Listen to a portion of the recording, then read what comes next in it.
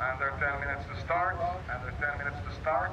No, actually under 9 minutes to start.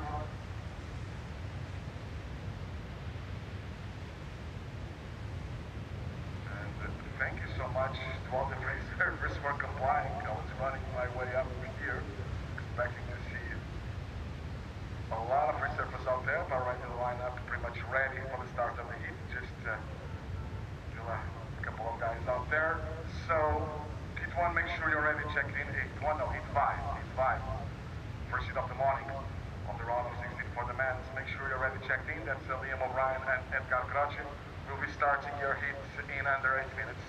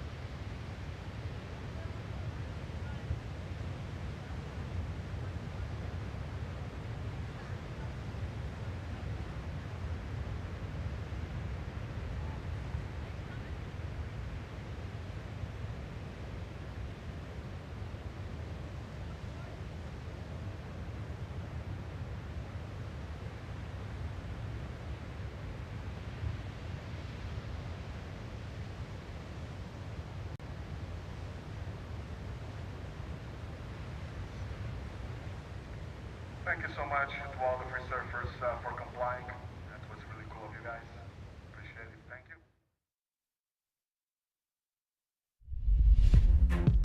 Nothing left to lose now. Everything to prove now. As long as I'm alive, I'ma fight back. My fire never cools down. I'm about to catch fire. Yeah, I'm about to catch fire. Get ready for the new me. Get ready for the new me. Try to hold me down and I go higher. Try to put me out and I go wild. I'm a fighter, a survivor. Stand back while I catch fire.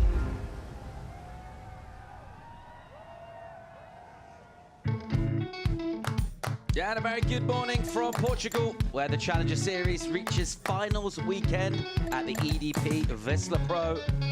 And already some big scintillating days of action in the history books here. And we're looking at finishing off really, really strong over this weekend with some great swell out in the water. Some exciting matchups to bring you. Quarterfinalists locked in for the women. And now we're deciding from the men. The last two quarterfinalists here. Joining me, Paul Evans, in the studio to break it all down for you. Ben Vespasico, Bundy, Philip Jervis. Good morning, chaps. Hello, Paul. Yeah, it's a big day. Probably the second day, last day of the finals, and I'm really looking forward to it. It looks pretty fun out there. Really, really fun. Should be a really good day. Looks like the swell still around that was here yesterday. Yesterday gave us some really exciting moments. We had a serious click up in terms of the height of the swell. And our surfers really stepped up as well and delivered a test of performances. Let's take a look at some highlights from yesterday, see what went down. Oh, look at these shots too, aren't just incredible scenes early on. And Fox came. We thought it could be a problem. Didn't end up stopping a single heat. Travis, the girl called it well. The shot started pouring in. And we saw Michael Rodriguez got a last-minute kind of win. He really strong Maxim Houston, unfortunately, couldn't quite keep up with them right in the end. So well, solid result, but not quite good enough. Yeah, and this guy also surfed really well. We saw playing really good waves yesterday throughout the whole day. And yeah, Dylan Moffat, absolutely really good throughout the day. And this guy, a goofy footer, one of the few goofy footers of this contest. Well, they'll be surfing against each other, that Aussie pairing in the second quarterfinal. Yeah, Moffat, the very last heat of the day last night, absolutely smashed it. At her amateur train, we'll be seeing him later on. Joanne Giroux up against Leonardo Fioravanti. Wow, that's an incredible matchup coming up in the round of 16. So, just getting down to the nitty-gritty of things. Best surfers coming through. Shreddy Lou, she got a 9 yesterday. I think we might see this crazy Surfing against Leonardo Fioravanti in the first quarter for the women. Yeah, and you think that those two might have a few matchups over the next 10 years. Really talented surfers, only young. And Baheen surf well. Sarah Baum, she's been incredible on the backhand, but we lost one of your Portuguese stars, Teresa Bonvelo. Yeah, unfortunately, she went up against this girl with this huge turn. Caitlin is absolutely on the roll, as is Molly as well. Both of them just those first and second spot of the rankings. And they're on the opposite sides of the draw, so there's every chance they may meet in the final. So yeah, they're battling for the top spot in the Challenge Series ratings, and they've been really consistent. Last matchup, we'll see for the quarterfinal number 4, we'll see Soy Lindblad and Macy Callahan. That's going to be really exciting. This is that heat, wasn't it, with Maxime against Rodriguez, and a couple of mistakes from Maxime. Rodriguez pounced. Yeah, it's late in the day, so it has surfed again. As the sun went down, the tide dropped out, the swell was still there, as you can see. Yeah, Max made a few mistakes, and then this man, we watched this evening, Chantil, well, he just absolutely found his groove. Couple of high hammers. This is the nasty turn. 16-point heat total, I think. So a little bit underrated, I reckon, but tell you what, he is dangerous. He's been one of the form surfers. What are we thinking for performances today? More of the same kind of thing? Maybe just turning up the quality a little bit for the later rounds? More of the same. Jet ski assist has come into play, so the surfers will be a little bit fresher. They can get a bit of a rest on the way out, so maybe even the performances goes up again. Yeah, more of the same. Big turns. Get the right wave, you win, and that last section can provide the fireworks. Let's take a look at our rankings. We have live rankings adjusted for the conclusion of the round at the end of the day. So as if the results were locked in from where we are with competition. If we stop right now, there we go. There's the men. And surfers like Leo and Ryan Callahan, they'll be surfing real soon in the next hour and a half or so. We'll see both of those two take to the water. Also Moffat as well. Liam O'Brien in 7th. He's got a 4 heat here, first one of the day. Yeah, Log coming back from an injury. And he's up against the first head of the day against the Edgar Grogier. So yeah, it's really big for him. If he can get through, what, 1 or 2 more heats, we'll start to just get a little bit of a safety zone. Ian Gentile up into 9th. That's a huge result for him. He's been training on the CT for the better part of 10 years, so he's getting closer and closer. Morgan Silvic still in the event, and Jacob Wilcox as well. So loads on the bubble and loads at the top end. There's going to be some shuffling of the pack over the next, well, even today there'll be some movement, and by the end of the event we'll have a clearer picture of who might be surfing on the 2023 CT. One thing is for sure, Rio Waida, he is surfing on the 2023 exactly. World Tour. So. We lost him yesterday, so the #1 seed got knocked out, but he's already a lock. Yeah, I think we've confirmed, haven't we, Rio? Well, we have confirmed Rio, but I think we could also potentially confirm Leo Fioravanti at this event. What does he need to do, Ben? He just needs to win the next seed against Joanne Giroux. So 1 more heat win, and he's locked for the CT, so that's pretty, well, it's massive for him. It's his dream. So yeah, that's huge. We'll be keeping a close eye on that. Let's take a look at our rankings for the women and see exactly where we are. Of course, just 5 from the Challenger Series qualify for the 2023 Championship Tour. And a lot of our high-flying surfers all still going in this. Just Nikki Van Dijk from that top 5 is out of competition at this stage. Yeah, there's some big names up that top 4. and they've got a sort of substantial sort of it's almost like a breakaway group. 23,000 points for Macy, she's still in the event. Betty Lou in, Caity Simmers and Molly on fire. Nikki Van Dyke lost yesterday in an incredible heat, so I think we've still got Sophie McCulloch and Vaheen Vieira, sort of Lindblad. They're sort of a long way away in terms of points, but they're also counting not as big a numbers, so they'll jump up depending on how they go. Yeah, those top four look really hard to dislodge, given the results here, given their surfing throughout the year. It's only that 5th spot that might be up for grabs. 2 more events to come after this one. 4 results will be counted in this Challenger Series rankings. It's going to be really tight there, particularly on that bubble.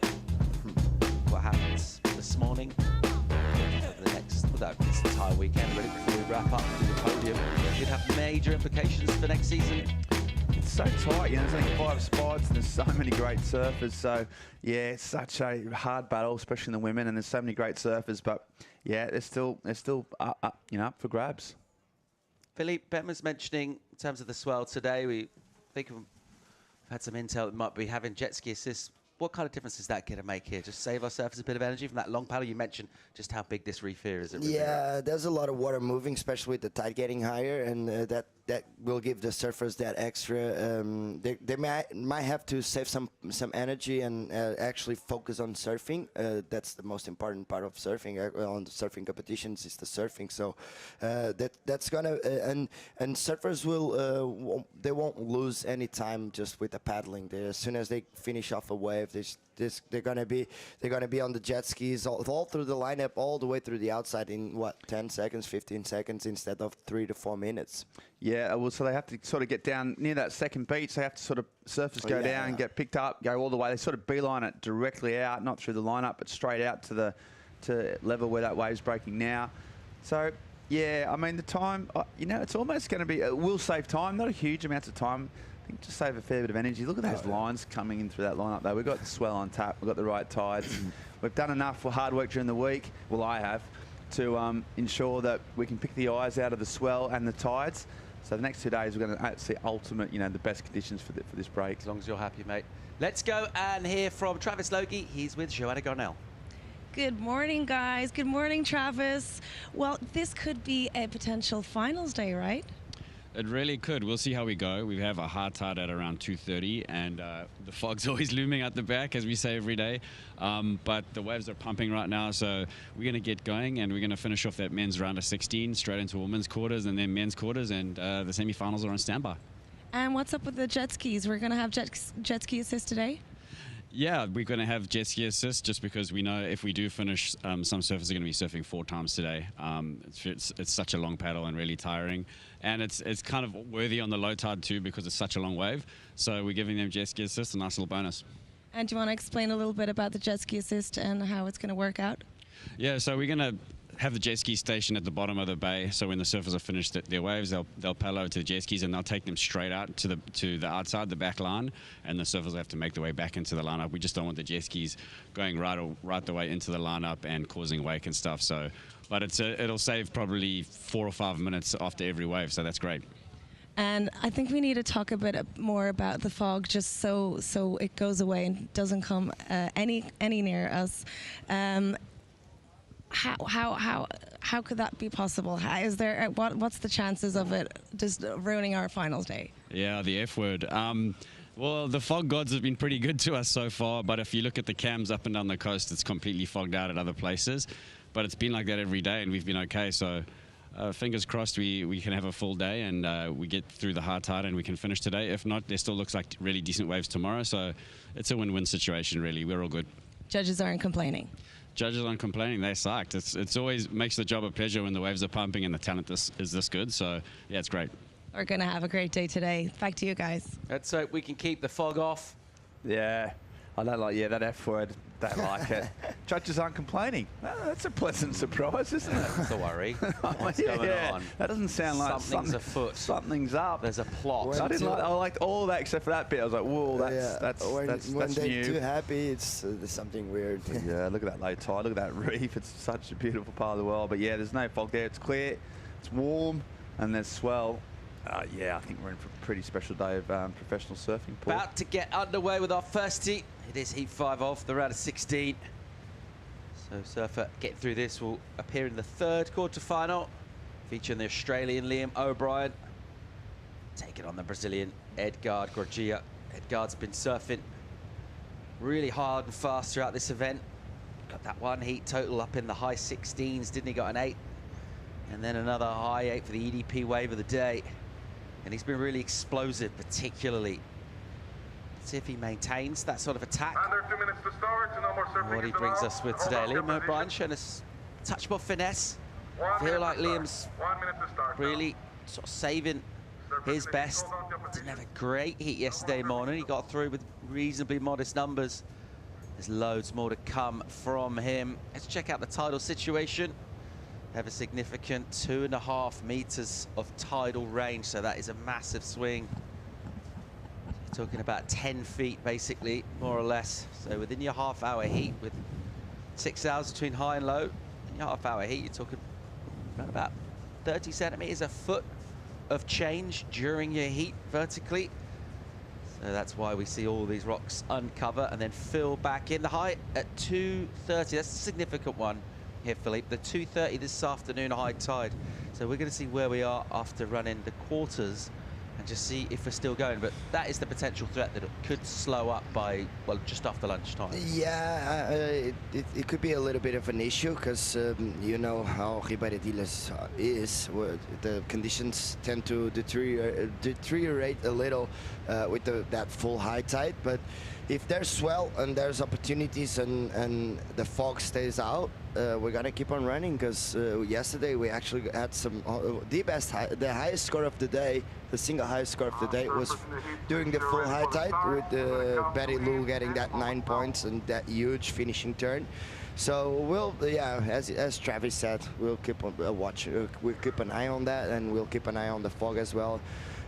Right now, it's still it has a little bit of a morning sickness, right? It looks like it's gonna get cleaner throughout the day. It's really good already. We saw some really nice waves on during the free surf before the contest, and I'm really excited for the day. Yeah, it feels like it's got a little bit maybe southerly to it, southwest wind, something like that. Yeah, exactly. Just this little bit of bump. It feels a bit milder as well, doesn't it? Usually when the offshore, it's pretty cold and brisk as you pull into the valley here at Ribeira, but it does have a slightly milder feel this morning. So some winds out of the onshore sector, pretty light thus far. Well, it looks pretty light offshore actually. Yeah, it's pretty. Yeah, it's pretty light, and it's gonna change throughout the whole day, as we saw yesterday with that little bit of north. But as we could see, the north winds here in Portugal, especially on this wave, sometimes it's even an advantage because that gives you the extra crumble on the leap. So it's gonna be a really good day of surfing, and we're on. We're underway here. Half-hour clock for these two. O'Brien, the deeper of the pair. Gorgia might swing here. He showed some moderate, minor interest in that wave, and then quickly realised that was a softer one. So he's going to let that go through. So we're talking about that tide high being at 2:30. Got to my calculations, 10:30 low. So we're not at low yet. We're still going out. We're still going out. Quite a bit to drain off this reef. What's that going to do to the wave? Yeah, what's going to happen is that there's a big rock out there on as you can see on the screen on the left side of where they're surfing, and sometimes the bigger ones will close out on that section. So the surfers will have to make sure that they either do a turn on that section or they get around it. But this is what happens when you don't have a priority in Rio Waida. You get way too deep. They start pushing each other way too deep, and they're gonna try and figure out the lineup after that. But it's gonna be when you don't have the first priority in the first few minutes of the heat. Mostly of the times you get way too deep and you lose your positioning. But we'll see. They know what they're doing. Set just caps on the outside and catches these two out. As Philippe mentioned, can tend to get a little bit deep on the reef here. The starter heats without prio. And then once a couple of waves come through, people quickly tend to get their bearings, particularly after the paddle back out. You can really see the shape of the whitewater, just illustrating the line of the reef here. O'Brien might be interested. No, again, so a sluggish start to this. Couple of soft ones. It's flattering to deceive on the reef here. It's going to fly past. It's kind of smooth in terms of a platform, but actually, when you're walking across this, yeah, it's quite undulating. There's a few bumps in there, a few scrapes, it's quite sharp.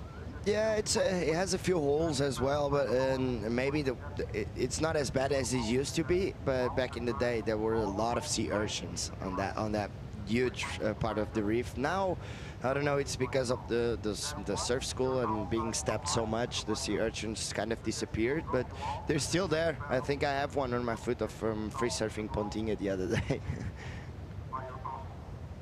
Liam O'Brien just maintaining his position, a few paddle strokes, try and keep him where he thinks is a good spot to be to get this one underway. Potentially final state, as our commissioner Travis Logie mentioned. We'll see what conditions bring. We're on standby for semis and finals. It could potentially be this afternoon, or we could come back tomorrow, the last day of the waiting period. Those decisions will be made basically purely on oceanic conditions. We'll check out Siblick looking on alongside Jacob Wilcox, just surveying the scene, and not loads of info to really glean so far. There's nothing really happening. Yeah, yeah. When we got here, there was a few waves out the back, and I think it's that tide pushing a little lower. It's just the swell backs off a little, but it's all good because we know there's waves. We know that it's actually really, really good. We just have to wait a little longer for that set to come. As we saw those rankings before, Liam O'Brien, a surfer inside that cut line currently. He also qualified for this season late last year. Had his spot on the championship tour course. Got unlucky, got injured on the North Shore, couldn't surf. By the time the mid-year cut came, unable to secure his status. He'll get a chance for another hit to get straight back on there. If he continues the current form he's in, if he stays where he is right now, he's good. Expect surfers around him to make moves though, so he'll be looking for a really strong finish here. Also Brazil and in Haleiwa. In theory, someone could gain 30,000 points. They won all three of those events. Yeah, so there's a lot to happen. Yeah, imagine if you win the 3 events in a row, you have immediately 30,000 points. That's the thing about Challenger Series. Anything can happen. If you win one event and you're pretty consistent throughout the rest of the year, you're gonna do well, because 10,000 points is a lot of points. And we saw that especially on the women's side. It's only 5 spots, and 10,000 points can change anything real quick. So it's gonna be pretty interesting to see. Still no waves to bring you in this one. Not a lot's happened really. They just sort of sat there. We waited quite a while to start the heat. We were waiting for a set before we fired the horn. We haven't really had one. Not really. We had that big whitewash foamy set, but it was just a one wave, and they're completely off the positioning for that. So, because you know what, Liam's trying to get that first, because this is a right-hand point break, and right now, if they keep on going like this, Liam has the priority for the first wave, even though it's not marked. It's not a priority. He's on the right side of Edgard, and as you can see, they were too deep. There's a wave coming, and they have to paddle as fast as they can to go left. Because they're just pushing each other, as we see. Up and riding, first wave of the day, Liam O'Brien. Yeah, let's get underway here. Nice bottom turn for Liam. And a quick swoop from the pocket, gathers himself again, and just pushes on that round. Nice pocket here for him. That was really nice, vicious on the snap, and rebounds quickly for a re-entry into a closeout section. So the final part of that wave with a combination is something the judges tend to favor. Nicely surfed from him. Is patient, identified the wave he wanted. How do surfers decide who gets to sit deep at the start of a heat?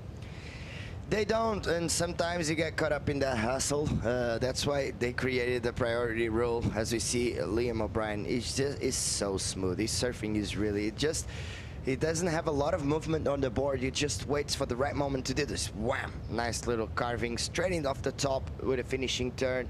Very well served by Liam O'Brien. This is going to set the scale for the rest of the day. So the judges will going to take a look at this first wave and make sure they score it as well as possible, because it's going to set the judging scale for the rest of the day.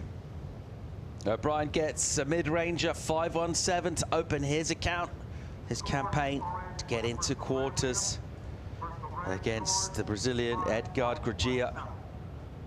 And now Gragia will have priority, seeing as Liam's ridden a wave. He'll have to continue to be a little patient. Just the one wave set, that one. O'Brien put himself in the spot. Gragia had to watch it all go down. And then when you're in a heat and you're so deep. It's so deep. Sorry, Paul, but I'm just looking at it.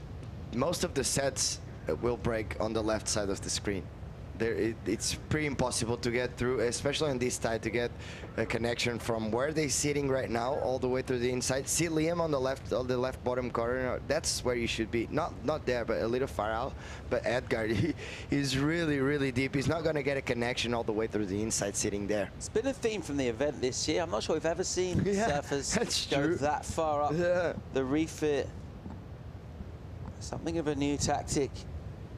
Obviously, when you're surfing in a heat with someone, look at this often inside. you tend to follow where they go, and I'm not sure it started this fashion, but someone's taken everyone up the reef, and we've seen that throughout. So Gragia might want to have a readjust. He might hang up there, but it's not been something that's necessarily paid off real well. Surfers like Zeke Lau go all the way up, almost to Pontinha, get knocked out. See, usually this is a good angle. Usually we sit right on the left side of the judging panel, and look where it is. It is right in front of the rocks. That means you're way too deep, especially on this side. But we'll see. There's a few waves coming. Edgar is positioning himself. Because sometimes the bigger ones will get a bit wider, and it's gonna be he needs to pay attention to that and try to reposition himself as best as possible, because probably Liam will be right now, because he figured out the lineup. He just scored a wave, and with the paddling on the back out, he's gonna realize the wave actually breaks there and not here. So as you see, they're pretty far away from each other. I think also it's just a function of the fact we haven't had any sets. When the sets come through, you get a real clear idea of exactly where you want to be, but we haven't had any really in this. Yeah. One wave from Liam O'Brien. Other than that, it's nothing that's come through, and it's fairly easy to figure it out when it does break on the outside. Gives you quite a clear eye line of exactly where the channel is, where the takeoff bowl, but without any sets breaking. It's harder. It's a lot harder, and just two people out. I was saying that yesterday. It's very easy to get a couple of waves when there's 50 people out, but when it's only two, it's harder to read the lineup anywhere in the world. That's why surf competitions are so hard, because you have to battle against to get some waves against 50 other guys, and then out of nowhere you're just sitting by yourself on the lineup, and you don't actually know where to sit because you don't need to be hassling for waves. So it's it's pretty cool. So Gragia still deep and still yet to ride a wave. 10.5 minutes gone in this heat number 5, around a 16. Looking to get surfers in quarterfinals. Already got half of those quarterfinals decided for the men. We've got the full bracket decided for the women. Mercifully, here comes a set to bring us some action. Let's see if this one fires up. There seemed to be plenty in the free surf this morning. Pretty much as soon as we called this on, the ocean went a wee bit uncooperative. Here we go. Great looking set standing up here. Gragia is deep on the reef here, as you mentioned, Philly. Look at where this wave is actually breaking. Look where he's depth diving. Liam O'Brien, it might not be a good wave, but and you always want that second one, which is a bit deeper than the bigger ones, but still is very, very deep. As we see, Liam O'Brien is looking at this insider. And we all know these, normally these are the good ones. O'Brien's up, bit of foam on the face. Nice little double up shape to it, pushes really hard on the first turn, just kicks away the tail and loses control. He'll watch the wave and assess for future reference what exactly happened. Thinking about the season for Liam O'Brien, It's just gone from, well, started off pretty lukewarm, and it's gone from strength to strength. Pretty much last over on the Goldie, 25th in Sydney, 9th in Bolito, 5th at the US Open. So quarterfinals over there. If he gets through this heat, he'll match at least that showing. What happened? I think he chose the wrong turn. The wave, he attacked the lip like he actually had a lip, and the board just it just disconnected from the wave, because he should have gone for probably a carve, and he has a really good carve and or a really good snap, and he tried to go for a fin blow, and I don't think that was the right call, but unfortunately for Liam, and he was looking at the back of that wave, just trying to figure out if it was a big mistake or not, and he actually kicked himself in the water, so the wave probably was good. Gurgia sitting in a much more conventional orthodox position now, and straight into a wave here. It's a smaller one. It's nicely cupped out on the takeoff. Pushes hard, throwing up spray, and maintaining wave positioning next to the whitewater, and trying to be patient at the same time, giving it a good wiggle, keeping that board going. This is his first ride, and he hits the lip on a small soft section, so unable to really tee off super hard. The first turn was probably the most aggressive and explosive. What's he got on the inside? Nice vertical snap, keeps the speed going. He'll look for yet another turn. So pushing it again, making some shapes with the arms, moving a bit of water, and it's going to feel better for him because we're almost down to a minute and a half or so away from the midpoint in the heat. Yeah. That's the first time he's stood up. Yeah, it's gonna be a good wave to take off the jitters and just feel the wax, and he probably had a free surf before. Even if he didn't, that's gonna be a good warm-up wave, as you see here. A nice first kind of layback snap, and then this wave, it didn't wall up as well as he wanted to, but he has that connection. The wave just, it kind of dies off on him, and he's just waiting for the wave to stand up a little more, just waiting, and then he gets one nice turn here, a lip line floating on that one, just waiting again for the wave to wall up, and he gets the connection, but he doesn't get a lot of momentum on that one, so he's not able to explode as he wanted to, and he actually got a little late on that one, but still very nice finishing turn by Edgar. Good to get your surf going on the heat, and he's gonna get on the jet ski. António Silva, the Portuguese legends, big wave surfer. That's Ivo Cação, also a Portuguese legend from Figueira da Foz. Very good surfer. Working, just taking the first ride today. Thinking about the season for Gurgia. Good showing from him at the US Open, 9th over in Huntington Beach. That's his best result. Picked up 3,320 points over there.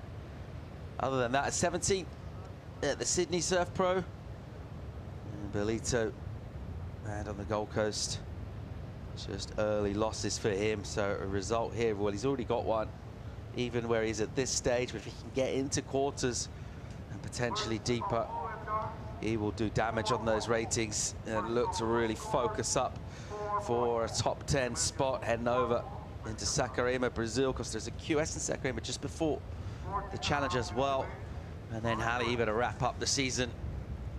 And if you think about coming into form at certain times of year, always feels better to build up the results and the form towards the back end of the year, finish strong rather than maybe get your work done and then just watch surfers kind of overtake you over the course of the season. Here's O'Brien,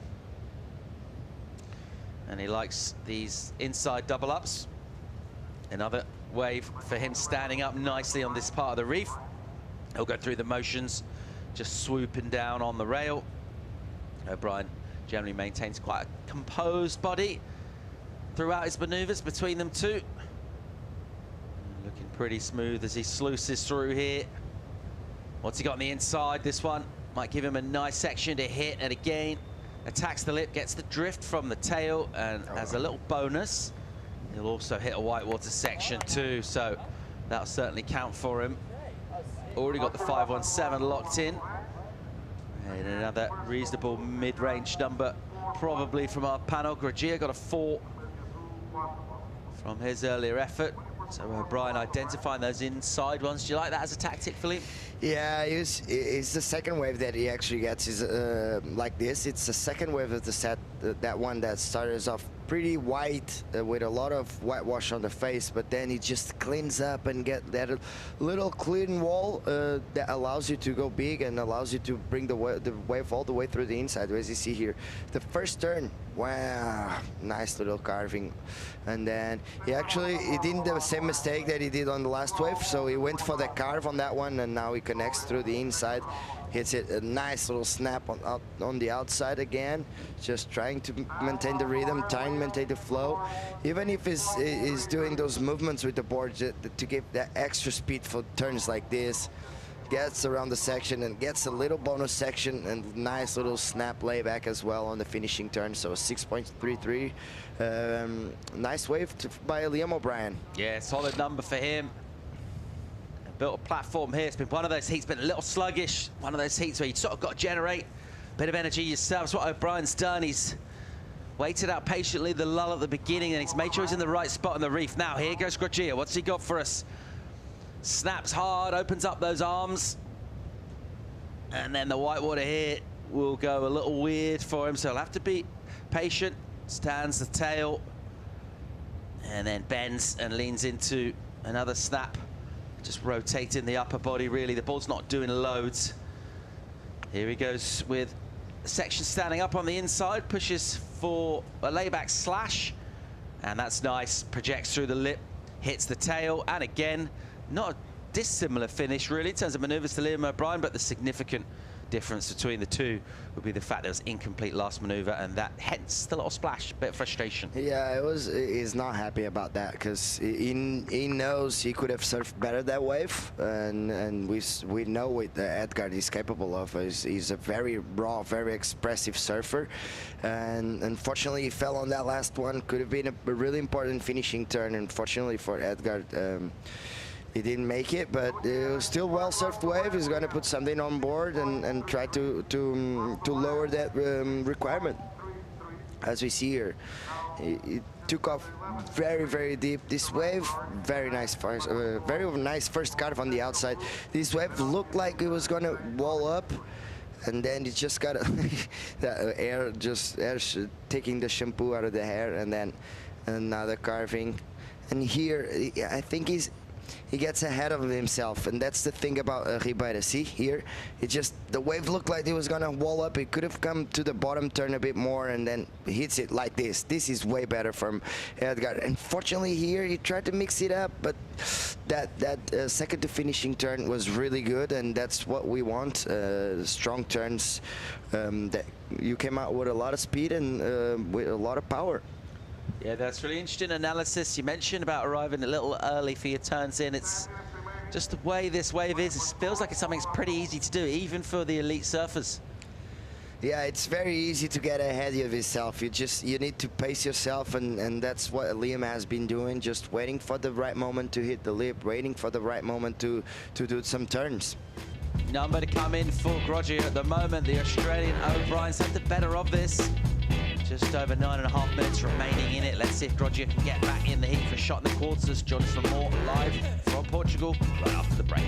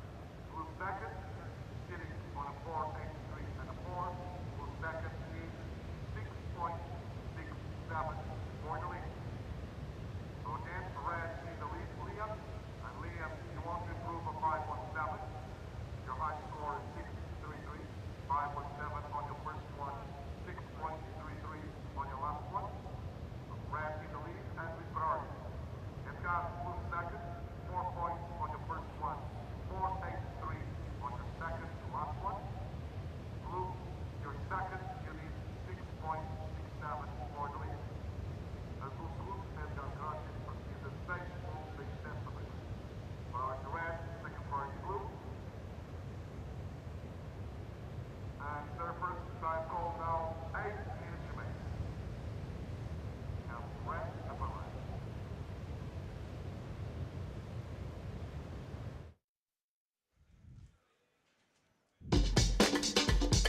Friday morning in Portugal.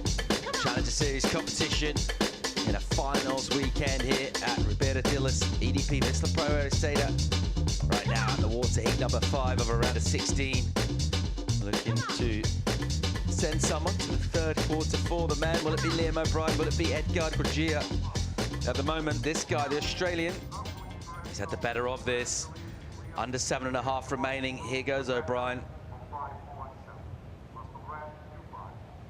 Just pushing around the house. And then a section steepens up from. A little whippy action in the turn. Not loads on offer from that wave. Not sure who add to his numbers. That 6.33, his best that came prior to this wave. And it's built him a decent position in this heat. Let's have another look here. Yeah, it's another one of those insiders that start with a whitewashy, and he knew what these waves normally do for him, but unfortunately the wave just dies off and doesn't have that bit of a connection with the inside. That's what happens with when the tide is this low. Sometimes you're not able to get the connection, but he's on a pretty good position right now because Edgar needs a 6.67, and with 6.5 minutes remaining, we actually see Edgar just trying to position himself a bit deeper again, as we see Liam just, yeah, he's gonna sit here a bit more on the inside and try to find those corners that allows you to go all the way through the inside with steeper walls. Yeah, Gurgia just paying the price really for an extended, prolonged period of inactivity at the start of the heat. Maybe some 13 minutes or so before he was able to catch a wave. And even though Liam O'Brien hasn't caught tons of waves, just 4 of them, that's still double. And he's still more active and just more mobile on the reef as well. And particularly with positioning being important. He's put himself wider after surfing a wave and he's picked up scores from there. Let's check the recap. Yeah, Liam started off pretty well with this one. A bigger outside wave. He's gonna do some really nice turns like this one. Nice carving straight into the finishing turn. So 5.17 on that one. And then finding these kind of waves. These are the ones you want. Nice carve. These double ups just give you that extra power on that wave just to go and get some turns done. As he connects really well with the inside here. Get a bit of ahead of himself, but he got some composure and ended up doing that snap layback on the outside, just waiting for the wave to stand up again. He's gonna do a top turn here, getting over that section again, and that bonus section. He almost did the same turns as Edgar done on his best wave, right? This is Edgar's best wave of 4.83, coming straight from the outside. Nice wraparound cutback. His body positioning is really, really good, and his technique is actually really good. And as he waits for the wave to stand up, just goes around the section, another carving lightly, another carving onto the power source, another one, just waiting for the wave to stand up. And here, this is the moment he gets ahead of himself. He could have waited on the bottom turn and just go big on that one, but he got big on this one. Very nice, just drifting the tail on that one, and then nice layback turn, and fortunately went down, but still a 4.83. So we're gonna see a couple more waves. There's a few more sets coming from this 40 seats, so hopefully we get a few more action. Yeah, that last section's the only real sort of on-wave mistake that Gurgia's made, and he knew it as well. He kicked himself a bit afterwards. Maybe just left a little on that by that misstep for a finish. We've seen surfers often try to squeeze 2 turns in at the end of waves. When it comes off, it's great. When it doesn't, you can rue the fact you didn't just try to hit it really hard once. All right, 3 minutes and 40 on the clock now. Priority with Liam O'Brien, is also leading this heat. He's got quite a healthy lead, actually. Gurgia's looking for the 6.67. And that needs to be quite a bit better than anything we've seen from either of these two so far in the opening 26.5 minutes of this heat. Gurgia trying to put himself again quite deep on the reef. And he spent a lot of time up there at the start of the heat. By the time he made it back to the peak, he hadn't added any points.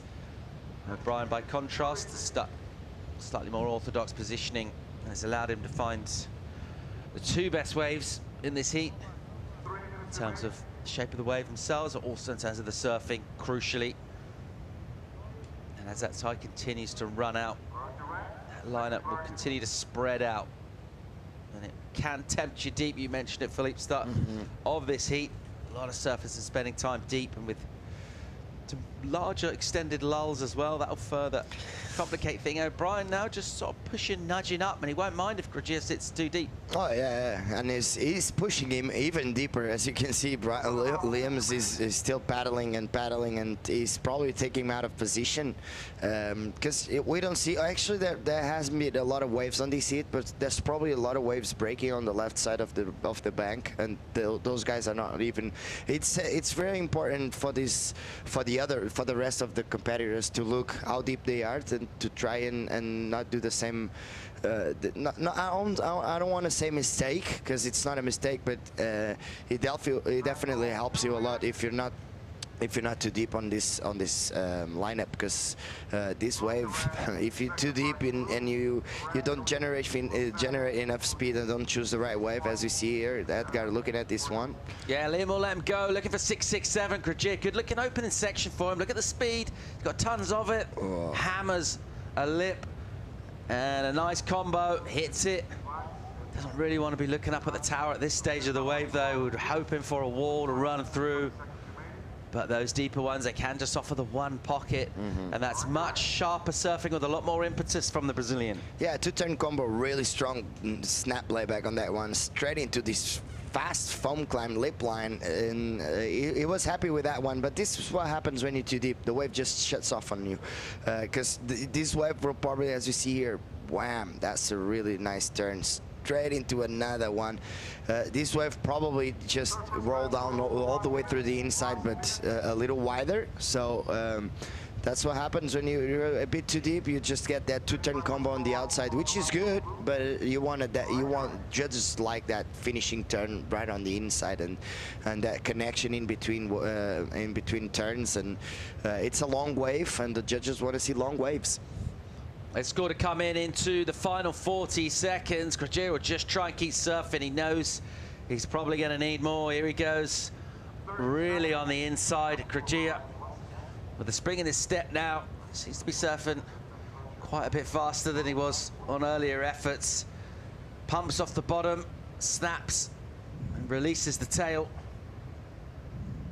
But you can just see that wave really lacking much in terms of scoring potential. Those smaller, softer ones not giving you loads, really. You can get a kind of quick, angry hit on the lip. What you really want is that runner section to double up and roll down the reef. It's not going to happen for him. We are going to get 2 scores in for Grajia. 667 the requirement. The judges will think about particularly the wave previous to last and see where that puts us. They're thinking, was that the best wave we've seen ridden in this heat? Not sure it was. O'Brien, who had priority to control out the rest of that heat, he let Grajia have a couple of swings on waves that he deemed not quite having the potential for the score. And he'll make his way in here. And we're still waiting for this number to come in from the panel. Grajia 667 is the number he was after. It's going to come in a bit short, just under a point short. 583 is the number he gets previous to last. 3-3 for last, and that's it. He improves his total, brings the requirement down. He probably needed another 10 minutes out there, chasing a high 5, something like that. It's not going to happen. Just half hour, the horn's gone. Leonardo O'Brien is in our 3rd quarter-final. He's locked in. Grajia will pick up decent points for a finish at this stage. Equal 9th, equaling his best result from the US Open. Would have loved more than that, though. And it's one of those heats where it's just tricky at the beginning to find waves. They would love to keep surfing. First heat of the day can be troublesome. Liam O'Brien, though, has dodged a bullet there in a tricky heat against a tricky campaigner. He's through the quarterfinals. Loads more action, bringing you Jacob Wilcox and Crosby Colapinto in Portugal real soon.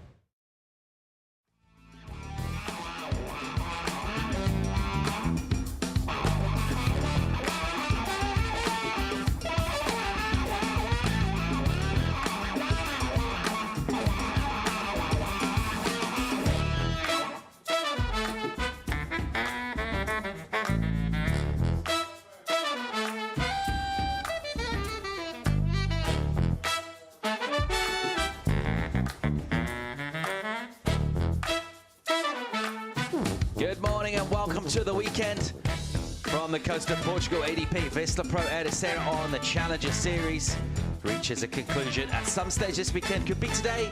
We're on hold for semis and finals. We could come back tomorrow. Right now, it's round of 16, heat 6. Let's check out the Western Australian goofy Jacob Wilcox taking on the regular foot Southern California Crosby Colapinto. Both of these two have looked very polished indeed thus far in the event. That's why they're in this round. That's why one of them is heading to quarters. Scores to get caught up on. Opening exchange. A point advantage in it for this guy. 5-6-7 for Crosby Colapinto. Yeah, great score to start it off. Great snap in the pocket. Oh, really good opening carve there, and a good finish. Really spicy and on the pocket for Crosby there. He's been surfing really good. Tight there again and bangs it. Oh, and unfortunately he had the fall there. So 5-6-7 with the fall, and Jacob he's been identifying a lot of potential in those double ups here, and he has been one of the standouts from the goofy crew, and surfing like this for 4-6-7, really weepy and fast off the top. You can tell he loves long right-handers, and yeah, what a great start for both of them. I think big mistake for Crosby there. He had the opportunity to maybe go into the mid-range, high mid-range, almost excellent, because that last turn was huge. As we see Crosby there pedaling back out. And yeah, he's been one of the standouts. I think anyone that it's on the round of 16 of the Challenger Series is one of the standouts. So the level is just too high. And from round 1 to the final, it's a final. What do you reckon, Paul? Absolutely. There's so much at stake, and particularly traditionally at this time of year. It's the way this event falls in the autumn, October. Does feel like reaching a conclusion to the season, doesn't it? We still, of course, have 2 more challenges to go, but it really feels like those rankings kind of settled in terms of events. Surfers would already, some of them, have their keeper scores already locked in by this one. Might be thrown away from the last 2.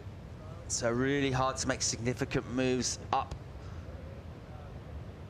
the Challenger Series ratings late on in the season. Really important for a strong result here in Portugal. Potentially finals day here, Chico. We're on hold for semis and final. We're going to run quarters for men's and women. Let's see how the day unfolds. What are you thinking? Well, I think it's looking like it can be really, really good with the tide coming in.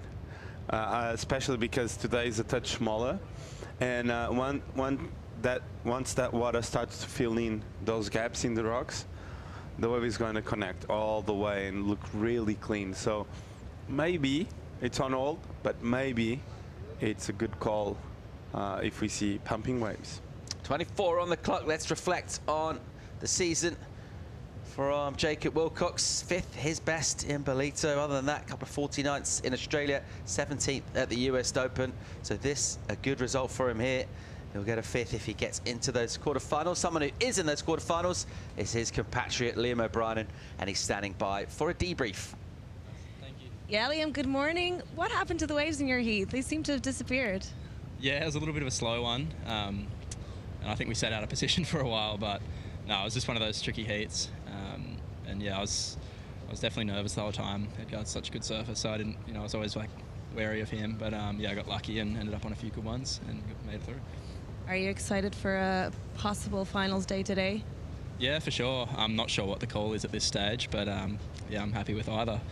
You'll need to use the jet ski assist at some point so you don't tire yourself out all the way through. Yeah, it's nice to have the skis today to just save the arms a little bit. It's a pretty long paddle out, and the first few hits I was pretty buggered after him, so yeah, it's nice to have a bit of assistance on the way back out for sure. Well, go on rest. You're the first win of the day, and congratulations. Thanks very much. Liam O'Brien into quarterfinals. Who's he going to face? One of these two. Could be his buddy, Jacob Wilcox. Could be Crosby Colapinto.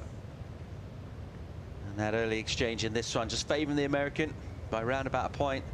Well, by exactly a point. 5-6-7. Decent one to lock in. Wilcox surfing with the speed. His wave just not quite offering up as many sections with quality. 4.67 was his number. Leah mentioned sitting out of position. They were both way, way deep up the reef, and Philippe was in here in the last heat just explaining it's really easy to do at Ribeira at the beginning of heats without priorities, but something we've seen a lot of this year. We've seen a lot of people go deep on the reef looking for scores, particularly on the small days, but even now there's a bit of swell in the water. It's quite unusual, Chico. Yeah, but I think it's just like the swell direction that allows you to take off there. Right. I think it has been a lot of north in the direction, so it allows sometimes you to come that so behind, from a lot more behind than the usual, because if you get more direct swell, it's impossible to get around the section. So we've seen like a tricky mix of swells. You saw some sets a lot from the north and on the high tide too, so that helps. Crosby, here he goes. Second wave for him. Open and turn, a whip in the pocket, and then tries to hammer a softish section. He'll just sit it down. So one turn, it'll be a small number for him. So looking to try and put it back up on the board. Not going to put too much of great significance. 2.17 comes in. It's going to count for him at this stage. I doubt it will come the end of the heat, which will be 21 minutes time. Jacob Wilcox with priority now. Here he goes. Good looking section for Jacob. Look at this thing standing up. Waits patiently, goes past Crosby, and then hammers it on the backhand. Will he get another bit here? No, he won't. He was looking and hoping for another turn. But nice and vertical, that wave, and allowed him to lean hard into it. Calling for the ski here, so he'll just deal with this white water. Jet ski, as explained by Trav Logie, can take off surface pretty much straight out. They need to get wide towards this cove called Alibaba.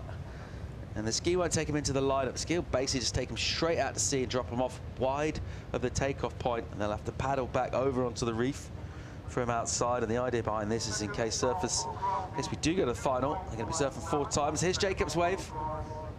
Yeah, quick carve there. I thought he was going to put 2 turns in. I think he had enough space to actually, after that first carve, come off the bottom, do another one, and probably the third. And I think he lost a bit of timing there. I don't know if it was because Crosby was in front of him. You see him eyeballing this section, and then he didn't went for it, and we saw Lou getting under it. Yeah, exactly right. His line was a little different from usual. He had to mid-face it, didn't he, rather than go to the bottom of the wave after the turn. And that's because Crosby was, not intentionally, of course, but literally just paddling out right there. Exactly. He had to make sure he went around him. That's an interesting point. Crosby not getting a finish here. It's unusual. Well, the wave was really hard to surf. Not too much power. You could tell it was just flat overall. So the fall was there, but was nothing more than that. So I don't think he lost a big opportunity there. And today, and with the tide that we have right now, and with the size of the swell, I think you got to pedal way out the back to actually get some opportunities before the wave closes out. Or you just sit further to the inside and you surf the break a bit further down, because you saw them getting a bit caught in between waves, the one that breaks on the outside and goes all the way to the middle, and the one that afterwards, that one, the closeout, opens again. Aussie squad supporting their man Jacob Wilcox, who drops a small number of a 2.93. Let's go and hear from him. They're with Garnell. Yeah, good morning. Dylan, we just heard Jacob's score, and you were not impressed with that. I don't know. It's a weird morning. There's really good ones out there, but it seems like it's really hard to find them. I definitely had a shocker in my free surf this morning, but we've seen a couple good ones, and the boys just kind of haven't quite found the lucky ones yet, but there's plenty of time to go. I'm sure they'll get some sick ones.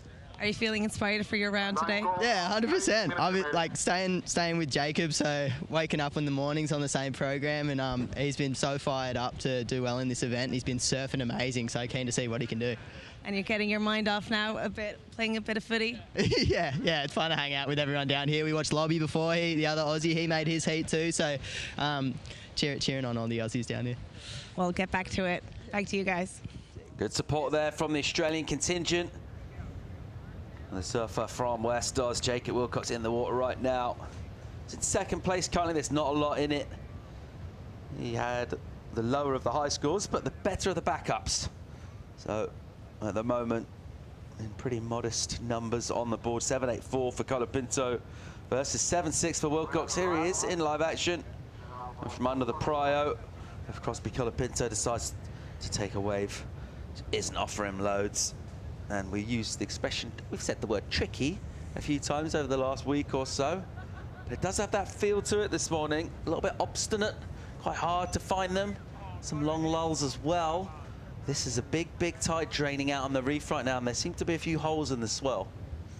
Yeah, I think, as I said, when I got in the booth with you, Paul, and it's a pleasure to be with you again, I said that once the tide fills in a bit... Yeah, you did actually, mate, you're right. It's going to get a lot better. That. It's one of those moments that we have the swell, but the tide is not the best one for Rio. It's too low. So when it's too low, you can get really lost out there, and it's not like easy to find the good ones at all, because it's so huge, the playing field of the wave, that you can have an amazing one where Ryan took off yesterday for an 8, paddling back out, or way further down the point you can get a good one. You don't want it too low, you don't want it too high. Can it be too mid? Can that happen? Too mid? Yeah, it can happen to be too mid. No, the mid one is, I think, is the greatest. All right, under 16 to go in this. Crosby Colapinto, the American, has got a slight advantage. Nothing to get too excited about at the moment. Let's hope this one fires up. We've still got quite a bit of time left to go to decide who we're sending to our third quarter-final. Time for a quick break. More live action from the Challenger Series in Portugal real soon.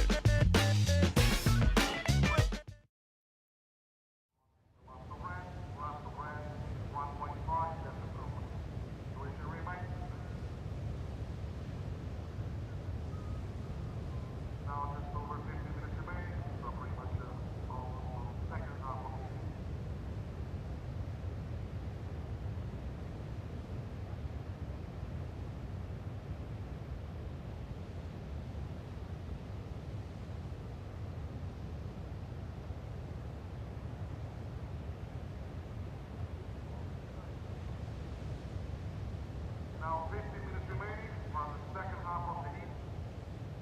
Blue priority. And again, still pulling the lead across the city on a 5, 6, 7, and still 1, 7, and 5, 6, 7. Still the best wave of the heat.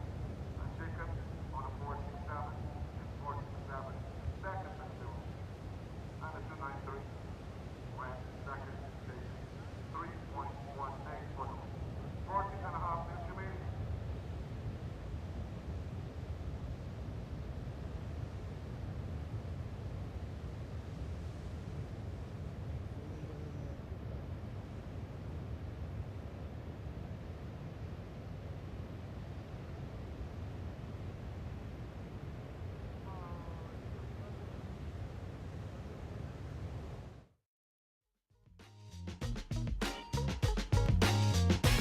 Good morning from Portugal. Live coverage of the EDP Vissla Pro Ericeira at the water right now.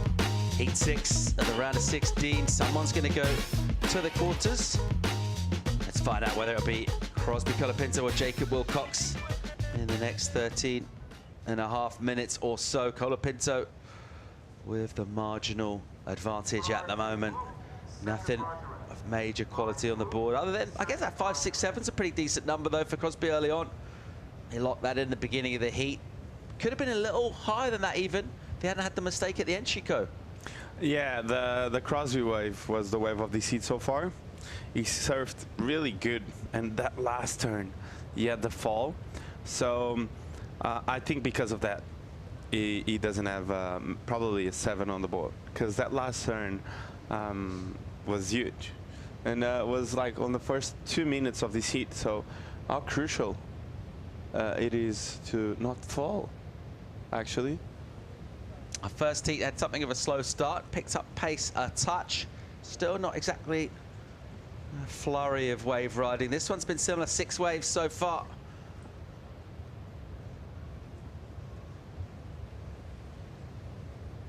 And thinking of support squads, we've heard from the Aussies. Let's go and hear from Camp Colapinto. Joanna Garnell, you're down with Gabe. Yeah, that's right. Not a big camp, but someone that's looking very happy at the moment so far. Well, kind of, right? Yeah, I mean, the heats, it's been pretty slow. Each guy kind of has one, like, mid-range score, so I'm just waiting to see if someone opens up and finds a good wave. So. How is he feeling this morning before going in? Good. We've been on a good program, and he's been pretty confident, so we've got a good little crew, and everyone's kind of here offering support, and we've just been having a lot of fun in the downtime, so trying to keep that good program and good vibes kind of going, so it's been working for Crosby so far. Well, it looks like that. Thank you very much. Good luck. Thank you. Cosmo Colapinto trying to be a little patient at the moment. Wilcox from under priority. He's been catching a couple more waves. Hasn't added significant points to the board in doing that, though. Just trying to stay loose. Ready for action when a bit of quality does come through. See those two on this shot. And you can have a good look at what's coming through from out the back. And you can see it's not a great deal. Maybe a couple of sets starting to shape now, though. A slight bit of texture on the sea surface. You can really see the difference between out the back. There's a few lumps, and it really cleans up when it comes around the corner here. It turns almost glassy on the face as we bend in to the corner bowl that makes up the takeoff, and then runs down the line. A bit of wind protection. Also, some of that current as well. It's part of the reason why this wave is so consistent. Mentioned how many other spots are available in Ericeira. A ton of different breaks. This one, an absolute consistent venue for competition throughout the years. That's why Challenger Series has been really fun to call here down the years. Here goes Colapinto, up and swinging, a softer wave from him. Uses the priority. He's not going to add loads there. 10.5 on the clock. It'll be a small number. Wilcox not wasting much time with priority. Straight down to Biz. Slash off the top on the backhand. Tags it with a nice sting to it. That's a good turn from him. Throw and spray again off the rail and just whipping as he gathers into the bottom turn. Still going a little pump from a low line, and he'll tag it once and look for a finish. Just easing that spray off the rail. He has been displacing a lot of water, and there's a technical finish as well as he tag it with a backhand re-entry. Good stuff from Wilcox. Amazing stuff from Jacob. Jacob, he has been identifying the good ones really easily in Rio Waida. He caught this one, and you look at this wave and you might tell maybe this is not a good one, but he's always catching these ones and making sure he does turns like this. Bang!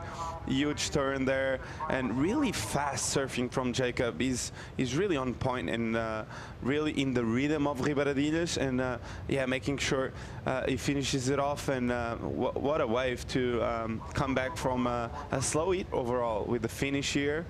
And those DHGs under his feet are looking really good. Yeah, just caught that wave, didn't he? Immediately after Crosby used his priority on a previous wave. We have mentioned once or twice this week about the second waves of the sets generally being a bit better. Certainly seemed the case there. Crosby only putting a 1-4-3 on the board, and Jacobs something much more significant. It will be the high score of the heat. 7 points in for the Western Australian. Wilcox goes to the lead. With a good number of a 7-point ride up in the very good range of our scale that goes from 0 to 10 points. Wilcox now in the lead, priority with Colapinto. His requirement 6-0-1. Jet ski assists, offering surfers a chance to get out of the water, not to paddle. Also offering Jacob Wilcox a chance for a little giggle. He's having a laugh on the back of the ski there. He's looking a lot more relaxed. He's got 7 on the board. He's smiling. Do you think he was saying, can you push a bit more fast? I'd be that guy for sure. Can you go a little bit faster? But what a great wave to come back.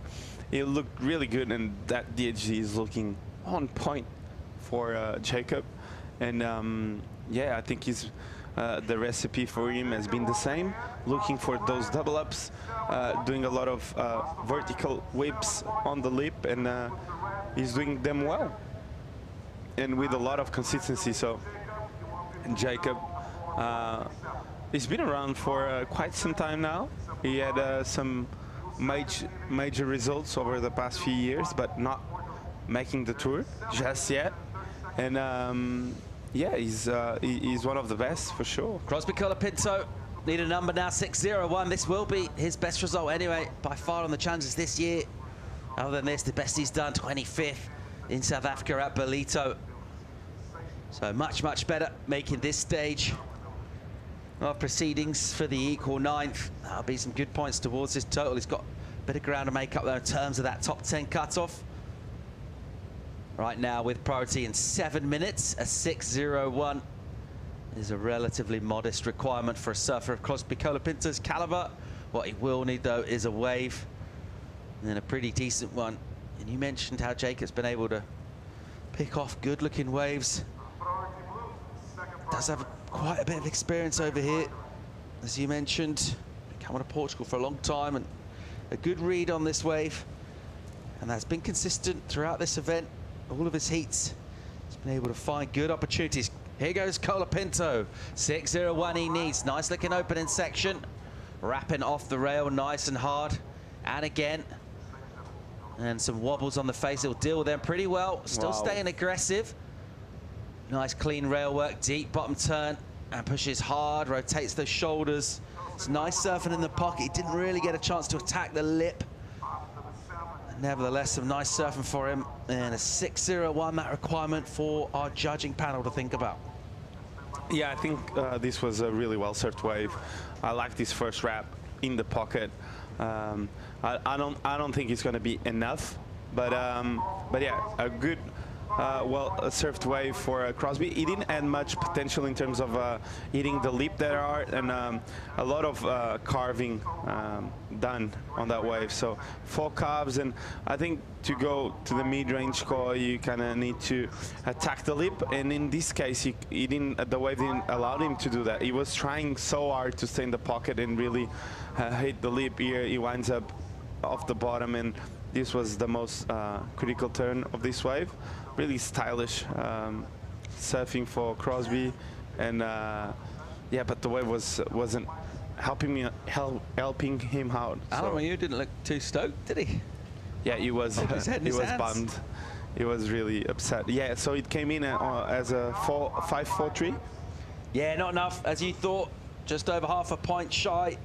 The requirement will remain the same. What'll be different is a little less time on the clock. Also, Wilcox with priority inside the final 5 minutes now. And at the moment, it looks like Jacob Wilcox going through to our 3rd quarterfinal to face Liam O'Brien. Crosby Colapinto, that is not a big number for him to get, though. 6-0-1, he's been dropping those scores all events. This one's just not had loads and loads of waves. They've been a little few and far between. Jacob found that 7. Well, he found a wave. It wasn't a 7 when he paddled into it, and he really just generated that score by maintaining a really solid line throughout. Here's a recap of the story of this heat, Chico. Yeah, Jacob, rapid fire surfing for him. He's been catching these double ups all event, and he's been working for him with turns like this. Bang. Really smart and good surfing by Jacob. Not making any mistakes at all. I don't think we've seen Jacob catch a good one and fall for over 4 rounds now, and this was Crosby's 5, 6, 7. This was a really well-surfed wave. I really enjoyed this wave, and this turn was massive there. And unfortunately, as I said, Paul, he made a mistake, and it might be costing him that just then. Look at this turn, bang, and he had the fall there. So I think this was his breakthrough score, and Jacob finding the perfect one, the one that you want in Ribeira, the grower, bang. Really crisp surfing by Jacob, non-stop. Look at, he's always moving his body, the shoulders always moving, and really technical. Every time he hits the lip, that back foot throws the tail out, and he stays really centered to the board, and yeah, he's just on point. Like, it looks really, really sharp out here. And yeah, that was the recap. And Jacob there sitting next to Crosby now with priority. He knows that Crosby can do a 6 pretty easy, so he's just waiting. Interesting that you picked out that mistake. Mentioned at the time if it could potentially cost him. You think about that last score, the 5-4-3, so coming in around about half a point short of the requirement. That section, the best looking closing section we've seen this morning in this heat, the one previous, certainly you would feel it would have added at least half a point to his number, and it's these tiny differences that are so crucial at this level, particularly when things are a little slower. If there's a bunch of waves coming through, you might fall on a turn and grab another one as you make any way back out. Wash it off immediately, add to your score. But there just isn't loads coming through right now, and you really do need to finish your wave strong. Because at the end, that was a set wave and that was a meaty section. It had some push, that section, and the judges have been rewarding like big turns on big sections.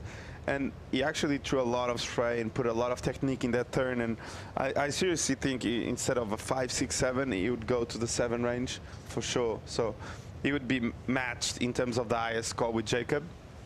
And in terms of backups, he would be in front right now. 90 on the clock in this. Jacob Wilcox, the Western Australian, the lead and priority is with him right now.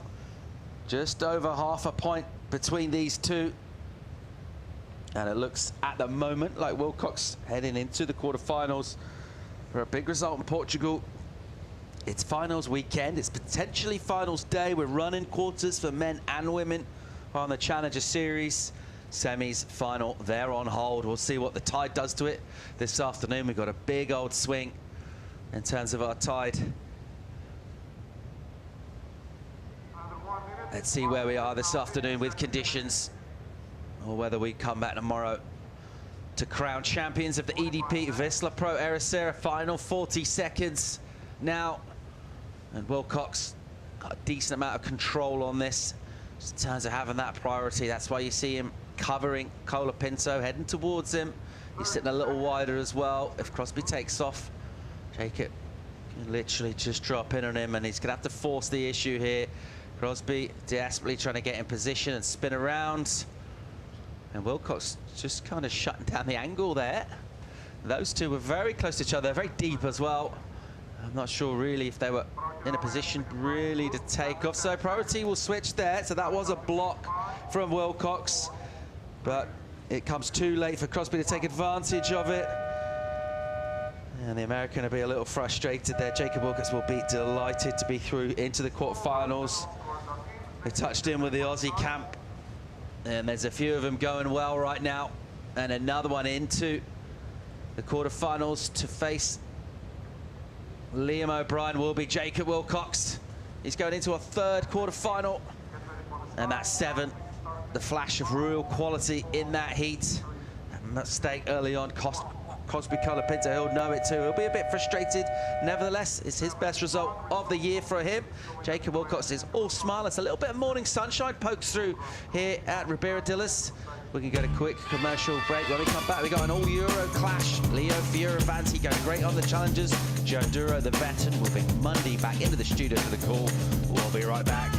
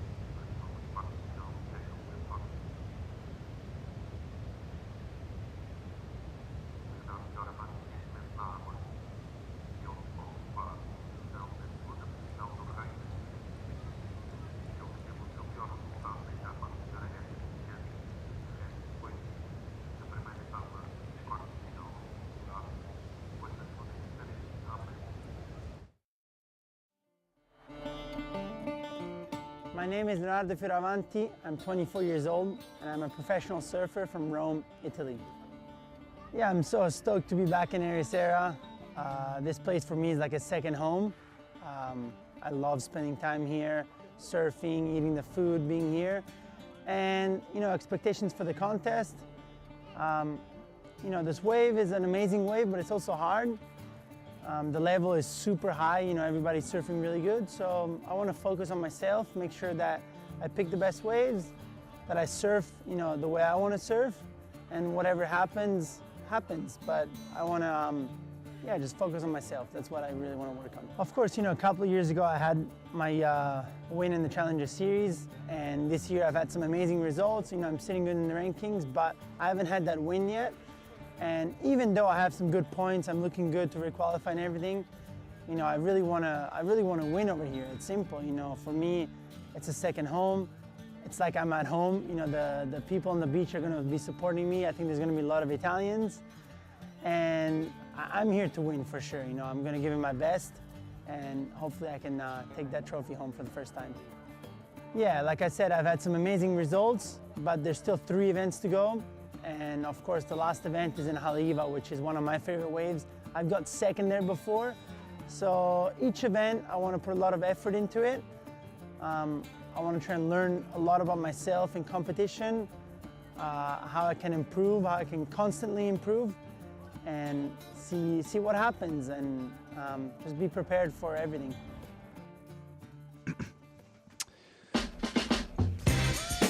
Yeah, Leo Fioravanti. Well, I'll tell you what, he's not about if he wins the event, we'll be happy. But I'll tell you what, if he wins this heat, his CT place will be assured for 2023. That man there, Jacob Wilcox. He'll have eyes on that prize as well now, rocketing up the rankings with that really result into the quarterfinals. But Leo, talking about just trying to think about himself, surf himself, learn more about himself. Well, I'll tell you what, he's going to learn a whole lot in the next half an hour or 25 minutes now. Because as we say, it's big news. Chico Alves, just 25 minutes away from securing his place. He's got his friends and family here. He's got his brother, his mum, his girlfriend, his niece. He's got the whole kit and caboodle, and they're all here hoping for a result. And he's paddling now. Got the inside, it looks like. A bit of a battle. And he's going deep. So Leo Fioravanti looks like he's going to get the first wave. So already a good move. First turn's crucial. There's a big carve. He's looking really sharp yesterday.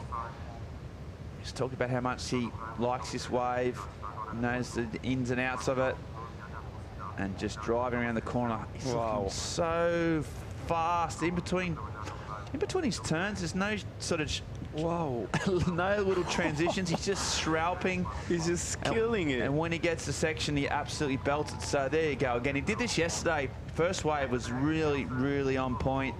He didn't make a mistake then, and that's a big, big number to drop. Chico Alves, he looks so focused and so determined, and he got the inside, so better positioning. And look at this.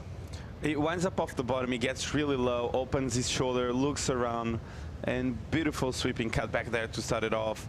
Gets another one, winds up again, getting the speed down the line. He's surfing with a lot of spin, and bang, great speed, foam climb there, gets another calf, winds up again, and nice layback jam there.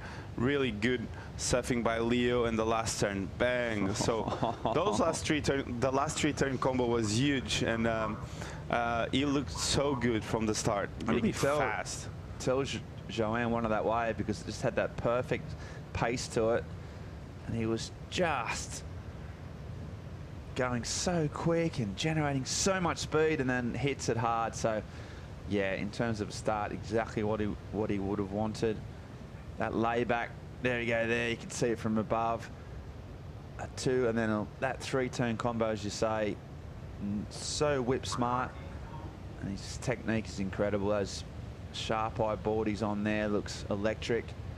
Everything coming together for the Italian. And this last turn was really good too. So I think it's going to be an excellent score. Yeah, Leo, it's on a mission. He's on a mission. He knows what he needs to do. He really works hard to make it happen for him. So yeah, you make your own luck. And there's a big, big number. He just absolutely tore the bag out of that from start to finish. And we're going to get handsomely rewarded, as he should be, and put immense pressure on his opponent right at the back. So an 8.5 for Leonardo Fioravanti. So absolutely huge, huge result. Speaking of huge results, Jacob Wilcox just got one. He's down on the beach with Joanna Garnell. Yeah, Mondi, that's right. You went for a free surf right before the comp, and you were talking about the differences in your heat. Explain a little bit. Yeah, it's, I don't know, it just changes so much out here. I feel like even the wind might have came up a little bit since this morning and like blew it a little bit flatter maybe, but I don't know, that was a pretty strange heat, hey. I was kind of expecting there to be better waves, and it ended up being pretty grindy at the end, but yeah, pretty happy to get through. Crosby's such a great surfer. I reckon he's one of the best surfers in the world, I reckon, and he's surely going to qualify one day. So it's a pleasure to have a heat with him, and I guess it was just a shame we didn't really get to have like good exchanges, but I'll take the win for sure. And now your eyes are on Liam O'Brien. How's the ambiance at home? Yeah, no, it's good. I came in and Lob was there to say well done and he had a high five, and I was like, oh, actually I probably shouldn't be talking to you. No, me and Lob are good friends. We train a lot together at home and surf together heaps. So yeah, it's going to be good to surf a heat with Lob. I'm pretty excited. Well, you should go and play some footy with him before the heat, just to get all that competition anger out of you. Yeah, a bit of footy, just put a big hit on him. Nah, Lobby would smash me. But yeah, no, I can look forward to the next heat. Hopefully there's a few more waves, and hopefully we can get our car unlocked and I can get my other board out of it. That's right. If anyone can help Jacob out with his key situation, he has his keys locked in the car. Just call him. I didn't actually lock him in the car though, so go call Mikey and he'll get it open for you. Great job. You're in the quarterfinals. Thanks. Cheers. Okay, he's got all sorts of issues. I'll tell you what, Joanne Giroux's got some issues as well. Just see Leo, and there's a massive tail waft. So just when you thought he had a lock on things, bit of progression. We haven't seen a lot of those this event. It's a difficult wave to do airs on, but Leo, he's on a tear right now. Got the confidence and just trying to back up that 8.5. Wilcox there. So again, a little halfway out. Chico. Yeah, rolling wave, identifying a double up here, winds up off the bottom, gets a lot of speed.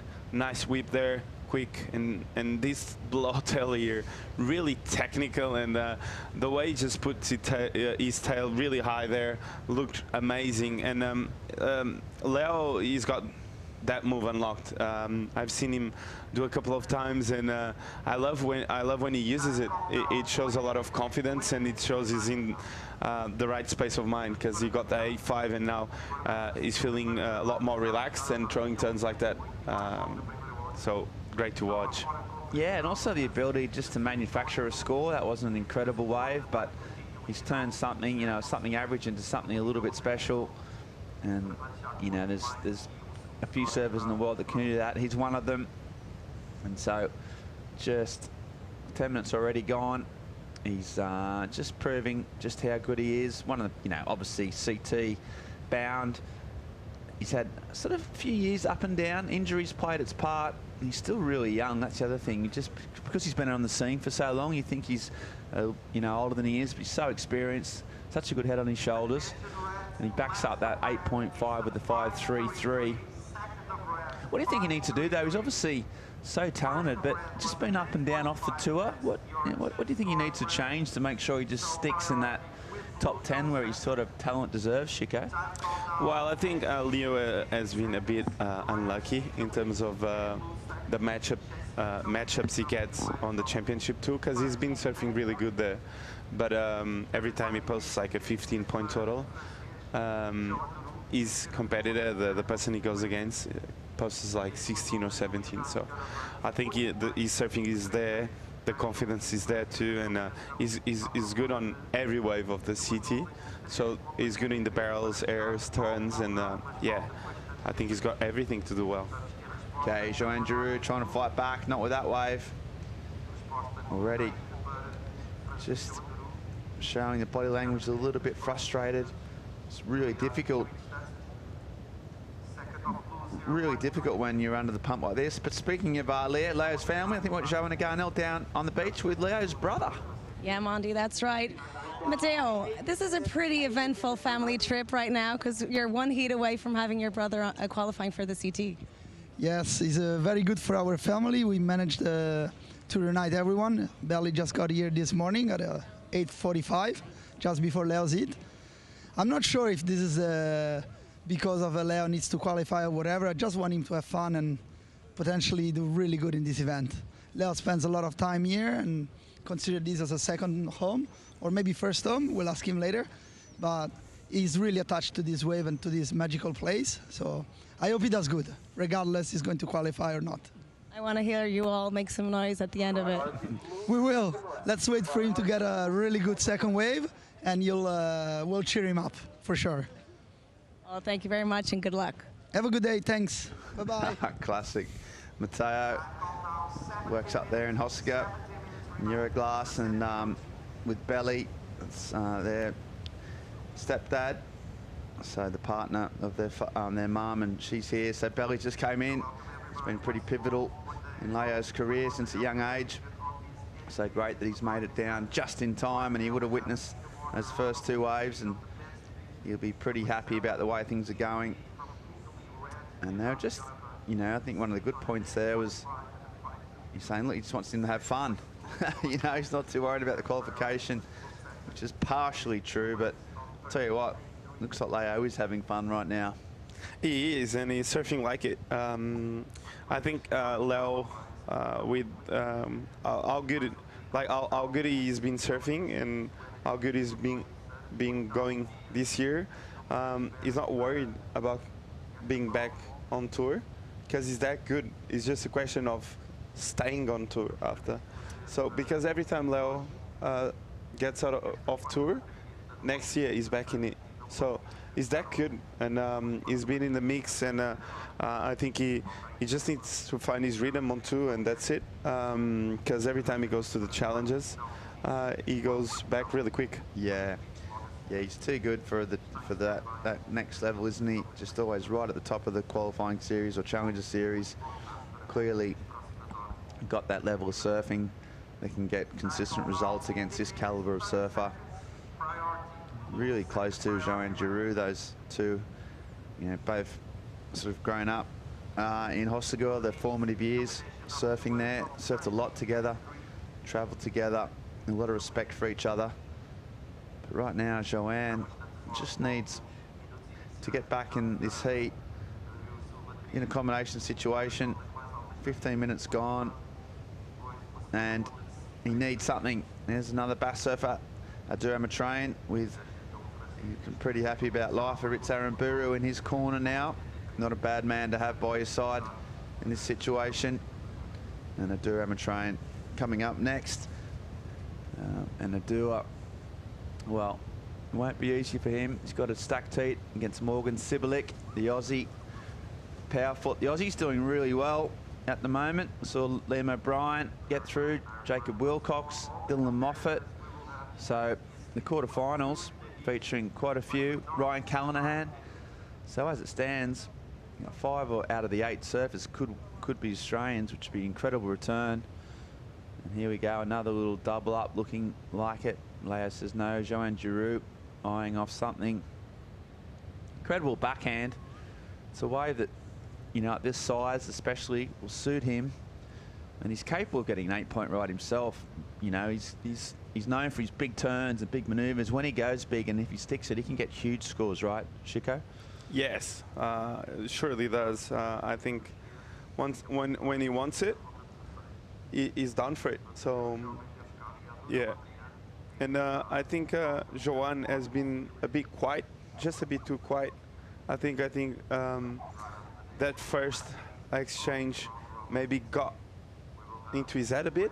That 8-5 that Leo got on the first exchange, it's really hard to come back from that first exchange, because that was 8-5, so it wasn't like a 4-5 or 5-5, and it was only the only excellent wave we saw until now. So really hard for Joanne he's been surfing so good, and I wish we could see him actually catch a proper wave. Yeah, well, let's hope so. While Joanne re-establishes himself in the lineup, we're going to do a short commercial break and come back with EDP Vissla Pro Ericeira right after this.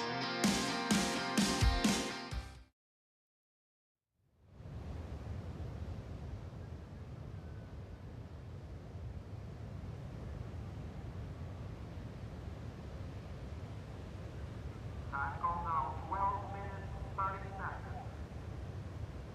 2 minutos 30 segundos. Prioridade continua com o azul, João Daru, que tinha 6 segundos e ele. Upper right is blue, João. Primeira curva para o francês. Ele vai tentar agora ali a ligação com o reforço mais do inside.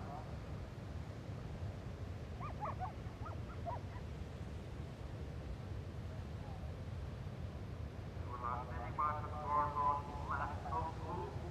Ele recorda que o onda 3.3 poderia tirar a combinação com o francês João Daru, que precisa de 2 ondas de 13.83. And the last of blue, Joanne, 2.5. Last of blue, 2.5. That's your best way. Blue, but you're still in combo. Blue, you still need 2 waves of 13.83. 11 minutes, 30 seconds on the clock. Priority ramp.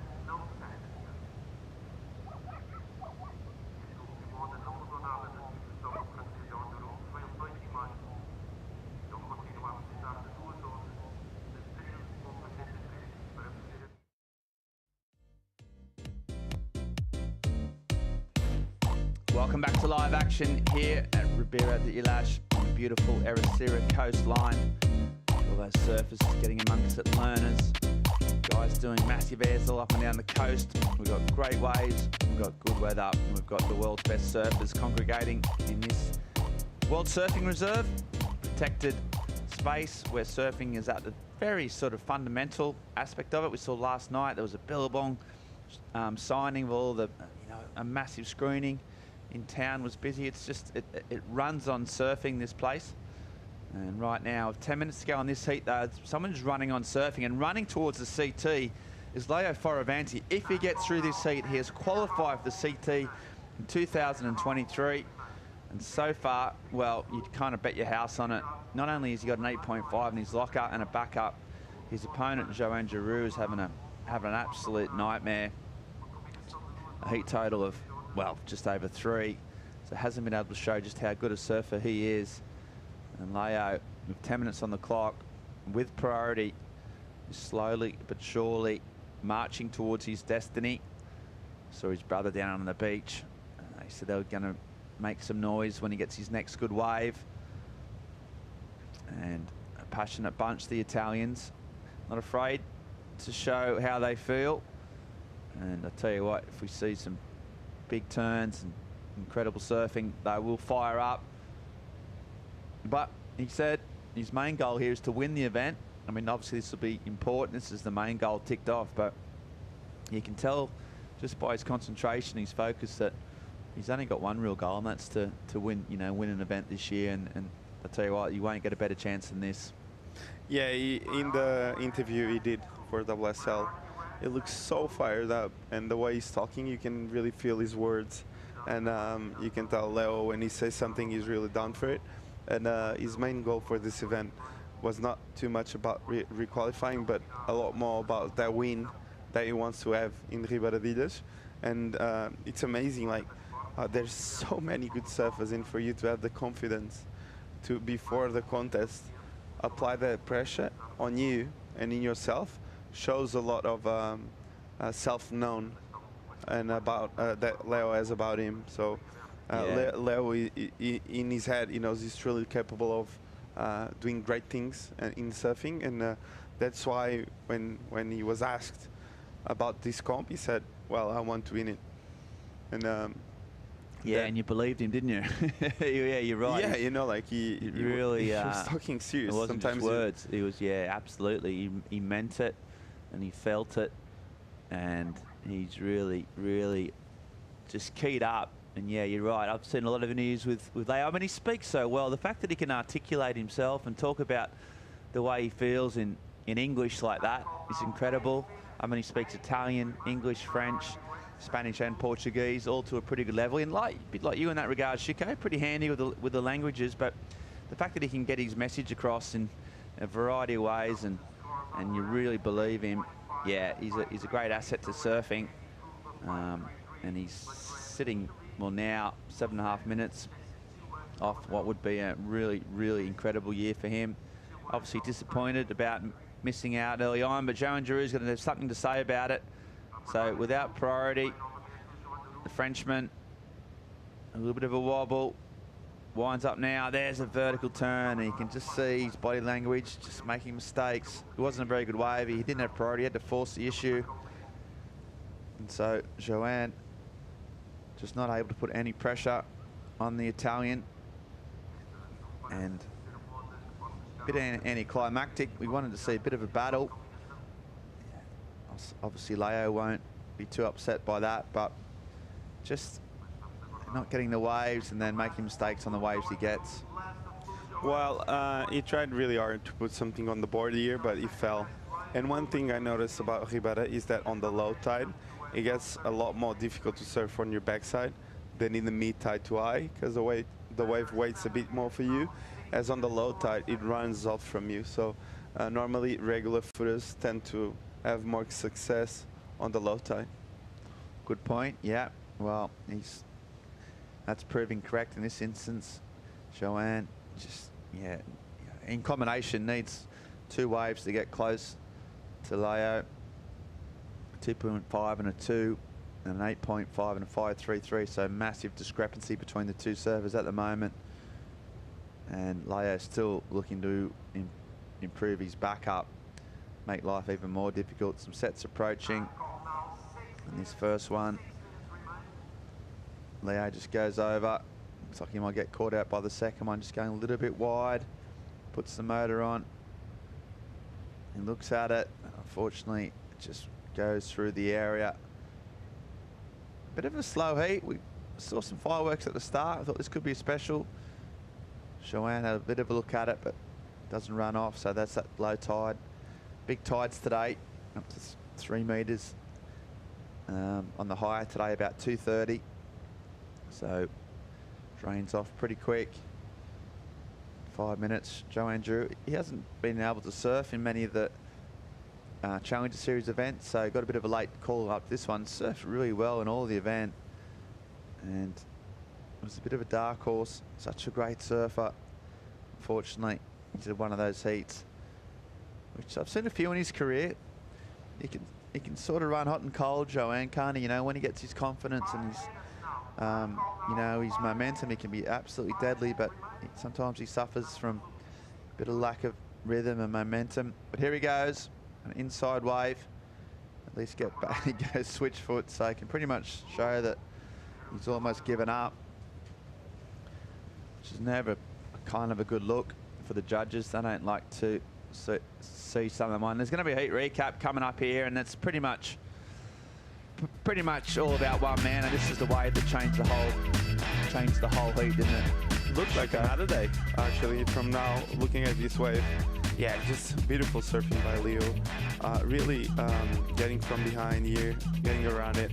Vertical approach there, winds up again. Really good carving jam there. And this turn here, bang. Really nice layback. Gets vertical again there, and the last whip.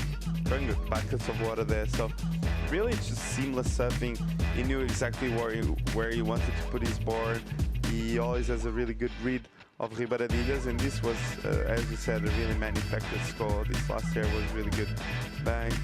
He threw the tail really high there, so I think he actually did a really good job for the section he had in front of him. Yeah, and just backed up his score. He's only caught 2 waves, but they've both been pretty good, so really slow heat. His opponent, Joan Giroux, hasn't been able to get anything up on the board. I mean, you see this is his best wave, which is an indication of what's been happening in his heat. Looks, can't get any, you know, poor wave selection, and then when he's had a chance, he's stuck with this one, finished it off, but it just had no real wall or, you know, turns on it. So Joan, yeah, with 3 minutes to go, he's pretty much done and dusted. Set's coming through at the back. Leo, maybe if he can get one wave and get that cheer squad to cheer. And he's going to let that one go. Joanne looking at it. He can't even. Yeah, so up and riding. Daru. There's the backhand turns that have been a trademark of his career. And he's almost saying, you know what, this is me done. I can't do much. He needs 2 waves. He's not going to get 2 waves in 2 minutes. He'll just take this one into shore. And we have Leo Fioravanti is going to make the CT. A good finish from Joanne, but nowhere near enough. He's coming in. The show's over. Leonardo Fioravanti, and you see Joanne Giroux, their disappointment. I mean, they are pretty happy for Leo, but you know what? They just feel the general disappointment, and their friend Joanne just didn't put up any type of a fight, just didn't get in any way into that heat. Comes in 2 minutes early, under combination, and there's general air of sort of just frustration really from his support crew. Just you know, just didn't happen for him, did it, Chico? And sometimes that's what happens in surfing. Yeah, and we've seen that happen a couple of times in Ribeiradilhas. Sometimes you can lose your rhythm out there really easy. So you can have the best heat of your life and the worst one. So Joanne having probably his worst so this year. So Leo there, happy man. He's looking behind, looking. He's like, what's going on? He's like, where is he? Where's my opponent? He's just gone in. And Leonardo left on his own devices, through to the quarterfinals, through to the CT. Massive, massive result in Ericeira, a place he loves and spends a lot of time at. Try and ice the cake here with a good wave. Bring it in. And see out the back. Commanding performance, an 8.5, incredible surf wave. And then after he had that, hasn't had to do much at all really. So now we'll focus on winning this event. That was always the goal. Well, 3 more heats and that goal will be ticked as well. Having come off the CT at the cut, having been really disappointed and frustrated with what that year one, he's turned it around, and he is going to now be back on the CT, back at pipe, in a way that he's really, really comfortable at, a way where he also had one of his early career problems where he broke his back. He fought back from that, so he's had some obstacles in his career, hasn't had it easy. He's fought back hard, he's fought back strong, and now he's there. And now he can come in. There's no major show of emotion. You kind of sense that, you know what, it's not really, you know, it's huge for him, but he's still focused on the job at hand. But surely now, once he gets to shore and he sees his friends and family, it'll sink in what what he's done. How many times have Leo qualified? Oh, well, probably. Well, that's a good question. I reckon probably half a dozen. Maybe 5 or 6 times he's qualified through the qualifying series. Fair enough. He doesn't have much expression. Yeah, on his face right now. He's done it so many times. Yeah. It's like a normal day at the office. Breakfast. Yeah. But you know what? It's huge because that's where they all want to be, on that top level. The elite surfing. If we just see him come in, get over these rocks, still not even a smile as yet. I'm sure that will change when he gets to his nearest and dearest. Incredible surfing. And here he comes up to the beach. And now he can just shake his head, and you'll see his things. And now there's a smile. Now it sits home. He's on terra firma. And you can see the wry smile and the general level of job done. I would say that's that face. Just modelling, mate. Just modelling at this point. Yeah, he's like, thinks he's feeling back on the catwalk in Milan, which he's done a bit of, don't worry. And he's thumbs up. He sees Joanne Drew, and there we go. High five all around. Leonardo Fioravanti has qualified for the 2023 Championship Tour. It is official. He's on the CT. He joins Rio Waida. There's 2 surfers that have already got a lock. And that's massive, massive news for the Italian. And there he goes. Here we go now. The emotion starts to show as he gets up to his family and his brothers, his mum. There she is. And she's bravo. Yeah, what a job. Well done. His bro, his mates.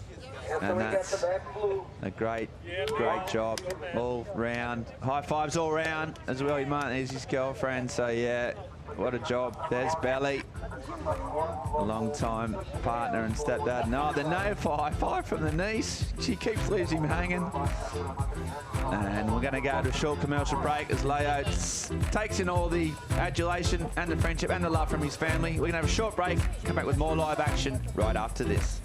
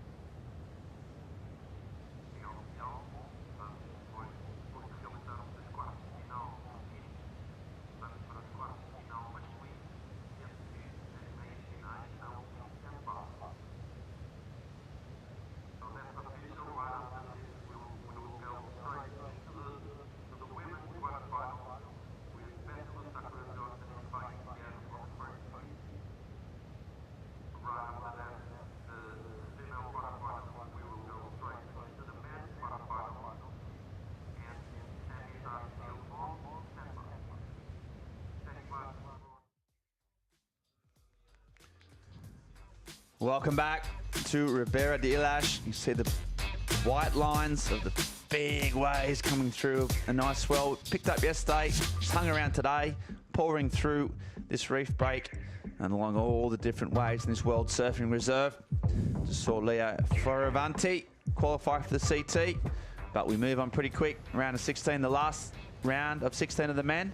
And this is Adur Amatrain, the bass surfer, got off to a wave while we were on the break. And we've seen that style. It's so whippy in the pocket. So much board speed. Sticking with that same board, it looks like. And why wouldn't you? I'm joined in the booth by Philippe Jarvis and Adur. He's got so much spark. Yeah, he's a small but really strong dude, as we see here, the finishing turn, really strong at that last one. So yeah, he's a small dude, but at the same time he's really strong. As we see the replay of Morgan's, now we're gonna be back on that as soon as possible.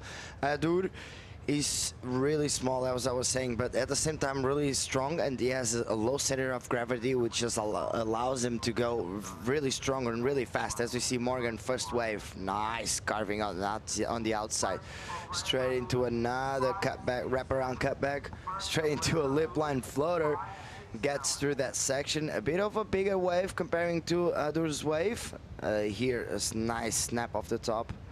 And goes around the section again, goes for a huge carve. It just holds that rail so well. Morgan, he's gonna make it through the connection. It looks like he will. He's already way too deep on that bank, and he's gonna finish that one off with a really strong turn. So that's a really good wave by Morgan. Very, very good surfing. As we see here, I think this is the same replay, but on a different angle. As we see, yeah, he gets a lip line floater on that one, gets around the section, couple more snaps, couple more. Here he goes off the top again. A bit of a fin drift on that one around. Oh, look at those scarves. It just is so good. He's also not a tall dude. He's actually quite small as well, but he's also super strong as Adur. But this wave just kept on providing for him. Look at this finishing turn. Wham! Just pushing that back foot as strong as possible. Yeah, and he got a 7.67 for that wave, so massive number there. And Adura Amatrina 5.67. But the man of the moment, Leo Fioravanti, is down on the beach with Joanna Garnell. That's right, Leo. You just flew your way back onto the CT, and having your family here to see everything must feel really special. Would that mean that it's enough points? Sorry? You think it's enough points to get back on tour? Oh yeah, it's official. Congratulations. Thank you. I didn't really know, but I figured that would be enough. But yeah, that feels pretty good. Stoked to be here with my family. It's been a pretty long year, up and down. You know, lots of things have happened so far, but I'm glad I've been, you know, consistent enough in the back end of the year to, you know, focus on my goal, which was getting back on tour. But the goal right now is to win this event. Of course, every event you're here to win, and, you know, I'm feeling really good. Boards feel good. My family's here to support. Everything is going smooth, but of course, there's going to be some tough moments coming up. So let's keep on pushing and keep on making good choices. And quick question, are you going to skip the next 2 events, or is it competition mode all to the end? No, of course. I mean, every event is practice, even though I've qualified, I guess. Every event, you know, you can work on new things and how you can improve. You know, there's always ways to improve. So I'm going to Brazil for sure, and then Haleiwa. You know, I would never miss Haleiwa for anything in the world. It's one of my favorite waves in the world, and I've gone second there before. I made the semis, so that's a goal of, you know, winning that event. Well, get excited. 2023 Championship Tour is coming. Yes, 46 is back. Okay, number, yeah, 46 is the number that he wears. I think that was named after Valentino Rossi, the motorcycle. Yeah, it is. And yeah, 46 is back. And you know what? You can just, I mean, he looks so composed. You know, he's still got his eyes on the big picture. You know, the fact that he wasn't even completely aware that it was really official, I mean, I think he had a pretty good idea, but, you know, he just seems to have, as you said, everything's going smooth at the moment for Leo. He just seems to be in a really good groove in his career. Yeah, he's still young, but it feels like he's been around here since forever. And that's what you said, his composure and the way he talks, the way he surfs, everything. It looks like he's a very experienced surfer, but he's still pretty young. So it's going to be interesting to see Leo. Let's hope he finally gets those results we've been wanting him to get on the World Tour, because it has been a weird year. He fell off the cut. He fell off the CT with the cut in that after Margaret River, and it's a tough one, but I'm pretty sure he's happy to be back on tour. Absolutely, yeah. He had a really poor year by his standards. He did a right pipe, which is wave he loves, but after that he just had pretty much second round losses the whole way through. Never got through a heat. Had, as a low seed, he was coming up against the best guys, and you know, he only had 5 events to make your mark and didn't really get a heat win after pipe, so it was really tough. Not used to him. They're used to winning heats, these guys. They're used to having some type of bounce back, and to have 4 in a row was pretty demoralising. But it's the mark of a man that he's come back from that, you know, that real slow year and the disappointing start to the season, and now it's coming back, and he looks lean and mean. His boards look great. He's got a really good head on his shoulders. He's obviously settled down. He's got a partner, long-term girlfriend. Just everything seems to be just going in the right direction. And he's, you know, as he said, he's not done. He still wants to learn. He still wants to improve as a surfer and a human. So, yeah, he'll be dangerous. And the winner of this heat will be up against him in the first quarterfinal. That 2-point spread.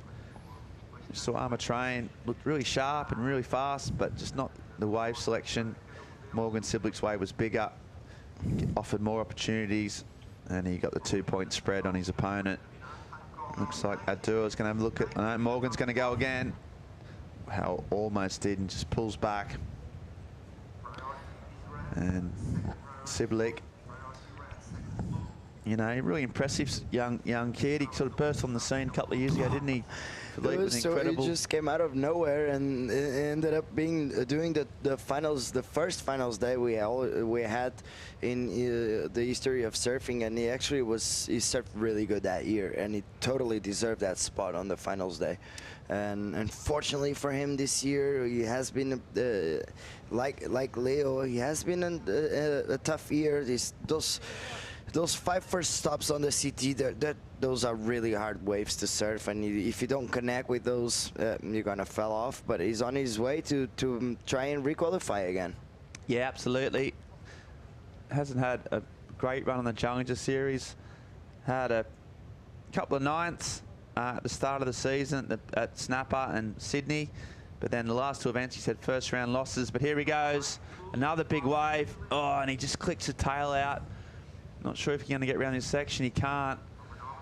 That's the thing about Morgan. Any section he'll hit. Out the back though, the second wave tends to be the better ones.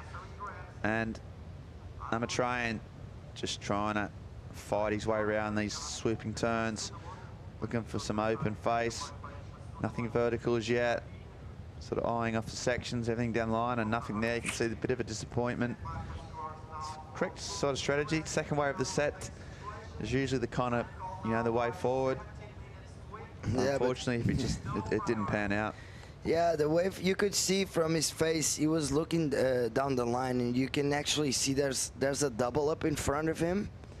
As you can see here, look at him looking at the double up, but he knows he's not going to be able to get on that double up because that wave just went straight into the channel, and probably the only way to go for the double up was going backwards, but the wave at the same time, it was a weird wave. At the same time, the wave went forward, but the double up was backwards, so it was a bit of a weird wave, and Morgan is getting the priority out of that exchange. Yeah, Morgan got a 3. Sorry, Adu got a 3 for that wave.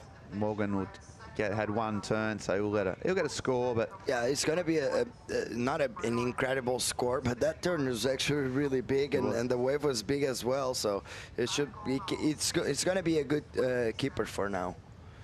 And he grew up in right-hand points. Spent a lot of his sort of time between Yamba, so Angari. He's you know, one of the world's best point breaks. Really consistent, really bowly and powerful. You ever surf that wave, Philippe? Where? Angari, like a right-hander. No. That's where Morgan spent a lot of his time. A lot of waves like this, but they just keep running. Big turn. That was really good. 4.33 for that single turn. Then moved down to Newcastle. So Merriweather is his hometown, and that's another right-hand point. Not as perfect as Angari. Angari, I almost went there the first year or the second year I went to Australia, and because Kikas actually went south with his photographer Carlos Pinta, and this was on his first few years working with Dog. And Dog actually called me to go with them, and I ended up not going, which was pretty sad. And they just scored incredible waves. The wave looks really good. Yeah, it's one of the best waves in the world. You know, great history in Australian surf culture, and Morgan spent a lot of time there.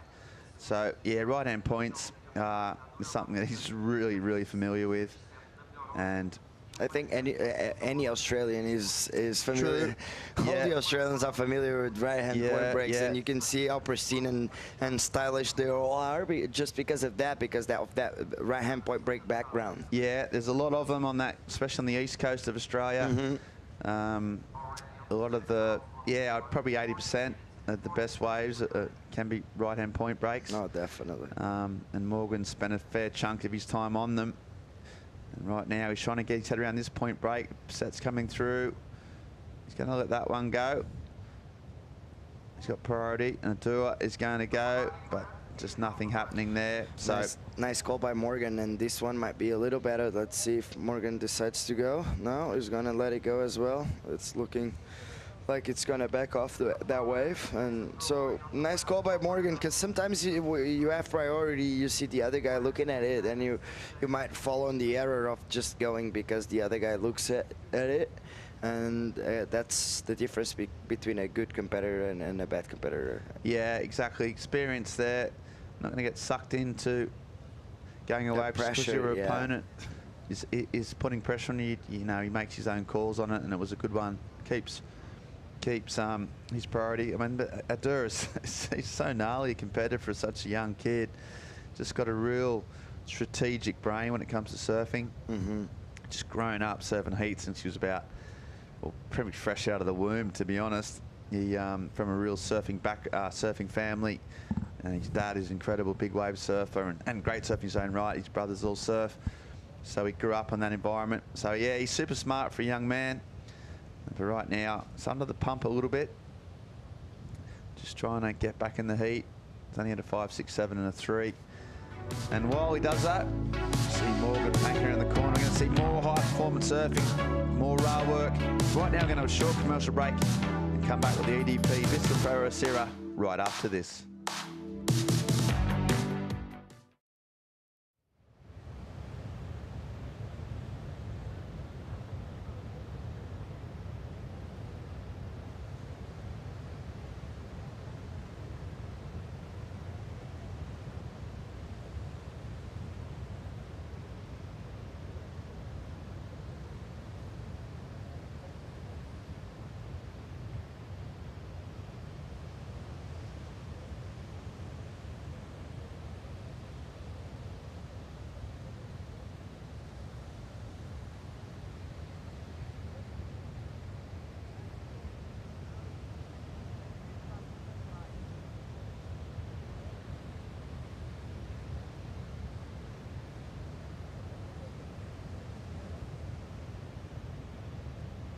Now 12 minutes relay. 12 minutos agora.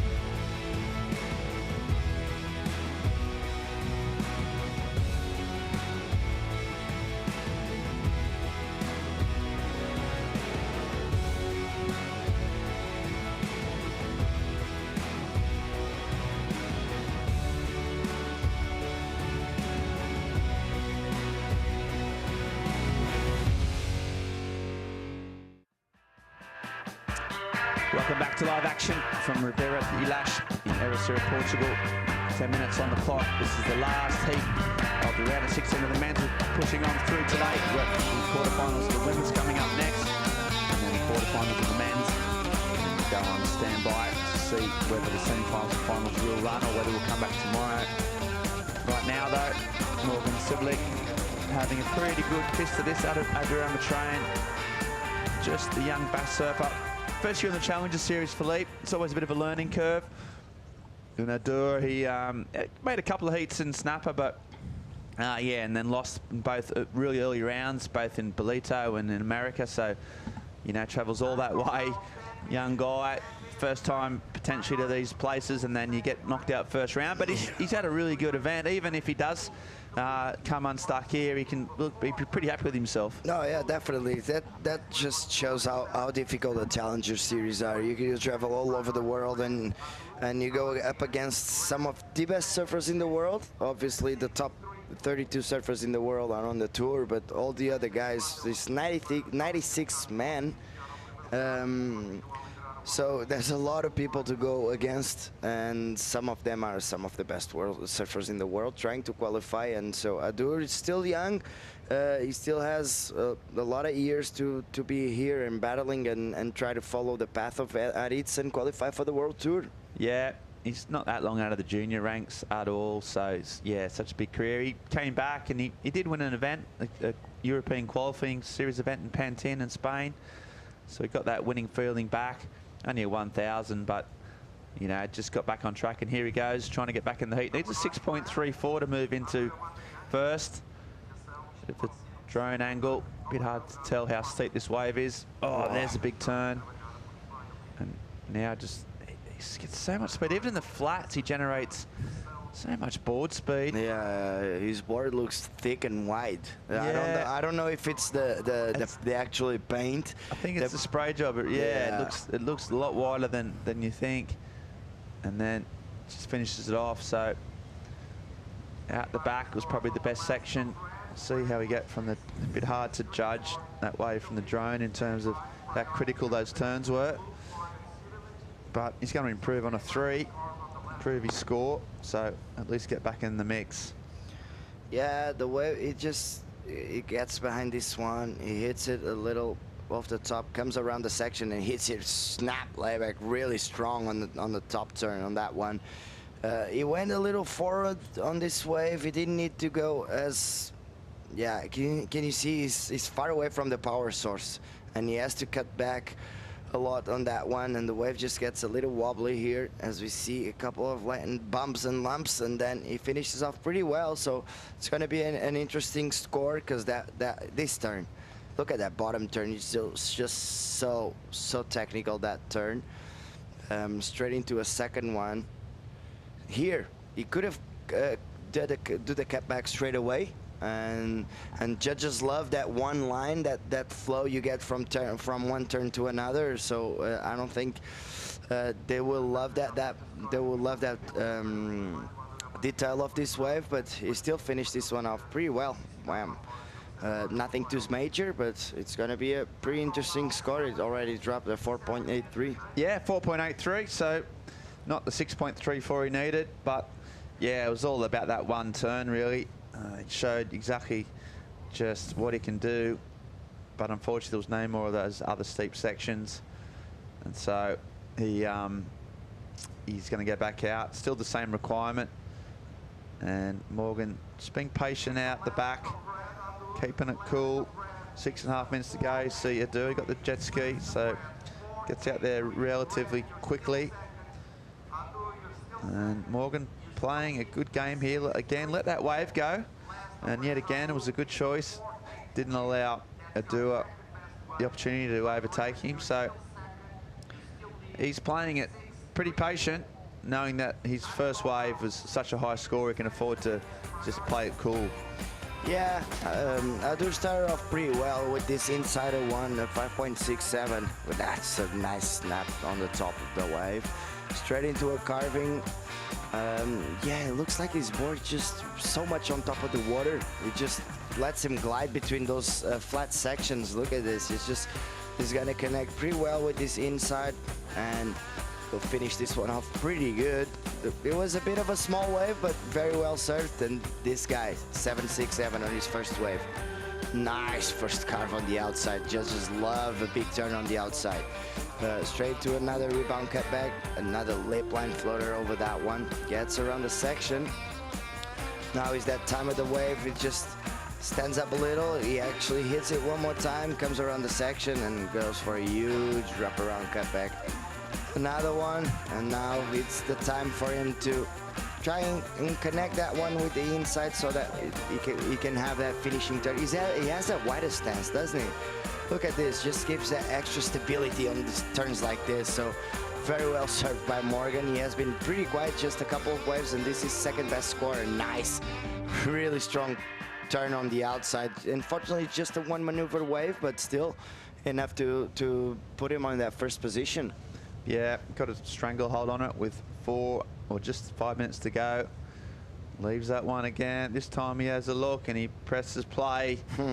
Got sucked into it potentially, but a nice sort of swooping turn. None of those big outside turns he got in these other waves. But sticking to the power source as you hope for, Philippe. There's a big section. Tagged it off the top. He never fails. One of the few surfers have been really hitting the lip. Yes. Now he just bounces through that fat section. Had to work hard for it. Legs will be burning. And there's another big section and he goes over the top. So good surfing, smart surfing from Morgan. It's not going to be a massive number, but you can see the Bass crew there a little bit concerned. They know that's not making it. They're all been head down. The Ritz, they know that that's going to make Adua's job even more difficult if he gets anything above a 4.33 will improve his score there from Morgan, and you think that will. So Adu's requirement could go up here to maybe 7 or 8. I think it will, as the up and riding on this one. Just, as you said, he didn't have that first major turn on the outside, but still nice connection in between turns, and here is going to allow him to explode strong on that one. So it's still an outside turn, and here it looked like he wasn't going to be able to connect this, but he actually did just manage somehow to get on this finishing turn, a strong finishing, smart, strong finishing turn, because the wave wasn't allowing him to have that momentum, that speed to explode. So it did enough. Look at this one, wham, a bit of a fin drift on that one, and here he does the cut back. You see the double up, just the wave just kind of disappeared. I don't know how he made this. That's pretty impressive. The wave was a little white-washy on that one, but still very, very good finishing turn by Morgan. It's a 6.57. Adur's life a lot harder now. Yeah, 6.57, and that means Adur Amatrain now needing an 8.57 to progress to the quarterfinals. Massive numbers required. Morgan might get one more chance, or at least get out there and maybe be able to put a bit of pressure on him. The Bass surfer been outclassed in this exchange, hasn't got the waves. Morgan's held priority and been really selective with the waves. He's gone. Only gone 3 waves, and they've all been pretty good. So smart surfing as well as strong and powerful from Sibilik. Another Aussie in the quarterfinal. So by my reckoning, we've now got 5 Australians out of 8 in the quarterfinal. So we've got Brian, Wilcox, Callahan, Sibilik and Moffat. So big numbers there from the Aussies. You think it's because of that right-hand point break background?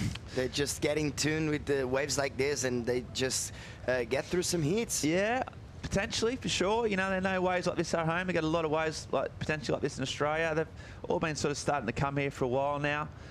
Obviously, Ryan's won here before, but Moffat had a good year last year. Morgan Sibilik's surfed well here before.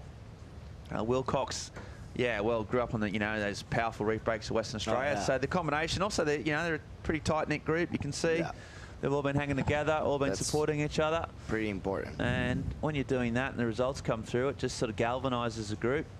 So, yeah, strong performance. And Morgan Sibilik's pretty much been fairly indicative of the way they've all performed. They've all been pretty smart. They've all been pretty strong. They've all been pretty calm and collected. And on the beach, having fun. But as soon as they hit the water, it's all business. And Morgs, well, he's really happy. Adur Amatrain needing a massive number, 40 seconds on the clock, and he's waiting patiently. But time has run out. We're going to move on straight into the women's quarterfinals after this. So another really action-packed day. We've got Betty Lou, Sakura Johnson against Vaheen Ferreira, the 2 young guns, 2 massive talents up in the first quarterfinal. And that's going to be an interesting matchup. Goofy versus Natural. Adur's got 10 seconds. He's going to go this one. They can't even get that. So 5 seconds on the clock. Morgans goes over to shake his hand. Nice sportsmanship. He knows that he's a young man with a really, really bright future. I think you can expect to see these 2 guys surfing a few heats together over the next few years. Sibilik gets that one in. Great surfing from the Aussie. Previous number 5 in the world, so he's got pedigree, and he's through to the quarterfinals. Was ranked 19 coming into the event, so this is going to be a big, big result for him. Counting a few low scores, so he'll progress right up through the rankings. Oh yeah, and looking good. That last 2 stops, it just this result, if he keeps on going, that might put him on a really good position. Yeah, that's the good news. The bad news is up against Leo Fioravanti in the next round. But he can do anyone on his day. Right now, though, we're going to go for a short commercial break, come back with the first quarterfinal of the women's of the EDP Vissla Pro Ericeira after this short break.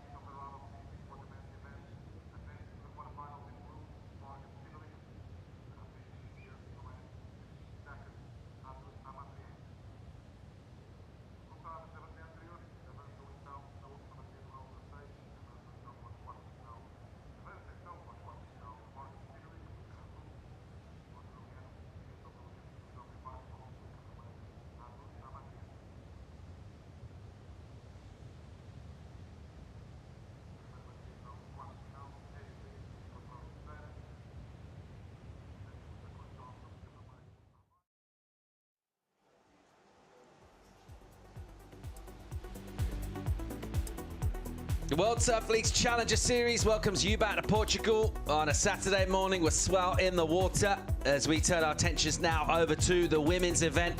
Checking out that final bracket, quarterfinals time. And 8 surfers with a chance to go for a massive result in Europe. Have a look at those quarter matchups. Philippe Jervis, and that first one straight away leaps out at us. Real quality. Betty Lou Sakura-Johnson has been so good throughout this event, getting that 9 yesterday. It's going to be a tough heat for Vahine Fierro.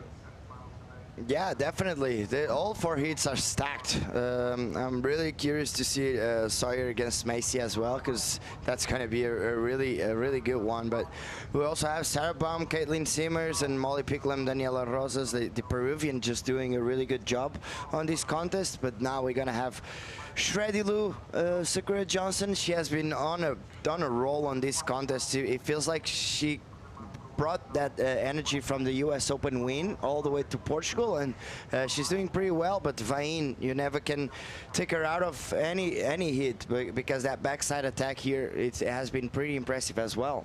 So these two will have half an hour on the clock to get into the semi-finals. A Hawaiian taking on the French Polynesian. Let's zoom in on the year for Vahine Fierro. 2 9s for her, US Open and Bolito, the last 2 Challenger Series, the best from her.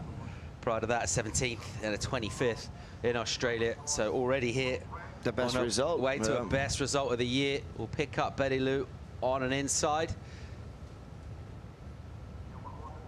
And her year has been really impressive throughout. Let's check this wave out. Yeah, a nice little double up. Let's see if the wave actually walls up in front of her. Nice wraparound cutback, just holding that rail really well. And here the wave stands up, and she's gonna push it a lot harder. Strong turn straight into a huge snap off the top. And then she's gonna finish this one off. Very good surfing by Betty Lou. She's so sharp, isn't she? She's really sharp. As we see the replay from the drone angle, just holding her line really well, just waiting for the wave to stand up. And here she gets a bit more power on that carve, straight into a huge snap off the top. Bam. She got a little hang up, but still she managed to get all the way through the inside and finish that one off with this one. Very good surfing by Betty Lou. Yeah, really joining up the dots nicely on that wave. You mentioned just that stage where the board buried a little at the top of the wave, because she carried the speed. Almost helps it a bit not come out of the maneuver too early as well, doesn't it? Helps her just time straight into the next bottom turn. Good number in for her, 6.83. The 6.83 for Sakura. And she's on her way here on a ski, hitching a ride back out to just outside the lineup. And next to it, she'll then have to paddle back over towards the peak, where the French Polynesian Vahine Fierro will be sitting with priority, the Goofy, right now. And with some numbers to chase. Yeah, but still, even if they drop her right there, you can see how far she is from the surfer in blue, Vahine. But still, it's way better than having to paddle out from all the way from the inside. You save a lot of energy with that one. Let's go here from the winner of the last heat, Morgan Siblick. Is through the quarterfinals. He's with Chico Alves. How good is to start your heat off with that 767? Yeah, it felt amazing. It was kind of like the first heat that I started it off how I wanted it to, and yeah, everything kind of went how I wanted it to in that heat. So yeah, I'm pretty psyched.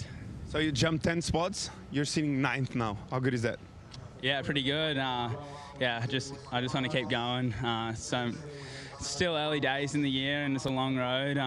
But yeah, hopefully keep going in this event. It'll make it really count, and yeah, that's the goal. Just keep going. So the waves have dropped a bit. Did you change anything in your equipment, or is it the same board as yesterday? Nah, I've been riding the same board every single day.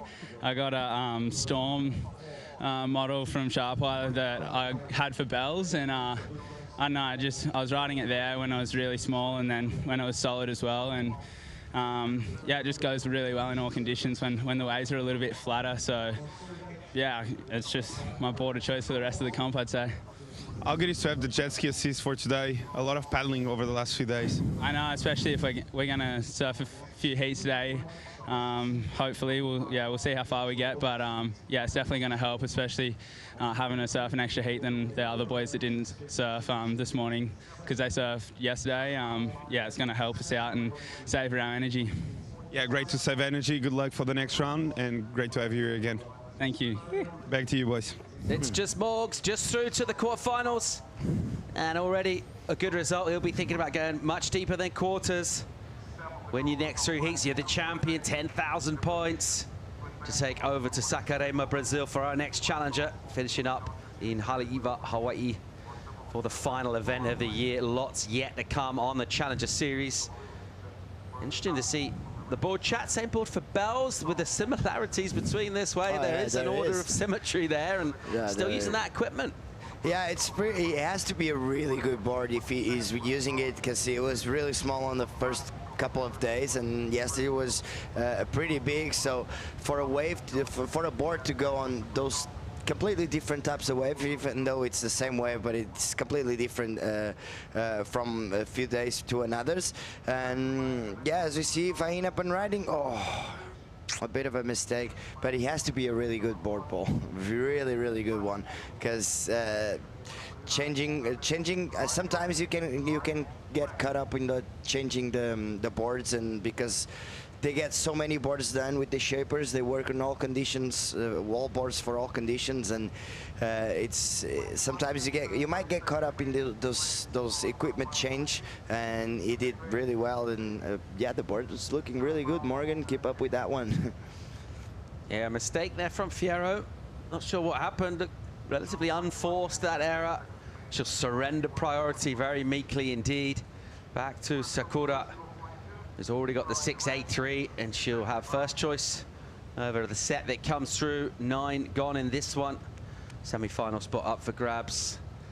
Let's take a moment to remind ourselves of the very impressive year from Betty Lou Sakura Johnson. Semis on the Gold Coast. A little bit of a blip, 33rd in Sydney, 5th in Ballito, South Africa, and of course they'll win at the US Open in the summer over at Huntington Beach in California, coming in here with that form and that momentum.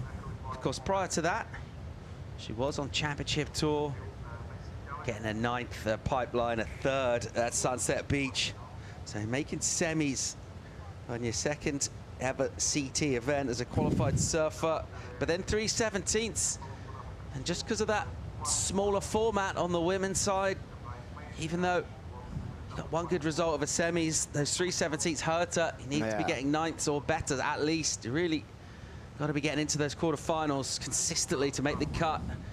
Betty Lou impressing with what she was able to do in the first 5 events. Not quite able to make that cut.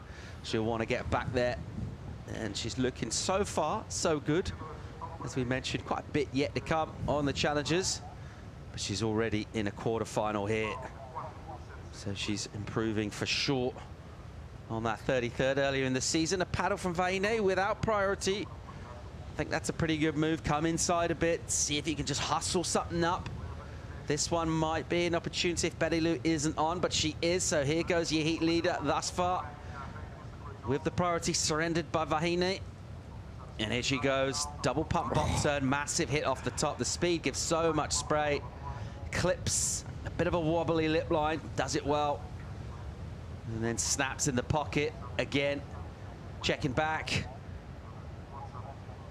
Betty Lou keeping that rail crisp in the water and goes in for a finishing turn, and that's going to be a decent backup score and a great start to the heat. Meanwhile, this is an important answer back here from Vahine. Hits it nice and vert, patient off the bottom, and another error from her. Couldn't get there in time, just didn't quite have the speed. That wave just kind of tumbled towards her. And that's not going to be quite the finish she was looking for on that wave, Philippe.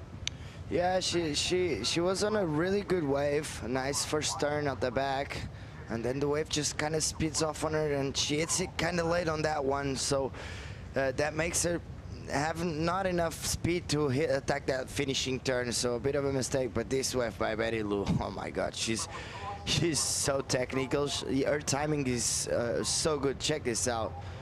wham, really strong turn straight into another one, and that was a difficult section to deal with, and she did really well. Straight into another snap, waiting for the wave to stand up again, just getting that flow, and see how little she moves the board. The board goes by herself, and then bam, finishing turn. I think this is gonna be Betty Lou's best wave. Best wave, because as you see the driver, jet ski driver, taking a little selfie with Marco, taking a little selfie with Betty Lou, taking advantage of that little trip to say a few words, and yeah, put the girls back on the spot, on the lineup, because we're gonna wait for the last wave of Betty Lou. Let's think about some of that requalification chat. Surfers in the quarters, Caity Simmers and Betty Lou will both qualify if they win this event here, the EDP Vissla Pro Ericeira. Molly Picklum will qualify if she makes it to the finals. So final good enough for Molly, a win good enough to get qualification done in Portugal for Betty Lou Secura-Johnson and Caity Simmers. And they'll just be keeping all of those sort of connotations and different situations very much far from their mindset at the moment, really just dealing with next wave, essentially, next heat. All important in competition, not to big picture it too much. Just stay focused on those things immediately in front of you, things you can affect. Getting 2 scores in a heat is a good way to improve your chances of making it through. It's exactly what Betty Lou Secura-Johnson's done. 8, 6, 7, another excellent number. Remember, she got a 9 yesterday when there kind of wasn't really any surf. There was no waves coming through. She got a 9. She gets an 8, 6, 7 today, and the shocker for Fierro continues. Betty Lou just applying the pressure. You cannot afford to give her an inch, Philippe. Oh no, and she just got the best wave of this heat so far. The wave had a lot of potential and a lot of wall to work with, and she surfed it really well with a couple really strong turns out the back, and you see a 9, an 8. The judges were pretty in sync with that one. A 9, an 8, an 8.5, another 8.5, and another 9. So 8.67 is the average of that one, and she's gonna be happy with that. She's going to be really happy. Let's not forget, of course, that was the wave she was able to take with priority, because Fahine used it on a previous wave and fell, and just gifted that opportunity to Betty Lou. She doesn't need asking twice, does she? She just teed off on that thing, throwing up big points already. 15.50 for the Hawaiian, and looking good already for a shot in semi-finals. We know what a great surfer Fahine Fierro is. She's got just over 15 minutes to come back into this heat. It's our first quarter-final for the women. Stay tuned for more live action from Portugal.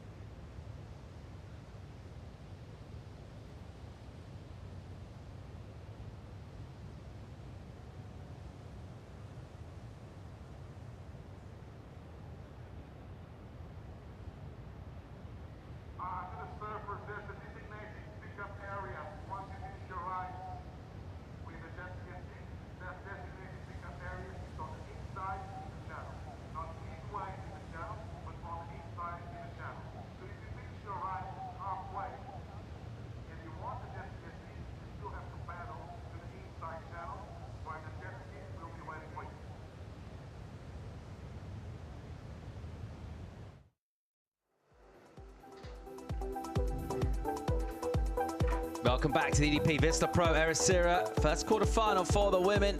In the water right now is the French-Polynesian Fahine Fierro taking on the Hawaiian Betty Lou Secura-Johnson. And at the moment, it It is the one very much with a dominant position in this one. Nothing really on the board of any kind of quality for Vaine thus far. And she needs a combo right now. She's going to need a couple of high 7s. An 8 and a 7.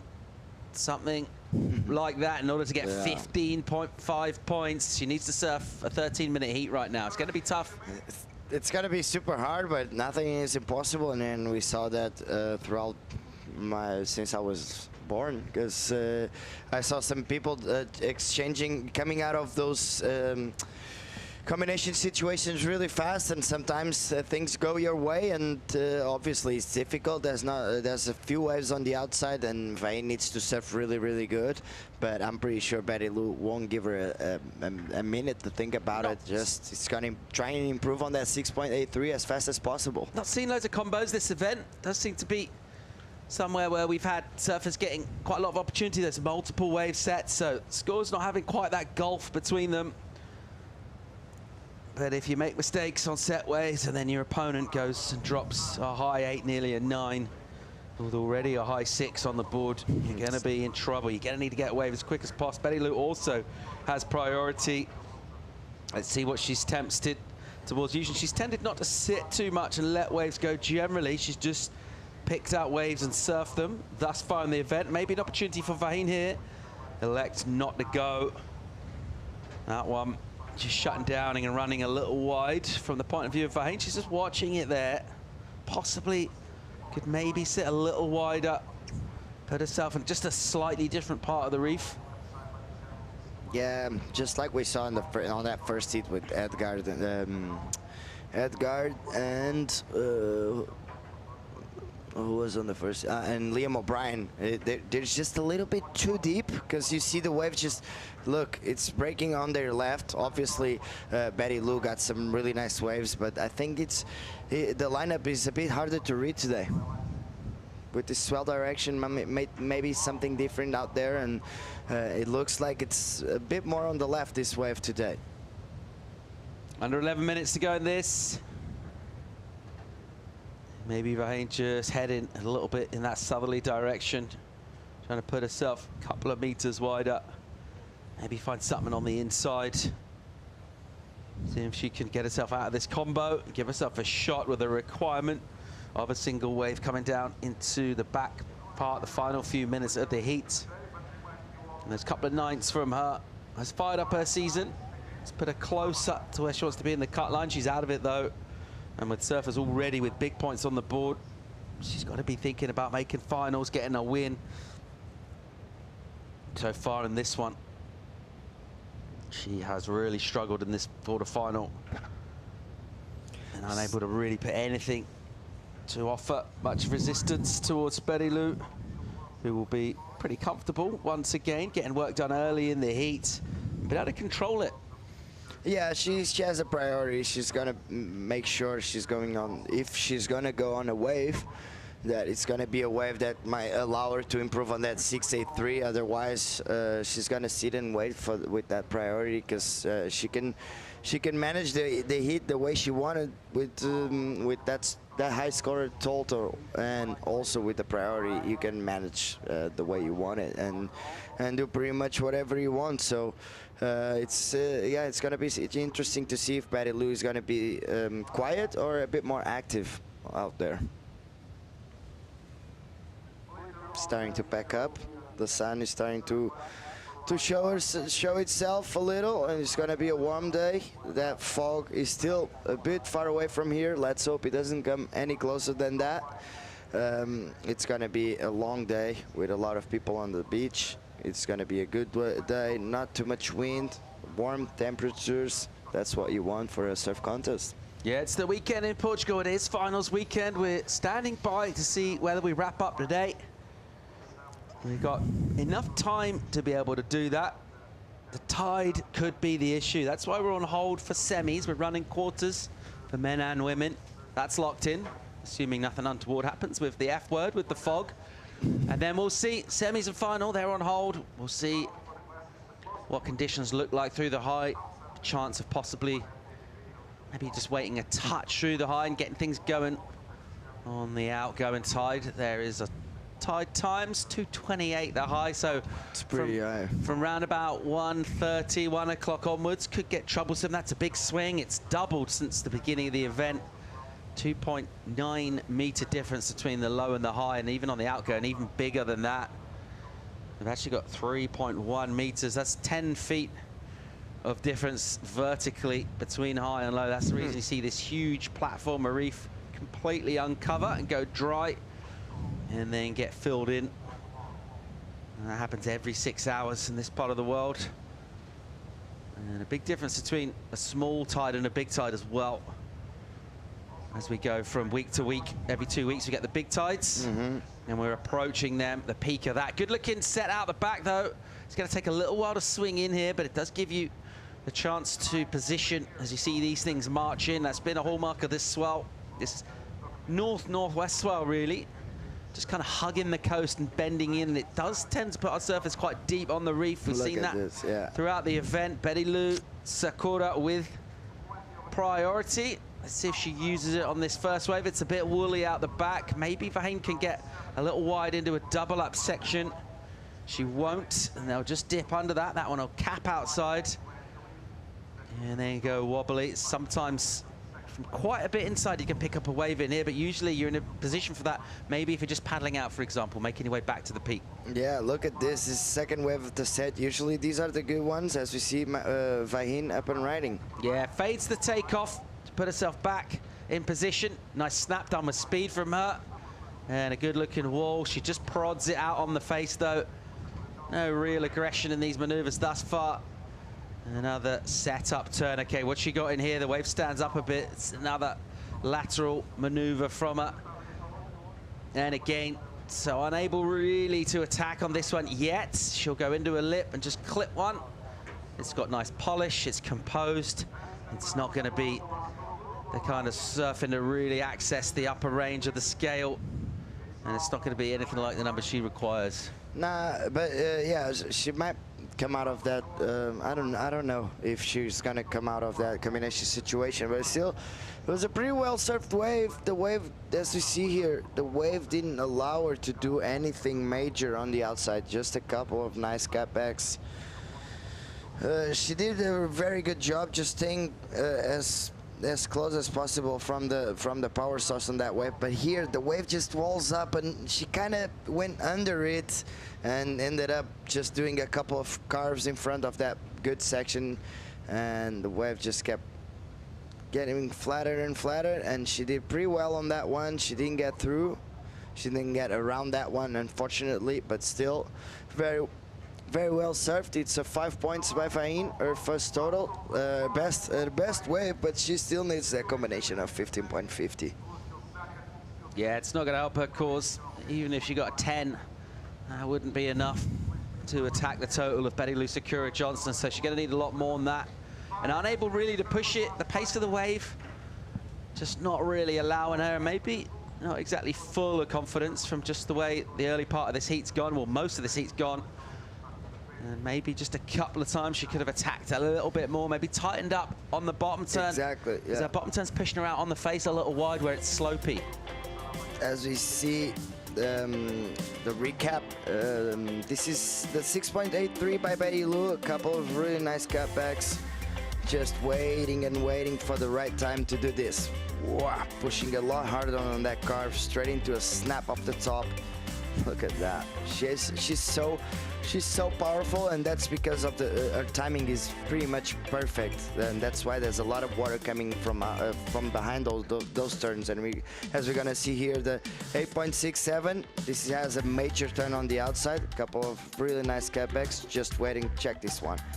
Wham! That's a lot of water on the air, straight into another one with a weird looking section, but she did pretty well. Straight into another snap, and now she's gonna be on that part of the wave that she's going with the flow. Look how calm she is, just waiting for the wave to stand up so she can do this, finish this one off really strong. She's happy with that. We also had the best wave of Vaheen, we just saw it. As he said, a little lateral, she needed just to go a bit more vertical coming from that bottom turn, obviously the wave, but this section for me, she could have not this one, the one after. Right now, see that lip? She could have gone all the way down and to the top with and hit it really hard and really strong, and maybe that score could have been a little higher because she actually served really well and she finished it off really strong. But unfortunately, she didn't get that connection with the wave, still needing a 15.50 combination of waves. So with 3 minutes remaining, that's going to be a tough one. Yeah, really smooth surfing from Vahine Fierro, but just not quite the degree of difficulty in the maneuvers. Fairly routine directional changes from her. They're really polished, but she's going to need to fire up in terms of aggression to go right up the scale to get a couple of very good to excellent scores. And watching on so far, so good for the Hawaiians. Betty Lou Sakura-Johnson going great in this. She's put big numbers up pretty early on in the heat. She's just ridden 3 waves, well, just 2 really, because one was literally just to stand up and kick out. And with 2 waves, she's amassed huge points, 15.5. And she will be going into the semi-finals. At least an equal third coming her way. If she wins this event, she will be confirmed for Championship Tour in 2023. 2 to go in this. Fierro trying to just get out a combo here. Here she goes. Wrap around. Smooth as ever, as is everything she does on the surfboard. And then looking for a section which just rumbles away from her. She'll have to wait patiently. Just joining up the dots with Essing here. Trying to push a little harder. All of her turns are a good meter out in front of the pocket. Here she goes on the inside. Nice section for her. Bam.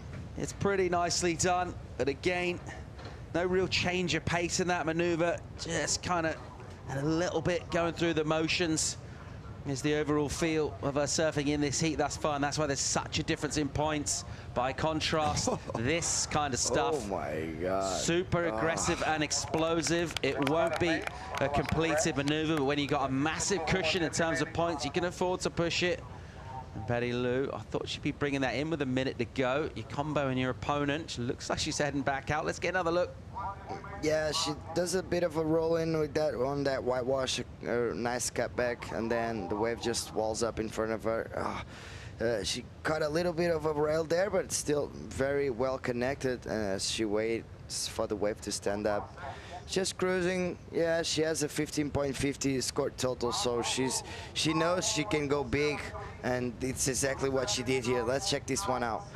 Just waiting for the wave. Bam! Nice fin drift layback. Unfortunately, she gets stuck on the middle of that whitewash, and she didn't make it, but still very good surfing by Betty Lou. And Vahine, again, just a little lateral on those couple of turns. She had a bit of a potential here, but maybe she kind of misread the wave a little bit.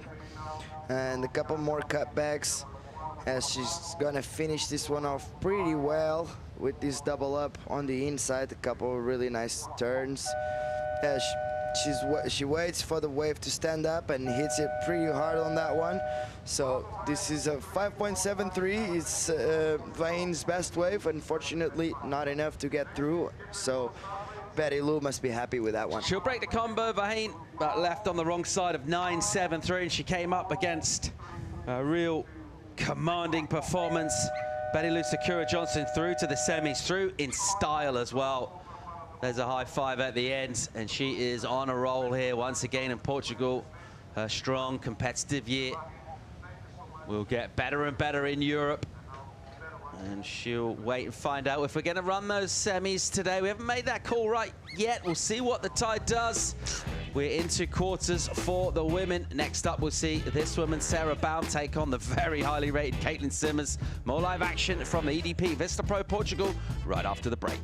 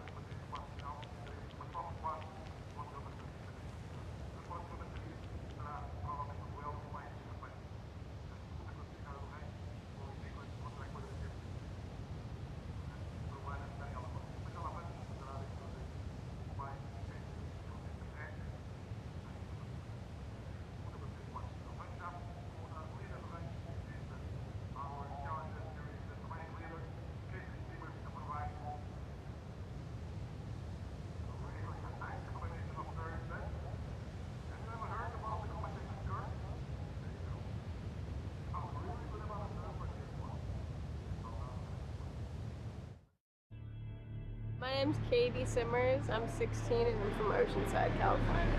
The reason I kind of got into surfing, just because my dad surfed and I actually hated the beach. My parents would have to like bribe us to go to the beach. We just would boogie board all the time, and then we started standing up on a boogie board. I definitely would like to be at the tour at some point. I mean, it's the highest level of surfing and it would be cool to win a world title. I guess that's why I'm doing it. It would be pretty cool to win a world title, wouldn't it? And several surfers in our Challenger Series that are showing early signs of the skill set required to do that. One of them is that woman on screen right now, Sakura, who ripped out there and threw up massive numbers to get through to semi-finals. Right now, another quarter in the water. Sarah Baum, the South African, powerful, goofy, smooth as you like. On the backhand here, Ribera taking on Caity Simmers, who we just heard from. Coming into this one, #1 in the ratings. A win here will secure her qualification. Here's Baum in live action, holds off the bottom with patience. Real nice line on this.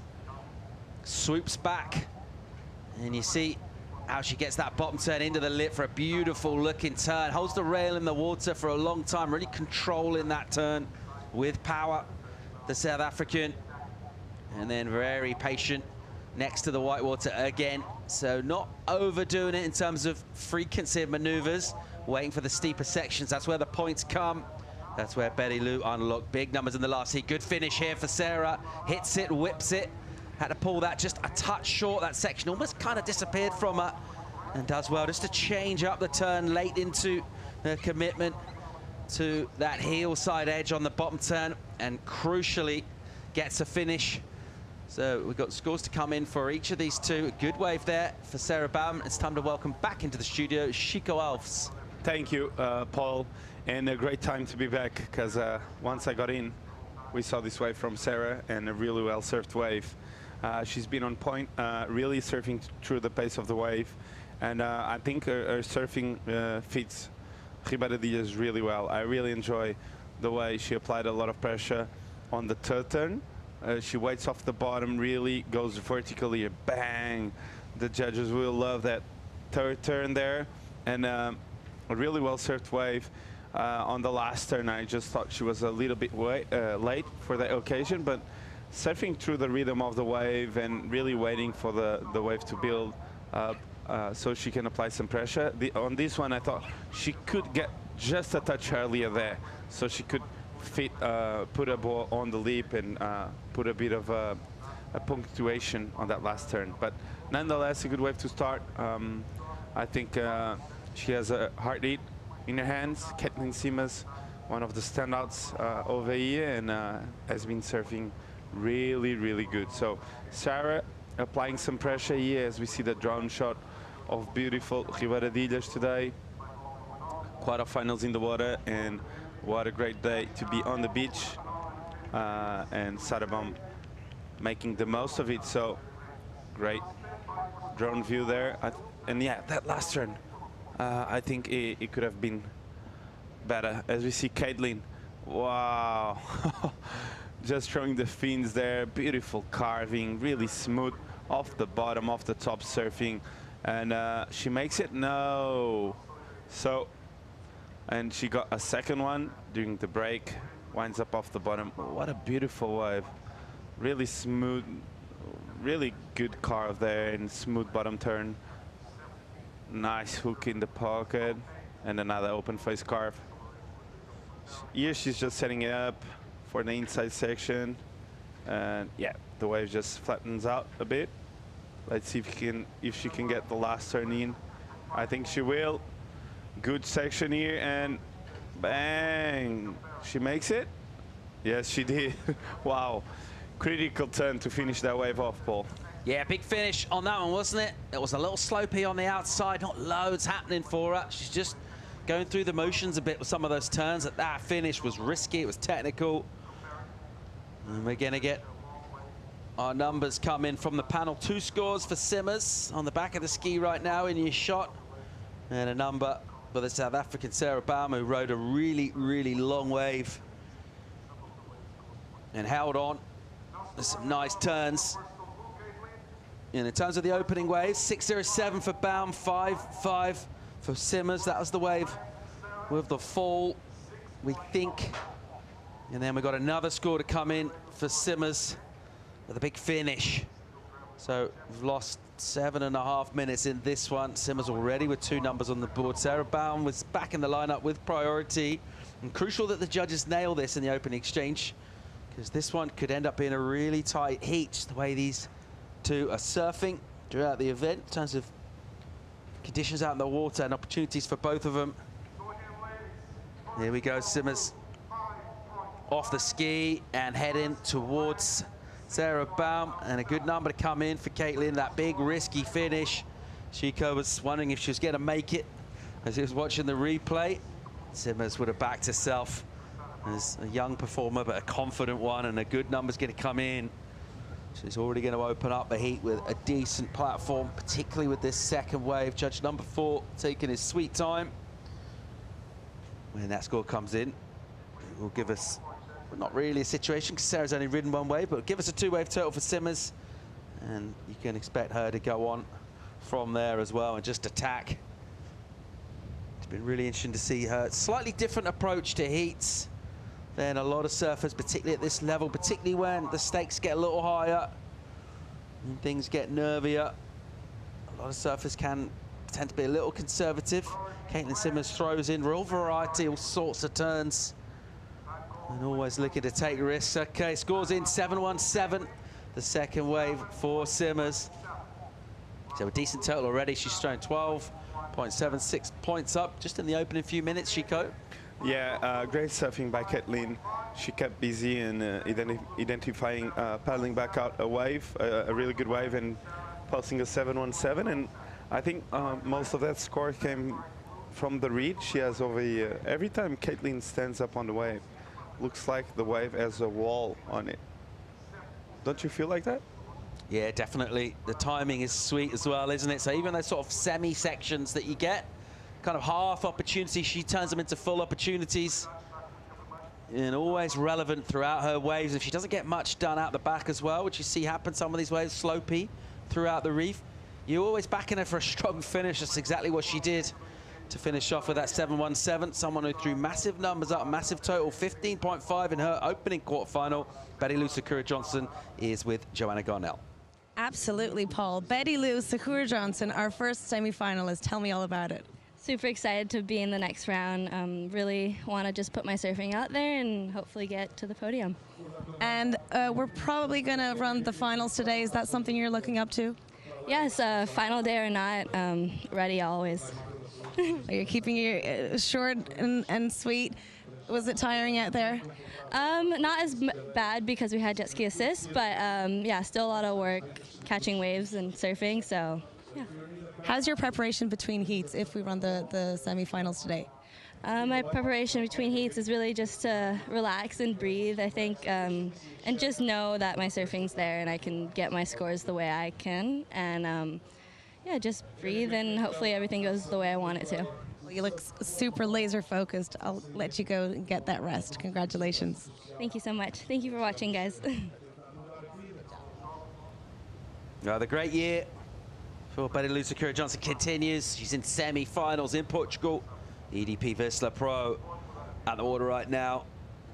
Also high flying on the Challenger Series rankings, coming into this one #1.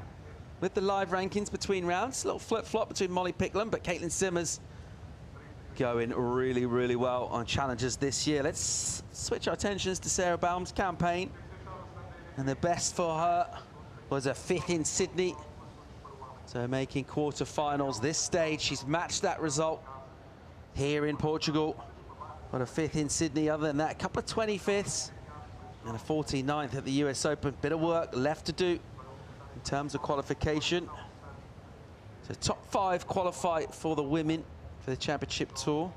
Top 10, I believe, Chico, also secure their spots for Challenger Series next year, regardless of what happens on the QS this year. Caitlin Simmers, of course, has had an unbelievably impressive year. Got 2 wins And that's how she is coming into this one, rated #1 in the world. Let's take a look at her wins. She can remind us how she was able to do that. She was really impressive straight out the gates. This is on the Gold Coast. She won this one. Yeah, really impressive surfing, and looks like really easy to win heats. She's that good, that talented, and she loves competing. So every time Caity Simmers is competing, seems like another level to me. So I actually would love to see her actually saying yes and making a yes on going to the championship tour, because I would love to see her matching the big dogs. Yeah, impressive year. Third in Bolito was her next best result after that win on the Gold Coast, and then a couple of fifths as well, Sydney and Huntington. And a win here, just to remind you, she will qualify for tour. Whether she goes on tour or not remains to be seen. She qualified last year, declined her spot. That gave Molly Picklum the call up. Molly surfed the first 5 events.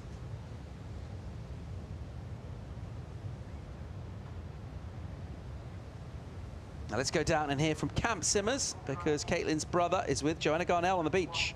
Yeah, that's right. Dimo, you're the one responsible for helping Caity get her fins on her board ride. Did she have that issue today? No. How's she doing so far? Good. She's doing good. She's got a couple cutbacks, some rebound snaps on the off the roundhouse, you know. She just likes to do the, she really does like backside cutbacks, and then she does like the snaps off the lip backside. And she likes to release the fins, and she does a lot of hat tricks. Well, you two look like two little troublemakers. What have you been up to here in Ericeira? We just been surfing, getting some waves, trying to film some clips, you know. Guy's been filming us. He's a sick guy. Shouts out. Well, great job. Let's keep our fingers crossed for Caity. Thank you. All right, insights there from Caity Simmers' brother. He's having a good time in Portugal, as is she. Mind ourselves, if she gets a win here, she'll secure status as a championship tour surfer in 2023. Set out the back. Haven't had much action in the last 10 minutes. It all came thick and fast at the beginning. 2 waves for Simmers, 1 for Baum. Sarah still looking for a backup, the South African. Only ridden 1 wave. She's got priority. She's going to be tempted to use it here. Nope. She's going to dip under. Simmers having a sniff. She'll go wide. Here's Caity Simmers. Just controls out the takeoff, pushes herself all the way down the line. Look at that, holding the rail for an eternity before getting the rebound done at speed. Nice turn. A little hammer into the lip from her. Back foot pressure. And then a more sticky turn. She'll fade this one with a bit of panache and style. Keeping relatively calm and quiet, and then going on to the inside, big hit.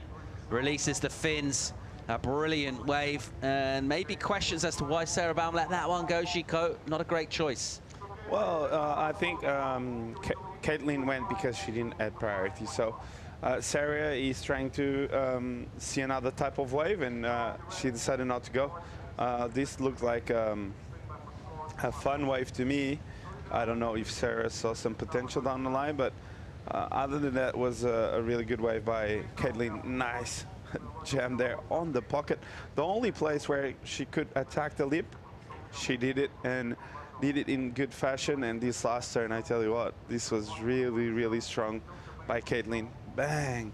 Throwing the fins there, and she just looks so relaxed all the time that you cannot really tell if she's putting on a really hard effort or just having so much fun.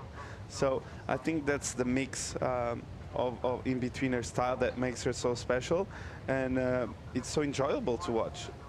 Wow. Strong finish again for the young American, just 16 years old, and going great in this heat so far, and she will get an improvement.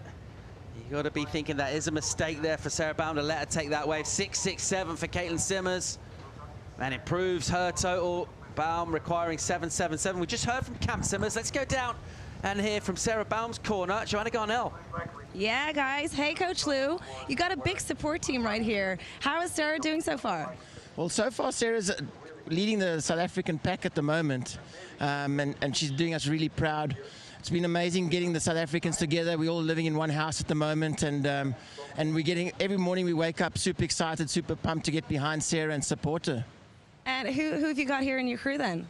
Well, we've basically got the whole challenge, all the South Africans that qualified for the Challenger Series through the South African or African regional. So you got Max Elkington, Luke Thompson, who got a wild card, Natasha van Grienen, Sarah Baum, Sarah Scott. So the whole pack is here, and we've even got even Matt McGillivray's come down to show his support for the squad and for the pack. So yeah, the vibes are good, and it looks like it's really affecting, or it's translating into some great surfing for Sarah. Yeah, well, you're making a lot of noise, and she's also has a very strong competitor in the water. How is she facing that? Look, at the end of the day, Sarah Baum's quite a cool, calm and collected person. She's been doing this for quite a while, so I know she's got her recipe 100% down. I think she's going to definitely want to depend on her experience in this situation, and obviously she's also got a very strong backhand. So a combination of experience and strong backhand surfing, I think she's got the edge here. Well, good luck. Thank you so much. Back to you guys. Good insights there from Llewellyn Whitaker, South African coach. Had a decent pro career, spent a lot of time in the UK, pretty much dominated the domestic tour for a couple of years. No one could beat him. Won a couple of titles in Britain.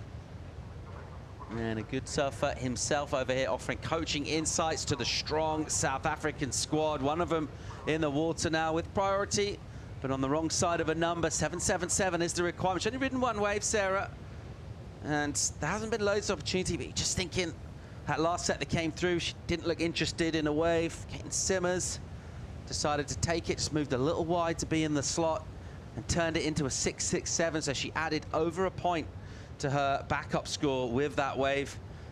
And that's Sarah Baum has just left to think about that for a while. Out in the lineup as she hears those numbers getting read out.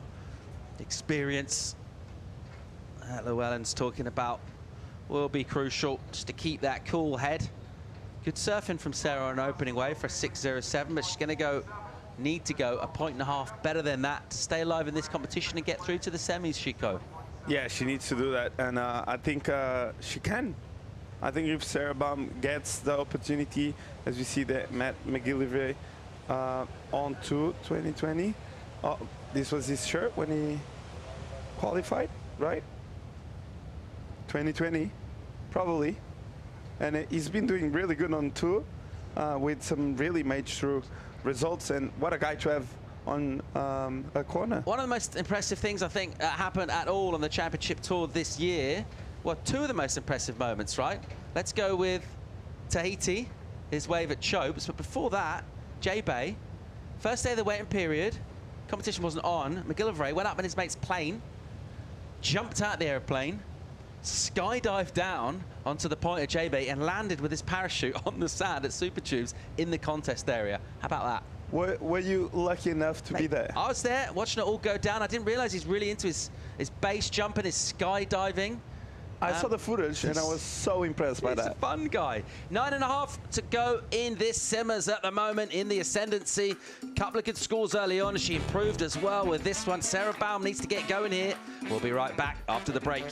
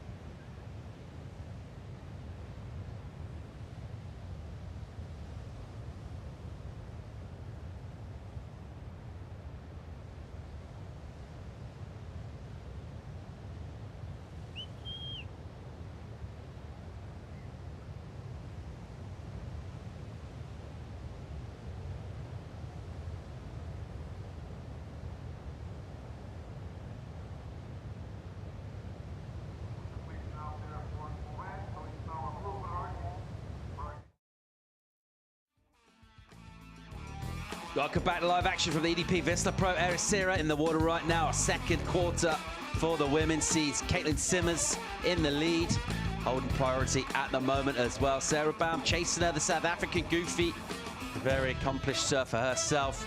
She needs numbers here. She's just surrendered priority with a 0.5, so unable to add much at all to her score. So another bit of a misstep from Sarah Baum in this heat, and you can't really afford to make too many mistakes against surfers of the quality of Caity Simmers, who's going through the gears here and getting better and better and ramping up the quality. Possibly finals day here. We're running quarters for sure. That's locked in. Semis on hold. Let's see where that decision goes. It'll be largely a tidal one, I think. Just depends how much we can break through the top of the high tide, 2:30 this afternoon. So that's coming around about 3 hours time, just over. We're at the mid-tide part now with the tide coming in, which local experts such as Chico Alves leads me to believe is the most favorable part of the tide for this reef. There haven't been loads of waves in this. 4 legitimate waves ridden, and then just that 0.5 for Sarah Baum. But crucially, it's Caity Simmers who's made all of her waves count and improve with her last one. It's been a little while since then, though. Let's see this set stand up. Any takers for this? Baum will need to go a wave here. She might try and put herself wide and on it. Decides not to, so she'll let that go and hope that in the next 6 minutes, a wave to the tune of 777 comes her way. Yeah, I think Sarah there without priority. Caitlin with 5 minutes to go on a really good position now. I think it's going to be really, really hard for Sarah. Probably best case scenario for her right now would be a set with 3 waves where Caitlin would probably go on the second one and she goes on the third, and Caitlin would fall and she would get an 8. So a lot needs to happen for her to get that perfect wave now, because Caitlin is really smart. Like, I don't think she will paddle into a bad wave. As we see, this next one looks like a good double up to me.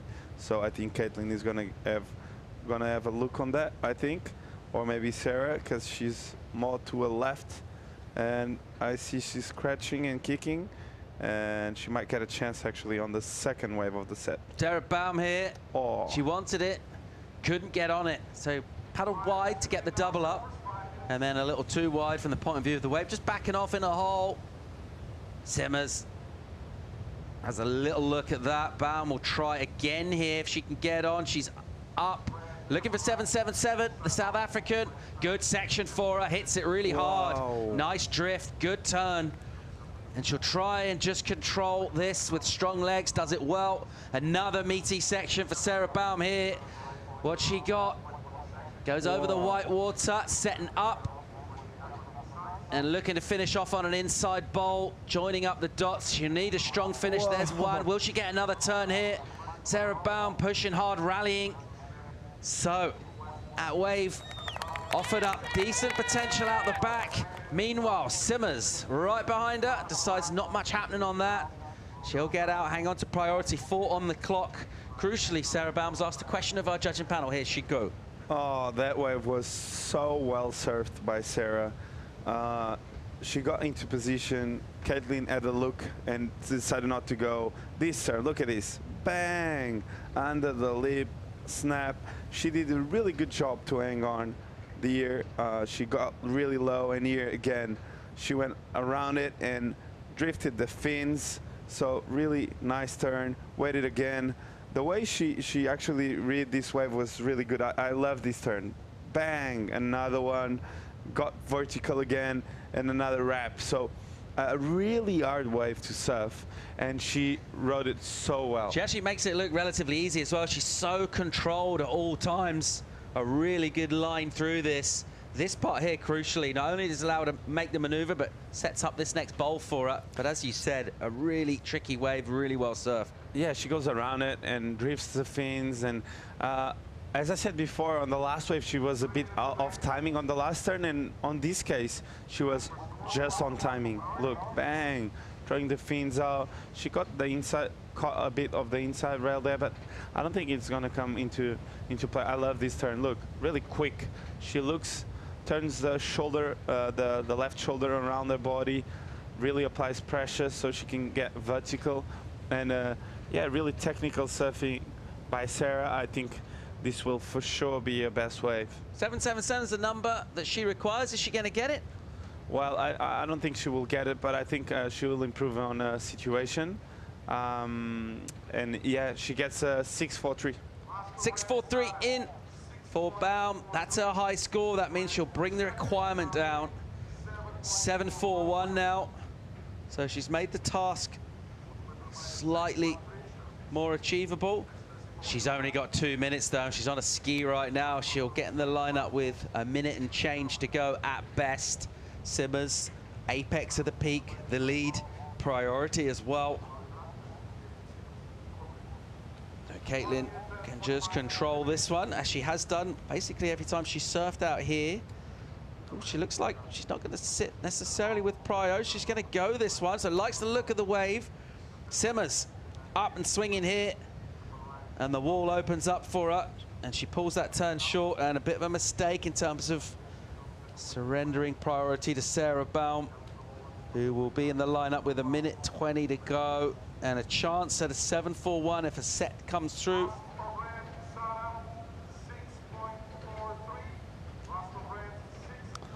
Crazy to see some emotion coming out of Caitlin, actually. We haven't seen much emotions in terms of feelings after waves, and there she showed some kind of frustration there. So Sarah Baum's still making it into the line. Let's see if she picks up prior or not. That was actually Molly Picklum next heat in the lineup. I thought that was Sarah getting priority. This could be crucial. It does look like Sarah will get it though. Will there be a wave in time though? She's only going to have about 40 seconds. And not loads of time left for Sarah Baum.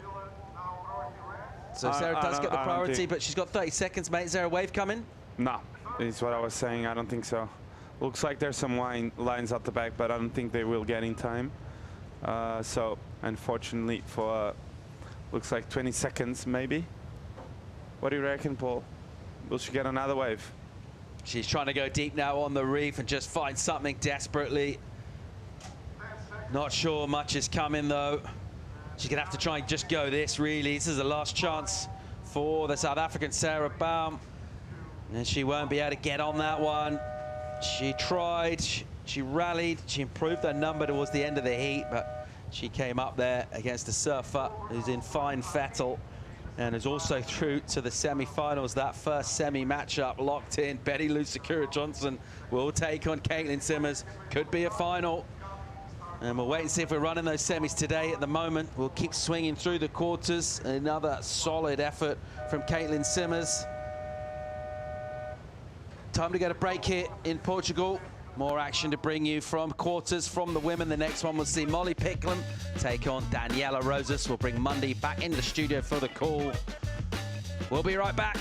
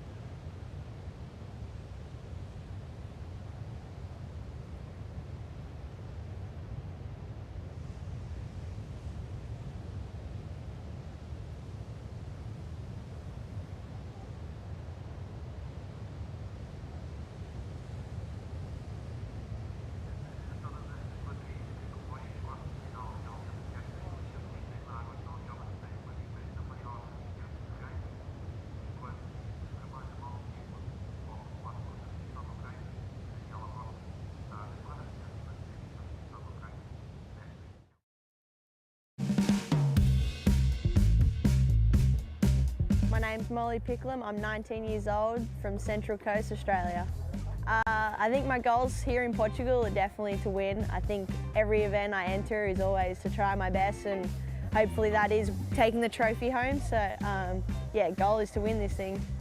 I think this year was definitely a tough year coming out off tour and resetting and then refocusing in on the Challenger Series, and the goal is of course to re-qualify and be back there and then re-qualify for the mid-year cut again. So Ericeira, it's such a tricky wave. I feel it's deceiving in the sense that it looks so fun, and then you get out there and it's actually quite tricky. You've got to connect and flow with this wave, and yeah, I'm definitely interested to see how I go in my heats and how what waves I end up on, because you've got to roll the dice. I think you've definitely got to be on more waves and hope that they do give you a couple sections to hit, because there's definitely a lot of flatter waves out here. Taking Caity's spot, obviously she declined the spot and then I took that, and super grateful again to have the opportunity, but I hope I qualify with her this year. I think both of us are looking pretty good, and I hope I beat her on the rankings this year too. So yeah, I definitely want to qualify for myself. Yeah, Molly Picklum, and there's Caity Simmers. Yeah, those two way up top the rankings. Caity wins this, she can qualify for the CT for next year. Two of the bright up-and-coming surfers of their generation, and ripping. And a big heat coming up for Molly. All sure the North Shelley crew on the central coast of Australia will be watching. Daniela Rosas also been very impressive from Peru. Got a lot of fans in Australia watching the event. Chico, I've been getting texts. People have been loving your work.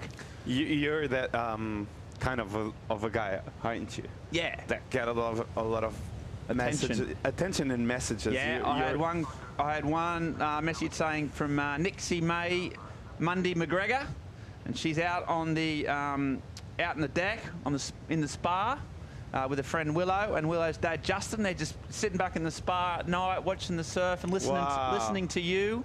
It doesn't get much better than that, does it? Yeah. So, good on you, Nix.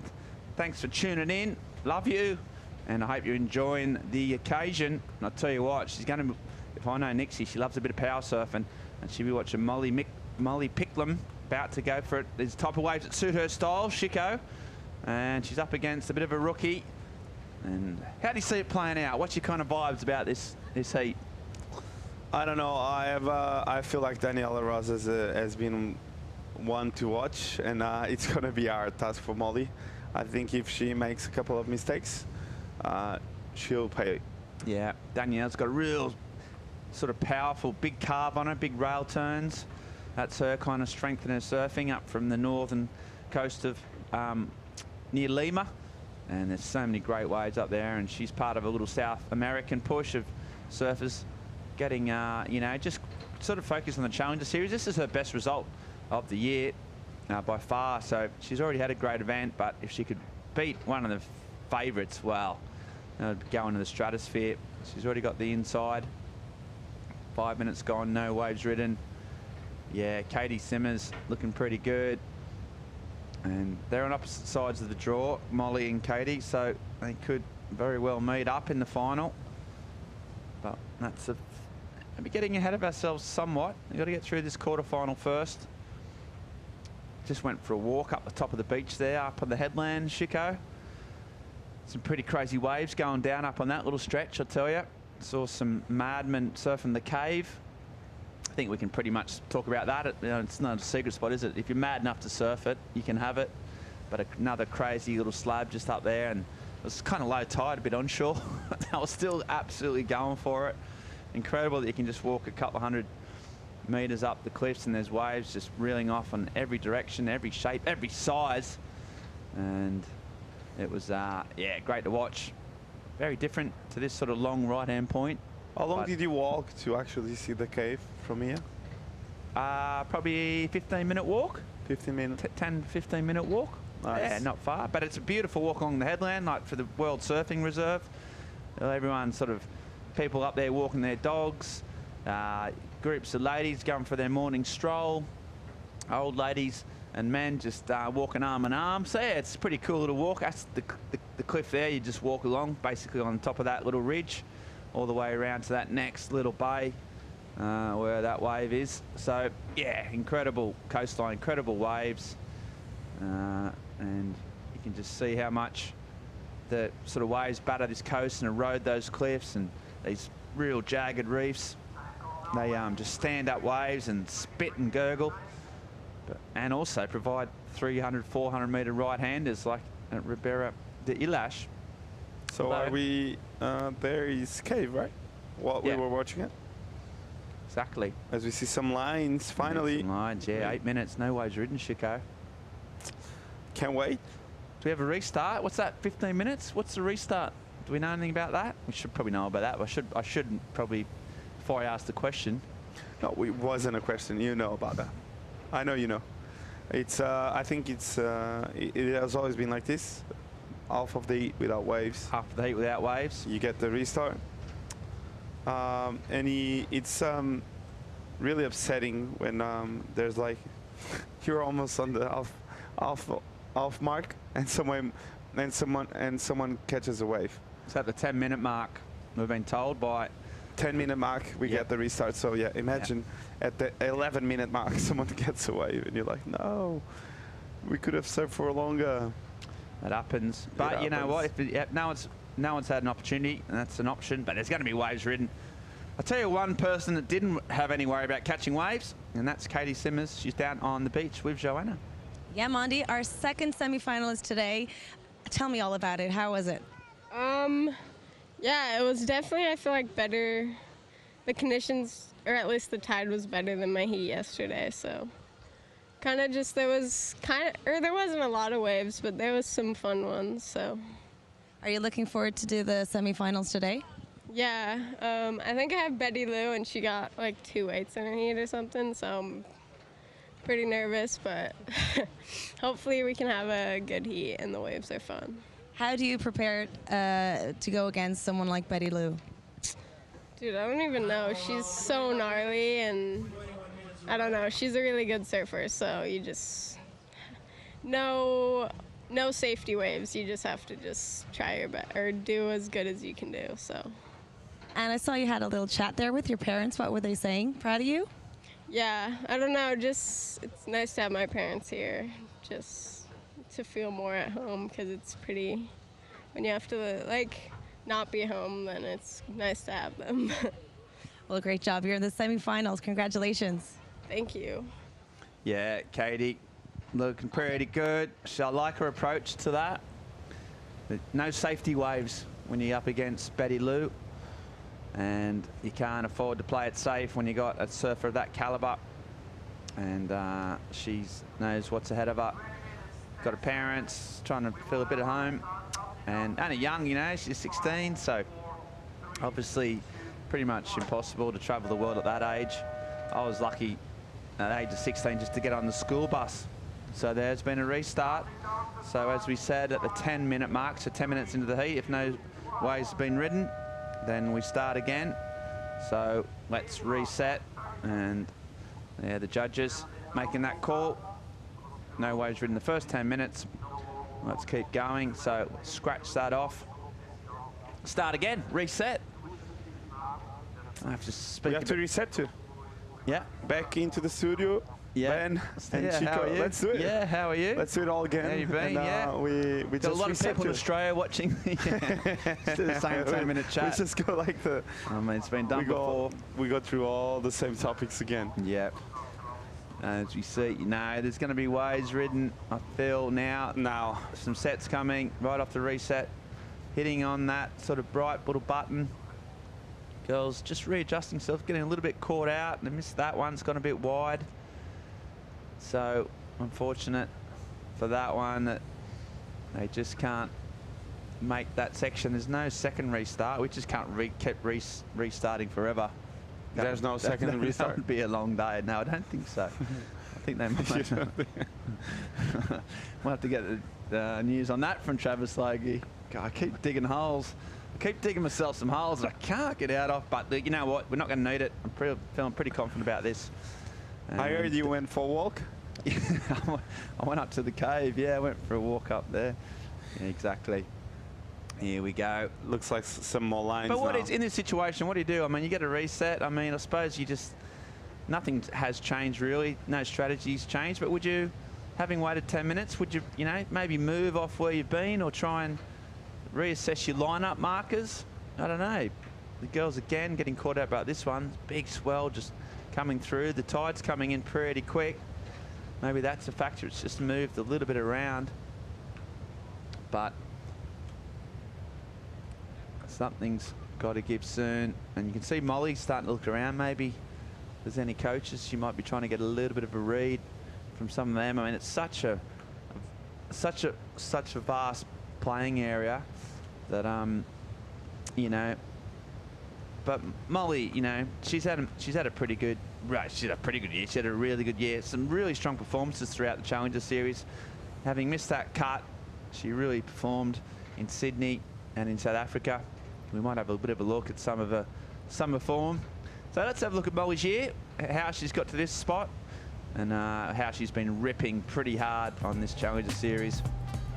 Here we are at Snapper, and this is a wave she knows really well. I just love her style, Chico. She throws so much spray. Yeah, you can tell she's really good when she has some open face and she can really surf rail to rail. She's really powerful, and the wrap she has is just amazing. She has a lot of technique, nice turn there, and yeah, she's been one of the standouts throughout the year. That was a win at Bolito, so that rocked her up the rankings. She's now second on the rankings, or actually up into first in the rankings, so it's going to come down to her and Caity potentially. So yeah, she's been really consistent, a lot of great results. And we said last year she got on the CT by courtesy of Caity Simmers electing not to go on because she felt she was too young and she wasn't ready, which was, I think that's a brilliant decision. But now she wants to do it on her own terms. If she can get one of these massive sets, that would help. I mean, I'm no expert about surfing, but riding waves tends to increase your chances of getting through a heat, and they've just been caught out again by these huge ones out the back, so really hard to sort of get your spot on the lineup. Molly just trying to get wide, and they just run through. She might even go this foam. She's going to go the foamy, maybe even as a redirection, or get herself on a different part of the reef, but no, she's up. So we're up and riding, and there's a bit of open face. We talk about those calves that she's got, so a little S-turn. Sometimes these foamy ones turn up. There's a big section, a little bit safe, but now she's got some green face to work with. Nice, smooth style. There's a wraparound. Hopefully she finished off with something big on the inside. That's a big section. She goes late, and because she went so late, she went down. It was a big, big section. She didn't hold back. Just a little bit late to the party, and because of that, sort of got stuck. But fair play, she went for it, and if she rode out of that, Chico Alves, she would have had a huge number. Well, I think you can see some stiffness on the start of this wave, just because they sat for so long, almost like too long. They were sitting too deep on the point, and this last turn, I think, was the angle of the. She was quite off the bottom, off the top, and the angle on the last section needs to be more lateral, so you can fly through that lip. And on that case, she went really off the bottom, off the top, and that last section is just really hard to do that. Yeah, so it's really vertical, and it's a lot of power, all that water right in front of those rocks. She came around. She would have got a big score, though, if she made it. So we saw, here she goes right through the lip. We saw Betty Lou, Sakura Johnson. That's a better angle of it. Oh, man, it's a big, big section. Meaty. And Molly goes down.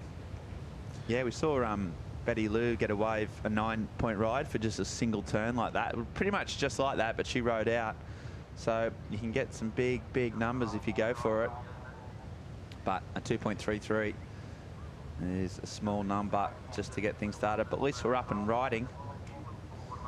And I don't know, but I feel like Danielle is sitting out of position bit the deep. whole time. Where do you think she should be?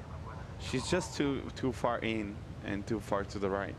Okay. I think with this tide, you can be further out because there's like some bigger sets rolling in, and you want to get on the wave early if you can, just because you have a lot more speed when you get the wave out the back instead of getting on the whitewash, and it's a lot easier to Yeah, to just see to not get caught inside. As you see, she's paddling outside. Like she's got caught again by 3 sets in a row. So if I was her coach, I'd be whistling so hard. Like seriously, I would be.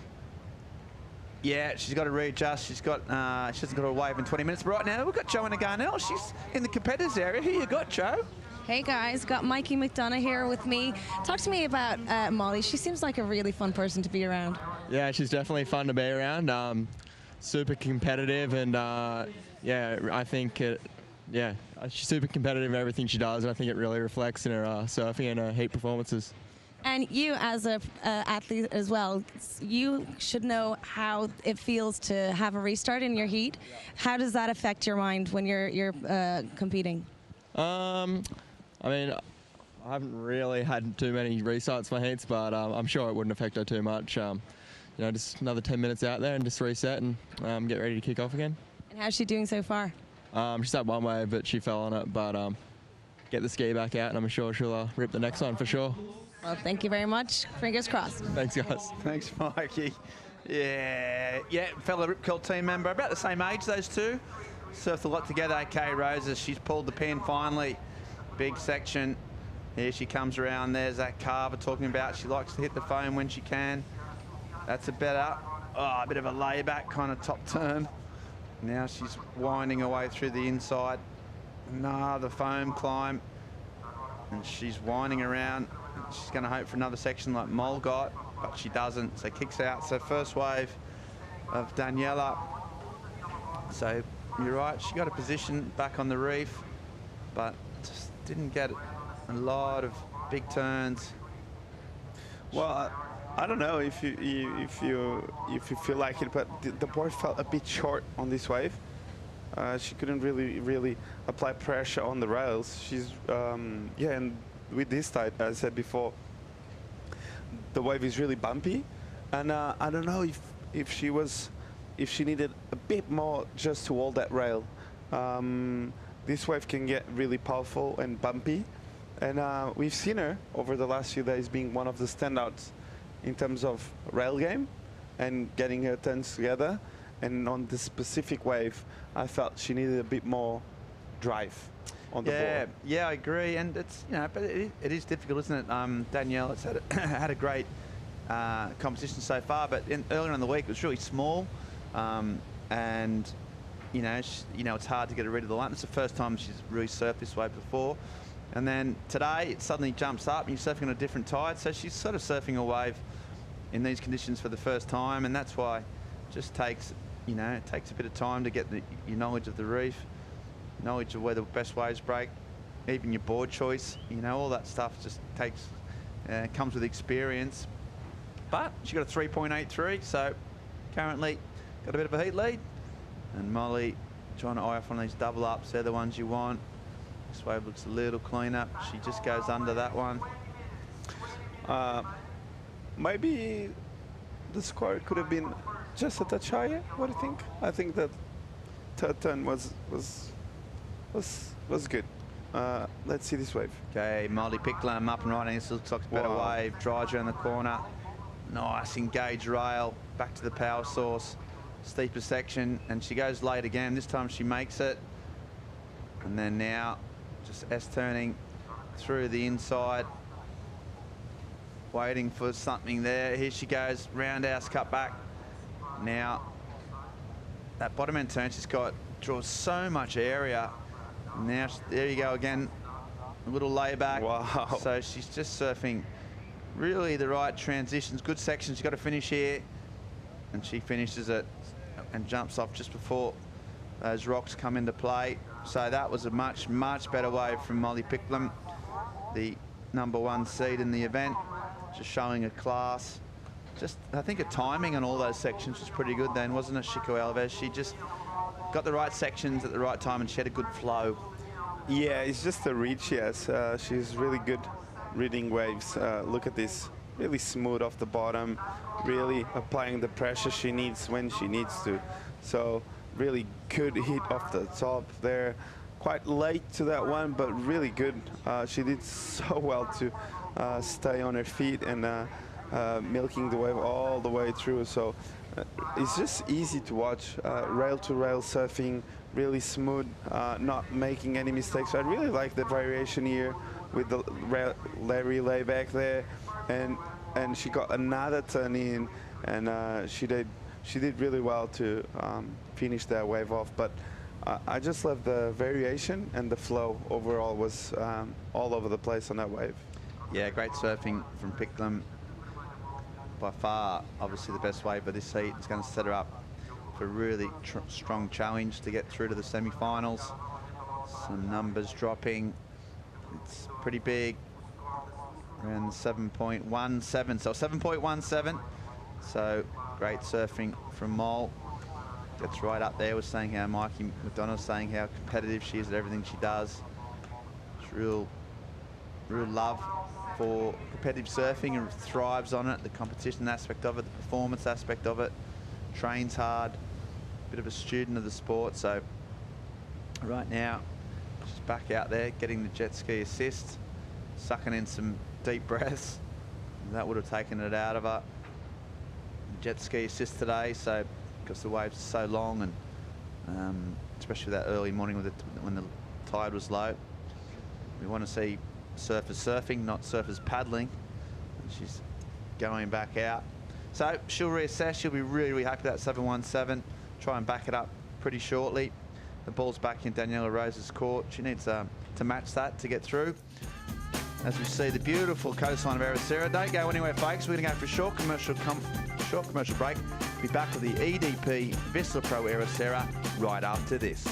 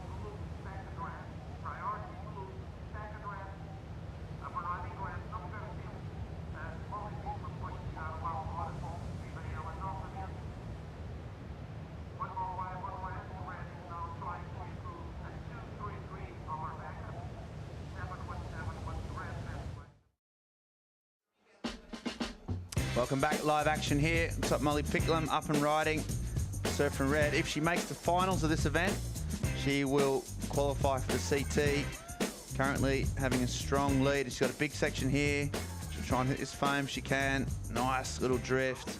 And kicks out. We'll see what she did out the back. I think Daniela Roses, the Peruvian there. She's live, so she's got a wave. Nice wave out the back. And there's that little trademark sort of drift to the hand. She's throughout the course of the event, she's always bounced back. Every time she gets put in a bit of a hole, she's had the ability to fight back. So she's really mentally tough, I think. Talk us through this wave. Well, this wave looked like a really good one from behind. Nice swooping carve there. Another one. The board, as I said before, was quite sleepy there. It was really not engaging the fins the way she wanted, but this carve a lot better all the way to the pocket, and a nice kind of a Larry layback there. So great wave for Daniela. I think it will be her best wave so far. And this was Molly on a really bumpy. Waimea. Yeah, massive. That was massive, and a lot of bumps on the wave. So a lot of hard work to keep those rails engaged. And yeah, I feel like Molly here, she's really looking to get that pack up as quick as possible. That's why she's milking this wave all the way through the inside. And yeah, she got the opportunity here on the inside, and yeah, doing just fine to finish that wave off. But a long wave, I don't think it's going to be an amazing score, as we see the jet skis going for a bit of a race now. Yeah, not a paddle battle, ski battle, but I think Molly finished off the first wave, so that's just her priority, unless Rose does something pretty special off the paddle. But yeah, I'll wait to see those scores. They might be fairly similar. They're sort of different waves, but Danielle didn't have quite the finish, but she had a few bigger calves out the back. So we'll see how she goes. Pretty important, that little exchange with sort of 12 minutes on the clock. We had a restart in this particular heat. So we'll just see what happens here. Molly, look at Rosa going for the paddle battle though, trying to get the priority potentially, at least get the inside. I think that I'll give it to Molly based on the fact that she got off the ski first. 12 minutes to go. The judges taking their time with that exchange. They know how important it is in the context of this heat and this event. So we're seeing now 12 minutes on the clock. If Roses can just get back in with a solid score, drop down that requirement, we could have a pretty good last 10 minutes on our hands.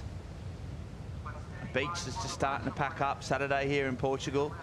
Saturday here in most places in the world, to be honest, but a busy day.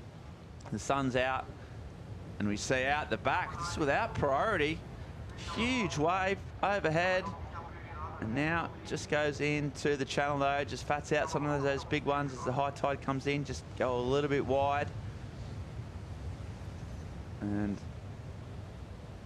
Molly, she held her ground, so that was a wise move not to go that wave. Didn't have any scoring potential on it. Scores coming in pretty similar as we predicted. A 5.27 for Roses and a 4.93. So that in that wash up, that means now Molly out in front. Courtesy of that 7.17, really, that's the difference. And Daniela netting a 6.84 with 11 minutes on the clock. So starting to warm up a bit, Chico Alves. Starting to warm up. Yeah, you can tell she's really competitive. She's a fearless competitor, and she really wants it. And well, Ben, we've got some swell today. Really have. Look at this.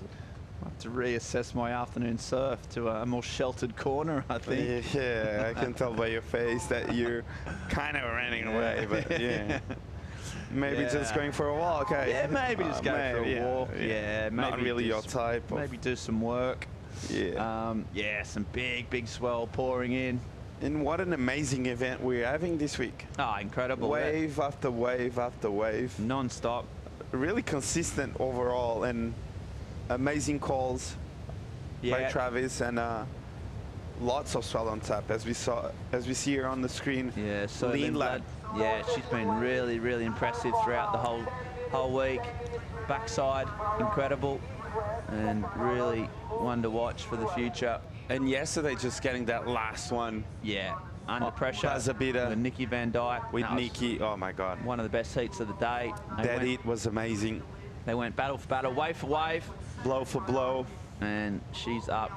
Tough heat though against Macy Callahan, one of the most experienced surfers in the field. CT surfer, also up there in the top 5 of the Challenger Series rankings. So it'll be a massive scalp if she can do that in the next heat. She'll be watching those big sets. One of the sole goofy footers left in the event. Not many, actually. She's the only one, I think. No, we've got more. We had Sarah Bum. Yeah, but yeah, she got knocked out, so she's gone. Faheen Fierro. She's gone. She's gone. So she's the sole remaining goofy left. Yeah. So see how that goes right now, though. Rhodes is sitting at 6.84. Molly, with priority, is being patient. She can afford to be. And Daniela just trying to get a bit of space away from a competitor.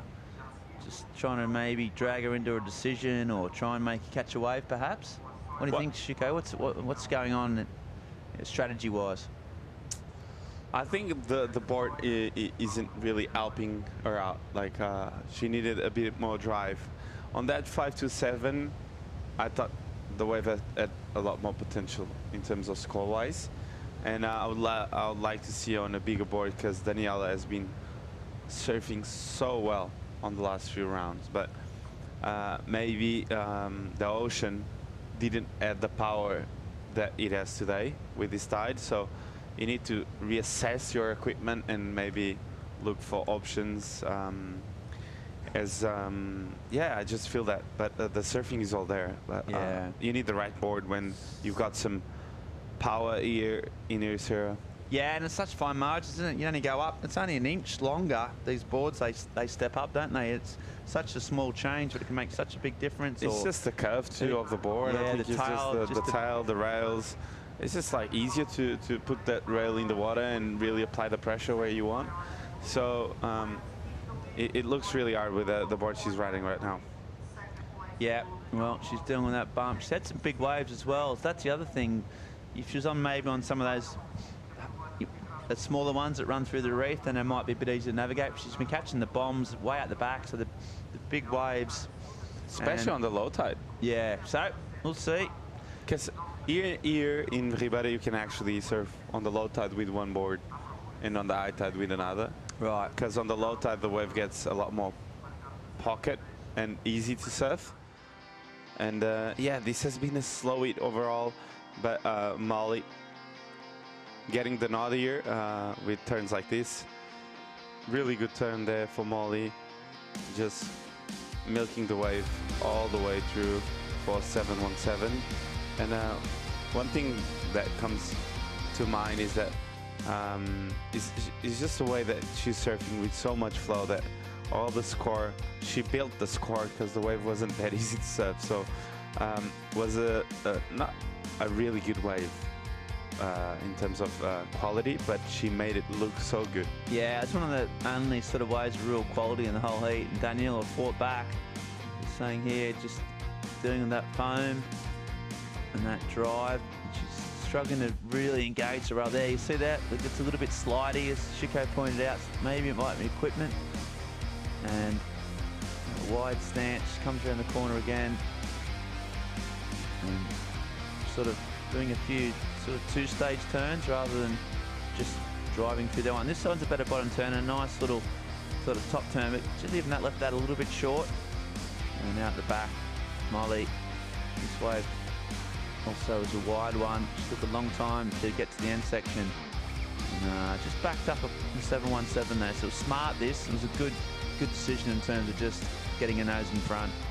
Yeah, it is. You can tell she's really smart. When I saw her paddling and taking this wave all the way to the inside, you could tell she was working on that backup. When you're that good and that smart competing, you just want to make heats. You don't really want to impress no one. Just build your scorehouse, make it happen, and as we see Daniela on a good-looking wave. Yeah, live action. So without priority, she's snaffled this under the nose of Picklum.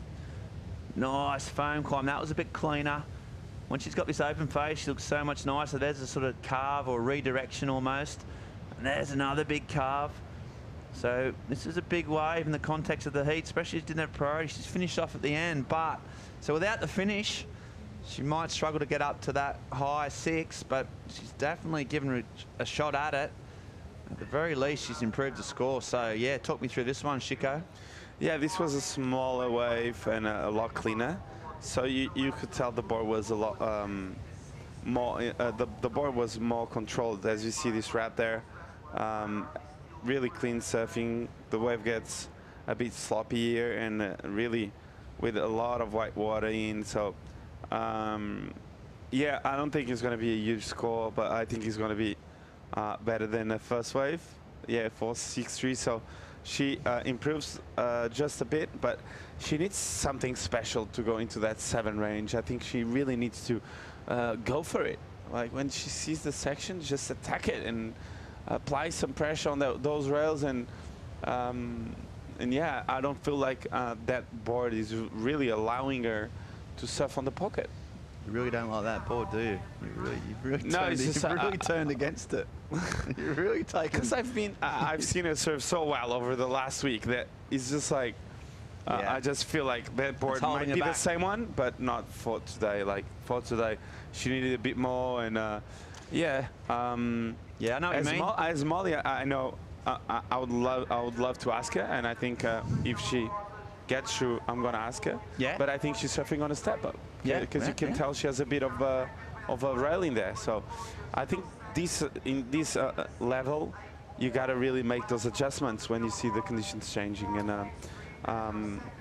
and yeah, it's just like she got the waves, but was really hard to surf for. Yeah, I get your picture. So she still needs that 6.84. Her position hasn't changed.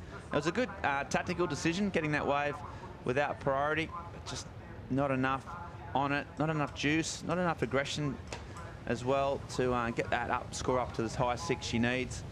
With the jet ski though, she's straight back out there. So she's got she's got another potential chance. Molly holding her ground. As we said, if she gets through this, she's in the semi-final, and then she gets through one more heat, she's qualified for the CT. So that'd be huge. A huge day here potentially in Portugal for a lot of surfers, a lot of guys and girls on the cusp of their 2022 goals and dreams being realised. And we saw Molly there up in first, but Danielle Rosa, she's had a great. I mean, if she doesn't get through this heat, she still has already climbed 26 spots up the rankings to 21 from 46. So she's already had an incredible event, no matter what happens. And with 9 seconds on the clock, she's still got the chance to potentially make it even better. So yeah, no matter what happens here, should be and will be really proud of herself.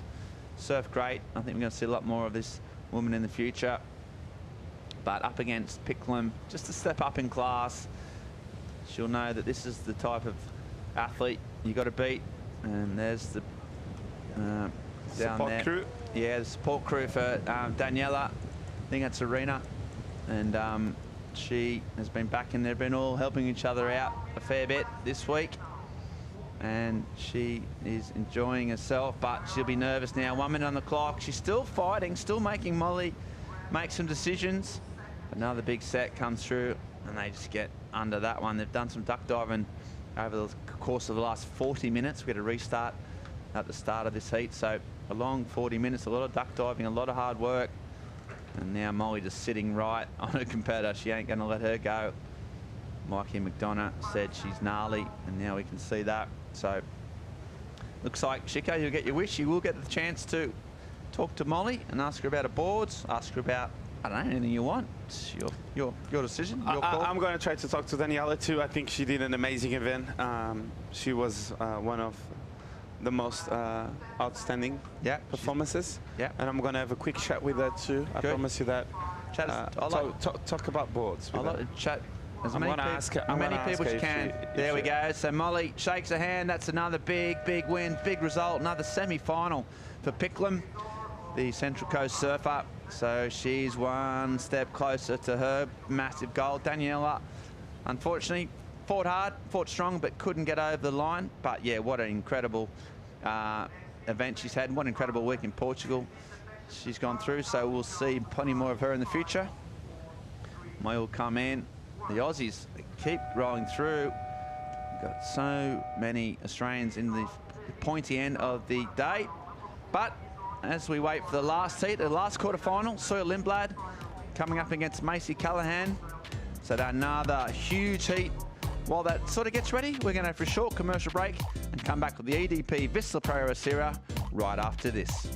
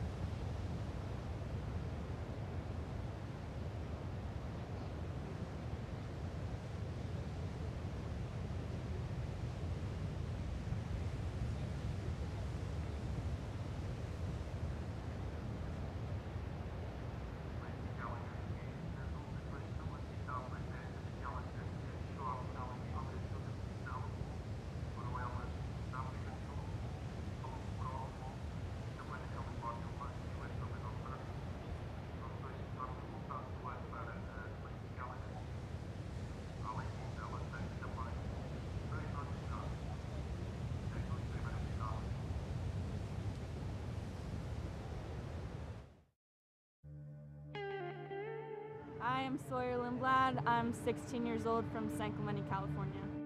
Surfing is my passion and I love to do it, and if I was doing it as my passion and my job, it would be amazing. It's my goal to be on the championship tour and surf against the best girls in the world and hopefully win a world title someday.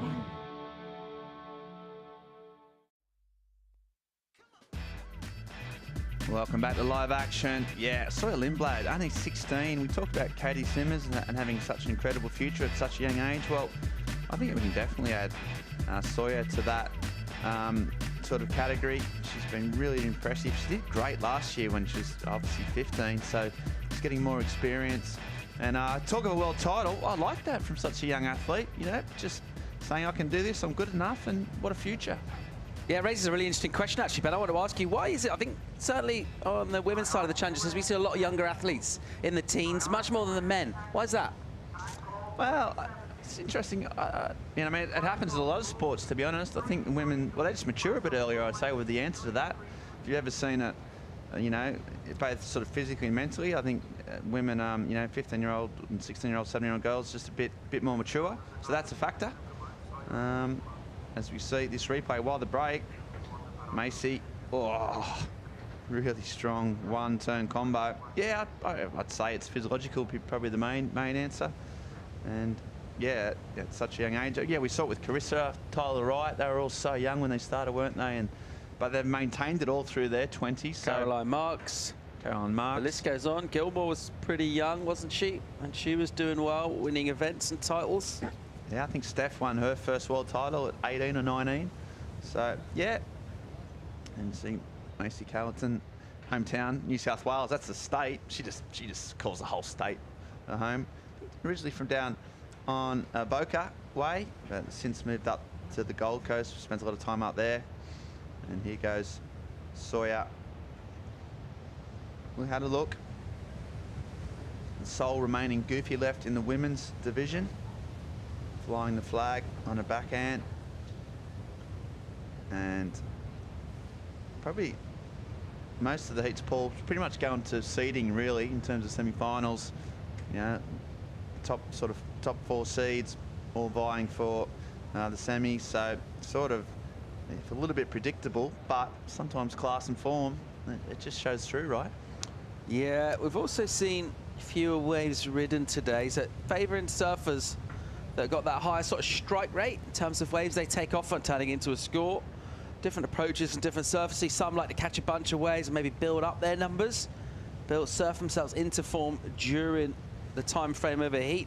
It's not really been that sort of opportunity today. We've seen several heats go down with surfers catching maybe 3 to 5 waves tops. It's been a bit of a theme throughout the day, so it's certainly those higher strike rate surfers who are good and consistent and able to post scores. Yeah, and someone that did post a few scores, big 7, was Molly Picklum. She's down there on the beach with Chico Alves. Yeah, boys, Molly, great to have you here. So you had the restart, and then you had a wave, and you felt at the end, how do you reset your mind into the heat?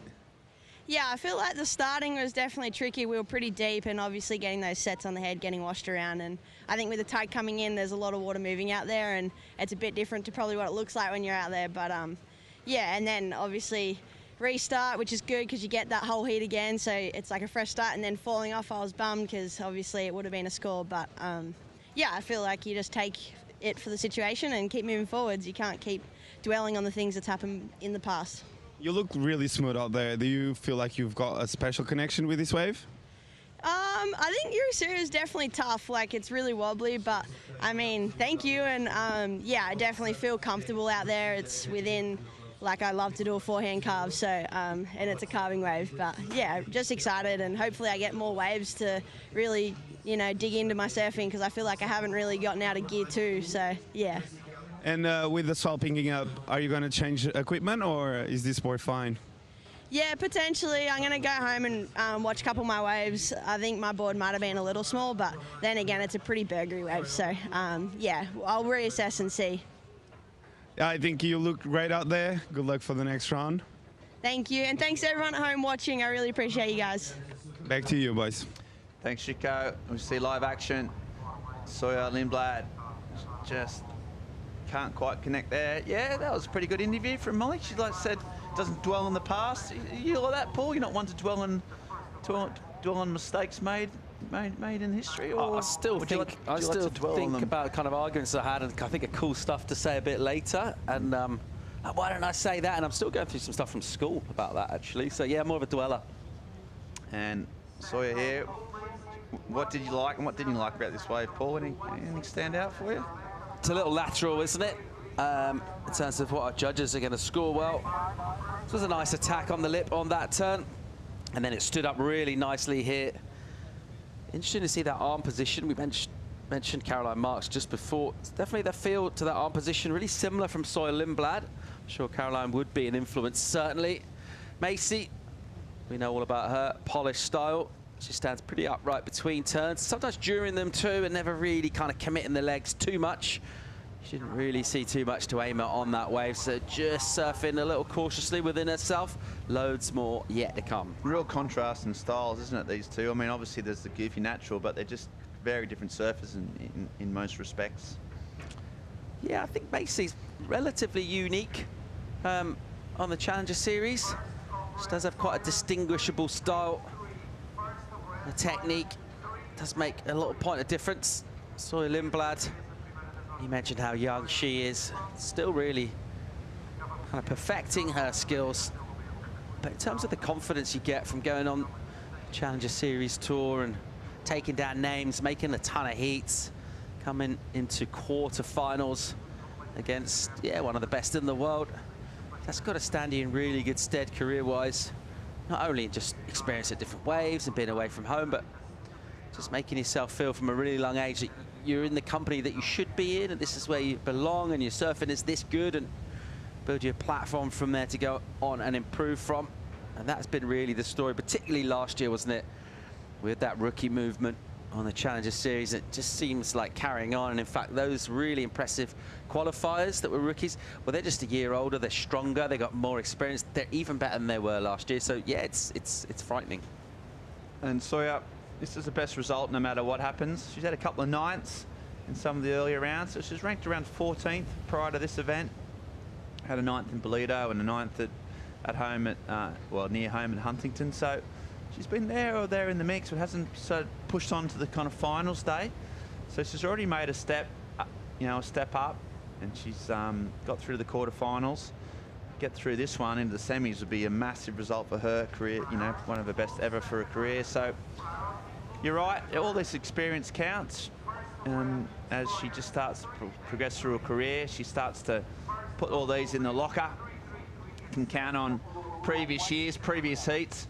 And at 16, she's learning so much. There's a lot to take in, though, isn't it? A lot of stimuli. Just turning up to these places for the first time and working out the basics of travelling around the world. I know she's got a good sort of support crew, and I think her parents are pretty pivotal. But there's a lot to take in for a 16-year-old as you travel the world and try and put your heats together. Yeah, definitely. And a lot of downtime as well between the actual heats you surf. Generally speaking, our competitors don't like to spend 10 hours down the beach all day, get a bit drained out the contest site, so they'll be away. And think about the actual amount of hours you spend in heats or preparing for them in, what have we got, a 9-day event window here. There's a lot of time in between, really.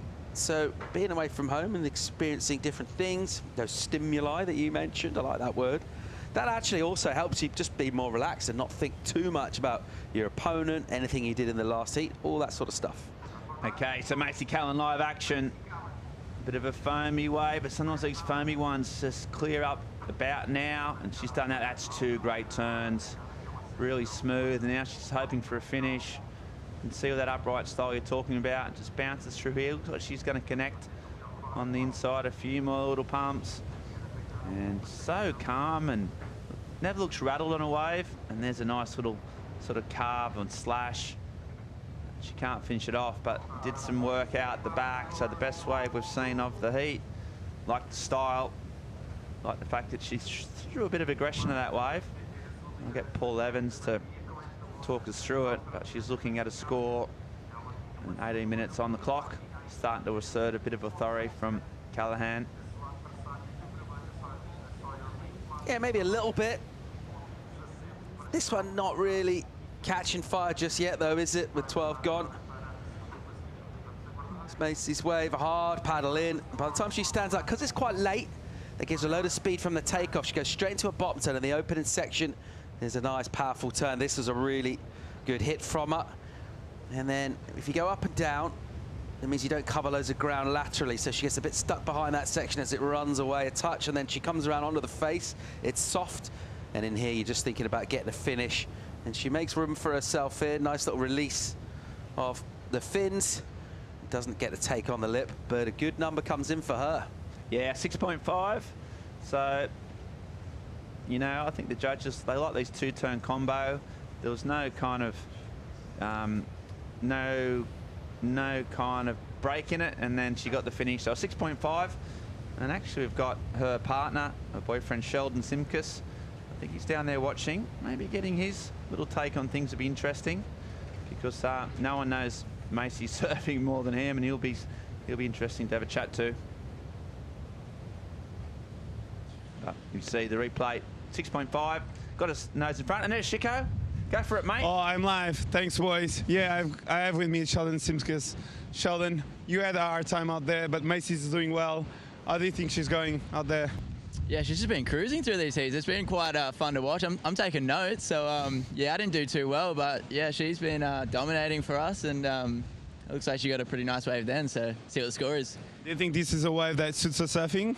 Yeah, for sure. I mean, the waves we surf most days at home are, you know, similar in a way, so yeah, she's having fun and she's relaxed, and you know, there's only a few more events to go now, and she's on her way to another good result now, so it's all positive. Have you been guys surfing around Portugal, or only focus on the comp? Yeah, we started here when there was a bit of swell, and we worked our way up the coast and surfed some other waves and explored. We love it here. Like the waves are so fun, so a lot of fun waves, and yeah, good times. Great. It's really good to have you both here, and good luck on this heat. Thank you. Yeah, cheers. Back to you, boys. Thanks, Chico. Good work. Like Sheldon, like his style. He won the event in Snapper himself. Great hat. Great hat. Just saying, I bet Logie right now is spitting feathers, Filthy. thinking, why didn't I bring the little, what do you call that flap, the neck flap? The back flap? Yeah, what's that? That's the Aussie kind of school kid hat, isn't it? You have to wear that at some schools. We used to call it the Foreign Legion, because that's what the Foreign Legion used to wear, those sort of sun. Yeah, protects you on the back, pretty important in terms of getting that sun off the back of your neck, which is a danger zone for yeah, sun damage. Yeah, like the hat. I like the way he speaks. He's articulate. He's handsome. He's got a lot of things going on for him. He won the event, the first Challenger Series himself.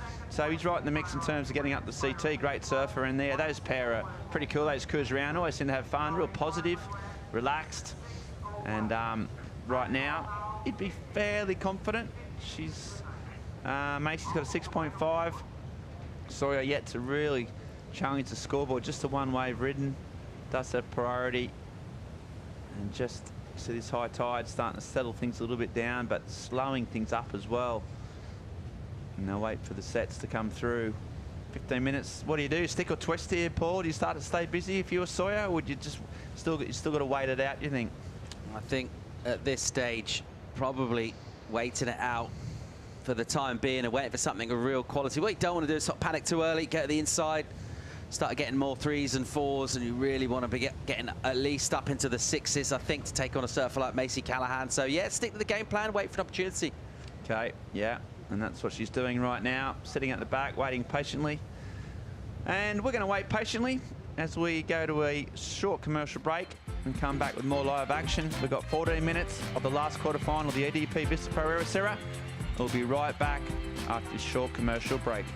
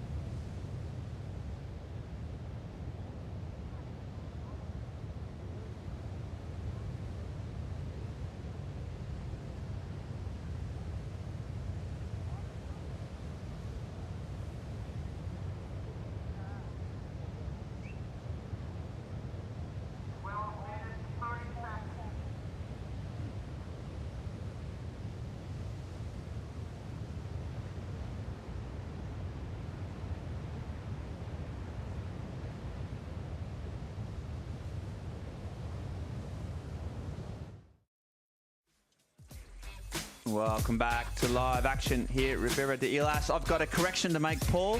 Not for the first time I've been mistaken. Sheldon Simkus didn't win the event at Snapper. He did make the final.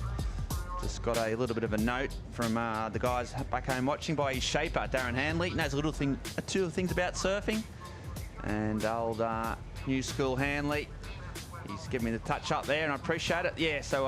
How many more chances do you reckon you'll get before you sort of get the flick? Making errors like that on air, Ben? Well, I mean, I'm constantly amazed. Every time I turn up for a heat, I'm expecting the tap on the shoulder. Yeah. Or the big hook. But for some reason... Get back to your room, you just find all your stuff's been packed, your bags are ready, and there's a shuttle waiting to take you to the airport. Monday's been sent home. My general charisma and general sort of, I think handsomeness helps, and it does sort of cover up a few of the cracks, Paul. And right now, Macy Callahan just sitting patiently. Two of these girls have a bit of a wait since that last wave. Only 4 waves ridden the whole heat, and 10 minutes to go. A bit slow. This is when you are 16. This is a bit of a test, isn't it? You know, you're in the quarterfinal. You've got one wave. It wasn't a particularly high-scoring one. You got 10 minutes to make or break, and you got priority. You got a lot of decisions to make. Without meaning to dwell on our previous point, you did have that one incident yesterday up in the VIP area. And a bit of a beef about an ice cream, Ben. Ice cream gate. People haven't come back from that sort of thing, but you seem to be doing all right. You're still alive. Yeah, still here, still fighting, still in the heat. As I say, I'm not one to dwell on the past. I'm always look to the future. Sometimes I see obstacles as opportunities, Paul. And that's the way I try to go about things. Here goes Sawyer. She's looking for an opportunity. She's going to pull the trigger.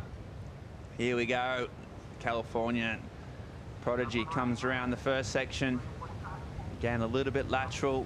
Just not getting those steep sections. Hopes to line up. That's a bit more like it, a bit more spray. She does generate a lot of spray. A bit of a steeper section there. Had to wait a long time for it. And because she waited so long for it, she had to jam it. She goes down and hear the groans of the crowd. So the young Californian just struggling to showcase her real potential here.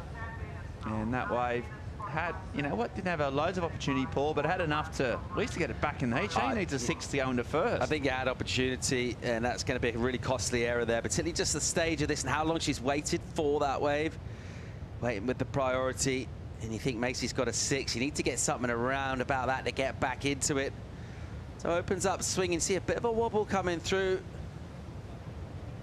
I like the way she held the bottom turn for a long time, waiting for it to stand up, but just maybe a couple of pumps too many and just changed the angle. She had to come from kind of a flat line off the bottom and suddenly steepen up. And in doing so, this wave at Ribera does have those creases in it and those wobbles that suddenly go soft. And she'll go incomplete on what would be for her a fairly routine backhand hit. She'll try and get back on the jet. Macy Callahan will have priority and the lead. And, well, she's getting on the ski. Looking at that clock, by the time she gets back in the lineup, 8 minutes at best to try and chase numbers. Yeah, it's disappointing. That wave definitely had a lot of points on it, potentially. And you can see she looks a little bit disappointed just by her body language. But jet ski sister out there in quick time. And as we said before, she doesn't need a huge number. Macy holding the cards at the moment, but only got a 9.83 heat total, so no way she'll be happy with that. And trying to back up that 6.5. But they're the small errors that you learn as you get through these, you know, especially at these pointy end of the events. You can't, most errors get punished at this level. And to be fair to Sawyer, she hasn't made many throughout the course of the event. Just unfortunate there, she just came unstuck. See if you can wash it off, get on with it, reassess. See if she can get through to semi-final. As you said, this is so far her best result. She's had a lot of nights. She was in 14. She's going to go up the rankings. She's still got two events to come, so she'll be in the mix. And if not this year, I'd really expect her next year to make a big push on the Challengers Series. Yeah, well, we've seen that in the past, haven't we? I mean, in theory, it's possible to get on the Challengers and qualify, but often, even though you need to do it within the confines of one season, it's actually a case of probably a couple of seasons of going to these venues and getting versed in how the waves work, how the scoring, all of that sort of thing. Where the best pizza restaurants are. Getting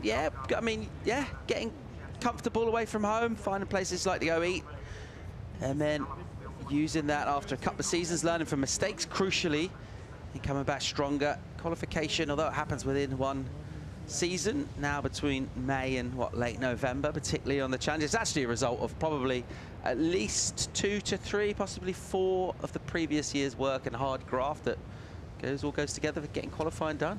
Yeah, well, if you look both ratings in the Challenger Series, there's no rookies in there, put it that way, is there? So there's no one that have just come on and just blasted their way through. So yeah, it's a pretty steep learning curve. Sawyer's just on the start of it, and she'll come back if she even can't get through this, but she's not done. She's still having another crack, so she's gone deep. Oh, sorry, Macy also on the inside. This is using a priority. I'm not sure that's a particularly good decision. We talk about experience and making good decisions. That was a poor one. And Macy is now back out there. We'll have a look at a tightly bunched heat. We'll see how we got there. Paul Evans talks us through the heat recap. Yeah, Macy early on. This was 3-3-3. Look at the style. Just effortless, getting the speed and swooping hard. It was just that one turn, really. Kicks the board away and building up a number early on. This is a reasonable start here for Lindblad. She's got a 3-8-3 for this. Again, a bit wobbly through the mid part of the wave. She shows patience off the bottom. And a couple of nice snaps up into the lip from her. Good enough for 3-8-3. And from that point, it was pretty evenly matched. And then this was a really significant moment. Macy Callahan getting this solid number here. The 6-5 for this. She makes it look pretty easy. This stage of the wave, you're thinking, okay, she might be done here. And then gets a big bonus with the inside runner. And Macy is smart enough to be in exactly the sweet spot when it does stand up. Sets up with this one, little release. And that'll finish off a good wave for her. 6-5 is the reward from the panel. And a pretty big number in the context of this heat, because other than that, there's nothing really any good to talk about. No one's threatened a 4 other than that wave from Macy. And once again, it's been a wave with just a heat with just 6 waves ridden so far. There's not a lot of action to talk about. It's all about getting through to the semi-final at the moment. It looks like could be an all-Australian second semi. Molly Picklum awaits the winner of this one. Yeah, potentially, although Macy's just opened the door. And Sawyer here is going to try and shut it. Oh, and a late takeoff. So just as we were saying about that potential and experience, a late takeoff, a big wave, and she just comes unstuck. Not a good wave choice. Callahan pounced immediately. This could have been the wave Sawyer could have got if she just stayed patient. Instead, she's given it to her opponent. I don't think she's going to waste this chance. There's 2 big turns out the back. And now she's just staying calm. This is a bit more like it from Mace. She just waits for the inside. If she gets another section, she's going to make Sawyer's job really, really difficult. A wasted priority from Sawyer. And Macy pounced. Not massive score, but just trying to improve on a 3.33. So making life a little bit more difficult for a young opponent. Yeah, Macy trying to improve on a 3-3-3. The thing about Ribera is you don't really get a chance to surf to the score, particularly. You kind of just got to surf the sections on offer. Macy sees this steep out the back. There's not really a lot else she can kind of do here, so she's just using the rail, clean carving and snapping. You can't really try and force a score, particularly on waves like this. You kind of got to go with the flow. And a surfer that does have that sort of skill set and that general vibe about surfing, particularly the flow, is Macy Callahan. And that's what she does there. Let's see if she improves. I reckon she's got a decent chance. It was just the 1 turn, wasn't it, for the 3-3-3. She's got a couple of them here in combo.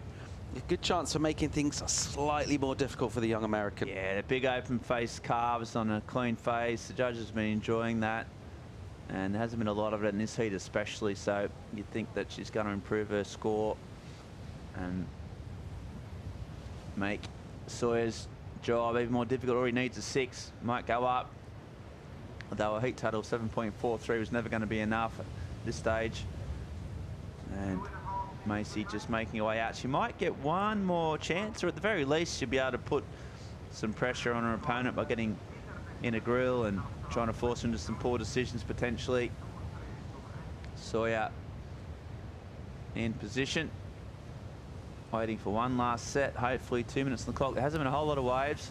There's Sheldon with the Foreign Legion hat that Paul likes so much, the runner-up at Snapper Rocks, and really talented surfer in his own right. And here goes Sawyer. She doesn't know what she needs. That might be a good thing. Paul talking about not surfing to the score. He's got to surf the wave. First wave, a little bit turn, a little bit sort of flat, and then she comes around the corner here. She has to go big. That's a better turn from Lindblad. And now she's going to need something pretty big. She needs an 8.34. She doesn't know that right now. She needs a massive score. And this wave so far isn't going to provide it. And that's going to be her last throw up the dice. That's not going to be an 8. You can tell by the body language. Callahan will be up against Picklum, the All-Aussie semi-final. Australians having a great run through this event. Probably taken out the nation's points title, if such a thing existed. I think got 5 guys in the quarters, and now 2 in the semis of the women. And there goes mate. I mean, Sawyer's still trying. She's going to run out of time though. 1 minute to go, but this wave just probably showed glimpses of what she can do, Paul, but just never had enough juice on it.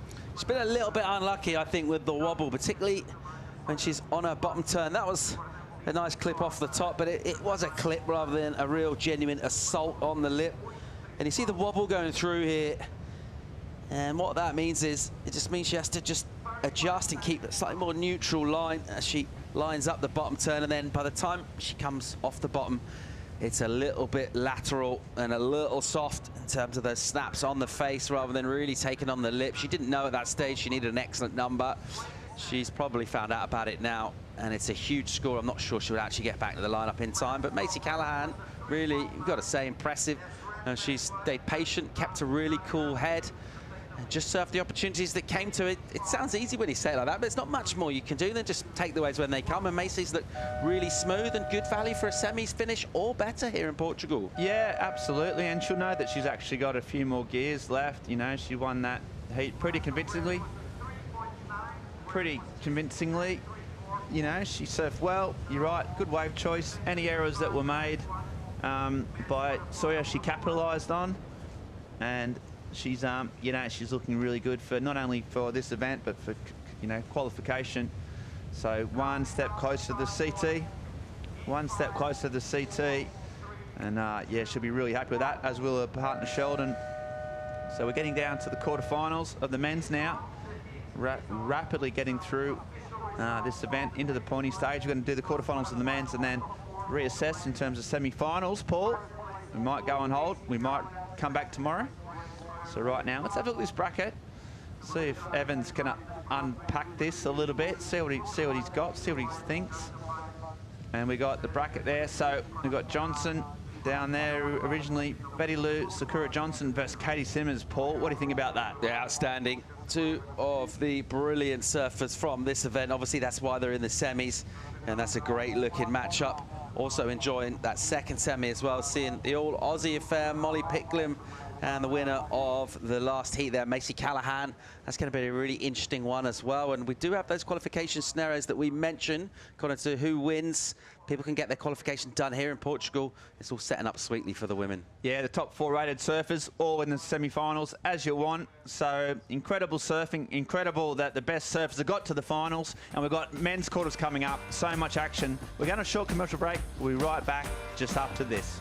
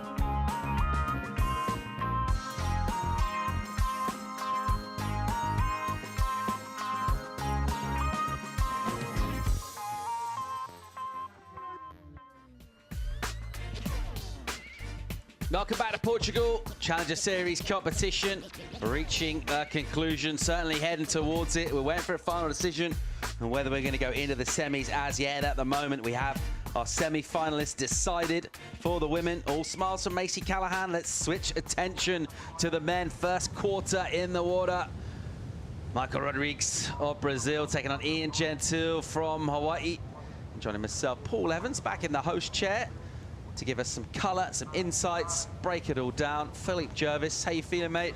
I'm good. Had a little of a break. My family came down. My parents are here. My daughter-in-law is here as well. So it has been pretty fun. The waves are good. The girls have been ripping, and I'm pretty psyched for this one. These sort of conditions, mate, we're, gone past that mid-tide there or thereabouts. Still some solid walls out there for these surfers to attack. Here goes Gentile into business already. There's that snap trademark off the tail. And again, we've seen that turn a few times.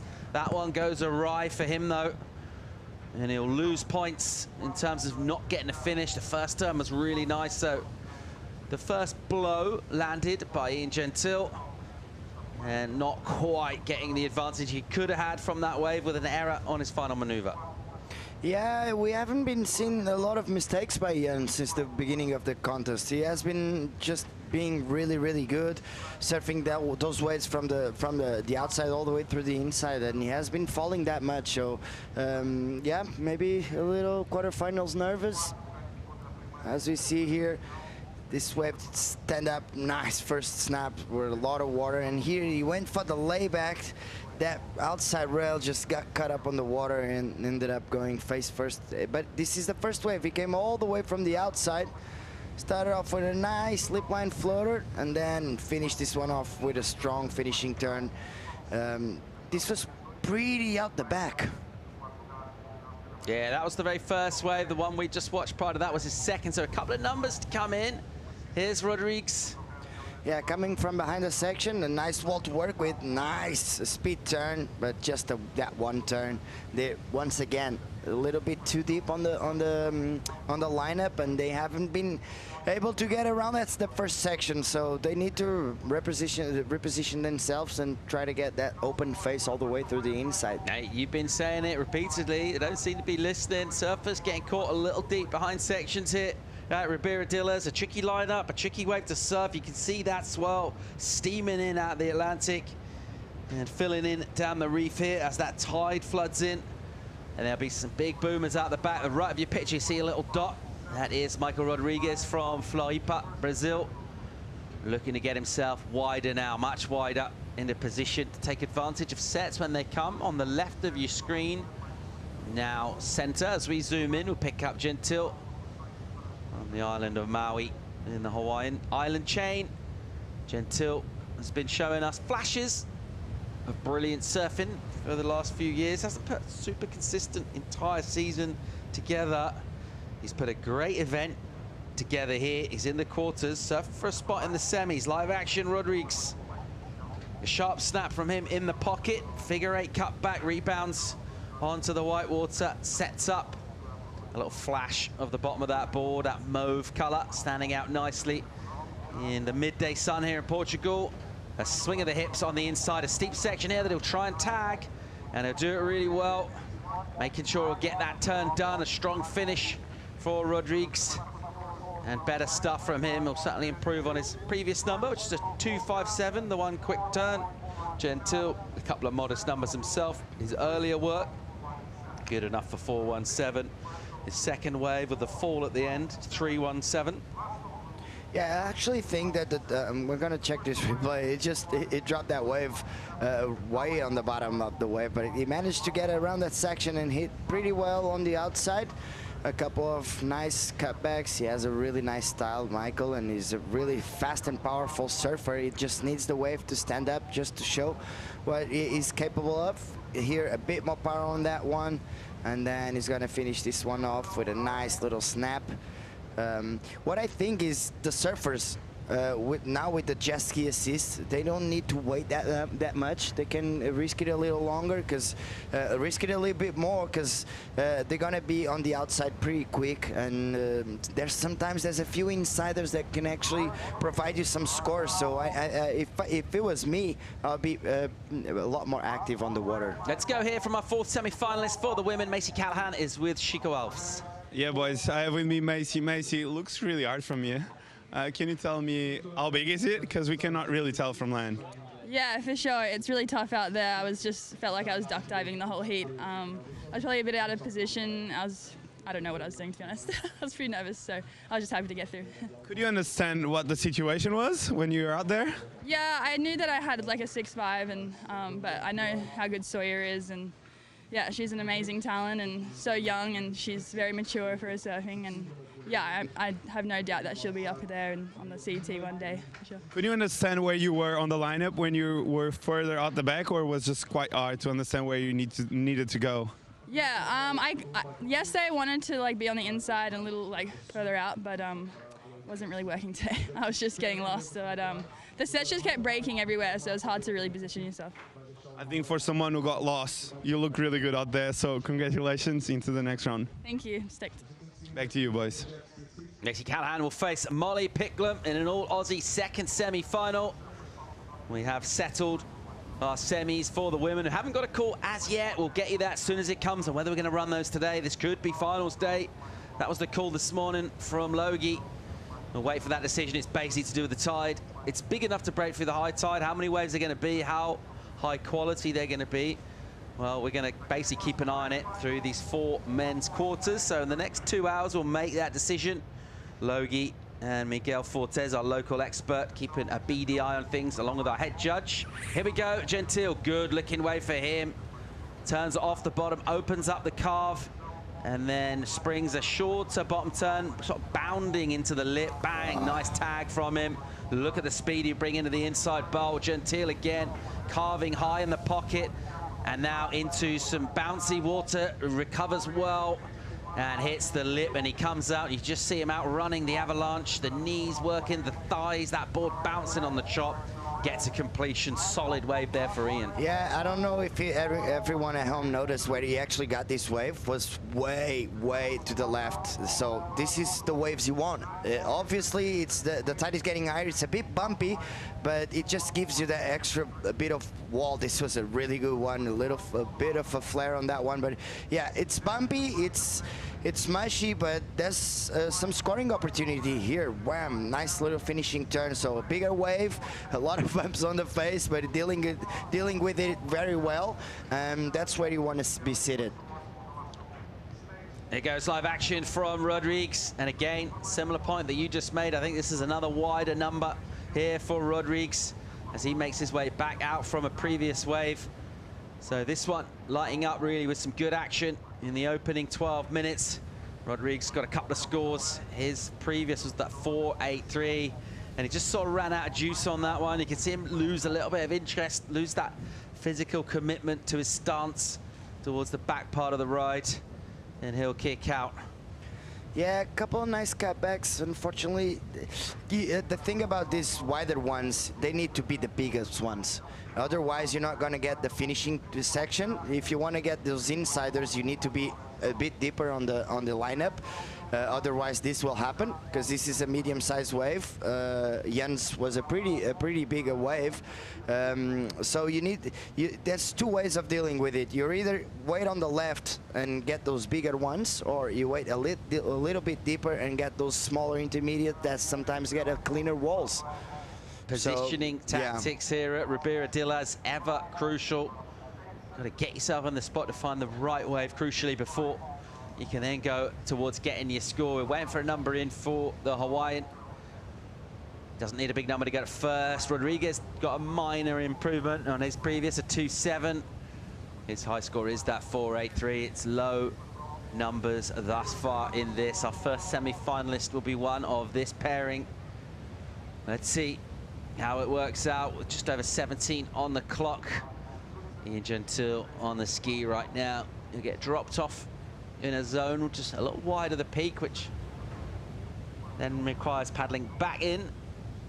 And a good number in for him. Gentile jumps to first, crucially with a solid score that is a good chance of hanging on to at the end of the heat. 7-1-7 in for him. That bigger wave, tricky to surf.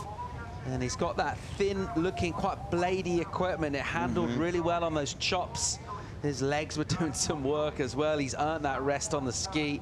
And he'll still be feeling it a bit as he strokes back into the lineup. But 7-1-7 is a good number to throw in our first quarterfinal. Oh, definitely. Very good number. He just got that one a little wider. It was a bumpy one, as you said, but his equipment, he has been on point since day one. Yes, I don't know if he's surfing with the same board that he was on the smaller day, but very good surfing by Ian. Picking up prio here as well is Ian Gentile. Rodriguez with a smaller wave that only put him halfway down the reef. To pick up a ski, you need to go all the way down towards that next cove, Alibabas.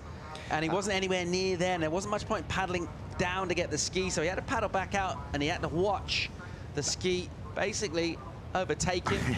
And Ian Gentile get into the lineup and get first priority, so pretty crucial that. Let's see how this works out. Yeah, I was wondering what the judges will do with the priorities on that situation, but now I understand. So this because of Michael getting on an insider, and it was the last one on a wave. Yeah, we have a pickup zone essentially for the skis down at the end of the reef, but quite wide, and you do have to make it over there yourself. They're not coming in to pick you up. There's no rescuing going on after a ride, so you do need to actually paddle down to the pickup zone.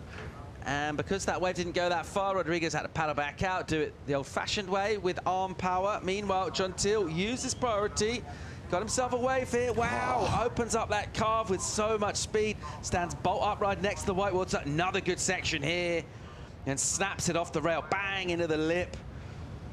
And then fall out of the lip, and again, just tagging it relentless here from Gentile. It's smooth and it's sharp. He's aggressive when he needs to be. He's smooth with a light touch as well when it requires a little more finesse. It's a pretty complete package. Drops a hammer on the inside as well. The layback jam to finish. Gets out and makes sure he gets to completion. Immediate reply. Whoa, huge turn there from Rodriguez. He must have got something else done as well prior to that, because the little fist pump went in. Unlikely just from that one turn to be showing that much determined elation at the end of a ride. So Rodriguez, let's see what he's got by way of a reply. Here's his wave from out the back. Yeah, it came from behind the section, and that sometimes just gives you that extra positioning on the wave. Nice first carve, waiting for the wave to stand up. Now another better. This one was a bit better by Michael, and he's gonna do one more setup turn, waiting for the wave to stand up, and he hits it really strong on that one. So he was happy with that one. A couple of really nice carvings out the back, and then a finishing turn. Yeah, a hard finish, but just seeing that wave immediately after this one, you can't help but make the comparison. This one just kept roping. Yeah, and it actually got a wall from the outside all the way through the inside, and some really, really sharp turns by Ian. Just he's so in tune with the wave. He gets the rhythm, he gets the flow. It has been absolutely incredible to see him surf since day one, and he's gonna finish this one off. He didn't have a lot of momentum, so he need to mix it up a little. A bit of a slash layback there, because he didn't have a lot of speed to go and hit it really strong. So he improvised very well there. I'm gonna be pretty interested. It's gonna be pretty interesting to see how these scores come out. Yeah, Rodriguez from deep, linking together the turns with power and with speed throughout. Smaller wave, was a bit smoother on the face though. Interesting numbers to come in from our panel. Right now it's Gentile with the advantage in this.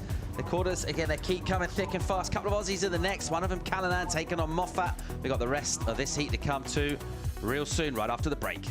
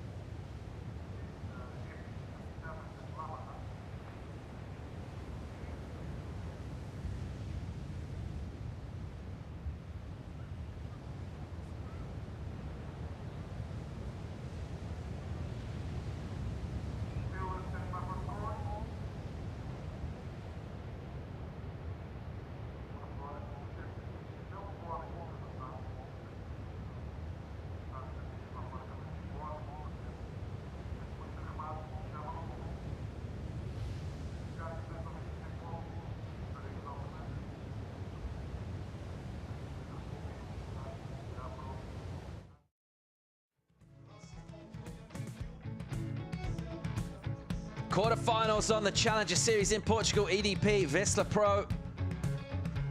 And we're watching two surfers go at it out in the water. Good numbers in. Under 11 minutes in this one. In blue, left of your shot, Ian Gentile out of Maui, Hawaii. 7.73 his previous wave. Two judges went as high as an 8, thought it was excellent. Averages out as 7.73. He's already got a 7.17 on the board, locked in. A big total, 14.9 for Ian. And trying to get past that number. With CT experience, the outstanding Michael Rodrigues. He's got a bit of work to do here. He's going to get a score in shortly. At the moment, he needs a combo. He'll break that combo with his score. But he's still going to be looking at putting something up in that good, very good range or excellent to get up into first place. Get into our first semi-final. A chance to take on either Ryan Callanan or Dylan Moffat. 10 minutes remaining in this. Gentile waits much wider on the reef here. And he might even get a shot. He's going to spin. Here goes Ian Gentile. We'll watch from the drone on the takeoff. He'll just fade the bottom turn. Holds the rail and then snaps one hard on a soft section. He's going really, really fast. The wave just kind of stops almost, and so does he. And without priority, he can afford to speculate, keep surfing. I don't mind it as a tactic at all. A bit of throwaway number for him. 6.93 in for Rodrigues, which brings him closer, much closer. He's broken the combo, but he needs to go real near the excellent range right now. He'll need a wave in the next 9 minutes and 15. Very close to an 8, 7.97 or better for this guy. We know he's got that surfing in him. And let's see if his cage has been rattled here, because it's not had just quite the waves that Gentile's had.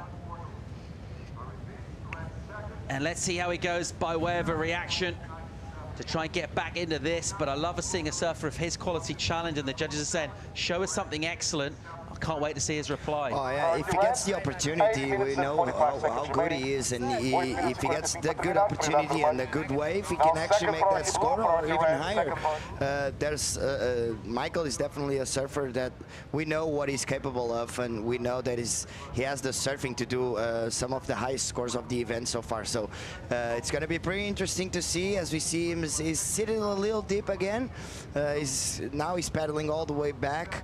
As we see Ian a little further on the inside, and it's going to be interesting to see if Michael gets a really good wave. And you know what? This guy can still upgrade his 7.17, so it's still 8 minutes. It's a lot of time, Paul. Yeah, I just feel Rodrigues really dangerous when he's backed into a corner, isn't he? Oh, yeah. He needs to be challenged, I think, in lots of different ways, just to really get that creative spark that we know he's got in absolute spades in his surfing. And let's see him bring it here, setting up for a really nice finish in this. Gentile hasn't really put a foot wrong in this. He's found quality waves. He's surfed them really well. We mentioned the trickiness, the bumpiness, the amount of water moving up the face, some of those wobbly sections that you're going really fast. Suddenly you hit deep water, he hit a wobble, and he's done well, really, just to maintain that composure. But he's not gone safe. He's attacked throughout, really, and there's a real kind of sting in his tail, literally, on his maneuvers off the top, and it's been earning him points throughout this event. There's a wave stand up, and we'll see again. Gentile have a swing from wide, and he'll just keep doing that, I reckon. It'll be getting inside Michael Rodrigues' head a little bit as well, potentially. We've lost a minute from that 8, and I tell you what, it's plenty of time in theory for the time needed to get a wave, but it will, if we don't get a set come soon for Michael Rodrigues, he'll sit with probably, it'll start to fly by for him. And this ocean, with the tide filling in, with some gaps in this swell, you can easily get the 3, 4, 5 minute lull, and we might start to see that head on something of a swivel as Rodrigues looks for an opportunity. Yeah, Michael is a very mentally strong guy, so I don't think he's gonna feel. Obviously, he feels the pressure. Everyone does. We're not Iceman, but still, I think Michael is just, he knows he needs the opportunity, and he knows that if the wave comes, he knows and he believes himself enough to know that he's capable of doing that 7.97. So he just needs the opportunity. Yeah, nervous moments there from the support squad for the Brazilian Rodrigues on the beach. And they're very quiet indeed. It's about as quiet as you'll see these guys, because they're usually effervescent, full of energy, full of support. They need a bit of movement to get behind their guy. Gentile will keep swinging away and just taking opportunities wide. Bang! Pushes really hard, hangs on. That Rubberman style, just hanging on to that turn. It's not going to go in his top two, but he's just going to keep catching waves. Yeah. Rodriguez will be left on the peak again with priority still now, under 5.5. So time ticking by. And Rodriguez positioning. He's in the sweet spot if a set comes. If they're kind of in between ones, he's going to be a little deep and just have to watch this guy do this. Oh, he released the tail. He got a little bit off balance, but he recovered really, really well. If Michael makes a mistake, because I think Ian is trying to play a little bit with his head, like I'm looking at this wave, don't you want to go? Something like that. But if Michael makes a mistake and loses priority, that's what Ian wants, right? So he can actually manage the heat and manage that priority. So he's going to keep on catching waves and doing some turns like that, and maybe even improve on that 717. But he's definitely trying to get some mind games with Michael. Yeah, also from that wider position, I think you can see if it's like one of those kind of one-wave sets. You can tell there's not much out the back anyway, so it can afford just to go on it. Rodriguez still with priority, still needing close to excellent. And now we're getting down to, well, nearly 4 minutes. So when we started really talking about this situation, we've lost pretty much half the time since then. And Rodriguez hasn't even really looked at a wave in earnest in that time. There's been nothing in terms of a solid set for him. And he will need a legit set. He'll need a decent wave. He'll need one with that nice water drawing off the face as it goes down the reef here in order to get the 797. That requirement for him, and just scouring around, hoping for a wave. A spot in the semis available here. Yeah, you can see he's starting to feed it there a little bit. Anxious moments for him. Look at that ocean out the back. The thing is here, the way this reef works, you get a real good view on what's setting up out the back. So you probably know at least maybe a minute or so ahead. Let's check the recap. Yeah, he started off pretty well, as he has been doing the whole contest. He's just so flawless.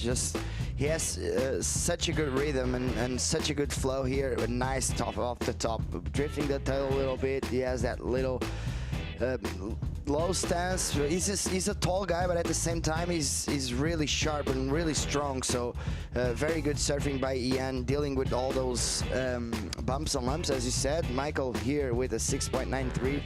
This was actually, the wave wasn't that good, and he was capable to manufacture a pretty good scar. Nice carving out the back. Just cruising a little bit, trying to get some turns done out this wave, and then hits it really strong. A lot of water coming out from that one, so he was pretty happy. But this guy, it just keeps getting better. And look at this first carve. That's really, really good. The wave wasn't that good, and by the time he did the carve, but he just gets such a good rhythm. Just top to bottom surfing, no in between turns, nothing. It just keeps on going. And the waves, look at this inside. The wave was so bumpy. It just deals with it and actually gets a bit creative on this one. Zam, nice layback to finish up this one, and a 7.73. So he's in a very good position right now. Yeah, 2 to go in this, and that time has flown by for Rodriguez, and he'll be frustrated now. He needs a wave here. He needs to go something. He's been starved out. He's watched Gentile surf 3 waves, and he's just had to sit there, almost being taunted by Ian Gentile by paddling into waves and taking off. The Hawaiian's not added to his score, but he's just added to pressure. And a very nervous Brazilian squad there. See Alex Ribeiro seated, watching on, trying to cheer on his buddy Michael Rodriguez in the lineup on the wrong side of a 797 at the moment, 90 on the clock. We're about to pick our first semi-finalist for the men. We're still waiting for a call from Trav Logie on whether we're going to run through to semis, finish up today or not. And it is tense moments on the beach for everyone involved, because there's so much at stake here. A result in the semis. There's something Means coming out there. equal third. That's a huge points return. We've got a set standing up, Philippe. You're absolutely right here. And this is what we wanted. We wanted to see Rodriguez in action again. Multiple waves standing out the back. A decision will need to be made by Ian Gentile. The first one, Rodriguez lets go. The second one's going to cap and foam outside him. He's going to have to dip under this one as well. Gentile will just hang with him. And now 35 on the clock. You see that whitewater tugging these two back. Rodriguez is pulled back a little and can't put himself out far out and wide enough to maybe get a double up here. Gentile just decided to let himself be pulled back in, maybe thinking about trying to get a little inside. You see him trying to get wide, and it looks like Rodriguez is just going to take waves on the head and maybe duck dive out the end of this heat. He's waited 8.5 minutes, maybe 9 with priority, and it'll be a whitewater takeoff for Gentile. And I'm not sure that next wave out the back is going to get in time. We'll just stick with Ian Gentile from now, watching him from the drone. Here's the countdown. Rodriguez will be really annoyed.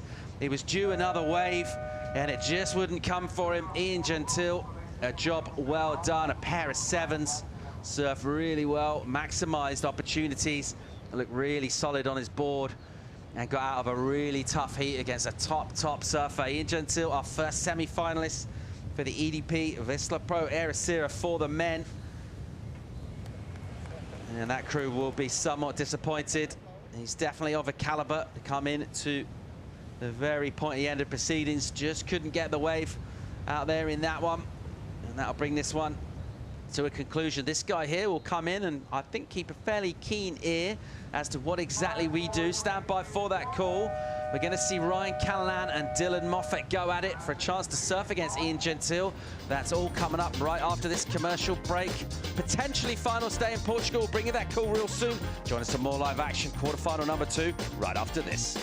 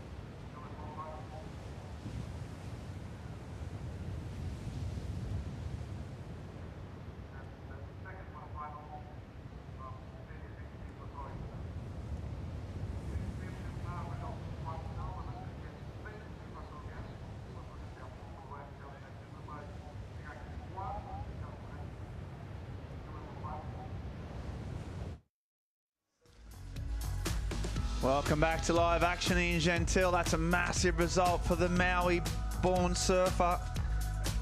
He's been there or thereabouts for a long time, but this is a huge result for him. He was sitting on 9th before he got through that heat. He's potentially even going to go further, and still got the chance to win the whole event now. 2 heats off a win, and he's been so consistent. He's been so smart, and he's done some big turns. He's gone up 14 spots into 7th, it's been confirmed, so a huge jump, potentially career-changing, life-changing kind of, result. If he can get a win, it'll be, mind-blowing. So yeah, Ian Gentile, so great to see. One of those surfers who's worked so hard for so long, do so well, but we march on through. Looks like Dylan Moffat there. It looks like he got a wave to be that far down in front of those rocks. Something's gone down. Callahan got a small wave, but this is a wave while I was on the break. Moffat. Oh, this looked like a good one. Nice. Oh, that was insane first turn. Drifting the tail out the back straight into a nice cutback. that wave looked good from the beginning. Ryan was looking at it as he's dealing with his inside. Let's see what he does. A nice carving, a bit of a lumpy ride on the end. That's what happens with the tide. And a couple more turns. He finished this one off right on the rocks. So very good surfing by Dylan. Look at this one. Whoa! Yes. The fins just sliding through that first that lip that was pretty insane, man. Yeah, really good surfing from Dylan. He's been on fire. He's been doing this the whole event. All the end sections he's made. He's adding flair on the big sessions out the back as well. Just really improves. Even since the last time I was swimming, that was so bumpy and lumpy. Just to be able to hang on right in front of that rock too. So Moff going. So Ryan Cullinan on his backhand. 2 Australians going for it here. Ryan's first turn up in the lip. Hasn't got the sort of steep face that Dylan had. Still comes around the corner, hoping down the inside will have a bit more steeper face so he can unleash that fin waft he's got. A lot of spray, just this wave not opening up. You might get something on here, the high tide, just making things sticky down the inside. And he's going to post out of that and get up to the jet ski. A 5.67 came through for Dylan.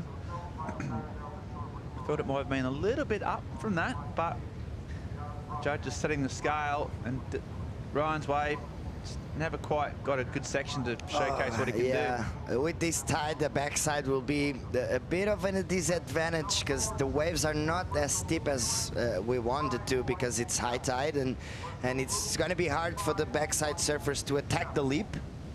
They have to really choose the waves well to make sure they can actually explode on those turns, because otherwise they're going to be a little bit repetitive, a couple of cutbacks, and it's even harder to deal with those bumps on your backhand. So let's hope for Ryan gets some better waves. He needs really those steeper walls to attack the lip as strong as he can, but otherwise it will be difficult because the regulars had the advantage of doing those whip around cutbacks and nice carvings on the open face. So it's going to be interesting to see how Ryan deals with all this. Yeah, he hasn't had good starts to many. I've been sort of been lucky enough to just been in the rhythm of me calling all Ryan's heats, and he hasn't had a really opening start. He's taking his time to warm up, so he'll know that he's got a bit of time to get back into it.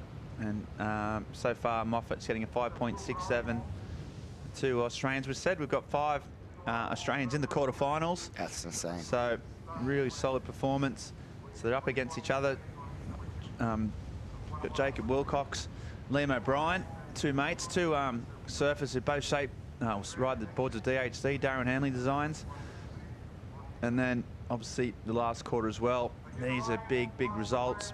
Trying to get through, trying to get the CT points. Moffat, as we said, is up into 5th. So he's already had a great year. And this result, again, just confirming that he's a real sort of, hasn't had a lot of the kind of hype that a lot of the young Aussies have had over the years. Sort of just crept through. But he's a really important member of that crew. And he's a really infectious, positive guy, and his surfing's just radically improved over the last 12 months, and he's really dangerous. Yeah, definitely. Actually, it's not the first time this year it was probably the first time I ever heard about him, and I've been really impressed with the way he surfs and how he adapts to all the types of conditions. He looks good on the rankings in terms of qualifying, and I think he's gonna, if he qualifies, I think he might be a bit of a dangerous man. Yeah, absolutely. But right now, speaking of someone who is aiming to qualify, sitting well in the rankings, is Ian Gentile. He's down on the beach with Joanna Garnell. Yeah, Mandy, our first semi-finalist. Ian, talk to me. How was that heat for you? You're in the semi-finals. Yeah, it feels good. Bit of a shaky start. I kind of just didn't know what to expect. I was watching for a long time, and it changed really quickly as the tide's coming in. And it was a little bit of nerves in the beginning, and I'm just trying to enjoy the pressure, because I don't know, managing it doesn't really work, so I'm just trying to enjoy the day. The sun's out, it's warm. So yeah, I'm stoked. And how nice is it to have the jet ski assist and give you a little rest on the paddling? Yeah, that was super nice. I could get used to that. Would you like to go for the semifinals today? Are you feeling these conditions? I'm up for whatever. Your Portuguese is really good, and I'd like for you to say a few words in Portuguese, if that's okay. Well, sure. Ask me something. No, just any words for your family watching back home. E aí, eu acho que meu avô, minha avó estão assistindo aí, talvez meu pai também, minha mãe. E queria agradecer a todo mundo pelo apoio. Yeah, vamos para a próxima. Grandpa and grandma watching at home, your mom as well, maybe. But yeah, he's just thanking everyone that's watching. And yeah, next one. Back to you guys. Yeah, thanks, Joanna. Yeah, well, I'll tell you what, I didn't know that. I didn't know Ian Gentile could speak Portuguese. Yeah, so I learned something every day. I think he has Brazilian descendants. Yeah, I don't know if I think it's his father or maybe it's even. I think both parents and they moved to Hawaii really early. I think it's something like that. That's why he speaks Brazilian, even though it's Portuguese. It's a bit different. Yeah. It's a Brazilian accent, but I think it's something like that. His grandparents are Brazilian, and he has that Brazilian heritage. And you know what? He has been a weapon this contest. I'm really impressed. I've been watching Jan surfing since I started surfing because we're kind of the same age, and he's improving a lot. And he's a very calm dude, as you can see. Like that interview was up to anything he said, like about the call.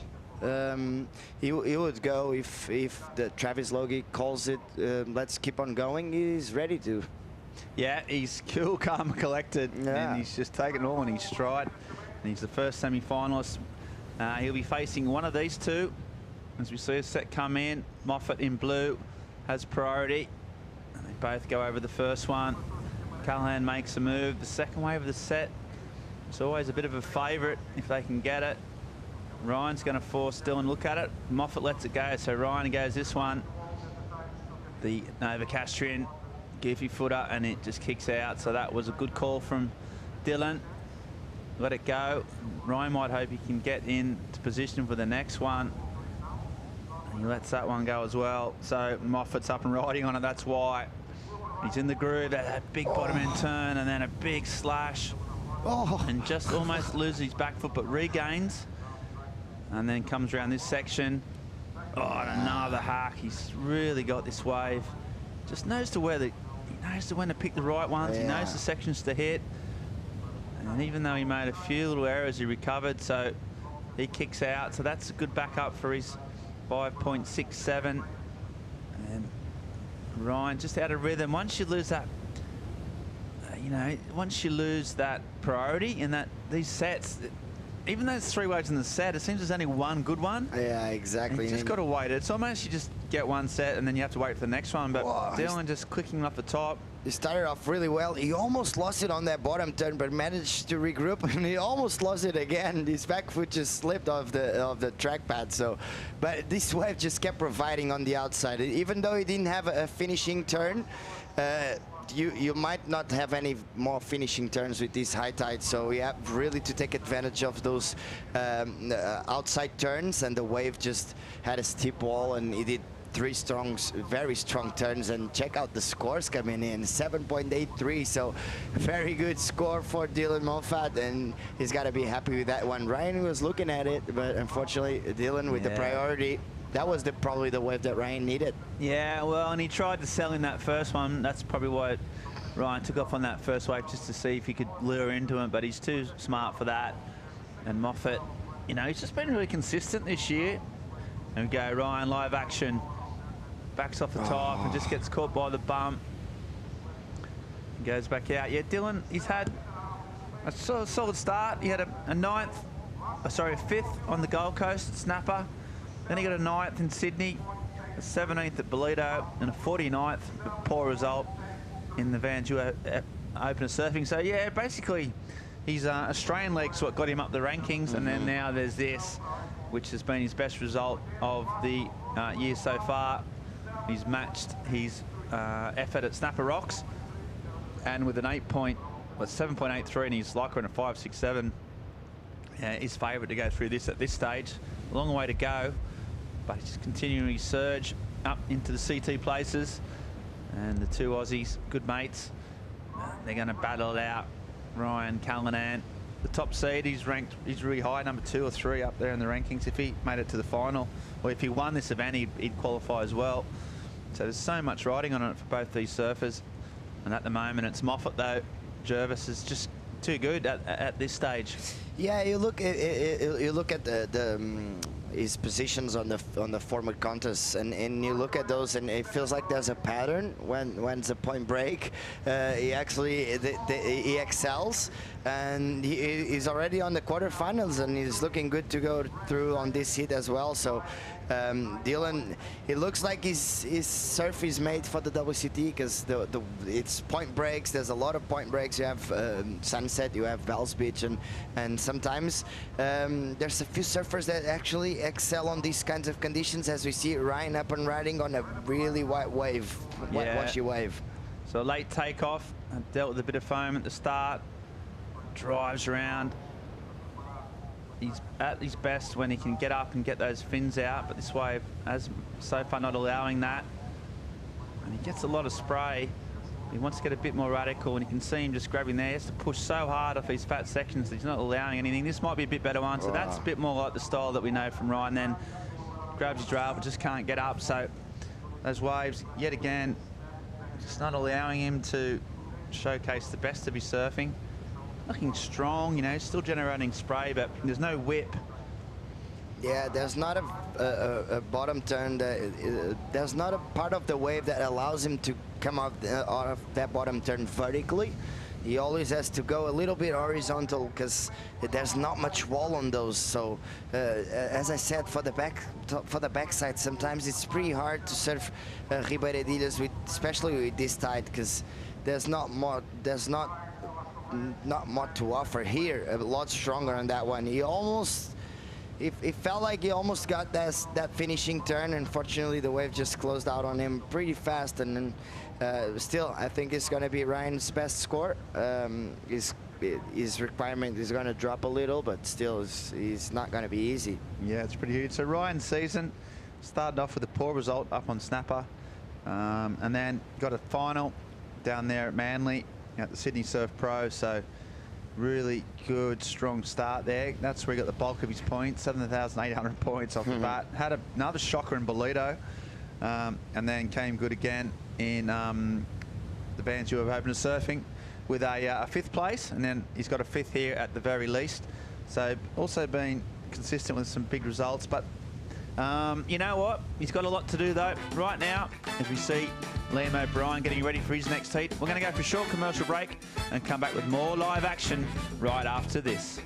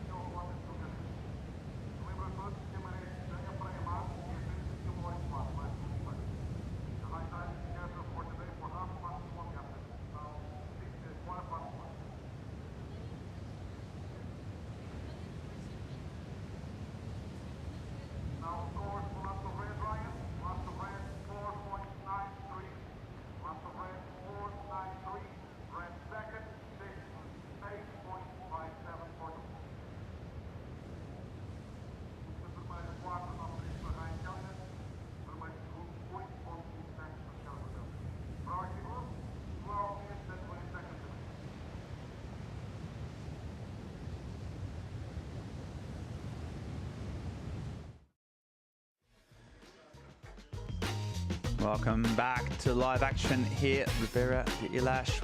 We have the quarterfinals number 2 of the EDP Vissla Pro Ericeira. Dylan Moffat was a 7.83 and a 5.67, some big numbers. Ryan Callanan, his last wave, his best wave, only a 4.93. 12 minutes on the clock.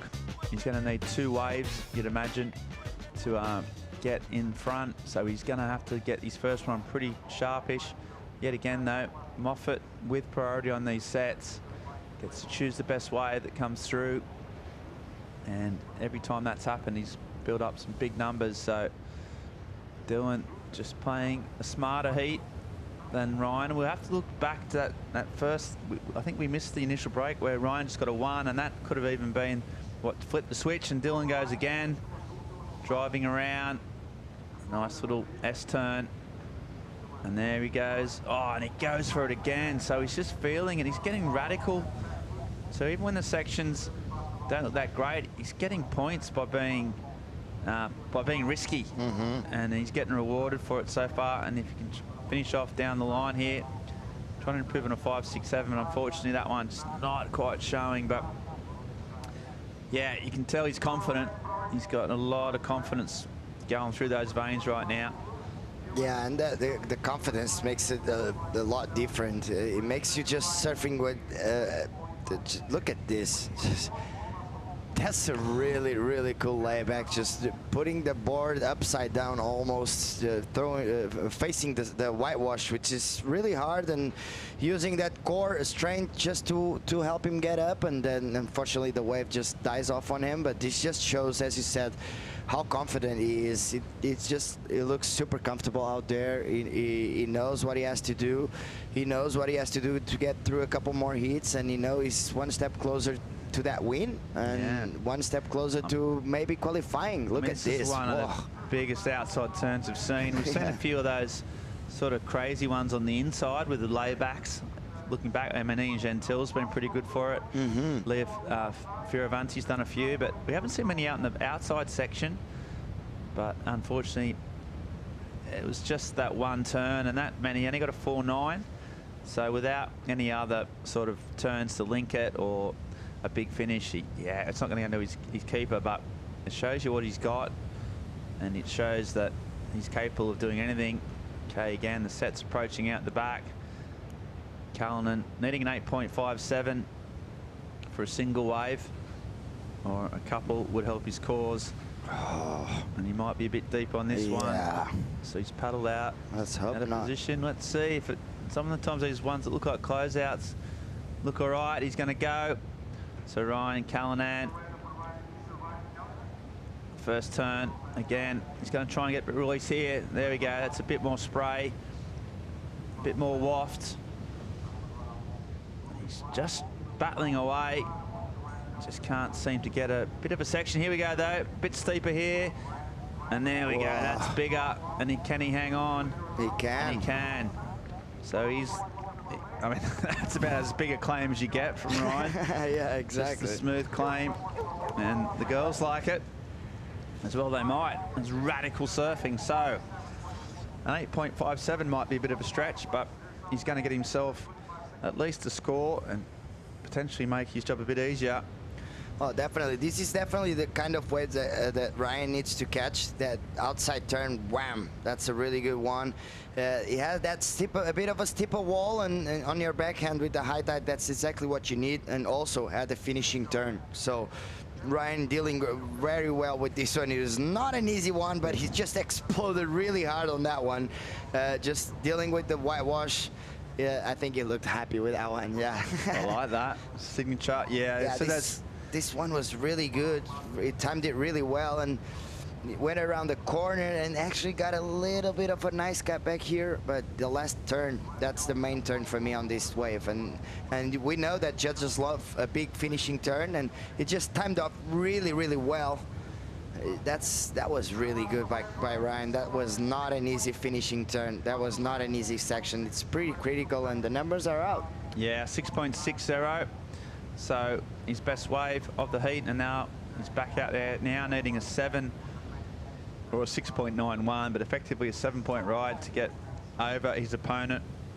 So definitely back in it, and you'll hear those scores pretty shortly and know that at least he's got himself back in the game. his coach, Richard Marsh, don't look particularly happy. But I don't know if he's happy with the scores or happy with the performance. But we're seeing him out the back. Whatever happens, he now knows he needs a 6.91. Still very much alive. Oh yeah. You know, surfer for his ability.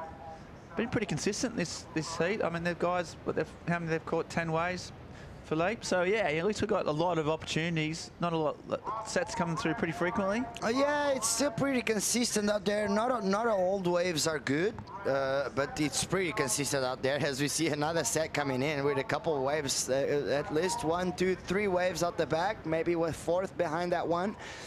So as we see here, Dylan a bit deep on that one, and also is going to be a bit deep. And Ryan's look at really him. wide. Yeah. I mean, he might get really lucky in terms of getting dropped off in position here. It's just to the left of our screen. Sometimes those big ones are a bit burgery and fizz out, but every now and again you get really lucky. And these ones here, this looks like a bit more of a double up. I don't know if Moffat's going to be in position. Ryan is looking at it. I think he might be. Is Dylan too deep? Is Ryan going? All right. So Ryan's up, so he's in position. We talked about. Whoa. There we go. So that first turn, and here's a big section. Oh, and he smashes it. He's going to hope for something down the line. I mean, this is just how heats can change. Gets dropped off the jet ski. Massive set comes through. Needs a 7. Big finish here. Can he get it? And there's a big turn, and that is great surfing from Ryan. He likes it. And that is under the pump, under pressure. And that's what this man can do. If you give him a wave, he will not hold back. And that was 3 massive turns. I mean, he can do that on 15-foot waves. He's got so much strength and so much reach. And we'll see what he needs. He needs a 6.91. If the last wave was a 6.6, well, you reckon he's going to get it and some. And talk us through it. Look at Dylan Woods, he just couldn't get it. Yeah, it would be smashed by the whitewash, and here we see a lot of bump on that one because it's a bigger one. But he managed to get this turn on the outside. It was not an easy section. He dealt with it very, very well, and we knew those bigger ones always have the finishing turn. It just he waits for the right time and gets some drift on that tail. That was really good. He's got to be happy. Richard Dog Marshall was happy. Let's see this drone angle. He started off with a nice carve. It just, this turn was really hard. He timed it really well. It was not an easy, especially on your backhand. And then, as I said, we know those bigger ones, they have that steeper wall on the finishing turn. Check out the fins on that one. Oh, that was a really good finishing turn. And you know what? We've been seeing this by Ryan. Let's check this one. That's the one, because that's high risk. That's and he could easily have come up there if it was clean, and he gets a 9.17, a huge number for Callanan. Look at the this Nova one. Castrian, and let's look at this one. Yeah, the fins just, enough release on that one, and judges loved it. Ryan loved it. Richard loved it. We loved it, man. Yeah, exactly, Philippe. A 9.17, one of the biggest waves of the day, the best score of the day. He has been doing this for the last couple of heats. 5 minutes. He's been doing his scores on the last 5 minutes of the heat. You know what? And that we always talk about the competitive smarts and the strategy. And that was just the case. A bit lucky. He got lucky, and then it just came down to how good you surf a wave. Yeah, exactly. Which is obviously what we want to see. It's just how good can you surf.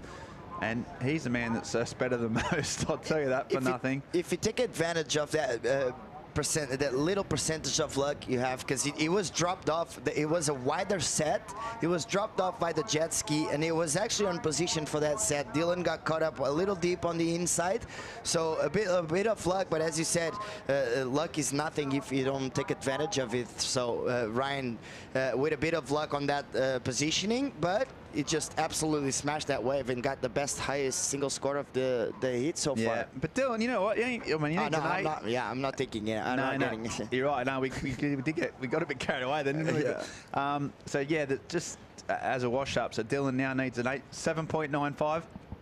So he started out strong, Dylan. It was in control, and there's a recap. Yeah, this one, drifting the tails on the back of that one. I actually thought it was a bit underscore, but the judges they thought the wave didn't have a lot of potential on the inside, but very good surfing by Dylan. Just It looked like he had Ryan against the ropes. He's gonna hit nice little carve on this bumpy wave. Look, this finishing turn, maybe he didn't like this part, but he actually managed really well because it wasn't an easy section. Yeah, it looked like he had Ryan against the ropes with this one. Wham!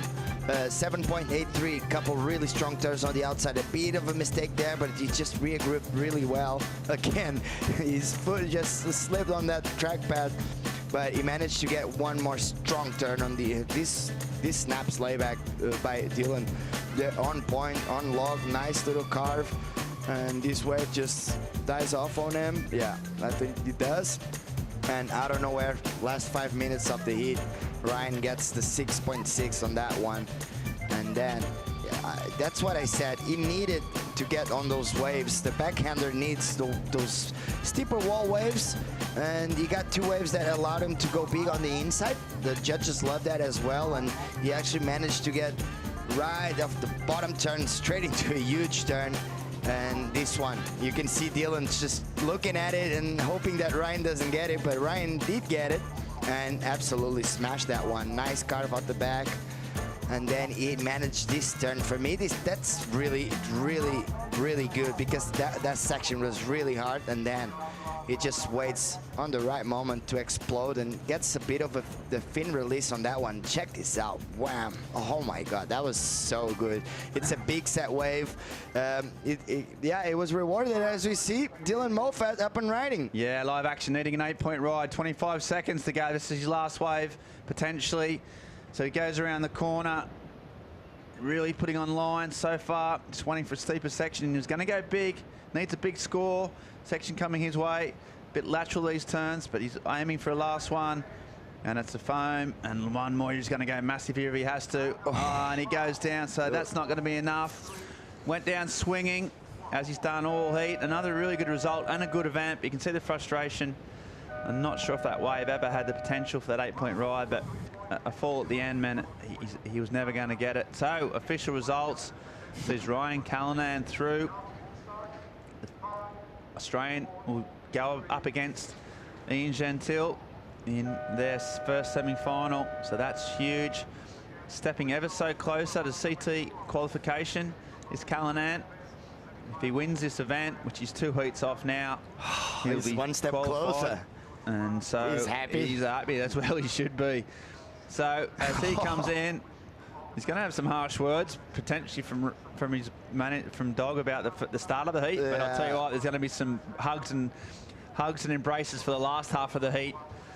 But as we warm up, we've got 2 more heats of the quarterfinals to go. We're going to a short commercial break and back with more incredible surfing right after this.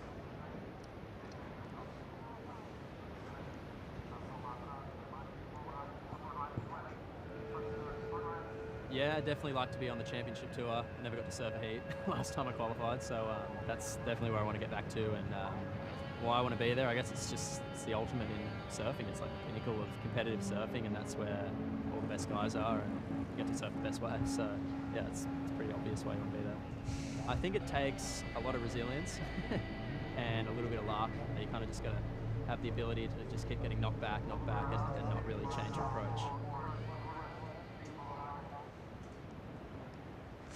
Yeah, Liam O'Brien there. Wise words. He's a smart chap. Thinks a lot about surfing, a lot about life. And it's about resilience, was his call about the CT. So sticking with the process, even when you're getting knockbacks or you're getting knockdowns or things aren't working out, just the ability to keep doing what you do, to trust yourself, trust your performance. There's the two Australians. It's good to see they're good mates.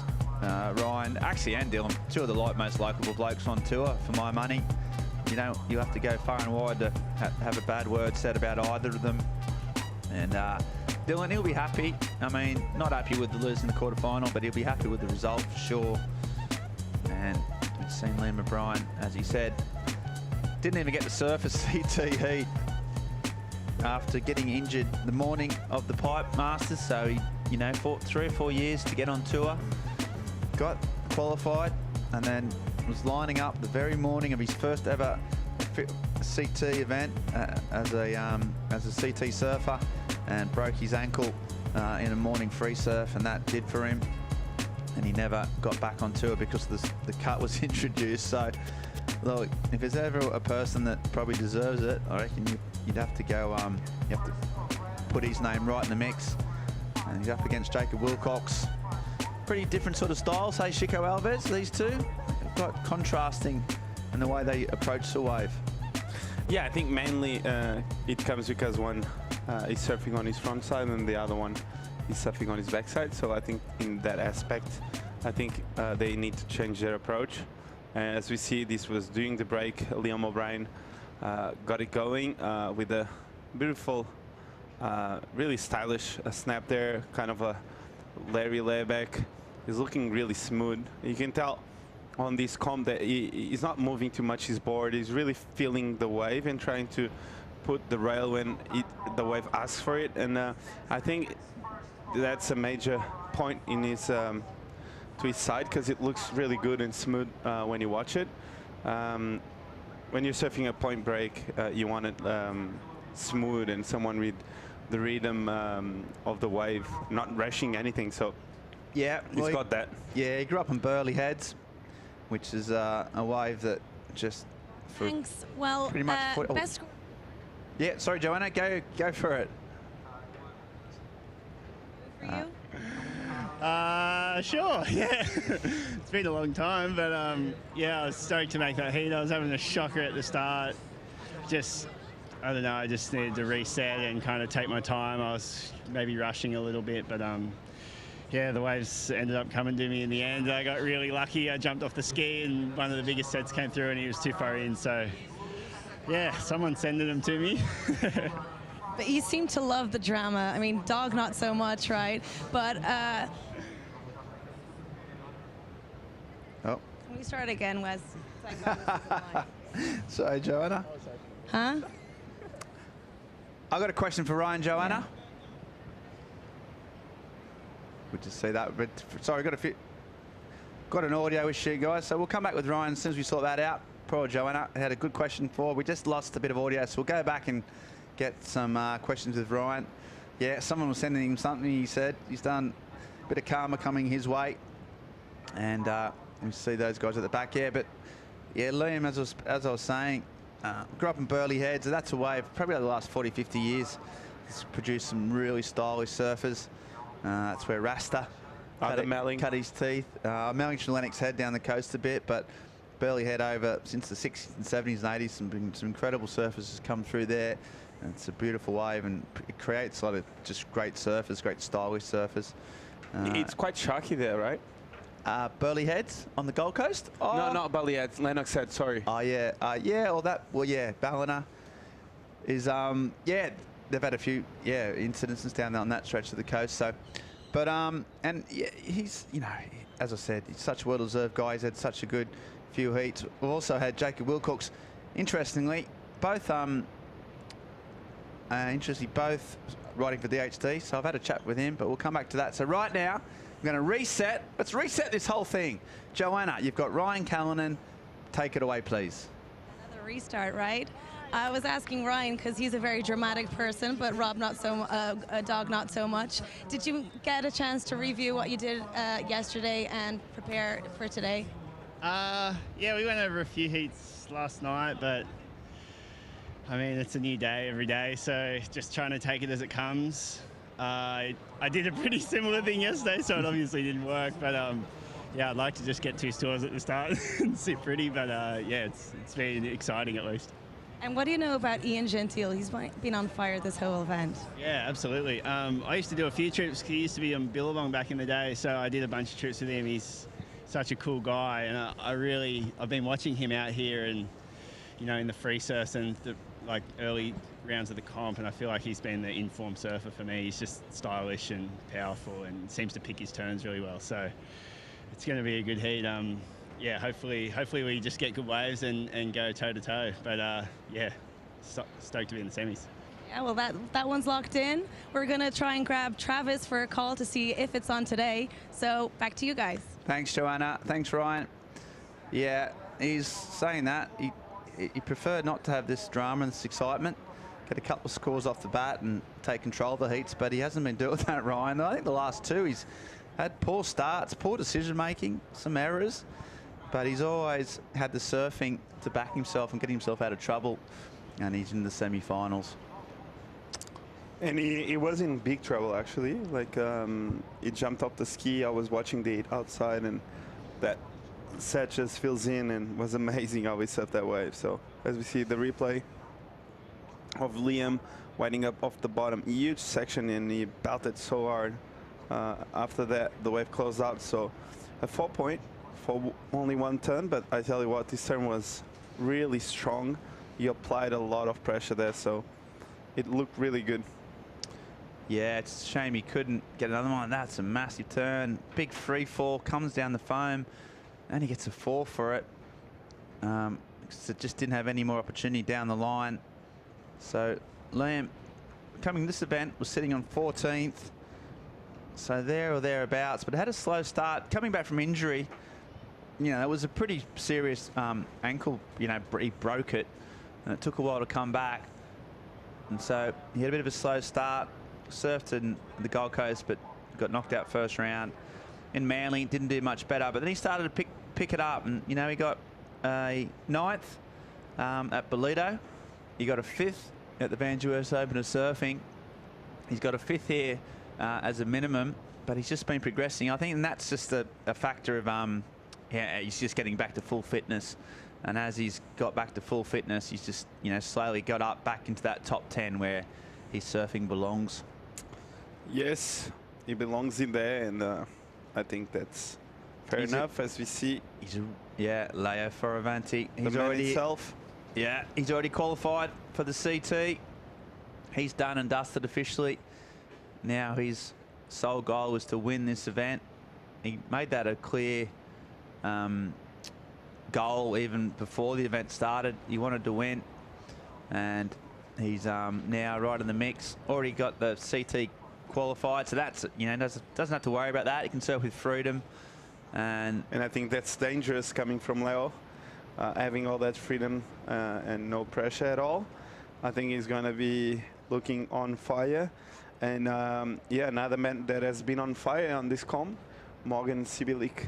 I think he's going to look really good out there. Both of them love good open walls and some space to surf, so I can't wait to see who's going to get the knot. Yeah, Jacob Wilcox here. We haven't talked a lot about him. He's just been waiting patiently. He hasn't had a wave after 80 minutes. I've seen this a lot with Jacob. He won't get rushed into the wrong waves, or he won't, you know, he's pretty patient with his surfing.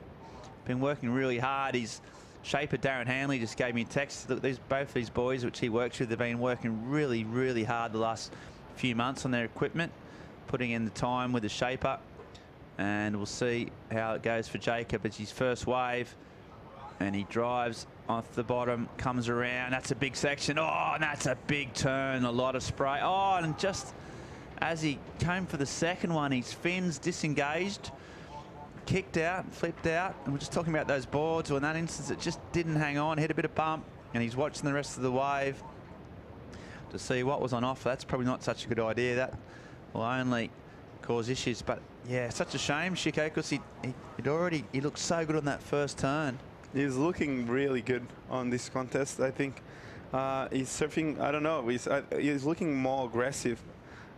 He winds up off the bottom, gets really vertical, really pockety, carving, and then the bumps and the lumps like couldn't really go through that rail there. And I think he just lost it there, but he's looking, as I was saying, I had to comment at the replay, but as I was saying, he's looking, the wave is looking quite mushy and flat sometimes, but Jacob always puts like something different on the wave, and he's been looking really aggressive and fast, which is something that sometimes in Ribeira can be hard to look like, because you have to surf through the rhythm of the wave, and the wave is not like a fast wave or a really like punchy wave sometimes. So he has that, he's making a point of difference in the way he's approaching the wave, and I think that's why he has been so many times rewarded with good scores. Yeah, he's going to go again without priority. Late takeoff, hangs on, fanging down the line, big floater, and he can't make it. So 2 mistakes from Wilcox. That one was a bit of a no harm, no foul. He had to try it and get himself back in it. Radical turn, just couldn't hang on. Yeah, it was he caught the wave and he ran after it, and that was a really beautiful speed float, and he lost it. He really tried hard to make it. He was on his back and like trying. A cockroach spinning down the face, wasn't he? Look, hang on, tries to hang on, and then he tried really hard. Cartwheels down the face. So because he knew afterwards he was gonna get through that and add a few more turns. As we see some more lines approaching, looks like let's see if Liam is gonna make a decision to go. Looks like it. Yeah, at the back, O'Brien paddling. Nickname's Lob. And Liam O'Brien comes around this section. Oh, that's a nice turn. Bottom end turn was crisp. Short, that board, but it looks so fast, and a bit of style there, almost like a soul arch. And there's another lovely carve. He's a great surfer to watch. Aesthetically so pleasing. Great style. And there's a huge finish, and he can't hang on. That would have been a massive number if he had. He'd done everything absolutely to perfection up until that last turn, and he absolutely went for it and just couldn't stick it. It's still going to be a good number because he'd done a lot of great surfing out the back. If he'd managed to land that, it would have been huge. And Liam O'Brien, this is what he's got in the lockup. This is why he's qualified for the CT last year with turns like this. Wow, the bottom turn was beautiful in this carving too. He was feeling it. You could tell fin drift there, and this part you see he's like so stoked to be on this wave. Down carve again, just preparing for that last turn. He gets another quick wrap there, and then the big section. He tried so hard to make that. He actually got there early to make that happen, but it was such a hard section to make. I think if he had made that turn, I think the score was going to go excellent. But yeah, he did a lot of hard work on the outside section too. So yeah, I think it's going to be a great score still. So I think it's going to come in the mid-range.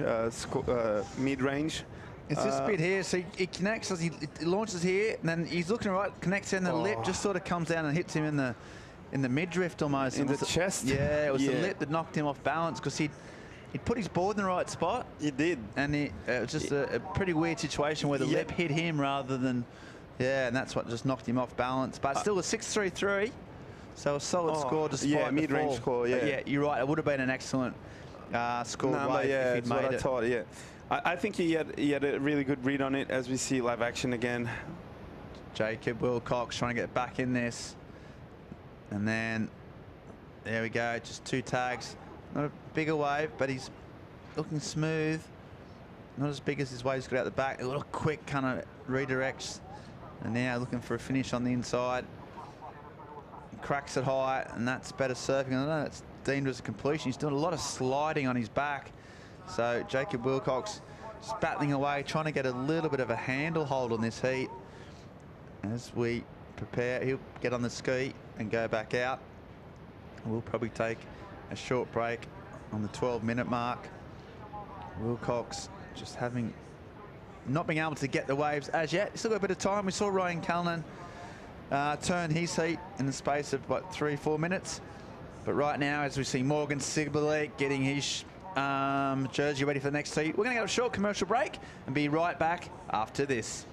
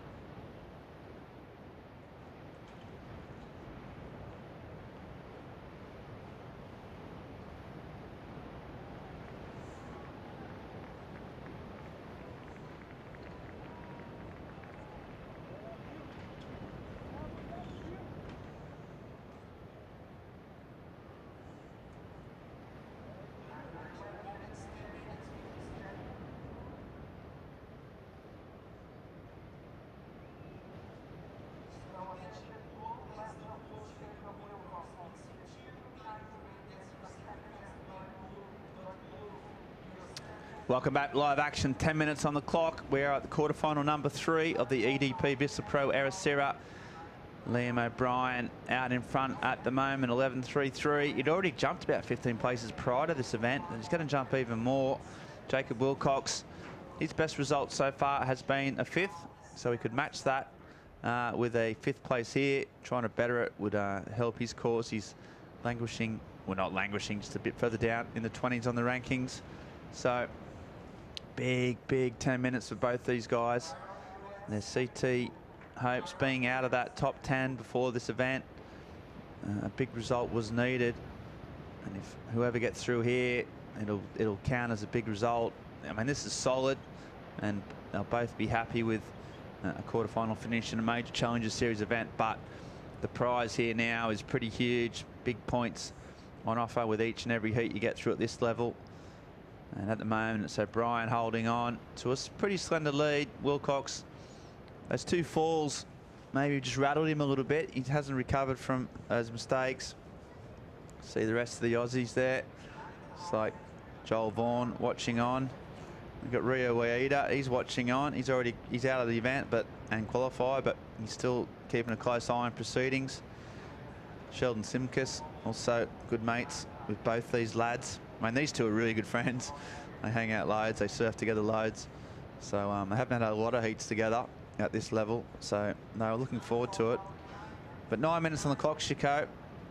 Jacob probably has to do something pretty quick. A 7.73, he's probably going to need 2 waves, you might imagine. And he's starting to run out of time. Yeah, I think if Liam gets rid of F5, which is quite possible because he has priority, and if he gets a good one, I think he will do that. So realistic speaking, I think Jacob is needing more than a 7.73. I think he's needing to put the foot on the gas and put something in the mid-range area on the board, so he's more into the heat. And this has got to be his hardest heat so far until now. All the other rounds he had a lot of rhythm on the ocean, and he got it done quick. And so with 8 minutes to go, he has a hard battle to go through now. And yeah, but I think he's looking really good. And if he gets the chance, I can't wait for to see these last exchanges. Yeah, he's not afraid to go big. Tell you what, if you've ever seen him surf Nalu, some of those West Australian slabs, you know just how fearless he is. Massive set coming through here. I reckon they're going to be potentially a little bit inside. This is one of the ones that Ryan Callanan got, but he'd been dropped off on the ski, and that's why he was able to get the end of it. And that's one of the bigger waves we've seen for a while. And they're pretty deep. I mean, you just can't legislate for that. No other waves in the heat have broken out there. So, you know, it's just pretty much impossible to be in position for that unless you know, fluked it like Ryan did by being on the ski. So the boys just deal with a fair amount of white water. Liam O'Brien, he won't be too worried about that. You know, a big set comes through. That means he's got priority. They can eat up a bit more time in the heat. So the boys readjust. They just had to try and paddle out, but that was a big set, hey, Chico? And that's what this wave does. It just keeps breaking further and further out. You see Ryan and Richard just going through their sort of performance. There's Belly. So Stephen Bell, he's looking on with his stepson Leo next heat. Looks like Liam's just shaking out some water from his ear holes. Just got rinsed by a solid 6-foot set, just mowed through the lineup. I tell you what, those wash-throughs, they have some power. Yeah. Like, you cannot really tell, but it's annoying. Gets a lot out of you. You need to pedal a lot. Then you need the whitewash to pass, and then you can get yourself into position again. So you lose quite sometimes when those wash-through sets come, because afterwards normally there's not waves for like 3-4 minutes, and you just wish it's not as big as that one again. Otherwise, it's just a wash-through. Go through it again, rinse and repeat. Exactly. Yeah. So it's just like one of those days that sometimes the set is just too big for where they're sitting. And yeah, you can actually try and sit further out the back. But as you said, it's quite a risky move, because if there's not like a huge set coming, you might get stuck in there for like 15-20 minutes. Yeah, absolutely. And we got, I mean, as this tides, the big tides today, filling in. The time here in Portugal is 5 till 2. I'd like to thank all those viewers all around the world, Australia and America, for tuning in. But here we go. So the high tide's effectively in half an hour, and it's 3.4 metres. So there's a 3-metre swing, or a good 9-foot vertical of high water comes on this reef, and it's pretty much about now. So yeah, that's impacting it. There's still been loads of contestable waves, but those big ones just breaking way out the back, even on this big tide. Shows you the strength of the swell. And low tonight, 8:45. So it'll start drawing off pretty quick, but the next heat will top it out. Dead high tide, but this swell still stacking up. I think we're going to get some more action here. Wilcox needing a 7.73. Now, I don't think he's going to get a chance to get 2 waves, so he's going to have to do it on 1. That's going to need a massive score, given he's only had a 3.6 and a 2.93. Bit of anticlimax, if we've been completely honest. Just hasn't quite offered the wave selection and the choice of the crowd, the favourites. Everyone down here just watching the surf, enjoying the times, and really having a good time on the beach. It's packed down that beach. The Connor side is heaving. It's a really good vibe. It's one of the great surf contest vibes, I would say, you know, and I've been lucky enough to go to many all around the world, and it's got a real special feeling about it. People love this area, and they love professional surfing and really enjoying it. Jacob Wilcox, less so. What's he need to do? Chico doesn't have priority, he needs a massive score. What would you advise? Well, I think with 3 minutes to go, he needs to go for that 7.73. I'll risk it all, actually. Like, I've got nothing to lose. There's some really good waves out there. We saw Ryan getting a 9. And yeah, if you get the chance, just go huge, and if you fall, you fall. If you don't fall, you make the score. So it's one of those moments where you can just leave it all out there, and he has done a really good comp, and it's a good way to release his pressure off in terms of mind thinking. It's going to get to the point where he's got no choice. And this is a recap. Liam's been consistent and smooth, and if he'd made 1 turn, he'd probably need to be in a better position. Yeah, this was the 5, actually. It was his first wave. He was feeling it, you could tell. I love when he just waits for the next turn and he gets like quite with his arms down and just looks to see what's happening. And yeah, great style. A lot of mixed styles in his style from Australia. I can see a lot of surfers there sometimes. Yeah. And yeah, really. Yeah, it's like a composite or a collection of all so many great surfers all in one. Exactly. I can see a lot of surfers when he stands up. And yeah, great check speed there. This was the 4-point ride for him. And this was the way that he just set the 633, just really smooth surfing. Oh, I love how he turns his arm around, looks over the shoulder to get all the way through on that carve. Fin drift, another beautiful carving, just smooth surfing overall. And really, the placement of his turns is just perfect. And this one, he had a good read on it, but unfortunately, he didn't add enough speed to get through that turn. So. Yeah, Liam there with that 633, but I think if he had made that turn, he was going to go excellent. Yeah, it would have been huge. Looks like these two still rattling around. Liam might have to make a choice, otherwise his competitor will get it. And Wilcox can't get it, and you think that might be his last chance. 2 serves in the next heat. They're just paddling further out, so they're readjusting on the lineup. 1 minute to go, no sets approaching, so we may have reached the end for Jacob Wilcox. Real shame, he surfed so great. And there's a bit of a paddle battle still going out there. Now they're hassling, and it's all going on out the back. As we see a real ding-dong. Oh, it's on. So that's Fioravanti and Morgan Siblick probably going for the inside. Morgan's not going to give up. And they're still going. Oh, we need to come back to that because that's good to see. I love that stuff. Meanwhile, so Liam goes more of a way to blocking his opponent. And O'Brien keeps going around the corner here. Here's a big turn. Oh, there's a layback. He's got such a good style. Can add points just through looking pretty cool. There's not a lot of surfers, or all surfers do that. Now the inside section. Not a great wave, but he was more of a blocking exercise. And we see him just come all the way to the shore. 20 seconds to go. He's just going to hope there's no one behind him. He finishes off strong. Oh, comes a crop up, but hard landing there. Really hard landing with the backwash coming up. Yeah, that looks sketchy especially for his ankle. Okay, so here we go. This is the last throw. The dice needs an 8. And there's the first turn. Nice. It's a little bit caught, but still loads of spray. And there's a nice vertical, and that's not going to be enough. So we've got Liam O'Brien is through to the semi-final and will rocket up that ratings after a really slow start in the Challenger Series. But meanwhile, the interesting thing was the real paddle battle. So Morgan Siblick and Leonardo Fioravanti trying to get the inside in the next heat. And that was interesting. This is Liam's last wave. He tried to improve on a 5.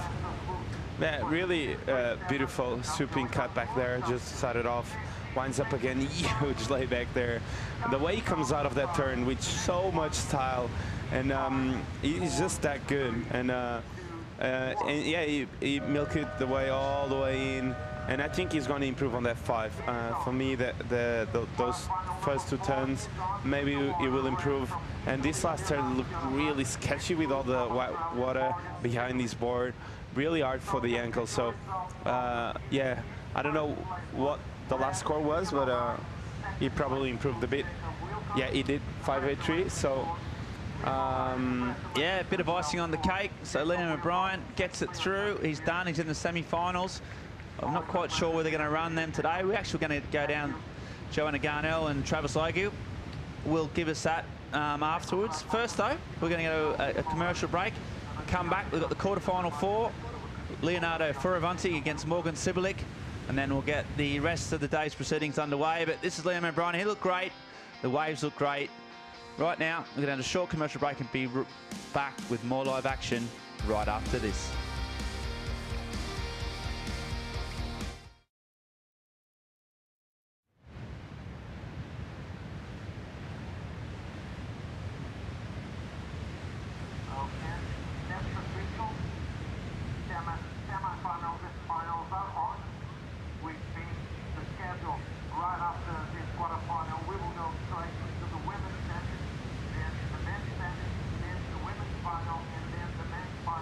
That's the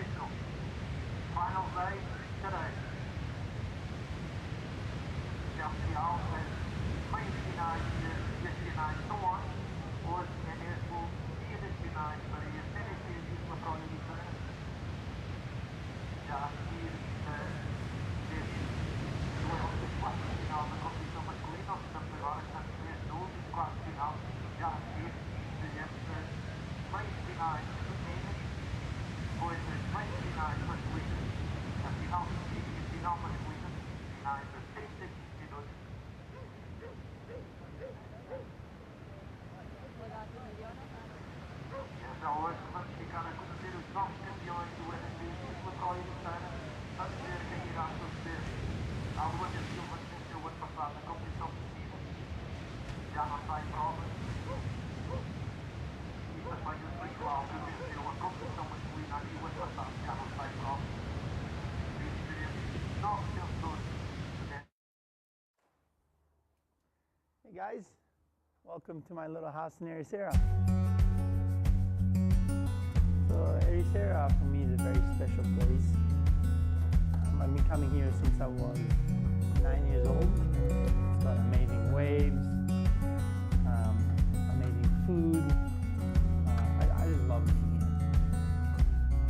It's amazing, you know, in Ericeira you have maybe 10 spots in maybe 3-kilometer range, but you can surf lefts, you can surf rights, you can surf beach breaks.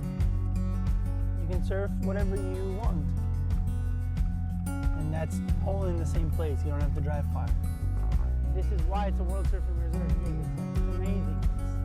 It's an Earth reserve, not a surfing reserve, I think.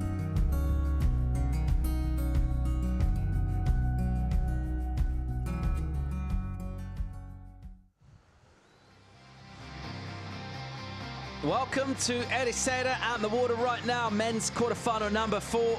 Leonardo Fioravanti of Italy taking on Morgan Siblick from Australia. Myself, Paul Evans, in the studio, joined by Chico Alves to watch on and see this one unfold. Looks like being a highly entertaining one. This guy, Lobby, he's through the semis. Got through a tight tide. He, in big powered up conditions, roundabout just on the high tide, and managed to unlock good scores, finding some great pockets to tee off on. How do you like this matchup in the water right now, Chico? Well, I'm loving it. They start paddling really hard at each other before the start of the heat, and I don't know what happened there, but they were looking really interested in getting that inside position straight away. A great renewal of hostilities between Fioravanti and Siblick, and already, look at that, starting strong. The Italian, he's a fan of Ericeira, as we learned on that package. Got a place just across the road here. And he's already got big number on the board, 717. By virtue of making this qualification looking great for Leo.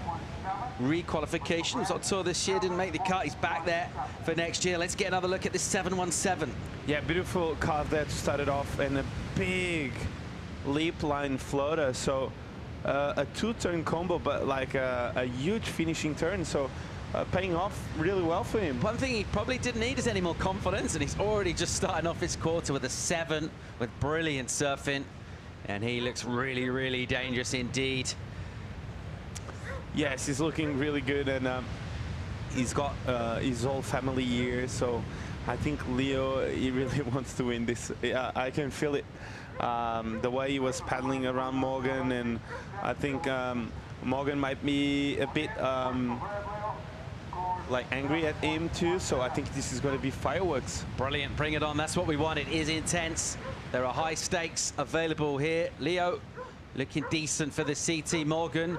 A little work left to do, and this is a massive opportunity for this guy here. Let's not forget, rookie season, final 5.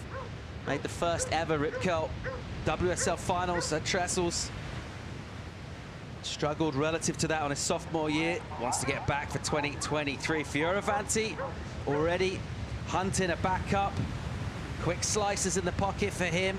Bang, tags the lip really hard. Little projection out of the lip line to the flats into a bottom turn, and this one will just sit up very cooperatively indeed.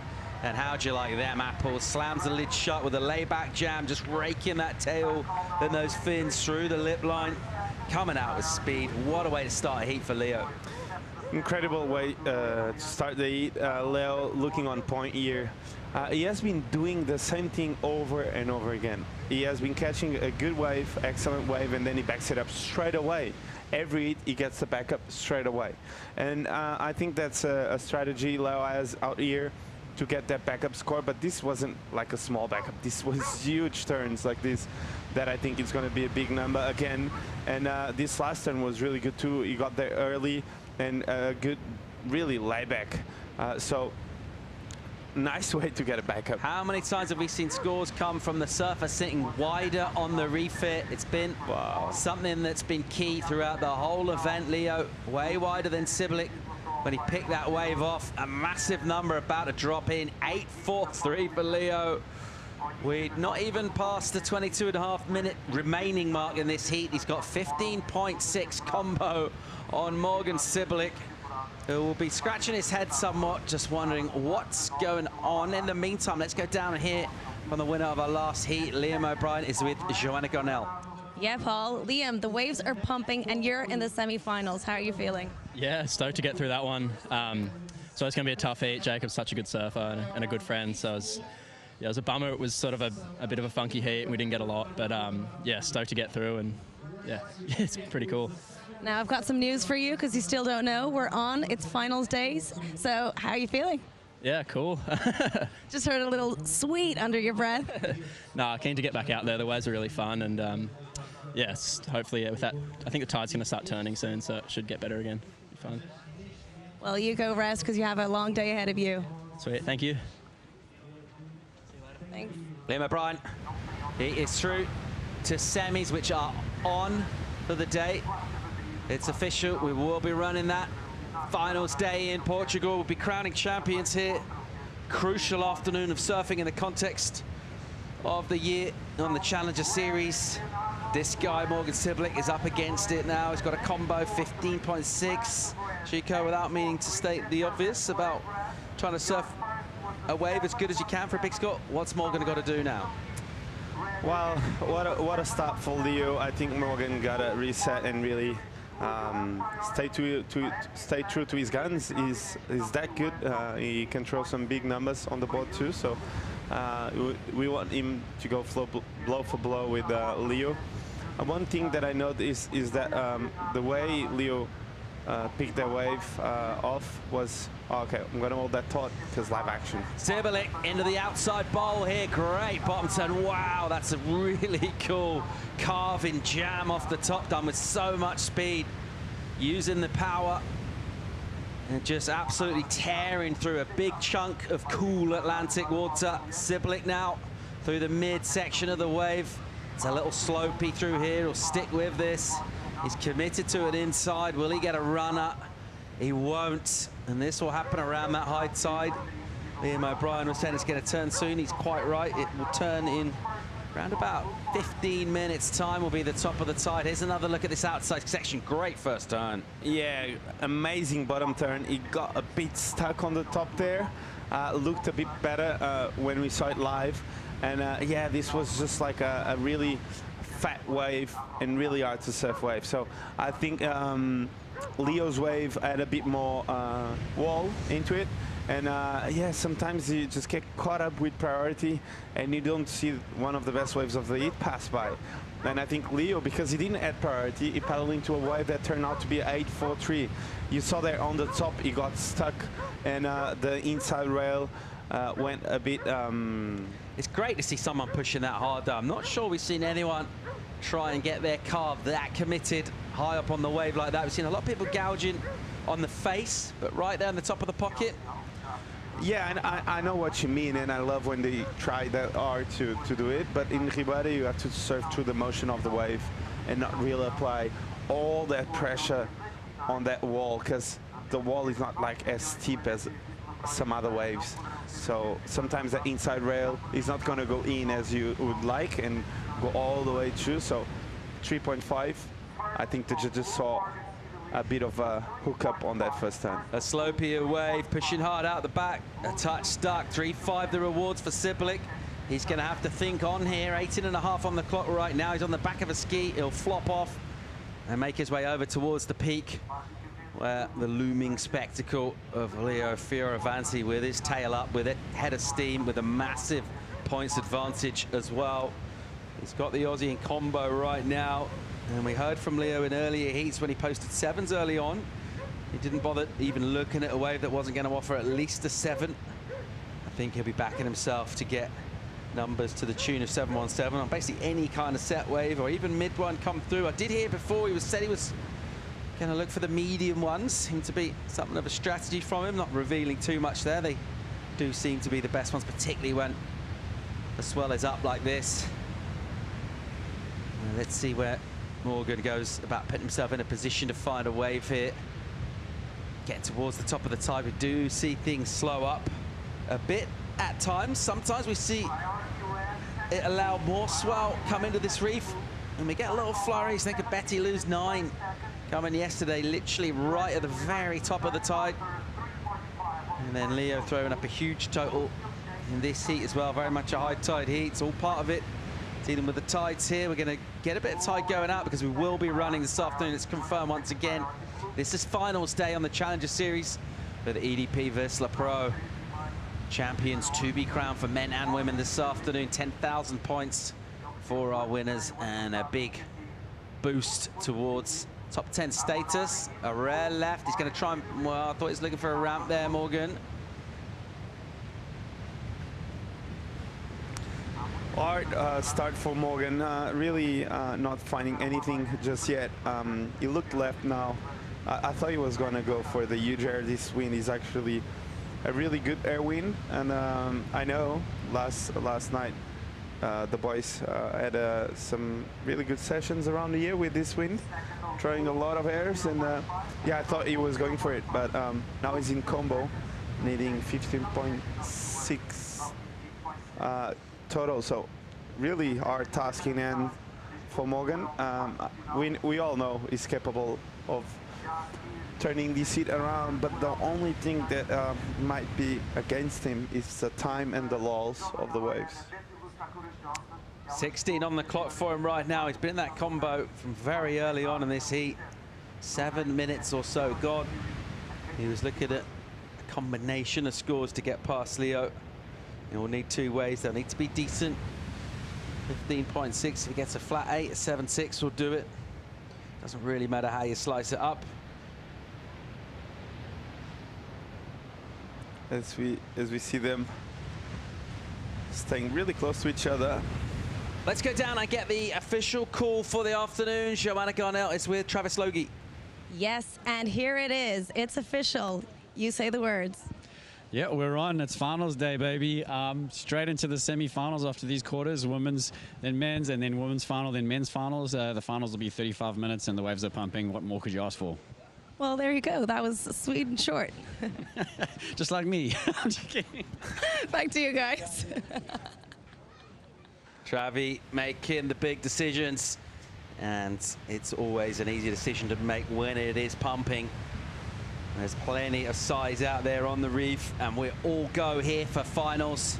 Champions to be crowned this afternoon. So we're getting down towards around about 2:30 local time. So 4 heats for the semis. It'll take us a couple hours, and then 2 35-minute finals. So looking to get things wrapped up around about 3.5 hours from now. So 5 p.m., something like that for the final presentation, around about 6. By the end of the afternoon here in Portugal, we'll have a clearer picture on our Challenger Series contenders for CT qualification. As ever, let's not forget, still 2 events to go, though. Heading to Brazil and then Hawaii. At the moment in this one, Fioravanti, he's got 1 foot and a couple of toes from the other in the semi-final. He's got a massive lead over Morgan Sipulik. Morgan with a mountain to climb here. Can he do it? Find out when we come back from break.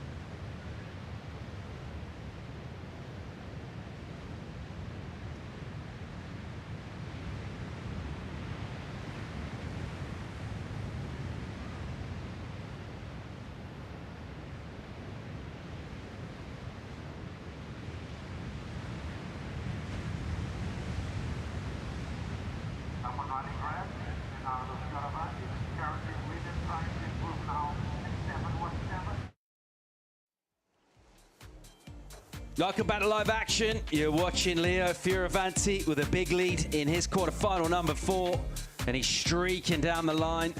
Again, drops a solid turn on the end, releases the tail, and just emerges from an explosion of whitewater under the cliff here in front of the rock garden.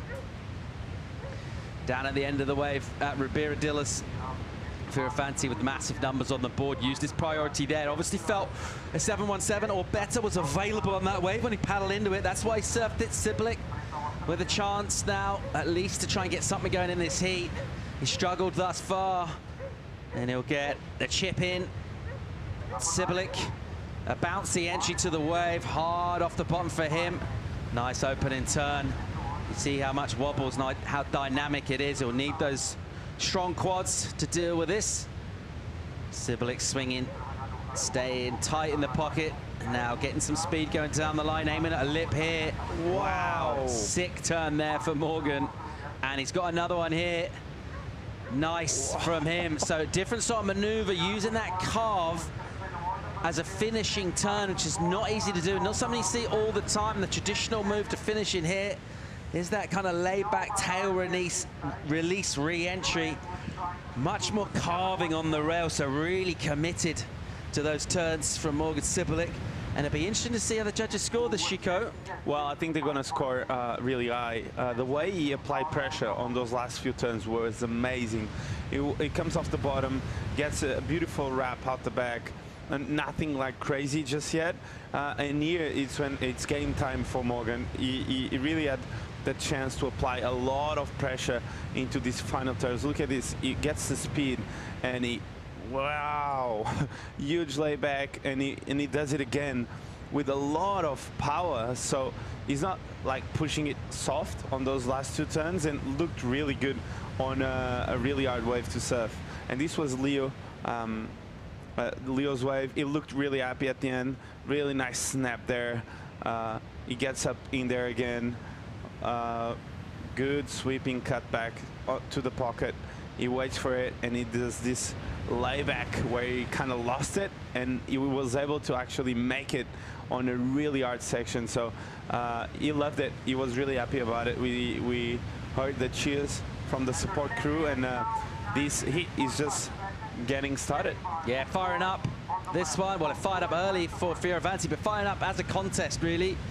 Just to the tune that Sibilik's finally been able to show us a bit more of his genuine radical side. A couple of big talents from him on the inside. He needed that. He needed just to get something, a little energy, even if score-wise it's not exactly where he'd want it to go. Just be surfing with hard, solid completions. Get that extra spring in his step. Give him a little bit of confidence, because he's up against a really, really tough adversary. He's going to make it harder here. And another number in for Leo. He'll throw away his backup of 717 by about a point. You're getting 833. 833 for Leo. Bad news for Morgan. And that combo's huge now. 16.76 is the requirement for Morgan.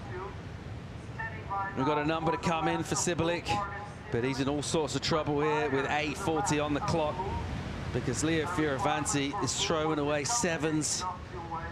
There's a spread from the panel. Another massive number for Leo. Yes, another massive number, but I think Morgan is coming back at it. Can't wait to see where the judges are going to place his wave, but I think those last 2 turns looked really really powerful. But yeah, Leo is just on point. 3 waves, a 717, a 843, and an 833. Can you do better than this in Ribeira? And you know what? This isn't like freakish. He's done this sort of all event, right? He's just been going out and getting big numbers. He's never, I can't remember anyone reading out a requirement for Leo at any point in this competition. He's just been in the lead. As soon as he stands up, as soon as he gets his second wave, he puts a situation up on the board for everyone to chase, and well, no one's been able to. That's why he's in the quarters, and right now he's looking really, really good for a spot in the semis, which will be happening this afternoon, and he will just want to keep surfing.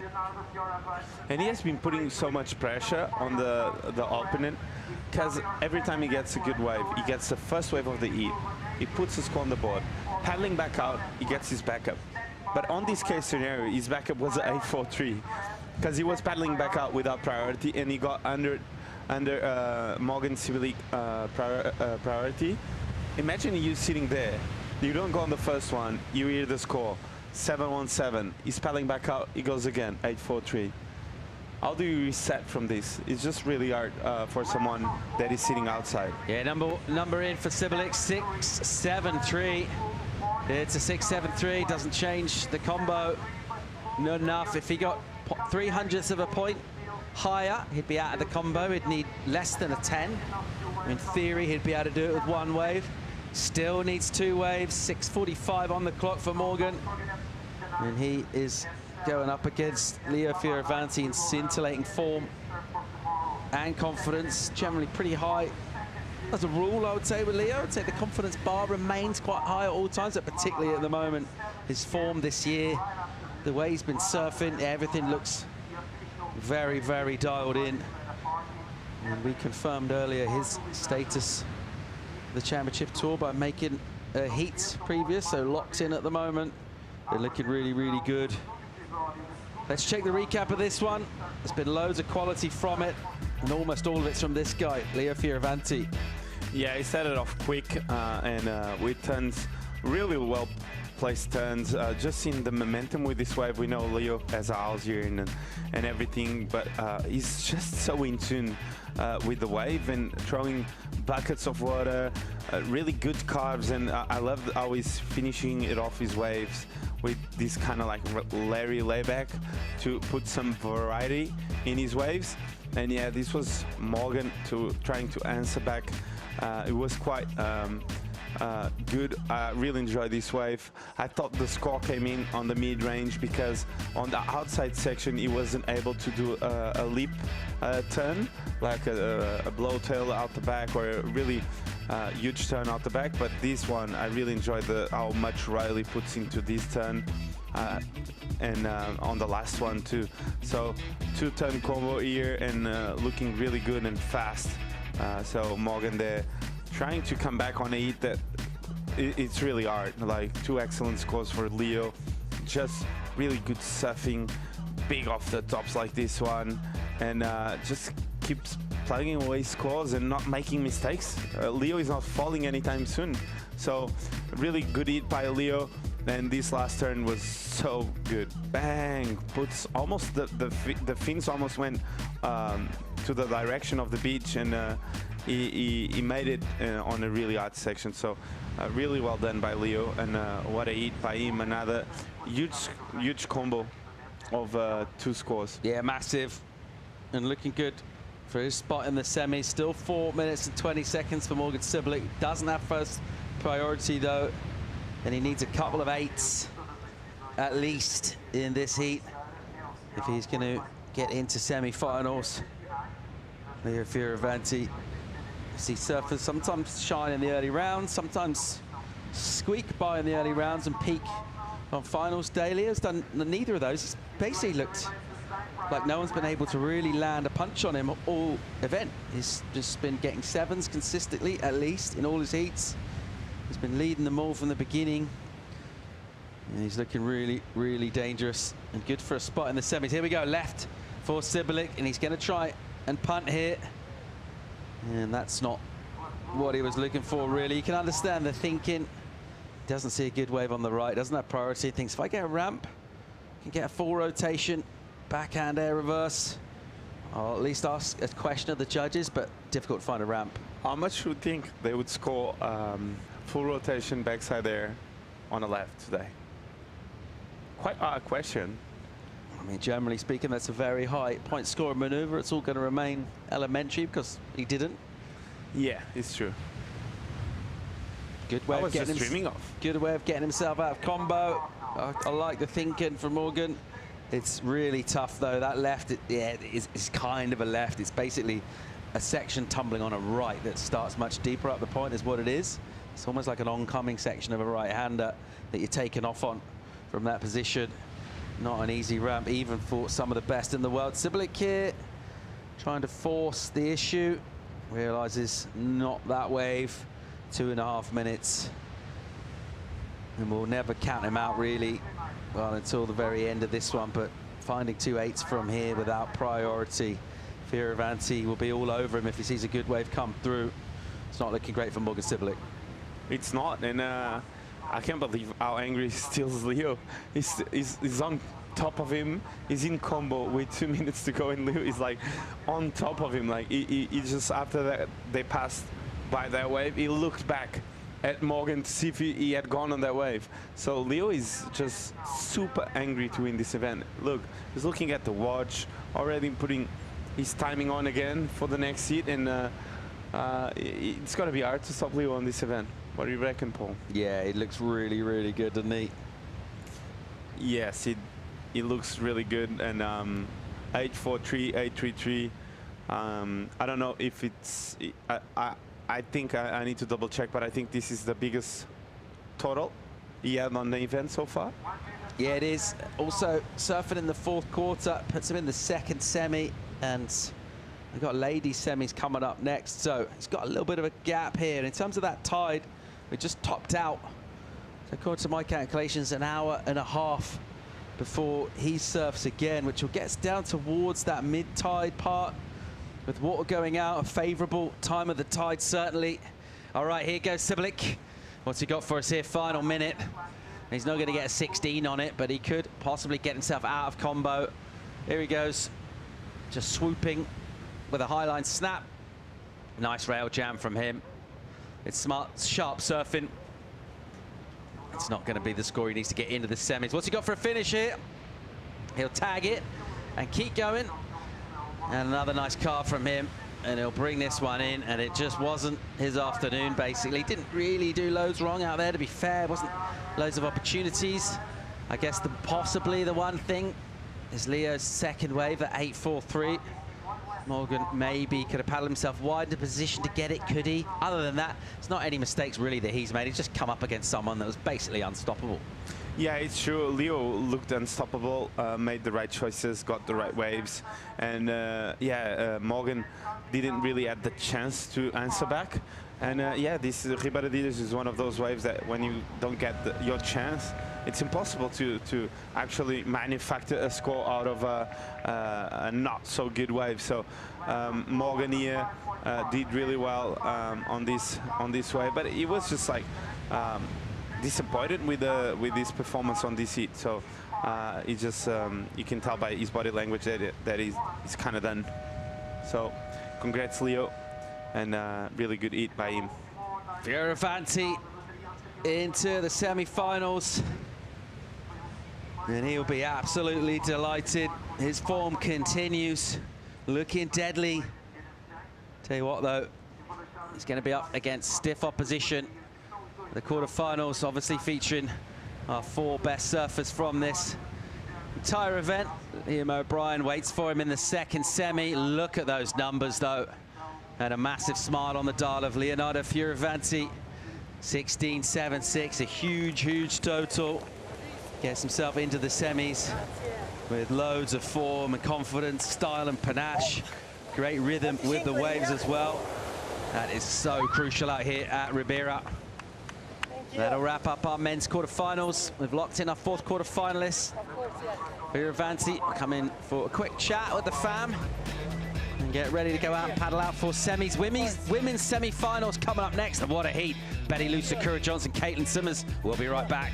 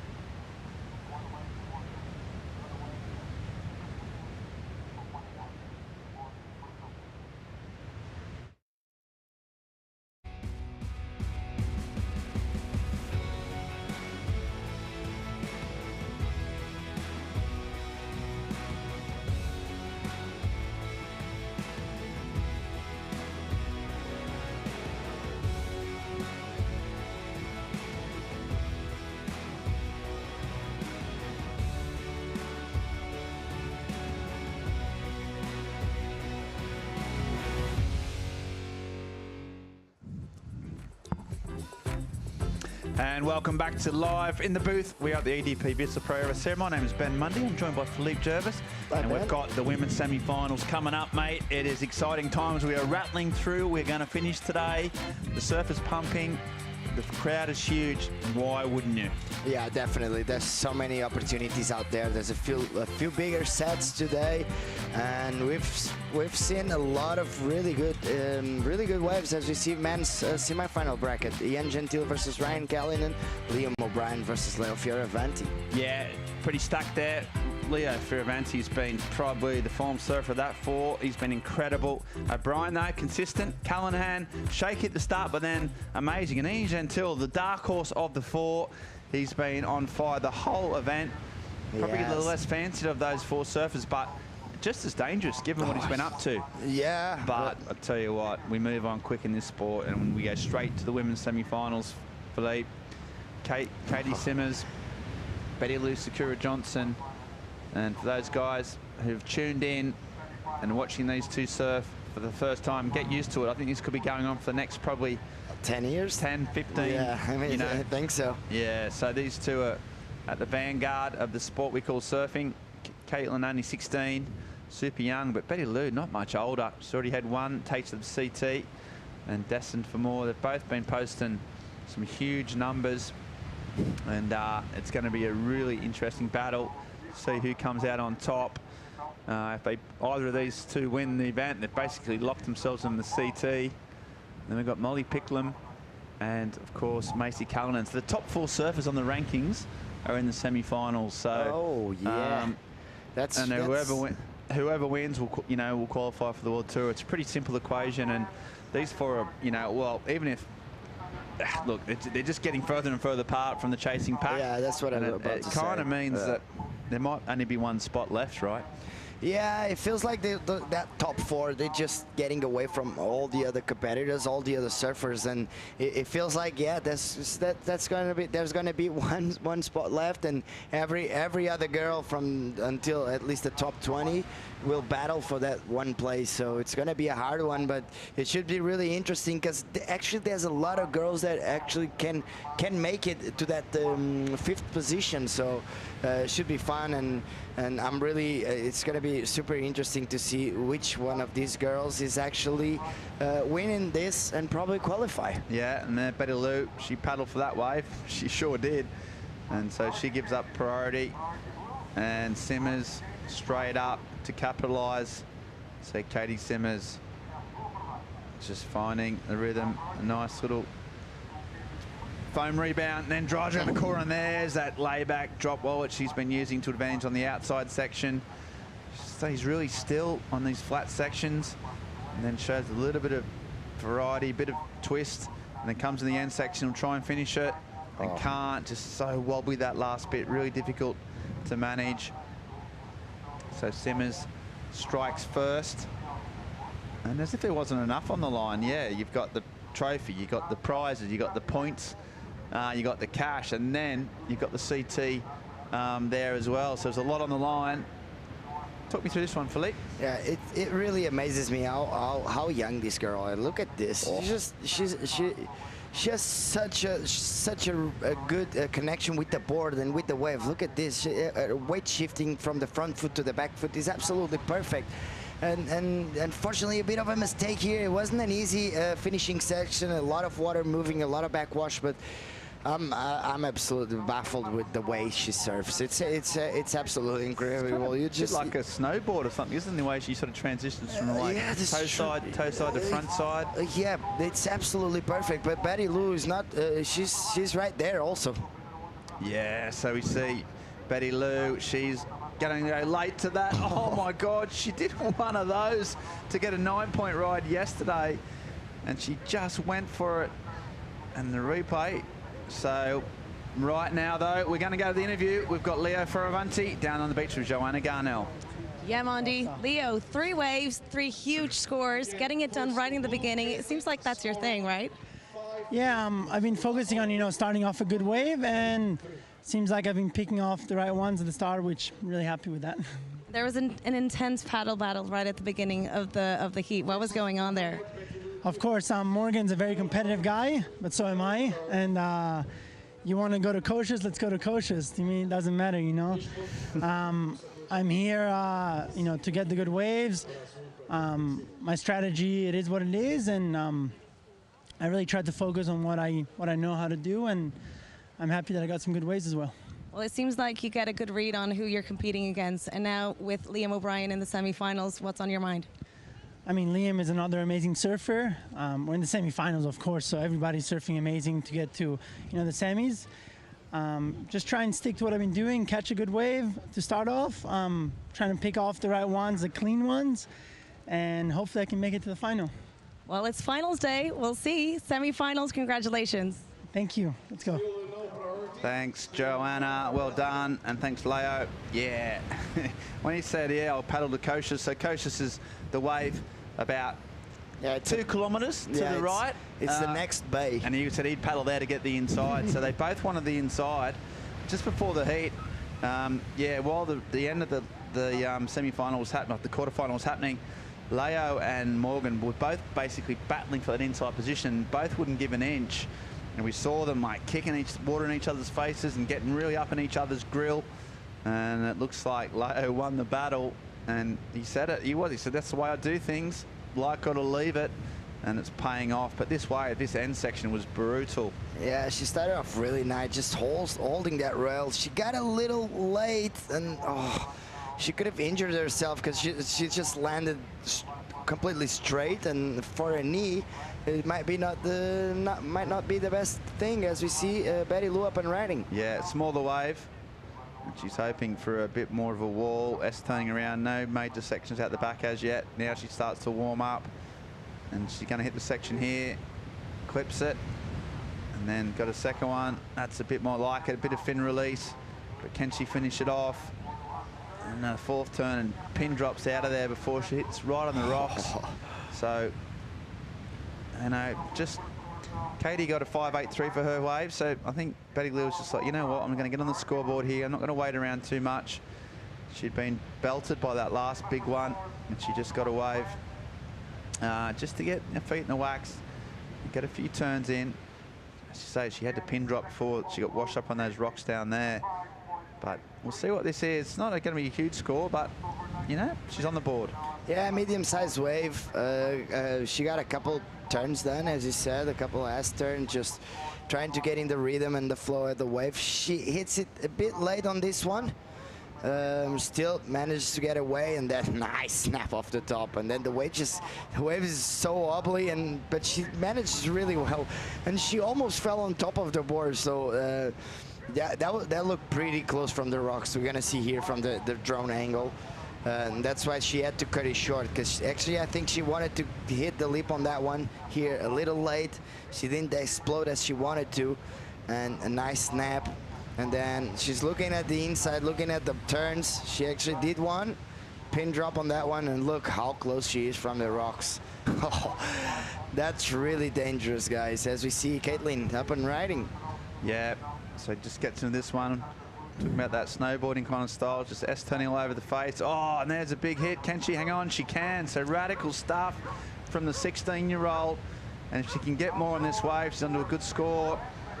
And that's the difference that this young surfer's got. She's got spice, she's got a radical turn, and she doesn't mind going radical out the back. A little turn there, and then, as we were saying, I mean, there's so much going on. Just, I mean, no normal humans can sort of deal with that type of bump and fizz. A lot of the turns done, well, pretty much all about one single turn. I'll get you to break it down. You're a bit more of a technician than me, Philippe, but this first turn looked pretty special.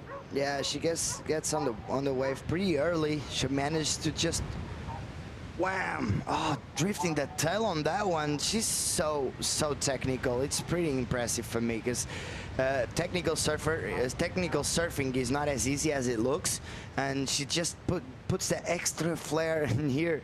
We see the bumps on the backwash. Check this out. Oh my God.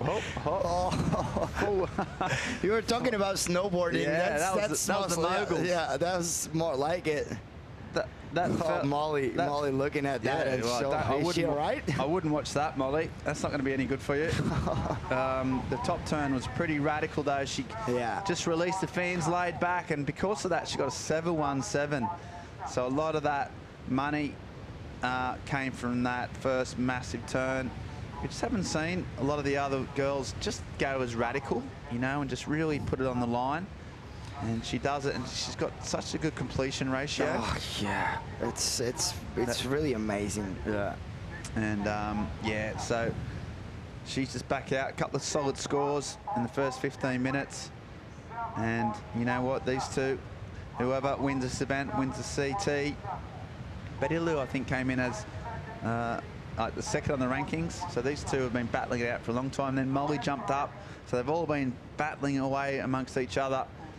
And we've been waiting for the best surfers to meet at the best time, and that's now. We've got swell, that tide's running out. We're going to the next 4 hours, sorry, next couple of hours going to be really, really special, I think. Out the back, though, Shreddy Lou, can she fight back? It's a bit wobble, can't get that wave. And she's got to regroup here. She's got a 4.83. She's been getting 8s and 9s all week. She won't be rattled. She's such a really good competitor. She goes again, a bit deeper inside, and just struggling to get on that. I think, you know, it's pretty much high tide right now, just gone, so it will improve every sort of minute effectively. But you can see that water coming on that deep part of the reef, and she just couldn't get over the edge and cost herself a bit of time there. Yeah, maybe there's no priority at this moment, so I'm not saying it was a mistake, but she's looking at this one. She decides not to go. It looks like she might get the priority again, depends. Not Caitlin got the priority. She got there first. It's a definite mistake. Oh, you know, now, now you can call it a mistake. Yeah, absolutely. I mean, she was out there waiting. She had to try and strike back, and now she has to wait and let Caity get any wave she wants. And she's deadly at picking those good ones. She's got this insane ocean sense, do you think, Philippe, where she's just, you know, she hasn't spent hardly any time here. One of the trickiest waves to surf, and she's already kind of worked it out, which ones, you know, which were the best waves. The most impressive thing is, on her first interview, on her first win on this contest, she said that it was their first time surfing here since she got there. So she had been surfing in Backdoor and Reef. She hasn't been surfing in Rio Waida. So yeah, she definitely got a special connection with this wave. Sakura Johnson, that's a big turn. She hangs on, and yeah, and still manages a little top turn after the regroup now on the inside. S turning, she'll aim for a big finish. Like Caity, she had a good wave, I mean a good turn out the back. She's already got some points on the board. She's trying to finish it. It's a trademark swoop, and she just kicks out. So again, really nice from Betty. Meanwhile, just skipping out of that one with Simmers. So Sakura Johnson, Hawaiian Japanese heritage, and we see Simmers out the back. Nice lip turn, trying to get around that section. Unfortunately, the wave just closes out on her. She almost loses it there, and then she's gonna go for a roundhouse cutback. And I think, yeah, I think this is it. The wave just dies off on her. And yeah, Betty Lou's wave was really good. We're gonna check that replay as soon as possible. As you see here, That's a big wall in front of her. She hits it really strong. She almost loses it, but hangs up really well. And as you said, straight into a nice little cutback, and then drawing some nice lines on the wall. Some really good turns. She's so technical as well. It's a different style, isn't it? She's a bit more front-footed than Caitlin, but still very, very good surfing by Betty Lou. A lot of style, yeah. Uses a wingspan a bit more. Yeah, she uses her arms a lot more than Caitlin. Caitlin has that little, like a John, like late arms on the near the knees. That's like a skate style, and Betty Lou just using those arms to get the torque and that expression on her surfing, as we see here. Yeah, it's just technically the way the arm positioning of Betty Lou is absolutely perfect. Yeah, and she's using it to kick out there. But this turn, the thing about this is when she goes up, she hits the foam on the way down. You see this here? And that's a ricochet. And just to compress your knees and right out of that, that is not hard. A lot of people, most surfers, 99% of surfers in the world would have felt that aftershock and bumped her off, but she just rode out. And you can get some pretty big injuries coming with that type of situation, well, sprained ankles and broken legs. And that's exactly how I broke my leg surfing. It was? Yeah, I did a backhand floater, and that ricochet came up, and it just the vectors, and it sent the leg in the exact wrong direction. Yeah. And one thing I do know is that you don't want a leg at right angles to where it should be. That was my lesson I learned. But she just powered out of it. She's strong and flexible, where I was old and sad and stiff. And she's out there now, Caity Simmers. And we're going to see that score come in. They've taken a bit of time. It was important. One in the context of the heat. Good numbers. 6.43 comes in for Betty Lou. So Caitlin Simmers narrowed out. She now is in second place and chasing a 6.58, so much more closer now after that wave of Sakura Johnson's. She's got her spot now. She's back in the mix. She's also got priority, so that was a good exchange for her. We talked about the mistakes she made, Philippe, but she's bounced back pretty strong. Showing that shows a mental side of things, huh? Oh yeah, she's really strong mentally. She's a good competitor. She knows what she's doing, and especially she's not going to give up. And now she's back in the mix, and she only needs a 6.58, and she has priority. So it's going to be pretty interesting with 10 minutes remaining to realize what's left with this hit.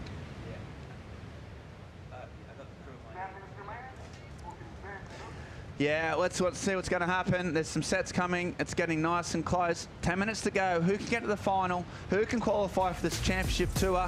It's between Caitlin Simmers and Betty Lou Sakura Johnson. We're going to a short commercial break and come back for more live action right after this.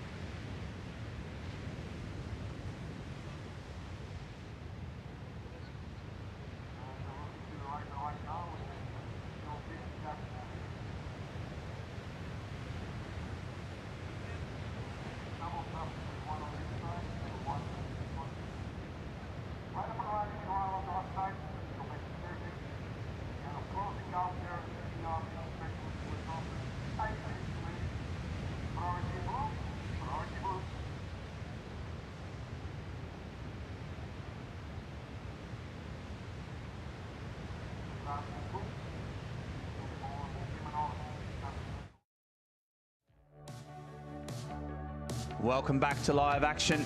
We are in the first semi-final of the women's division of the EDP Vissla Pro Ericeira. My name is Ben Mundy. I'm joined by Philippe Jervis. We've got Caity Simmers and Betty Lou Sakura Johnson in the water. And currently it's pretty tight. Simmers has had the jump, but Betty Lou is fighting back. She now needs a 6.58 to move up in the second. 7 minutes on the clock. It's been a pretty epic battle, actually, hasn't it, Philippe? Yeah, unfortunately, Betty Lou just lost a priority, so she must have done something, and it looks like it was a 0.5. So a bit of a mistake by Betty Lou, an important one, and now Caity can actually manage this heat the way she wants to and get that good wave if it comes. Yeah, and we talked about that, how Betty Lou had made a mistake before regarding priority, and then she managed to overcome that. She got a good wave, she scored it, and then she got priority back. But here she goes, this one, paddle for it, and it's just going to be not a good wave, just a close out, and that's a poor decision. Maybe the time, she needs a 6.58. She was never going to get it on that wave, so a bit of inexperience shown there. I mean, it happens. Sometimes you pull the trigger, think it's going to go, especially at this place. Yeah. But it didn't work out. Yeah, you have to go with your gut sometimes, and if your instinct tells you that wave, it's a good one, might as well just not overthinking it. But sometimes your instinct and your gut is wrong. Yeah. And well, tell me about it. and this one, unfortunately, a bad wave choice by Betty Lou, but she still has 5 minutes, almost 6 minutes remaining on that one. So hopefully we still have a few more shots on this one. Yeah, absolutely. We've got time. 5 minutes on the clock. Both surfers hopefully get one more set, and it could come down to the last waves ridden by each surfer. Sakura Johnson out there sitting pretty close. Caity Simmers, but so exceptional this year. Couple of event wins, just been so consistent, almost unbeatable in many respects. She comes over here and she keeps on going. 5 minutes off another final and holding priority, so she'll be pretty patient. She's got a really good competitive brain on. It kind of hits that water and just magic happens, you know. Just feels like one of those people that is just so at home in the ocean. And let's see how she got here. Yeah, this is Caitlin's first wave of 5.83. We're gonna have that snap lay back here. Very strong. She's not a big. She's a normal kid, and she does those turns with such powerful way. In such a powerful way, she actually didn't make it through. So it's a 5.83, but this turn, it's powerful and as much as it's technical. Check this out. She's gonna set up turn on that one, and here, wham! Just blowing that tail, just pushing really, really hard.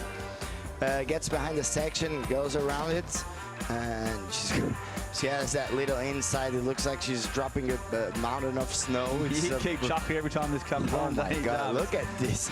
She goes for a little carve here, and out of nowhere, this wave just, oh my God. She hold on more than anyone could, as we see Betty Lou also on. This is her best ride, 6.83. Nice first turn on the outside, a nice cut back as well. Just going for a couple of turns here. Nice drawn out cut back, just going with the flow, just surfing really, really well. She has such a nice style and such a good technique. She's pretty much perfect. So there's not a single drop out of the water in that one. And still waiting with 3 minutes and a half remaining. Hopefully a few more sets coming, because I would like to see. Yeah, we'd love to see it. Betty Lou actually got a wave. Sorry, Ben. You're right. During that recap. Betty, we're going to have a score. So Betty, just during that recap, she may have caught away. We're not sure of its quality yet. Yeah, she's a sort of fair way down the reef. So we'll see what happened there. Chasing a 6.58. Simmers, she's been patient, sticking with her decision to wait for the best wave. So here we go. So this is in the recap. So driving down the line, first turn. Oh, it's a big one. Hangs on, but can't get any more than that. So it's just the 3.17. So that won't count. You can see the family, they're just sort of dealing with it all together. Actually pretty cool. And Caity, well, you said she's an ordinary kid. Well, she's an ordinary kid. She's doing absolutely extraordinary surfing, yeah, isn't she? You know, she's like that. Yeah. Just, you know, she's just a great kid. She lives for surfing, just like any surf rat you'd see down the beach, but she just happens to have an absolutely extraordinary powers for surfing, and so far it's working out. She's now deciding whether to go down and sit on her opponent, which isn't a bad move at all. She can cover it off. I mean, these, you know, they're going to win today, you're going to have to surf 3 times in these conditions. Even with a jet ski assist, that is going to get tiring. It's going to get almost, I mean, the physical fatigue, something, but the mental fatigue that comes with it. Here she goes. No, doesn't paddle for that. She lets Johnson go. So what's Betty Lou got here? This might be a last shot. Oh, there's a big turn. Caity looking at the wave going, did I make an error there? So far the wave's pretty fat, not a whole lot of turns. She'll keep going. This is going to be a last wave, you'd think. So she's going to try and rinse it on the shore. It's wobbly, kicks it out, and she likes it. Well, the brains trust like it. Chasing a 6.58. Got to remember, her best wave so far was a 6.43. I'm not sure if that wave was better than her best wave, but she's gone down swinging as she always would do. Yeah, this first turn is actually really good. Powerful, very, very technical as well. She comes around the section. The wave kind of dies off on her. I actually thought she wouldn't have a finishing turn on this one, but maybe the tide is already pushing out a little bit as she goes and hits it really strong on that one. So it should be interesting to see her results on that one. And Caitlin, she let it go on this one. Might be, do you think it was a bit of a mistake there? Well, I think so. I mean, you know, she could have blocked her, she could have ridden the wave, but unfortunately, good, you know, great surfing and great decision making from Betty Lou. She stuck right down the end and stayed away from her opponent, but I don't think the wave's going to be enough, and the score does come in a 4.83, so it's not enough. So it looks like with 30 seconds on the clock, Caity Simmers just, yeah, she likes it. She knows that she hasn't got it. So yeah, she's really, really happy. 25 seconds, she's in the final. So she's doing some little internal calculations. I'll tell you what, the main calculation, she wins one more heat, she wins the event, and she gets absolutely certain for CT qualification. So pretty simple equation from now on in. God. She's so close to it. Old, she's 16 and she is being absolutely unflappable. And they're all clapping out. Good little vibe down there on the beach with a lot of the parents. Betty Lou surfs so great. She's had another great event. Big result, you know, it's a 3rd place. She solidifies her CT qualification, but unfortunately in this instance just didn't quite have the flair that Caity Simmers has yet again came up with. Great surfing from the Californian. You know, incredible surfing throughout the course of the whole week from Betty Lou. But there's only one winner. We've got our first finalist. The question is, who will join her? Will it be Molly Picklum or Macy Callahan? Sorry, Callahan there, the next two coming up. And the next all-Aussie semi-final. 2 exceptional talents from Australia, 2 natural footers. And they'll be vying for the right to battle against Caity Simmers, vying for the right to qualify for the CT, and vying for the right to be crowned the EDP Vissla Pro Ericeira champion. Right, though, before that kicks off, we're going to a short commercial break, and then we're going to come back with the second semi-final of the EDP Vissla Pro Ericeira right after this.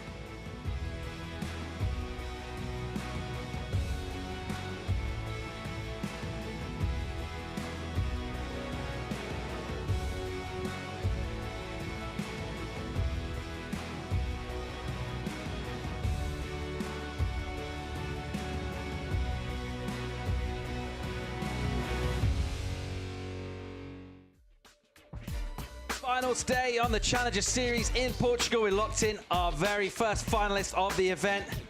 And it's that young woman there, Caity Simmers, into a final. And another impressive event from her. One more heat to go. She'll be looking to come back and that one to go all the way for the win. Who's she going to face? One thing for sure, it'll be an Australian. Which one? Of Molly Picklum and Macy Callahan. In our second semi-final for the women at the EDP Vissla Pro Ericeira. In the studio, Paul Evans and Chico Alves. And a great-looking matchup. This one, obviously, two outstanding surfers. Qualification implications from Molly, who we believe if she makes the final, she's secure for next year. Try not to think about it at this stage, I'm sure, Molly. Just trying to put points on the board. And this is early work from her in the heat. Yeah, really good wrap around cutback. I like the rebound. Was quite critical. We saw trying a bit of water there. She winds up on the end section there, and she was able to feed a good turn to finish it off. So I really enjoyed the first turn. The way she really applied pressure on that cutback was beautiful. Yeah, no. Did you see Macy having a good paddle trying to go around the back and get the inside as well on that one? So I love the way these two are competing for this opening wave. But a reasonable number drops in here for Molly. Yeah, 517. They really enjoyed this last turn. I think this was a hard section to make the turn in, and she did a really good job on it. So a quick start for her on the round before on the quarters. She had a really slow start. She sat around for like 15 minutes. So I think this is going to give her a lot of confidence. Yeah, we talked about the beginning of heats with no priority, and surfers can push deep, sometimes too deep. Not such a danger now with the high tide, actually.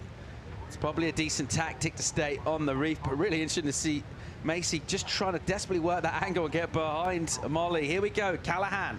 Reply from her. Good looking opening section for Macy. Nice turn in the lip. Look how she recovers that with all the speed in the world. Has to just go a little neutral towards the end of that carve as the wave wobbles a touch. And then again, just swooping back on the rail. Clean rail work once again from Macy Callahan onto an inside bowl here. And she'll drive down again all the way back this time. Clocks the soup. And a decent opening wave for Macy Callahan with so much flow throughout that ride. That one attack on the lip. You seem to appreciate that, Chico. A good opening exchange. Yeah, I really enjoyed the speed that she went through that turn. Looked amazing. She winds up off the bottom and bang, throwing the fins out and getting so much speed out of that turn. Doing a really beautiful two-stage kind of cut back. This one was a bit better. And yeah, I think here she was just like trying to build a score and trying not to allow herself to fall, because that first turn was beautiful. And I think most of the score is going to come from that outside turn. The outside turn there was really critical. And look, let's see the shot from above. Bang! She threw the fins out and was beautiful, Paul. So really good surfing by Macy there. And she stands a bit tall. She stands a bit tall on the board and has this kind of like cruisy style. But when the section presents itself, she applies a lot of pressure. So it's quite really relaxed surfing from stylish at the end. Let's go down and hear from our first finalist for the women. It's Caity Simmers with Joanna Garnell. Yeah, that's right. Caity, you're in the finals. If you win this event, you're in the CT. What's on your mind right now? I don't know, just trying to win, trying not to get bounced off my board. Got bounced off on basically every one of my waves, but glad I made the one turn that I didn't get bounced off of, but I almost did. Yeah, it looks pretty bouncy out there. You said you never surfed this wave before, but you look really in sync. I surfed it a couple times last event, but I got out first round, and I was kind of bummed because it's a pretty hard wave, but yeah, it's if they run it at like, if they keep running and it's going to be peak high tide, it'll be pretty hard, but hopefully there's some lips that I can hit. And are you going to save the best for last? I am. Well, we can't wait to see that. Congratulations, you're in the final. Thank you. Yeah, well done. Caity Simmers getting into the final. Good news for her. Tide's going out. By the time she paddles out for the final, should be actually on the really favourable mid-tide stage here. We're already losing a bit of water on the reef as we speak. What we're gaining is points, particularly for Macy Callahan. 6-5 in for her, gets the better of the opening exchange. Yeah, I think 6-5, fair enough. I think most of that score came out of that first turn, because before that she was just cruising on that wave, just trying to milk something on the inside section. But yeah, just a few cutbacks after that first turn. But that first turn, I tell you what, was really aggressive. Yeah, absolutely. She's been really in sync with the critical parts of the wave. Obviously, we focus on the maneuvers themselves at the point that scores. But in order to get yourself into those sections to score, it's all about keeping that speed line throughout. And it's been a bit of a hallmark for Macy throughout this event. She's found it really, really easy to get speed. She's never really struggled to kind of arrive at sections or join up the dots. It all flows together really sweetly. 6-5 is the reward for her opening wave. Picklum with priority, who needs to make this heat to be on the championship tour next year. And a little bit of a layer outside over the Atlantic Ocean. That's no stranger to this event. We've had it all week. So far, so good. We got bright sunshine still on the beach here at Ribeira del. There's a big crowd coming down to finals day. It's been called on. And the decision to keep running. We finished up the quarters. Why would you walk away from waves? Still plenty out there in the water. So up to semis for the women. We're about to decide our second finalist in the next 20 minutes or so. Then over to the men. Two great looking matchups for the semi-finals as well, and champions to be crowned before sundown this evening on the beautiful west coast of Portugal. Ericeira is our spot, pretty close to the capital of Lisbon. We've been talking all week about how good the waves are around here. But once again, Chico, got to give a nod to this wave, which can be tricky to surf, but in terms of consistency, just offers so much as a competition venue. Yes, it does. It's this week we had amazing waves, all types of waves actually. The same point, but allowed us to see so many different waves and types of waves. So it was really good. As we see Ia Ryan getting warmed up for the matchup, semi-final #1 with Ian Gentile, and it's going to be a great matchup, Paul. Yeah, already won this event, hasn't he? Got himself a wild card straight from that to get up into the Quick Pro France as a CT and won the final there. He was on a hot streak. And he'd love to go back-to-back, well, not back-to-back, he'd love to get another win out here. He's got a semi, first of all, against Ian Gentile. That's going to be a tough one. Gentile's been absolutely on fire. Here goes Macy. Sorry, here goes Molly, excuse me. Just opening up that turn, a little neutral, and then tightening up the rail arc.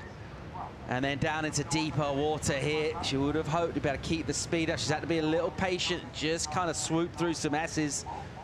Molly Picklum onto an inside, a wobbly section. She deals with it really well, actually. That thing buckled really hard just as she was going into the lip, and she managed to click the board, keep the board quite close to the body, and underneath her gets the completion. Yeah, she did really well. I love that first like swooping like carve she does on the face, and as we see Macy on a good looking wave. Yeah, immediate reply out the back. Oh, and a mistake there, just maybe a little too cash. Didn't particularly commit the legs to going up on quite an aggressive line. And that looked like a great looking wave from what we saw of the opening section. She'll almost certainly hang on to prio though. I think Molly's a long way down the point, so Callahan will get back in the lineup and get priority. Here's another look at Molly's wave. I love this two-stage carving where she started off the carve on the top and then grabbed the rail and went all the way through the pocket.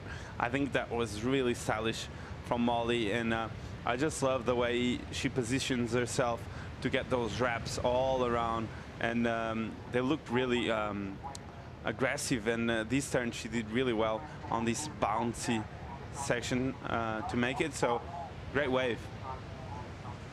Judges lock in the 4-6 for Picklum. She's in the lead right now. It does count for her. And loads of people enjoying this down on the beach. And we got some close confidants, some of our competitors as well. Joanna Garnell is with Dimmy. Yeah, that's right. Look who I found. You're a big fan of Macy Callahan, aren't you? Yeah, she's my bestie. What can you say about her surfing so far? She's on a roll. She's seriously been killing it. She's so strong out here, and actually this heat's going to be really fun to watch because her and Molly are just like Sunny Coast superstars. They battle it out every time, and I swear it's just always like the biggest rivalry, so it's cool. Can you see her in the finals? Definitely. Macy all the way, lock it in, qualify, get it done now, have the rest of the year off. I want to hear all the Aussies make a big shout out when they come out of the water. That's going to happen, right? Yeah, finals time, I think it's definitely on. A big ring of fire maybe. Let's go. Well, fingers crossed. Good luck. Thank you. Should be fun. Dimity Doyle very much rooting for Macy Callahan, her good friend at the moment with the high score in this one. Macy got a 6.5, a little error on the wave she just rode, and it is a number, 0.77, just a tiny throwaway for her. 16 minutes remaining in this second semi-final. We'll send one of these two to the final. If it is Molly Picklum, she will qualify for the championship tour according to our number crunchers. Macy Callahan also going really strong inside that top 5 cut and make it a final here, potentially going on for a win would certainly help her cause as well. So two outstanding talents from a strong Australian generation, and as Dimity mentioned, big rivalry from these two, surfed a lot together and against each other. And out here on the other side of the world in Portugal, there's only one spot available in the final to take on Caity Simmers. It's gonna be one of these two. 15.5 on the clock. This one I'll just dial down a little now. A little time to think in. And Macy Callahan, although she's in second place in the slightly stronger position with that 6.5 locked in, Chico. Yeah, she's looking really good to make through to the final. She's got that 6.5 with that big turn. And yeah, I keep asking this to the ocean, but I can't wait to see the ocean kind of get in the rhythm and to see them getting a few more opportunities. Molly having a good paddle there from under Macy's priority. What's this wave standing up out on the reef here? Callahan looks like she's in the spot. A hard paddle from her, chin on the stringer. Here she goes, deals with a bounce on the takeoff, and then some white water. This is from the previous wave that just broke, and that will be something of a misfire. Priority with Picklum. No potential on that wave, really. So Callahan will just think on for a while. She'll make her way back out. It's women's semi-final number 2. We're sending an Aussie to the final. One of these two it will be. Join us for the conclusion of the women's semi-finals right after the break.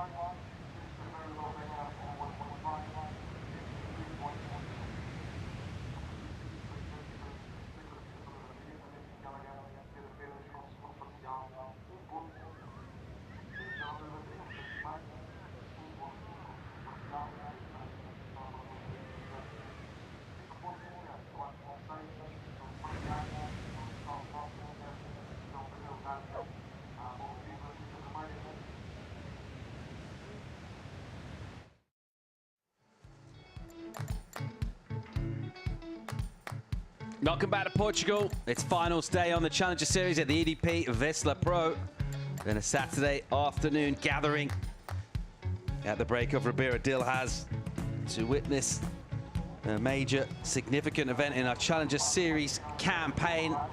In live action out in the water, Callahan, one of 2 Australians in this second semi-final. Macy swooping, really polished and crisp and controlled. Jams that one in nice and hard in a steeper pocket. Has a little snatch at an almost kind of lip section. Gets the completion, and it will certainly help her cause. She only needs a 3.27 to get a first, the 1.5 that's in her total. She'll improve on that.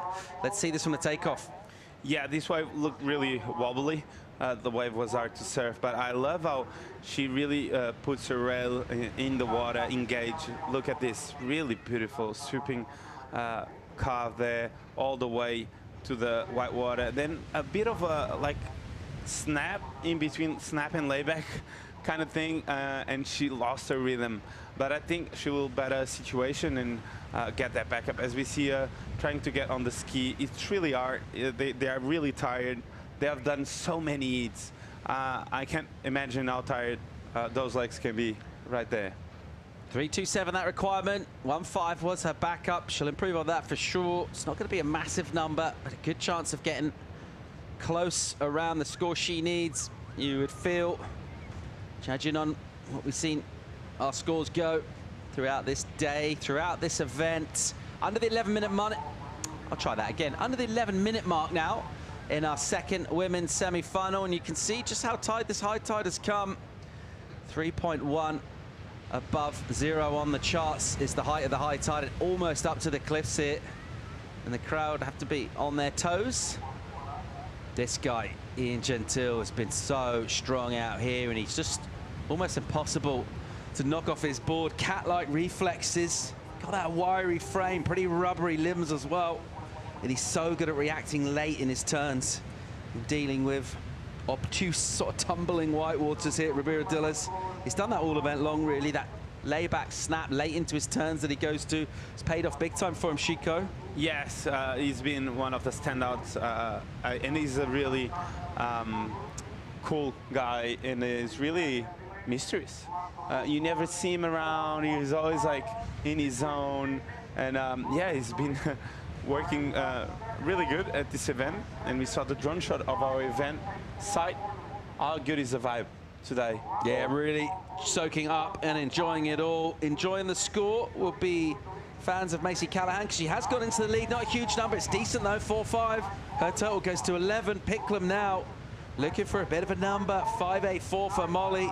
She's got priority, 9.5 on the clock. We are set up for a great finish in our second women's semi-final.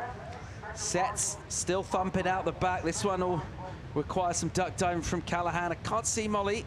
She's somewhere out there trying to put herself in position to get 5.84.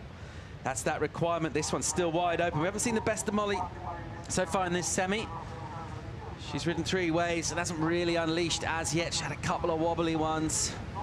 Her next wave could be crucial in the context of this heat. Just looking at the clock and generally the sort of periodicity of the swell, how long it takes for sets to come, maybe possibly a couple more sets to come before the horn in this one. And we decide who we're sending to the final to meet Caity Simmers. What's Molly got to do? Find herself a cleaner wave, a better wave? Well, she only needs a 5.84, so that's not a huge number. So that's the thing that is playing into her favor. She's got priority. So I think she needs to pick up a good wave and surf for the score. Sometimes you need to surf without pressure to get those excellent numbers, but surfing for 5.84 is just different. You can really surf to make that score. So I think when the opportunity presents itself, I think she's got all the tools to make it happen, because at 5.84 she can do it with her eyes closed. An hour of outgoing tide now, and as that tide continues to go out, that inside section will come into play more and more. There's no real finishing lip turn to be done on the high itself. We've seen surfers kind of carve that gap between the white waters. They rumble down under the cliffs. But as the tide goes out and it drains, we will see more of that inside bowl and the potential to put points on a wave that maybe you haven't got loads on out the back. Ideally, of course, get your turns done outside. Bank numbers, here goes Picklum. This wave, a bit of a wobble, and you just saw that on her bottom turn, and she had to just deal with that. But a nice jam back under the pocket from her. And it'll go a little wobble through here. Pretty fat. What's she got? Looking for it inside. She's highlining this into the inside bowl. Molly Picklum dealing with so much wobble on the flats of the wave. And every time she tried to get going and pump that board for speed, and another one of those ribs would come towards her, and that'll be a little bit of frustration for Molly. Yeah, this wave wasn't there for her since the start. So she gets around it. I love this first carve. The way she does it at the end, she really goes all the way back. So that's really something I love Molly surfing. And she just applies a lot of pressure in that rail and makes sure she does it with technique. And here she was just running after the juicy section. And yeah, it wasn't there. So a lot of artwork in terms of leg work on that situation. And they have served so many hits that her legs there at the end might be hurting so bad from all that artwork with those bounce and bumps on the way. A lot of physical exertion, not a great return in terms of points. 2.77 throwaway, not what she needs. 5.84, that requirement still under 6 minutes. Set, stack it up. Second semi counts down at the moment. Callahan with the lead, priority as well. Look at this set steaming in. Our drone will pick that up from way out the back. Let's check out Callahan's positioning. She doesn't seem in a hurry to get outside. Let's see where this one ends up. She might have to turn ahead a little wide here. As we see her getting caught inside by the first wave of the set there. Looks like a big one. From this point of view, looks even bigger. So a lot of paddling for these girls today. And this is what we want for finals day. Action, big sets, good conditions, people on the beach, and a lot of excitement as we see a good... Yeah, I think maybe Macy realized she probably wasn't ever going to get out beyond that set, and even if she did, she'd then probably just have to turn around and paddle back in. So she didn't seem in a particular hurry to get outside, realizing sometimes you just got to take them on the head and sit there and kind of hold your position. She'll feel like she's in the right spot on the reef for the medium to bigger waves, which are the ones that do tend to cup out and offer us good energy down the line. Sometimes those big ones just explode out the back, break wide, and go really soft. But let's go and hear from Joanna Garnell down the beach. Yeah, Paul, look at how many people are here. This is an absolute spectacle right now. You can see everyone on the beach and all the way up on the mountain. There's a great view from up there. You can see the whole competition, and it's amazing. Everyone looks really excited. Who are they going for, Joanna? Any idea who the bigger cheers are for out of this Aussie pair out in the water right now? Well, I guess it's a bit difficult because it's been really back and forth between both of them. So I'm not... But yeah, well, they're definitely all about the Aussies. All right, absolutely. Well, we will be sending one Australian for sure to the final from the women, one of these two. Thanks, Joanna. Crowd enjoying this. A great viewing spot here up on the cliffs on each side, as Joanna mentioned. And of course, if you want to get really close to the action line, the top of the beach here, as long as you're careful about the tides. We do get some surges come up the beach. And nice, bright, warm sunshine. Early October in Europe, autumn time. And down here we get those really powerful swells that spin way up north in the Atlantic. At the same time, blessed with a pretty mild climate, good winds as well. And we're really enjoying final Saturday on the challenges in Europe. Here's the recap. Molly Picklum early on. Strong start from her. Yeah, she had a quick start with her best wave so far, 5.17. Really well surfed wave. This one actually allowed her to get that final turn, which the rest of the waves didn't allow her. So this one was a good quick surfing by Molly, and this was the response by Macy. So a really good one off the top here, throwing the fins out. That turn looked massive, and I love the way they both surf. They are really calm, and they put the always a wave together, and it's really pleasant to watch both of them surf. So Macy here with the knot on this one. I think she got a bit more on the inside too than comparing to Molly's wave, but that first turn was the turn of this semi-final so far. And yeah, she was able to back it up.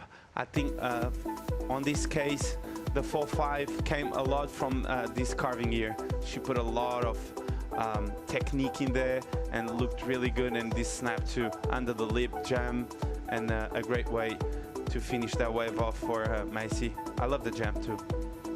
Yeah, that came in as the 4-5 and put the situation currently facing Molly Picklum. I tell you, I don't know how so much time's gone. Under 2 minutes, 1:40 on the clock. Picklum, second priority, and chasing a 5.84 right now. As we'll check the view from above, looking down on our World Surf Reserve here at Ribeira Dealers.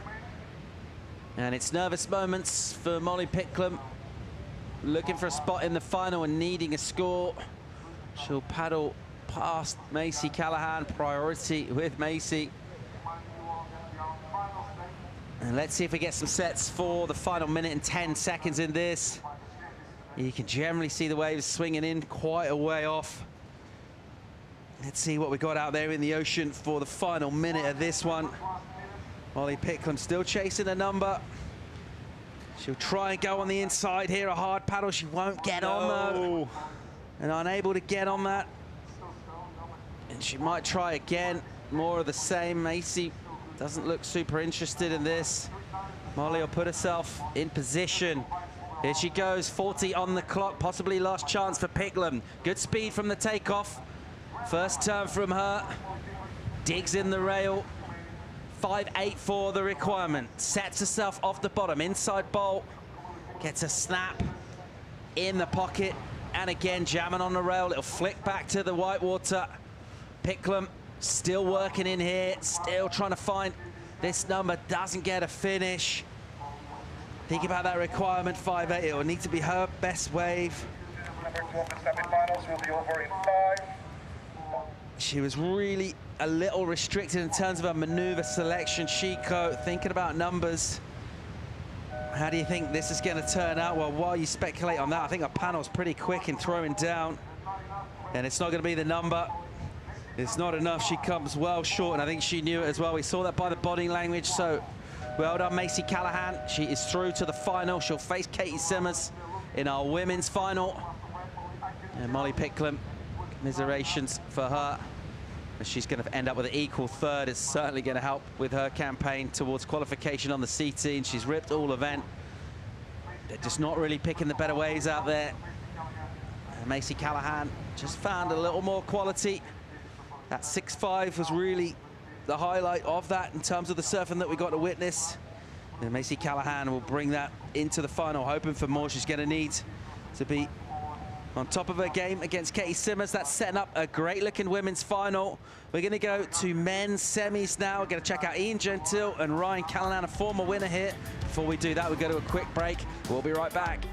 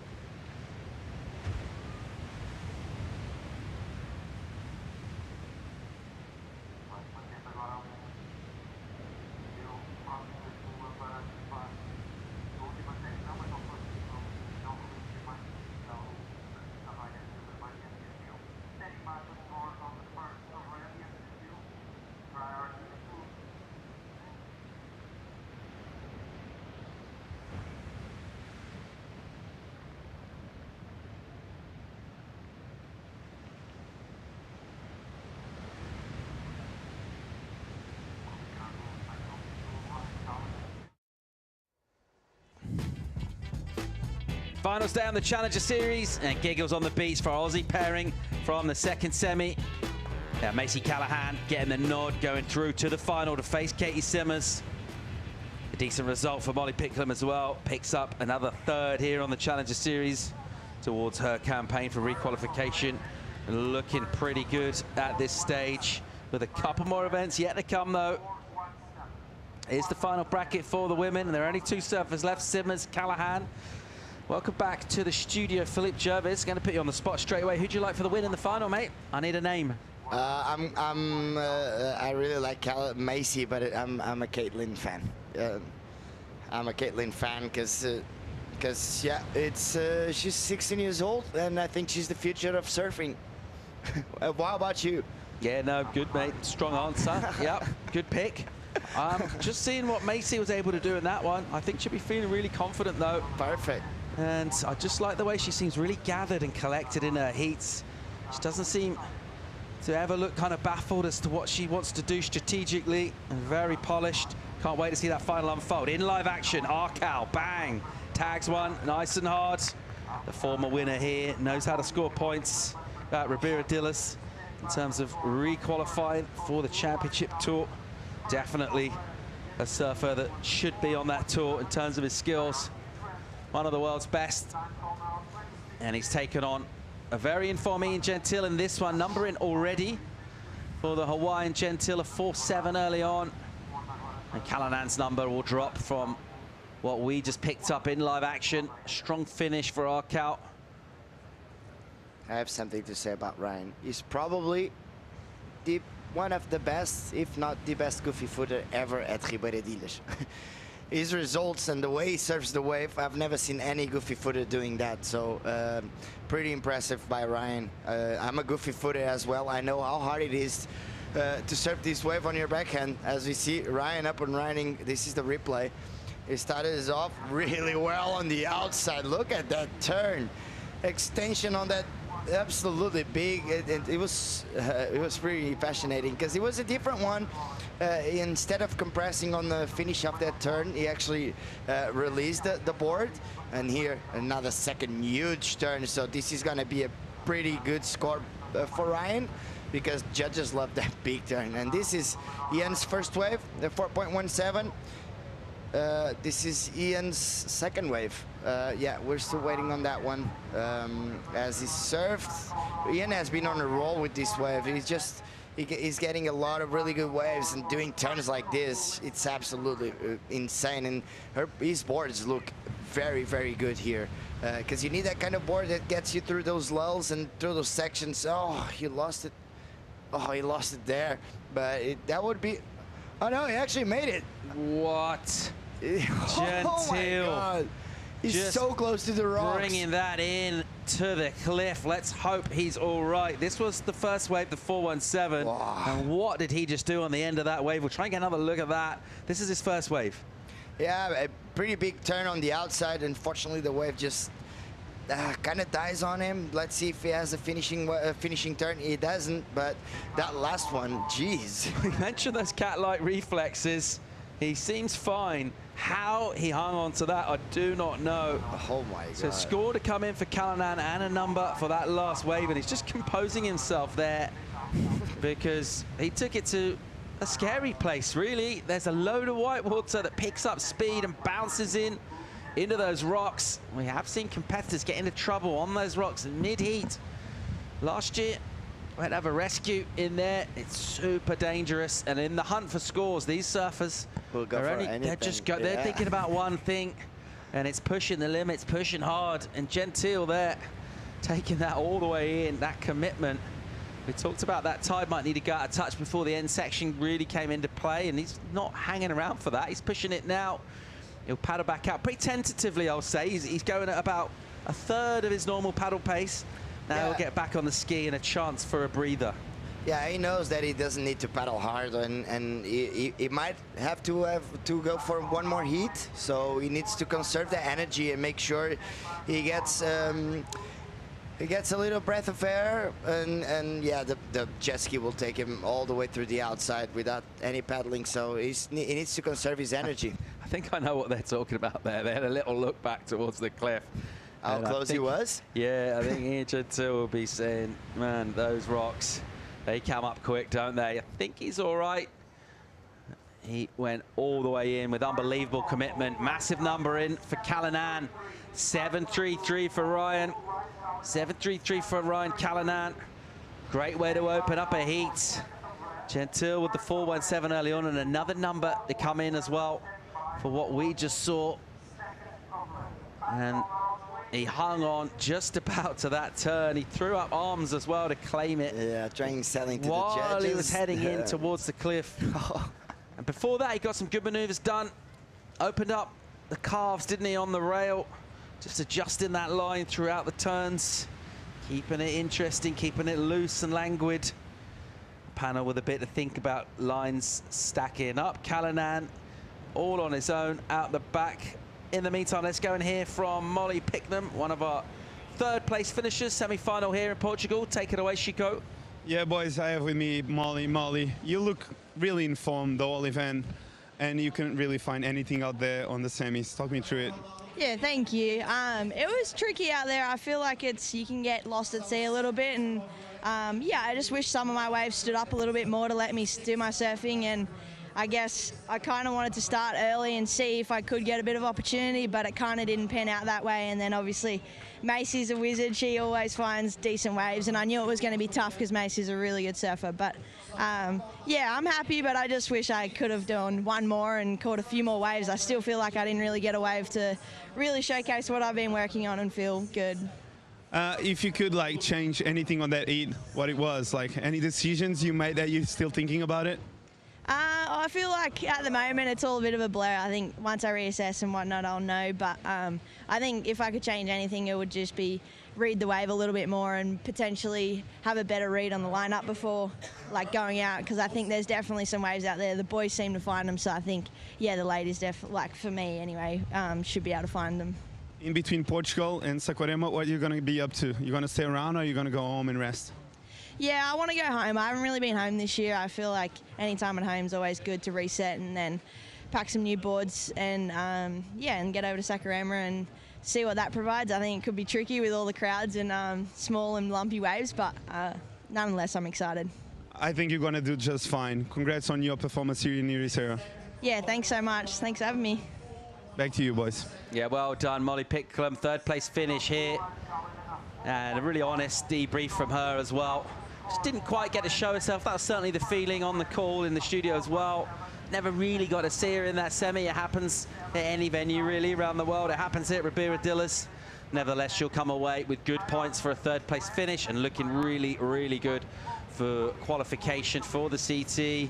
Here's Arkau with his backup score. How about that maneuver there? That Degree of difficulty. Yeah, that re-entry is pretty insane. He just put the board on the right spot and just he points the nose towards the beach. Unfortunately, the wave kind of closes, actually closes out on him. So he comes a little short on that score of 4.5, but still a good backup to that 7.33. Yeah, the 4.5 is Arkau's number 3.67. Is meager reward for Ian Gentile, putting body on the line going into the cliffs.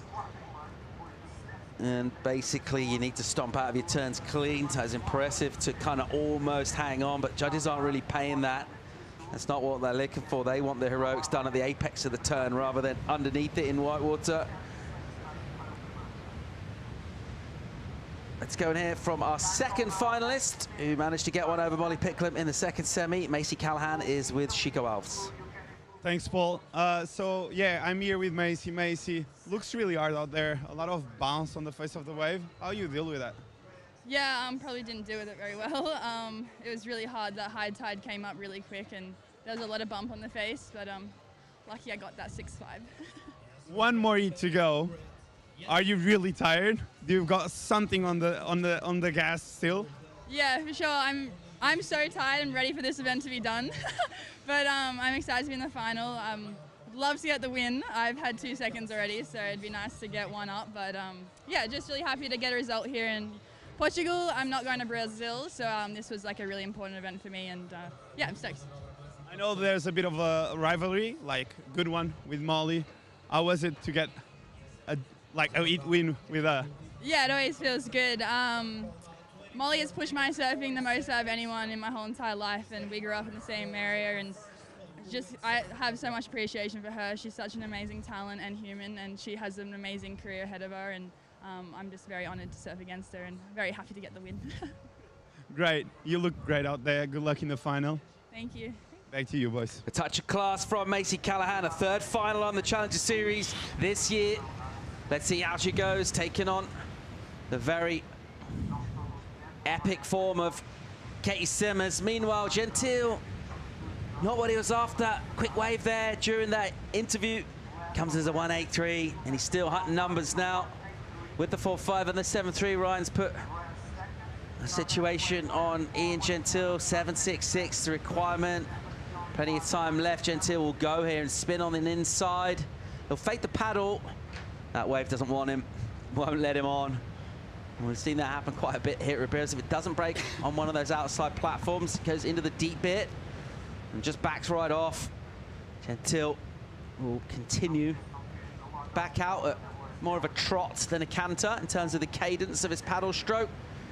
Doesn't seem particularly hurried as he heads outside. Callahan will continue to occupy the apex of the peak with priority and the lead in this one. Our first men's semi-final gets down towards the halfway point. It's the Australian Goofy, a former winner here with the lead. Second semi will feature Liam O'Brien, this guy, and Leonardo Fioravanti.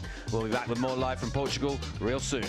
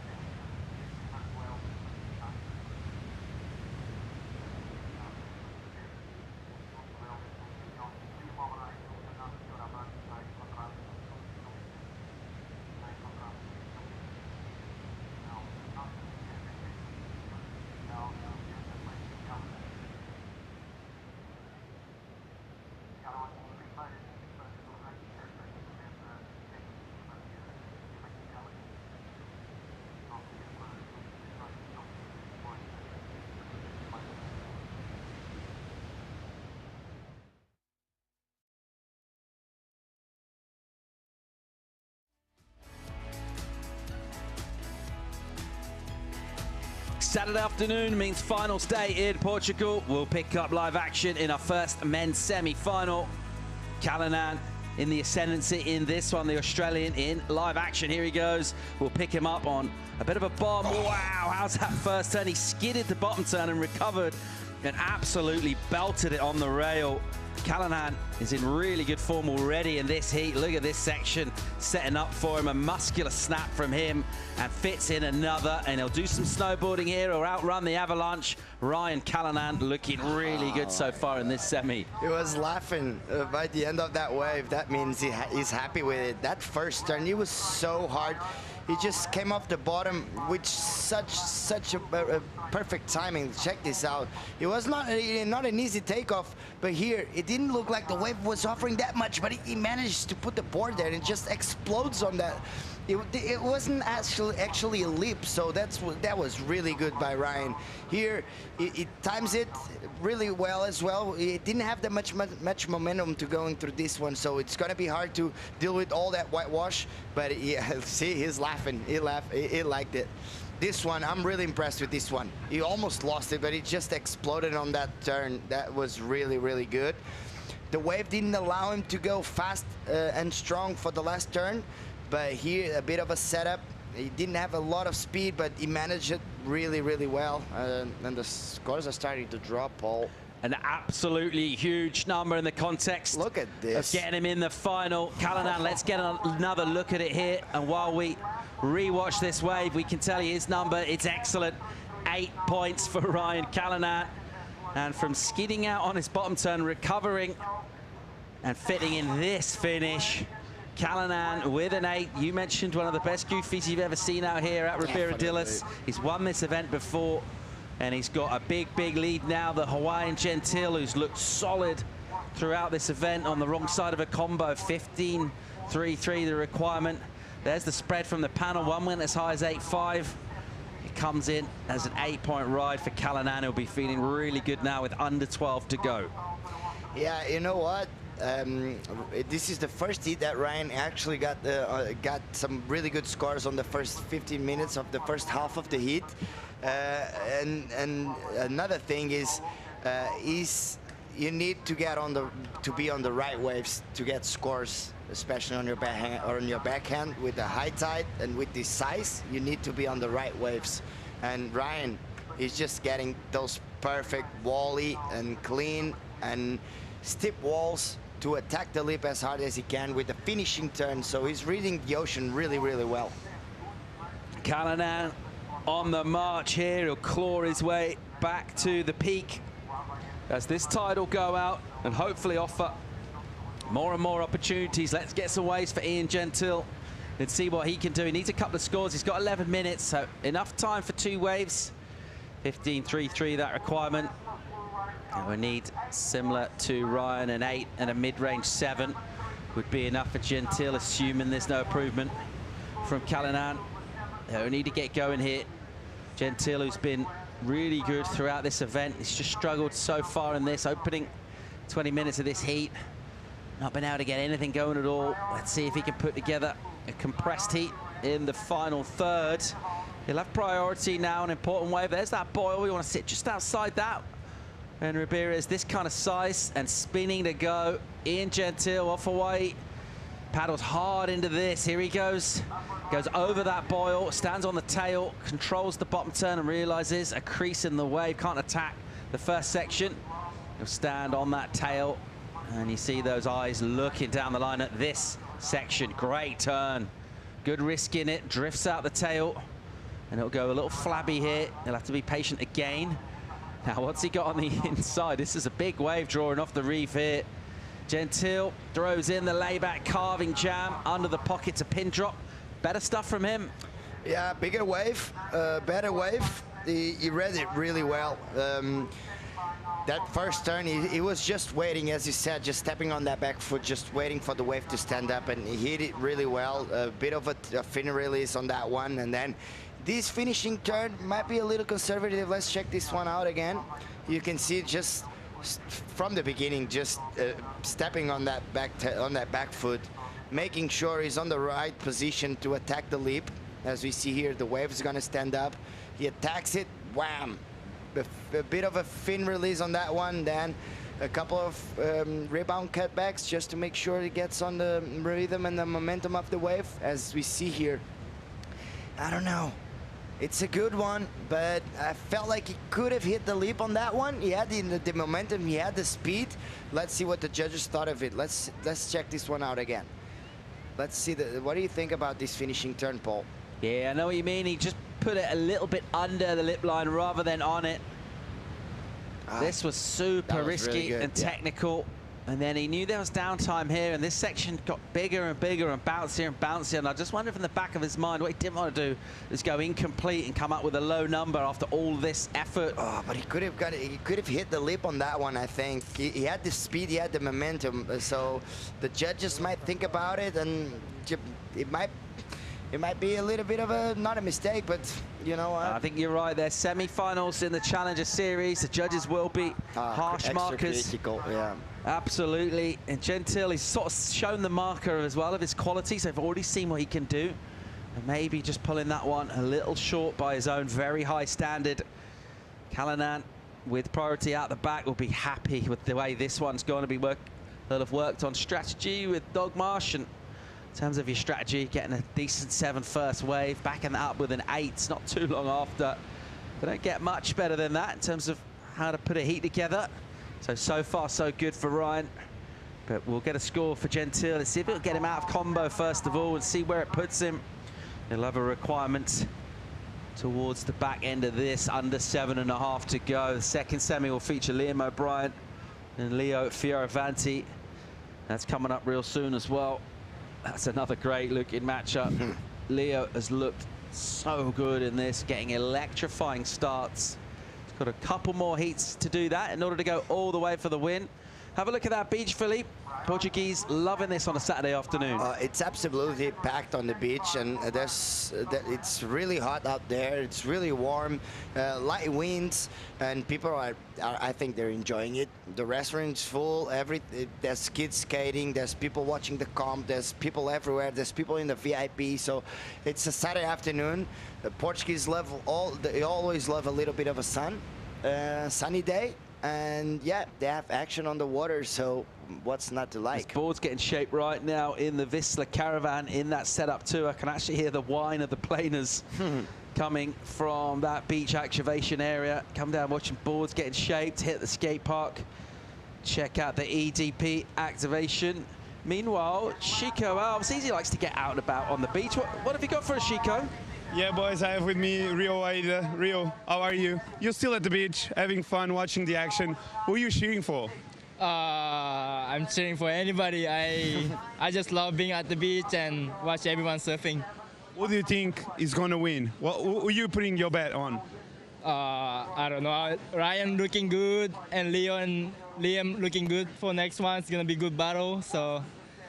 But I would like to see Liam. Liam is always my favorite surfer. He's a good style, and then I want him to win. And tell me something, you're a fan of the sport, world #1 on the Challenger Series, and you're still at the beach watching all the action. Yeah, it's good for myself too. I have such a bad I don't know how to surf this way, so it's always good to be on the beach and watching the boys surf and learn how to surf this wave and maybe get ready for next year. You sure know how to surf this wave. You just had a bad heat, but good to have you here and good rest of the day. Thank you, thank you. Back to you, boys. Pretty humble for a world #1, isn't he? Just down here to learn. And that is how you get to his level and beyond in this sport and any other. It's just sponge-like, watching the others, the best in the world, picking up what you can. Adding that to your own impressive skill set. A really impressive young man, Rio Waida, delighted to have made that history and getting our first Indonesian surfer, sending him to the championship tour. He'll be paddling out a pipeline early in 2023. Cannot wait for that moment. And a really cool moment for the entire surf community in Indonesia. Right now in the water, 4.5 on the clock. Gentile gets 5.67, gets out a combo. That at least sounds a lot better. Right now, he can win this heat with a single ride. It needs to be a good one, though. 9.66 is a tall order. He needs to go near perfect. It'll need to be the highest score of the entire event right now. So he's got his work cut out, certainly. And that's just scoreboard pressure from Callanan, who's been relentless. Oh yeah, Callan just putting the pressure straight away on Ian, and what we've been watching throughout the whole week is the opposite. Ian's just usually on the first couple of hits, Ian always puts the pressure on his opponent, and Ryan is always trying to go for it on the last 5 minutes, but now it's a game changer, that one. Ryan starting off really strong, Ian starting not as strong as he wanted, and we see that score. Do you think it's as low as we thought it would be because of that last turn? Yeah, absolutely. I think you're right there. He set himself up. Just the time it took to get to the inside, you're waiting for something huge to really wow us. Going up into the excellent range, taking a massive risk. We've already seen those kind of turns from Arkout. And as you mentioned, it was a nice turn. He did it with speed. Yeah, it was cool. It looked really good, but just a little safe, relatively speaking, by his high standard. And it just kept the score down a little bit. 5, 6, 7 does break the combo, only by a whisker though, and he's still very much with his work cut out. The other bad news for Ian Gentile is priorities with Callanan, and a surfer of his experience, many years competing against the very best in the world. He's coached by Dog. I think he knows how to use priority when he's got a massive lead and a couple of minutes to go in a heat. So Ryan will look just to steer the ship home here. The job's not done yet, but he's pretty close to being our first men's finalist. And let's see how this final 2.5 minutes plays out. Ian Gentile is going to get his best result of the season by far. He's going to rocket up the ratings. He's got Brazil to come, and then, of course, home on the Hawaiian Islands for him. Here he is in live action. Bang! Great first turn. Nearly loses the tail, recovers again. Nice floater with spark and venom. Then a softer bit. He'll be patient here. Couple of good maneuvers done out the back for Gentile. Again, looking for a finish now. What's he got for us on an inside? Little swoop from him. Coming in to a bit of a wobbly inside bowl. Gets a nice turn to finish. It's really good surfing. It's going to get a decent number. I'm not quite sure it's the near perfect 10 he requires. Yeah, I don't think this is going to be the best wave of the event so far, but still very well surfed by Ian. That first turn was absolutely insane. Look at this. I don't know if it was a good call by Ryan, but look at this. Wham! Just throwing the tail. I don't even know how he got that. And then speed floater to get through that section. He almost lost it there, but he regains his composure, just steps a little bit on his back foot, just waiting for the wave to stand up, as you see here. Waiting and waiting, and then goes for a nice little cutback, and this wave gets a little wobbly on the inside. He hit it kind of late, but very, very well surfed by Jens. Is definitely going to be, check out this one. Wham! Oh, so powerful. This water everywhere, straight into the second one. This connection was incredible, because the finishing on the first turn wasn't as clean as he wanted to, but still he got a really good connection. So the judges will love that. And then this wave is going to finish this one off pretty well. A little bit of bumpy wave, a lot of water moving, but he did really, really good. Yeah, so. It'll be his best, won't it? Let's see where this goes. Oh, look at that. It just came out flying on that one. Almost a little bit of an air time on that one, but 9.66. What do you think? Yeah, it's a really tall order, isn't it? I didn't see that there, but nevertheless, he's going to get a really good number, I reckon. And it will bring down his requirement considerably. However, time's not on his side, and he needed that wave basically 20 minutes ago. Would have built him a platform to compete with Ryan throughout the heat, but getting that kind of score so late, it'll shift the scoring dynamic of the heat, but it'll shift it basically after the horn's gone, and it'll be too late for him. Let's just wait till that locks in before we make it official. But Callanan looks good for a spot. There it is, 8.23. He does go excellent. He improves massively, brings the requirement down to 7.1. But it'll be a case of just slightly too late. And we got our first finalist here, Ryan Callanan. Will be competing in the EDP Vissla Pro final again. A former winner here. One of Philip Jervis's favourite goofies ever at this wave. He'll be paddling out for a final. Oh, he's happy. Congratulations to him. Commiserations to Ian Gentile. He's ripped this event. Third place would be decent points for him in the Challenger Series. Let's go to a commercial break. When we come back, our second semi-final, we'll check out Leo Fioravanti taking on Liam O'Brien. We'll bring Monday in for the call. We'll be right back.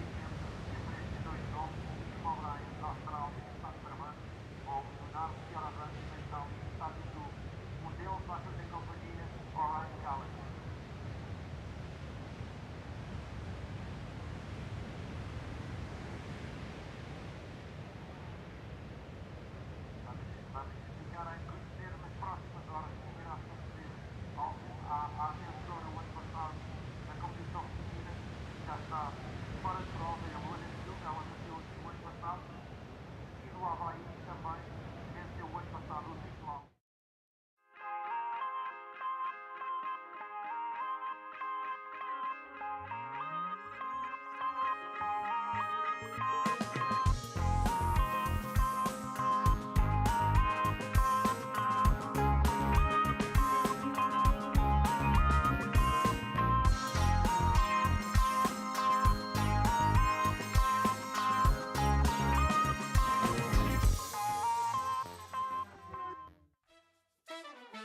Welcome back. And there's a very, very happy Ryan Callanan. Rhino is through to the final. He's one heat away from absolutely securing his CT spot for 2023. And he's done it with style. He's done it with aggression. He's done it with incredible surfing, Philippe Jervis. And even, well, I mean, they're the only people that aren't happy with him. I mean, they've come down to watch the surfing. You know what? The other day we were looking at the waves from the top of the Rio Waida point, and they were all together. It looked like a little meeting, and I was talking to Canoa. We have more than just people as fans. Yeah, a little squad of fans, and they'll be hanging around for this heat. It's another massive, massive one. Liam O'Brien, the Australian from Burleigh Heads, up against Leonardo Fioravanti. Fioravanti's been the form surfer so far, especially today. But right now, we've got Chico Alves down on the beach with Ryan Callanan, the man of the moment. Yeah, mate, I'm down here with Ryan. Ryan, you look unstoppable. You've won. Stop laughing. You've won here before, and now you're looking like there's a good chance of doing that again. Yeah, one to go, I guess. I'm just taking it as it comes. I've had a couple of weird slow heats and made it work at the end, and that one felt a bit more controlled. So hopefully I can, yeah, just get a few more waves, and I'm excited. I know you're excited. I saw a little crease on your board. Yeah. Are you thinking about that when you're in the water? Because that board is looking really good. The crease is on the backup, so it's the other board's intact. But yeah, if I break it, I'll probably be thinking about it for sure. But hopefully it lasts. Some energy left, or? Yeah, I feel all right now. Adrenaline's kicking in. Oh, you look fit, mate. And the jet ski definitely helps. That's a godsend. So yeah, stoked. Can't wait to see the final, and you probably maybe winning another event. I hope so. We'll see. Good luck, mate. Thanks, to you, Chico. boys. I think try it. Yeah, the adrenaline's there, the jet ski's there, and he's fit as a fiddle. He trains really hard. I mean, all these elite athletes do, but Ryan's right up there in terms of discipline, in terms of the way he approaches his surfing. So, yeah, fitness won't be an issue. And he's ready to go. He's happy, he's smiley, he's laughing. It's kind of his default kind of persona, to be honest. I'm so happy for him. Me too. Yeah, there's something different about Ryan as a person and as an individual. He's very good friends with Frederico Moraes, and I ended up spending a lot of time with them. And so, yeah, I'm really happy. In this situation, we talked about it because Leonardo told on the interview after his hit win on the last hit that he's ready to go all the way to courses to get that first position. But the problem about this is they're going to get out of position. Yeah. And the set will come, and they're going to be too deep. And now it looks like he's letting Liam getting the best of it. But when the waves come, we'll see about that, because he had a bit of a paddle battle. He's chasing him. Yeah, mate, I don't mind this from Liam. You know, in the last set we saw with Morgan Siblick, and they had the same battle, and Leo got the jump on him. But Liam's gone, you know what? I'm not gonna cede the ground. I'm gonna do whatever it takes to get on that inside. And whether that rattles Leo, he's pretty kind of guy that doesn't get rattled easily, but still, it shows intent from Liam that he's you know, he's going to fight to do whatever it takes as well. They're both gnarly, so at the moment he's got the inside. They'll just come down to this first wave, and Leo's been so good at getting that first wave, hasn't he? Yeah, he has, and it's so important now here, because you just set up the scale for the rest of the heat. You set up that the first wave. It's really, really important, especially here, because you spend a lot of time paddling. You spend a long time trying to figure out the lineup. If you get your first wave, it's a good one. You might control the heat a little bit better, so they're gonna battle it out. Now we're gonna see the completely off position. As Liam is starting to paddling a little bit to the left. Also Leo. Look, Leo just went behind him, and he's gonna turn around, and he's gonna have the inside. Oh, here we go. Liam got it. That's pretty insane. Yeah. That's really good. Really good. Oh, and a big turn. Can he get round?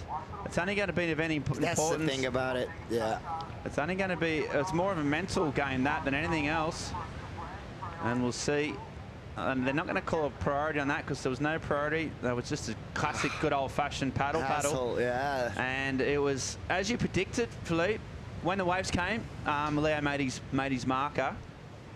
He went for the inside late. Yeah, but Liam got away with it. Check this out. Leo tried to go around him. Oh, that was a close one. But yeah, as you can see, it's a good turn by Liam, but as you can see, they're way too deep. The wave just peeled off all the way through the inside, a little bit more to the left, and now they can just reorganize and get that away from them, from the both of them, and just sit on the right spot of the ocean. And in some respects, Leo's got the better of that battle because he's end up with priority, and Liam's end up without it and without a scoring wave. So that priority battles is only as good as that first wave, and with Liam's wave not being a keeper, Leo will take that. But it was pretty interesting, I think. Here we go, though. He's wide now. Takeoff's in the foam. O'Brien down the line. Swoops around on that yellow board he's been riding all week on the DHDs. And there he goes, looking for a section here. There's a big wave, but it's got a lot of downtime. He's waiting for something big on the inside. And there he goes for something massive. Can he hang on? And he can, and that was huge. And that's one of the best turns we've seen, I think. So a single turn, but wow, that was massive. And that's what Liam O'Brien has got, that a lot of people might not realise just how explosive he is. Yeah, explosive, unpredictable, very unpredictable, and very technical, because that's a technical move. That's, as you said, the wave had a lot of downtime. But if you do something special on that finishing turn, sometimes it can go your way. You can see here, it's a bigger wave, a lot wider than we have been used to see throughout the whole day. Liam just started off with a couple nice cutbacks, and here a bit of a downtime, but the board just gliding through that part of the wave. Look at this, he gets so much speed. The wave kind of doubles up, and now that layback. How did he get that? That's really good. The body weight from the back foot all the way to the front foot and just pushing that back tail, it's really impressive. Really impressive by Liam O'Brien. He projected that board out, didn't he? And then somehow laid he back. picked it up, yeah. With the front foot, he picked it up, and with the help of the wave, he actually got on top of the board again, and he just needed to connect again and just drop it and bring that and finish that turn. It was really insane. 6.33, man. Yeah, 6.33 for a single turn. I thought that might have gone a little bit further north than that, just because it was so radical. I suppose it wasn't a heavy section, was it? It had a bit of crumble, a little bit soft in terms of the bump and the foam on it. Yeah, but it was still one of the most radical turns I've seen all week. Yeah, definitely. And it's still a scorer. You know, he's 6.33. He'll take that. It can be your backup. It can be your backup, but we've been seeing Leo getting some really high scores throughout the day, so he needs to keep an eye on that. And we're gonna be with the finals on the best tide ever. Like the tide is pushing out. Yep. It's gonna be right on top, right on point. We saw it yesterday. Some of the best waves of the day were ridden in the afternoon, and that's what's gonna happen for the finals. Yeah, exactly. They've picked the eyes out of this. Travis Logie with the help of Miguel Fortes, just knowing when to run. They had to make a decision where they could have run tomorrow. They went, no, it's pumping. And, you know, there's real momentum and energy about this place at the moment. There's huge crowds. There's a party atmosphere. Good weather. And, you know what, to prick that balloon, I think it would have been a mistake, and we've got great waves. So, yeah, we're all happy with this. And we're going on. And a 6.33 from Liam. It's 10 minutes gone. Leo hasn't had a wave yet. He's waiting for that first one. He's been talking about, in all the interviews, about thinking about what's right, thinking about that first wave and how important it is. And up until now, he's done pretty well at doing that. Got engaged in that little paddle battle, and that may have just, I don't know, made him think, or made him question himself. But now Liam, he's right on the inside. He's kind of getting up in his grill and saying two can play that kind of game.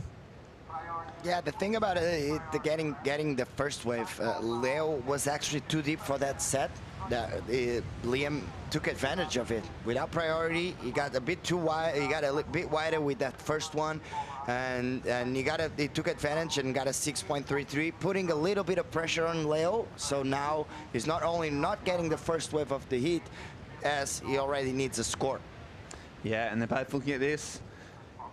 Liam will go just to make sure that Leo does. So fades right, back to the power source.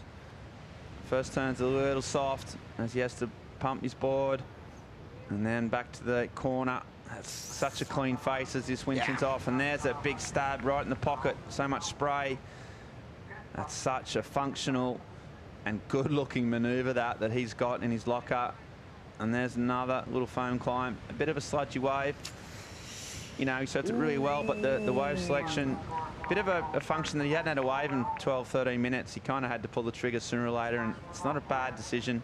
He rinsed it in terms of his own surfing, but it was the wave selection probably wasn't let him down a little bit. Yeah, I think Liam sold him that wave really well, because he was about to put the second score on board and make Leo's life a bit more difficult. And actually, Leo went on this one, and the wave, he surfed really good, as you said, but unfortunately doesn't have the size or those big walls that we've been watching on the big scores, as we see here. This snap layback, it's really strong, really powerful.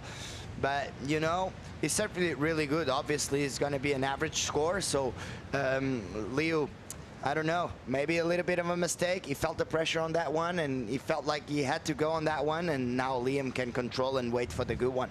Yeah, it's a difficult place to be in. Obviously.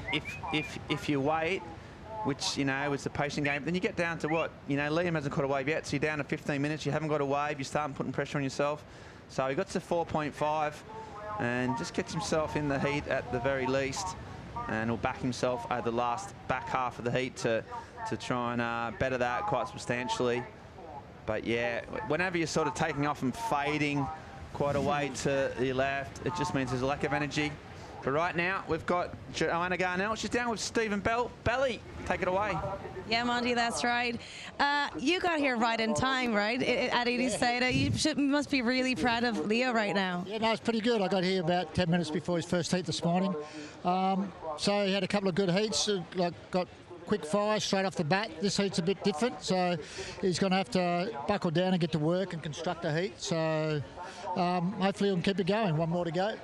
Have you been chatting with him since the beginning of the competition? Yeah, every day we get on the phone a bit. Obviously, he's had since after the CT, he had a break for his full-time coach.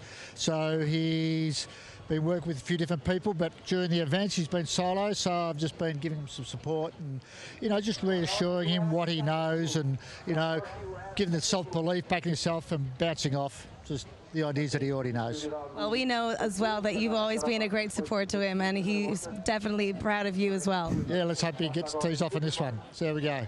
Let's watch it. So Liam O'Brien really deep. Okay, so he just made a bit of an error there. Couldn't get around that with priority. We talk about that priority, and he didn't get it. That's Stephen Bell. So, yeah, Belly, he's a partner of Leo's mum. They've been together for quite some time, so he's been really formative in Leo's career. But he's also well known as being kind of Kelly Slater's right-hand man through, you know, when Kelly Slater won all of his, 11 world titles, basically. Belly was right there by his side. So he knows a thing or two about professional surfing.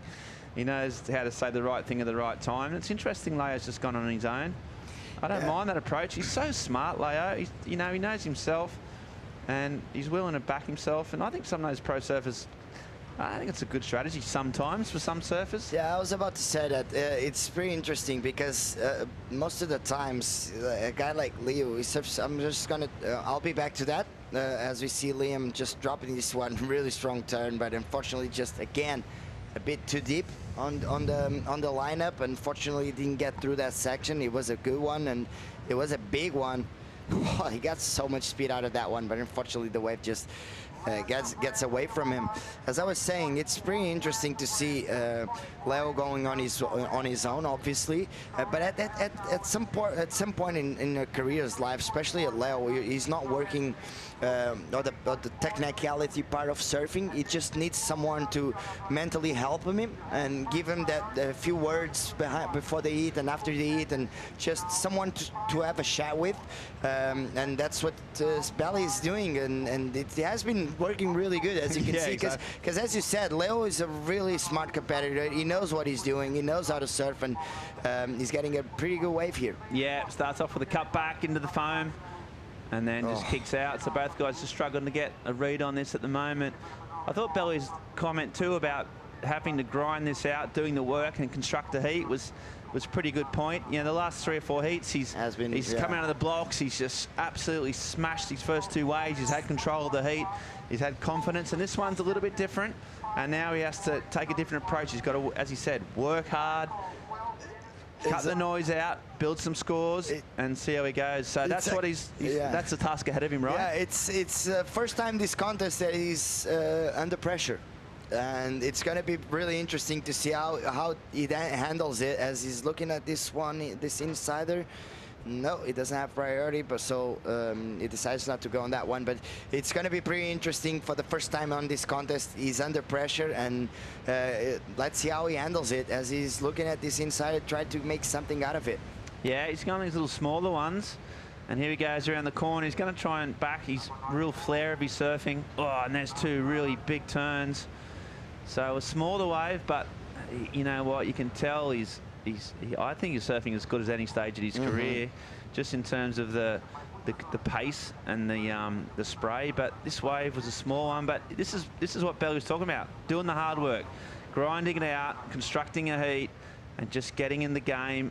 And he's finishing it off there. So it's a lot of good surfing on a smaller wave. So only needs a 5.24 to get back in the heat. So we'll see how he goes. The crowd liked it.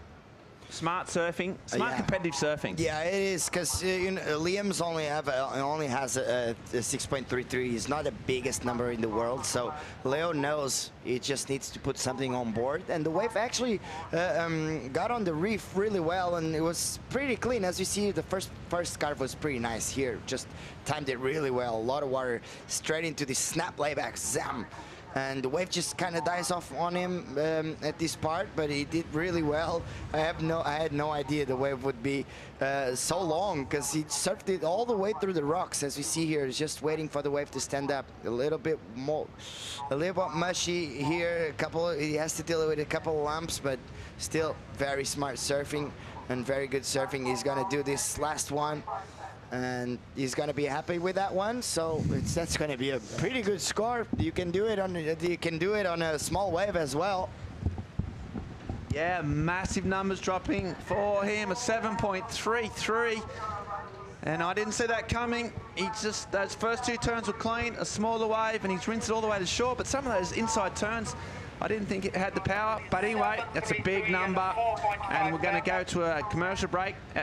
As Leo motors back out, this heat is alive, this event is alive. Right now, though, we're going to go to a commercial break and come back with more live action from the EDP Vissla Pro Ericeira right after this.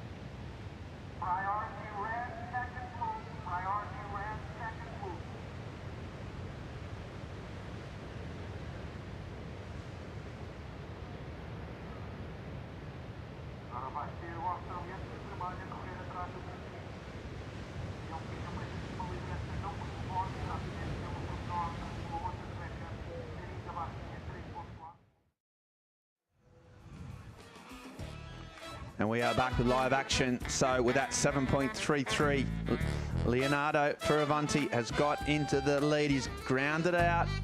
We were talking about Philippe Jarvis, how he had to respond to pressure. Well, he sure did that. Oh, he did it. He did it, and did it pretty well. It was a long wave, even though it was a bit smaller, but very well surfed by Leo Fioravanti. And now Liam needing a 5.51 is not the biggest score in the world, but he's doing, he has the priority, and he just needs to wait for a good one. Yeah, you think if a solid, you know, any type of half-decent wave comes through, you'd easily get that. It's just a matter of how far above that score he can get to try and put more pressure on Leo. Leo, that wave, you know what, was a long wave. I suppose he surfed the whole way through. There was a little tiny bit of downtime, but the rest of the times he was doing turns. He was connecting his turns, and I think the outside two sections were, you know, pretty well put together. And he's got a big number. 3 of the judges went 7.5, actually even went higher. So it was pretty unanimous across the board about that score. And now Lob sitting out the back. You know, that's not a big number for him. He will just wait and try and be patient now. Now he's got priority sets approaching, hopefully. 7 minutes is a fairly long time. Maybe 1, maybe 2 sets, depending on how it all goes down. I haven't had one of those sort of big nuggety sets come through in a while. It's been a while. Actually, there was one, but when Leo was on his way back on the jet ski, but Liam O'Brien was way too deep on that one. So yeah, you got to adjust, because you know that last heat, you know, Ryan Cullen was raining 9s, raining 8s, wasn't he? Big waves out the back. Yeah, it's like big turns and huge sort of sets, and that's what they would have sort of been aiming at. And you know, Leo's adjusted well, saying, you know what, those ones aren't, for whatever reason, in this half-hour slot, they haven't had any of those. Well, they haven't had it in the back half anyway. And so he's gone, you know what, I'm not going to wait for those big ones. I'm going to catch the inside huggers. Maybe that's a low tide as well, a little bit, just running on the reef a bit quicker. Yeah, because we have big tides, so that means it gets low very, very quick. And when the tide gets lower, it always pushes a little, the swell a little back. And but we're still going to have a few opportunities, that's for sure, with 6 minutes remaining. Yeah, it's going to be tight. Liam out the back. Sort of low scoring, 7.33, the only one of any quality. Liam did that massive Hail Mary turn for 6.33. Apart from that, he hasn't had really any open face to work with. A few sets approaching now, like a bit of action, bit of energy in the ocean. As you say, with the tide just about perfect now. Any set that hits this section of the reef should be pretty good, you'd imagine, or you'd be hoping. And we just see Leo going wide. He's trying to get a roll in. Seen something, we don't know. It's a bit of a bucking bronco and he's up. So that's, again, without priority, he can afford to just maybe have a swing. Here he goes. A big turn, flashes off the top. Nice roundhouse cutback, sort of slash, and now he pumps down the line. This might have a section on the end. Here he goes. Whoa. And cracks it hard. And he likes that, so that was under priority. That was just better positioning. It was. And he just, you know, that's local knowledge, I think. Liam's been out there now. Here we go. So he tries to respond. It's a bigger wave, but first turn is kind of slow and sluggish. Now he winds up, drags that hand in the shore, and he's trying to get on top, and that's not going to cut it. You think Leo's going to get a big number here, and he's going to need a pretty score. He's going to need a better wave than that. So Leo under pressure, under the pump, has come back with 2 waves, both without priority, and Liam just couldn't respond. Again, a little bit too deep on that one. The wave wasn't that good, but he managed a couple nice cutbacks, and he's gonna make a bit of a mistake here. He almost gets caught. He almost got caught up, and yeah, I think this wave, this wave by Leo Fioravanti, that last turn was absolutely insane, and also got a pretty big turn on the outside, which is really important here. Wham! Just pushing that tail to the front, and then waiting. Just see this connection. He gets the momentum, he gets the speed, and he just puts the board there. He just throws it as strong as possible. A huge fist pump, and he loved that one. And what score it is, Ben? Look at this. Yeah, 7.83. Massive number. He's been posting sort of minimums of 7s the whole competition. Finishes off there. He really liked it. And he now, Liam O'Brien, needing an 8.83 with 3.5 minutes on the clock. That's looking pretty dangerous. Bit of fog. We don't want to see that, that's for sure. But right now, Leonardo, he's caused his own storm here. He's just been too strong with the first time under pressure. And Liam, he'll be a bit disappointed with himself, you know. Those waves caught under his watch, really. So that just means he hasn't read the ocean or the reef as well as Leo, and that's probably not unsurprising given the amount of time, you know, Leo spends in this part of the world. Yeah, Leo comes here quite often. He likes to spend a few days and a few weeks around here, and not that he surfs Ribeiradilhas that much, because there's plenty of waves around town, but still. He spends a lot of time here, and he actually got priority out of that one. So he's gonna control the heat. There's 2 minutes and 40 seconds remaining out of that one, and he's gonna control that few minutes because Liam needs an 8.83, and we all know Liam is capable of doing it. But so even Leo knows that. So it's gonna be interesting to see if Leo Fioravanti is gonna let him go on a wave. Yeah, he's got all the cards at the moment. 2 big numbers. Liam O'Brien needing a big number. I mean, Liam, he'll be, again, I mean, right now it's not the time to think about losing and what it means, but you know what? It's still going to be a really good result, and he's going to go this because he's got no time, so. And he tries to go that. That might have been a bit of a sucker, trying to get Leo off his case. As we see, 2 minutes on the clock. Yeah, even if Liam doesn't get himself out of this really tight situation, he's had a great event. A 3rd place here is a huge result. He's rocketed up the ratings. He's surfed incredibly well. He's obviously clearly overcome that injury issue that he sustained at Pipeline way back in January. He's fighting fit, and with 2 events to go, he'll be backing himself to get back on that CT and join Leonardo and have more paddle battles in the future. But right now, 90 seconds to go. Having a bit of a chat about it. All the sort of heat energy's diffused a bit from this heat, with Leo just controlling it. And now he's going to stick next to him, stay close, stay tight.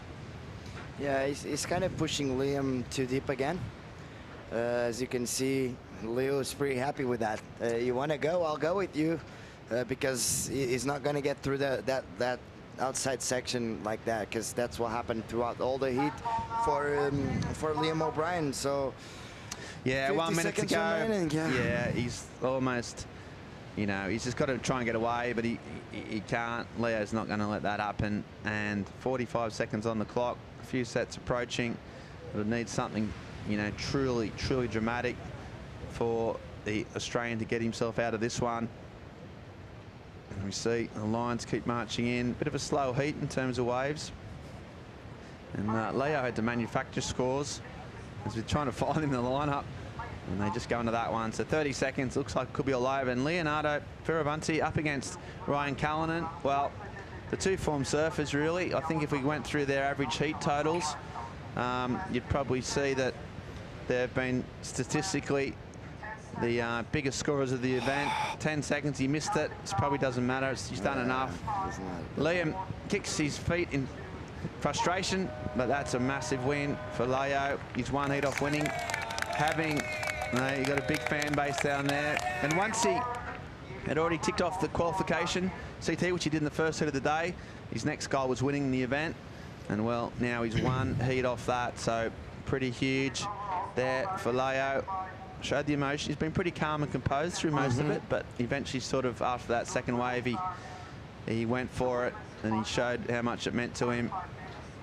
Liam will come in. He'll be very sort of hurt and angry at the moment, but given a cold beer and a bit of time with the boys, will reflect on what's been an incredible week of surfing, and we'll definitely see him on the top echelons of surfing in the years to come. Substantial heat win, 15.16 versus 9.73. I mean, that's a big win. And Leo dominating affairs. So here we go. There's the final bracket, and you can see O'Brien out, Gentile out, and the very right of your screen, Callanan versus Fioravanti. They know each other well. They've used to travel together. Natural versus Goofy, Australian versus Italian, and the 2 best form surfers of the event. If Cal wins, he gets the CT spot and will join Leo. So that's all going on. Right now, though, we've got the women's final coming up. First, we're going to have a short commercial break and come back with the final of the EDP Vissla Pro Ericeira right after this.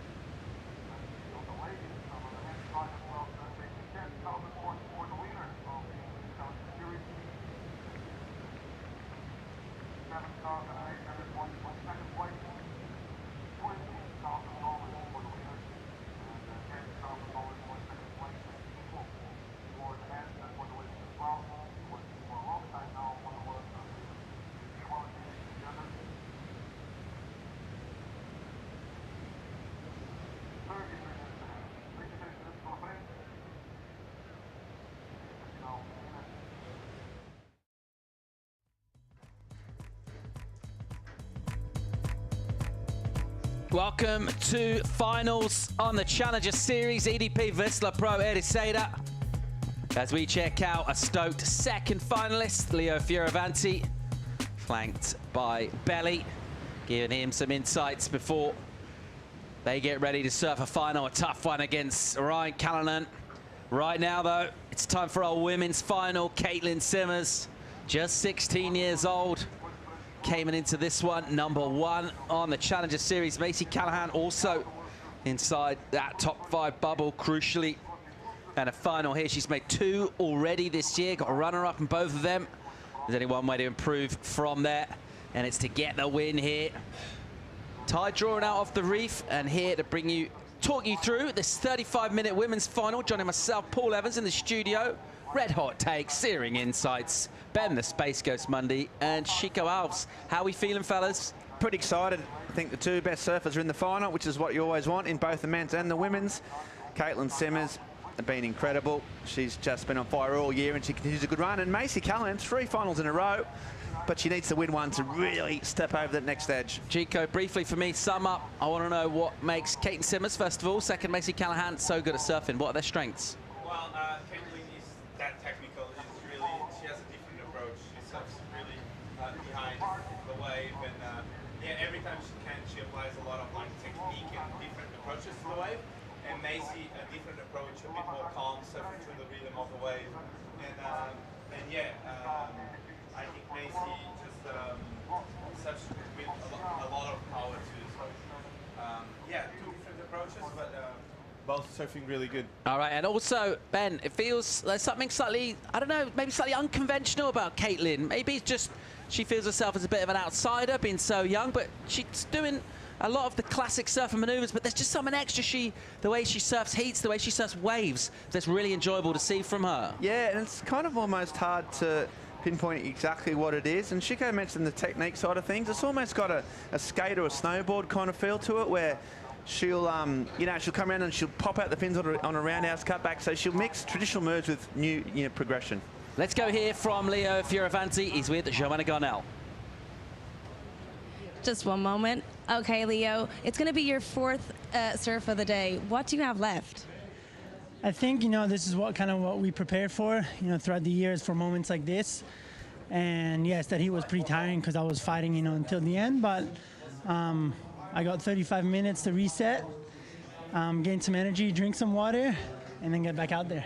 And condition-wise, how much has it changed in each heat? It's changed a lot, but there's a lot of sets, a lot of good waves. You just got to find them. That heat was kind of one of my first heats in probably the whole event that I didn't get a good start. But it's okay. I knew that could happen. I was ready for a moment like that, and I was just trying to read the ocean, and I picked off a 7 that Liam didn't even look at. I saw that there was some potential, so I was stoked I was able to turn that into a good score and get back in the heat. Ryan won back in 2018, but you're basically a local. Who has the advantage here? I mean, whoever gets the best wave. Ryan's an amazing surfer. I'm pretty stoked to have a final with Ryan, and may the best man win. Well, I won't take any more of your time. Good luck. Thank you. Great stuff, Leo, in the final, taking an arc out. Of course, those two know an awful lot about each other. And that is a really great-looking matchup. Cannot wait to see that one go down. Qualification for each of those 2 surfers confirmed at this stage by getting to where they are in the event. So championship tour status, Leo already locked that in a previous round, and we've had it confirmed to us. Yeah, we've had it confirmed that it's pretty close, Ryan. I mean, we have to do the maths, crunch the numbers, and we'll see where he's at. But I'll tell you what, crunching the numbers, as we saw just in the corner while Leo was talking, I think Macy has just gone to town on this wave. This turn, one of the best ones we've seen. She drifted the fins and then straight back into it. There's another one. She's in between turns. She's so solid. And another one, a big wave, a clean wave, and she surfed and she can finish this off. She's on the way to a massive score. So Callahan, you talked about her just trying to seal the deal. And there she goes, clocks it up, and she's got to love that. What a wave from the Central Coast surfer, Shuko. She just blew this wave apart. Yeah, one thing that I saw that you mentioned is that she put a little bit of technique, a bit more power in that carve there, and she had a bit of a release of the fins, which looked really good. And yeah, she did really well on connecting all the dots on this wave. And as you said, she's really smart and she finished it off. So can't wait to see where this score is going to fall. But great surfing by Macy. A really long ride from her, finishing all the way down the bottom of the point. Finishing with speed as well. Exiting the last maneuver with loads of juice. 7 points in for Callahan. Great start to the women's final from the Australian. And a great way to open up when you get one of those long waves. Going to take time off the clock as well as the physical exertion. And the rewards in terms of points are pretty hefty. And we should see more and more of these runners appear. This tide will continue to drain out. We've battled through the high. It was pretty chunky, wasn't it? It was wobbly at times. Still good waves. Big numbers coming through right now. As it drains out mid-tide, that's what we want. Let's hope for more and more opportunities. Yeah, I think this tide provides that. I mean, there's loads of waves, there's loads of sets. It's been a function of the whole event, really, that, it's a level playing field. There's been loads of opportunity, and the guys, Travis Logie, has managed to pick, the best tides for the finals. As we see Macy looking at this one. So, yeah, look, there's going to be opportunities. Caitlin's had a bit of a slow start, but we've got 25 minutes on the clock. The waves are pumping. We'll see some pretty good surfing from her pretty soon, I'd imagine. Plenty of time left to go in this. The early work of Callahan puts her in a decent position just after one wave ridden between the pair. Callahan season. This is her 3rd final on the Challenger Series. That's unbelievable consistency from her. Of course, the unfortunate part about the consistency of the previous results, it was but 2 runner-up places. She'd love to improve from there. And surfing is definitely good enough for a win on this tour. And she's close to it here, a win on this heat. And that'll be massive for Macy Callahan. Caity Simmers, her rapid rise, just continues from strength to strength. Almost one of those exponential curves that just gets steeper and steeper, Monday. And feel like we're watching her make serious moves throughout events. Yeah, well, and she did this last year when she was 15. She managed to qualify and elected not to take a spot.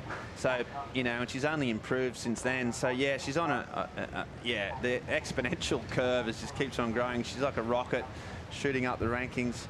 And Macy as well. I like Chico's point about her giving that technical, that bit of a fin release, because sometimes I think Macy she's so smooth and so powerful and quite traditional in her turns.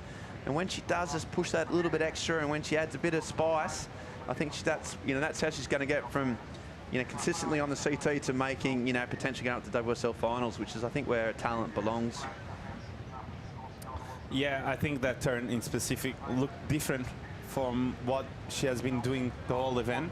The whole event she has been showing those traditional carves and just connecting really well and like reading so well the wave. And out here, it's really important the way you read it.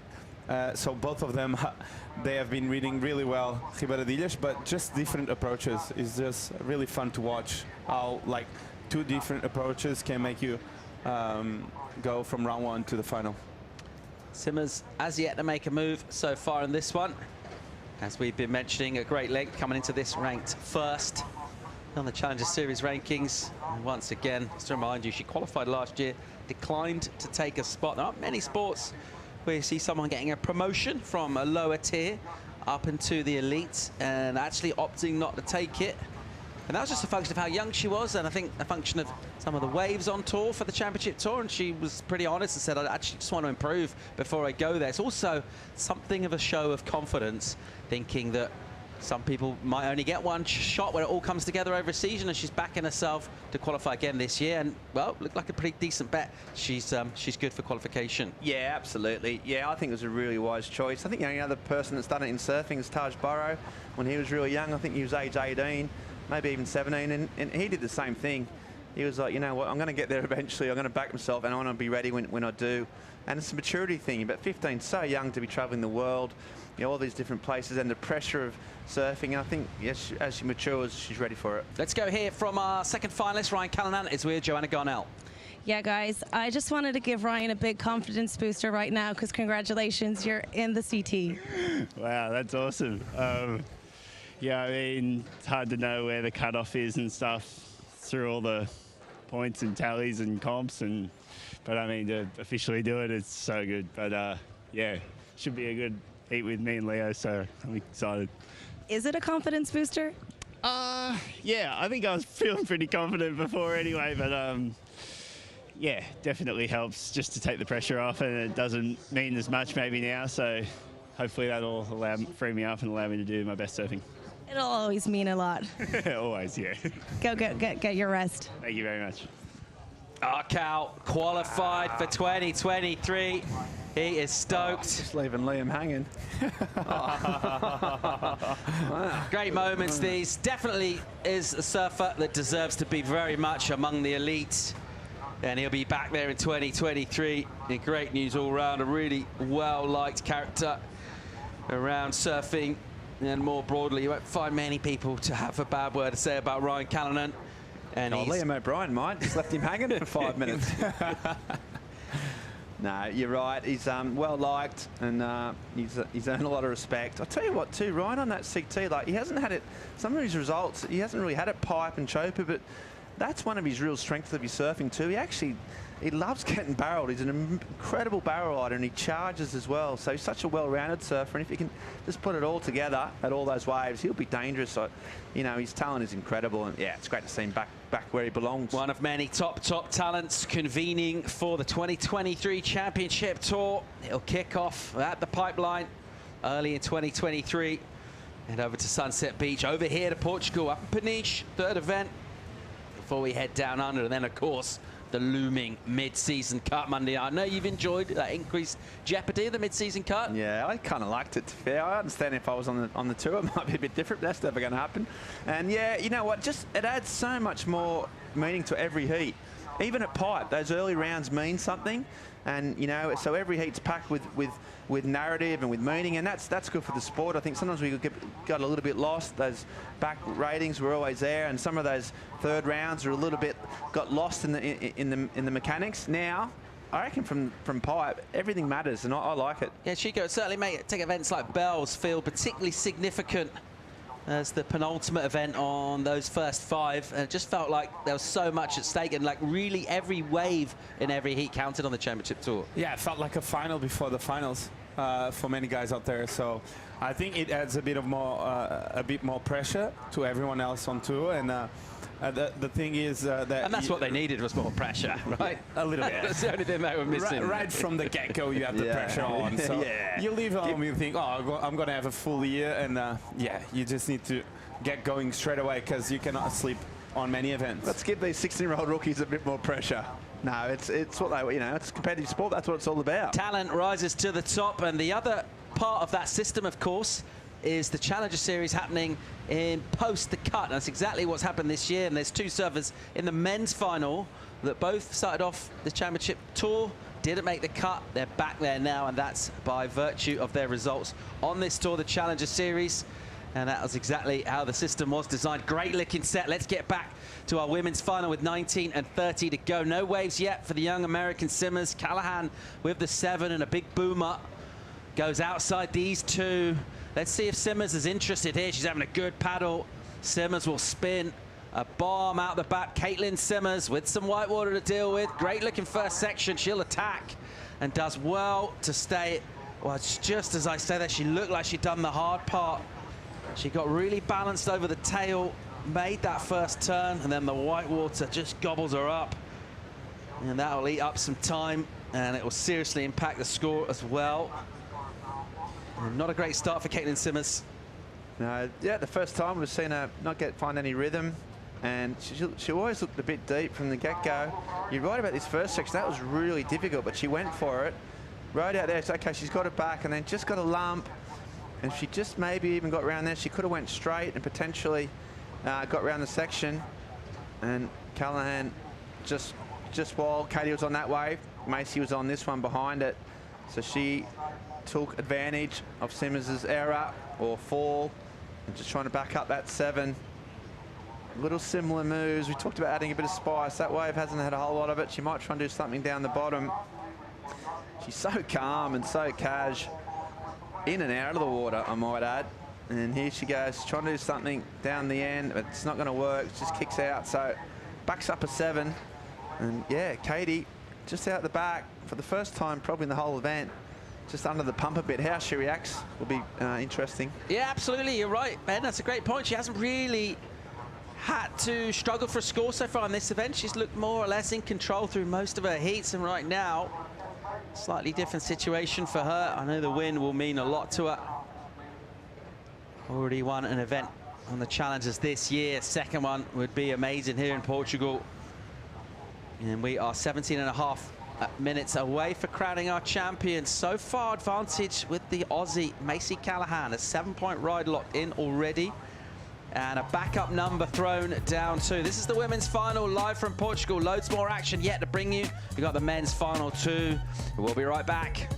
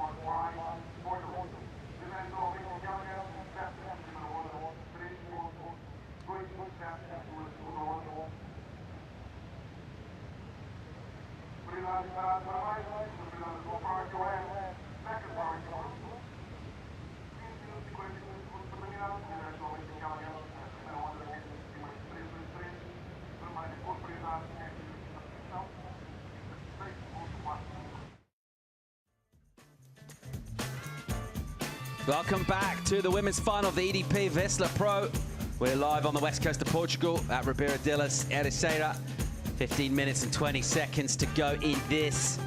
And the better of it as we pick up a lineup with whitewads are all over the place. The bomb's just broken out the back. These two are holding their corners out of the apex of the peak. And it is Macy Callahan, the Australian, in blue at the moment with the advantage. She got that 7 in. First wave for her, up in the really good range. 7-point ride. She backed it up with 3.27. Hence her total at 3.27. She'll want to work on that for sure. Caity Simmers, meanwhile, she struggled a little bit in this one. She's only attempted one wave. She's got one turn. It was super difficult. Big wave. She landed the turn, and then there's actually a crease, a wobble. It wasn't the white water. It was one of those wobbles that comes through the flats that undid her. She just gets a 3.83. So with her work really all ahead of her, you'd be thinking in terms of her 2 scores, if she's going to get a win in this heat, there's a really good chance of Callahan to get him improve considerably on the 3.27. And they'll just sit there and have to wait this out past the halfway mark of this 35-minute heat by a couple of minutes. And Chico, it's a game of nerves out there, and it's who can deal with them, manage that headspace, stay calm, focus on the requirements. Stick to your surfing. It sounds like a lot when you say it out loud. Yeah, it sounds like easy to do, but when you're in the final of a challenger, it can be quite hard. I think this has been a really slow heat, unfortunately, for the ladies. We saw a couple of sets, but they were a bit out of the position. And yeah, I can't wait to see them having the opportunity they need to really apply some pressure on each other. Stephen Bell there with Leo Fioravanti in his corner, offering him some insights. Belly just back from Scotland, playing a golf tournament up there, the Dunhill.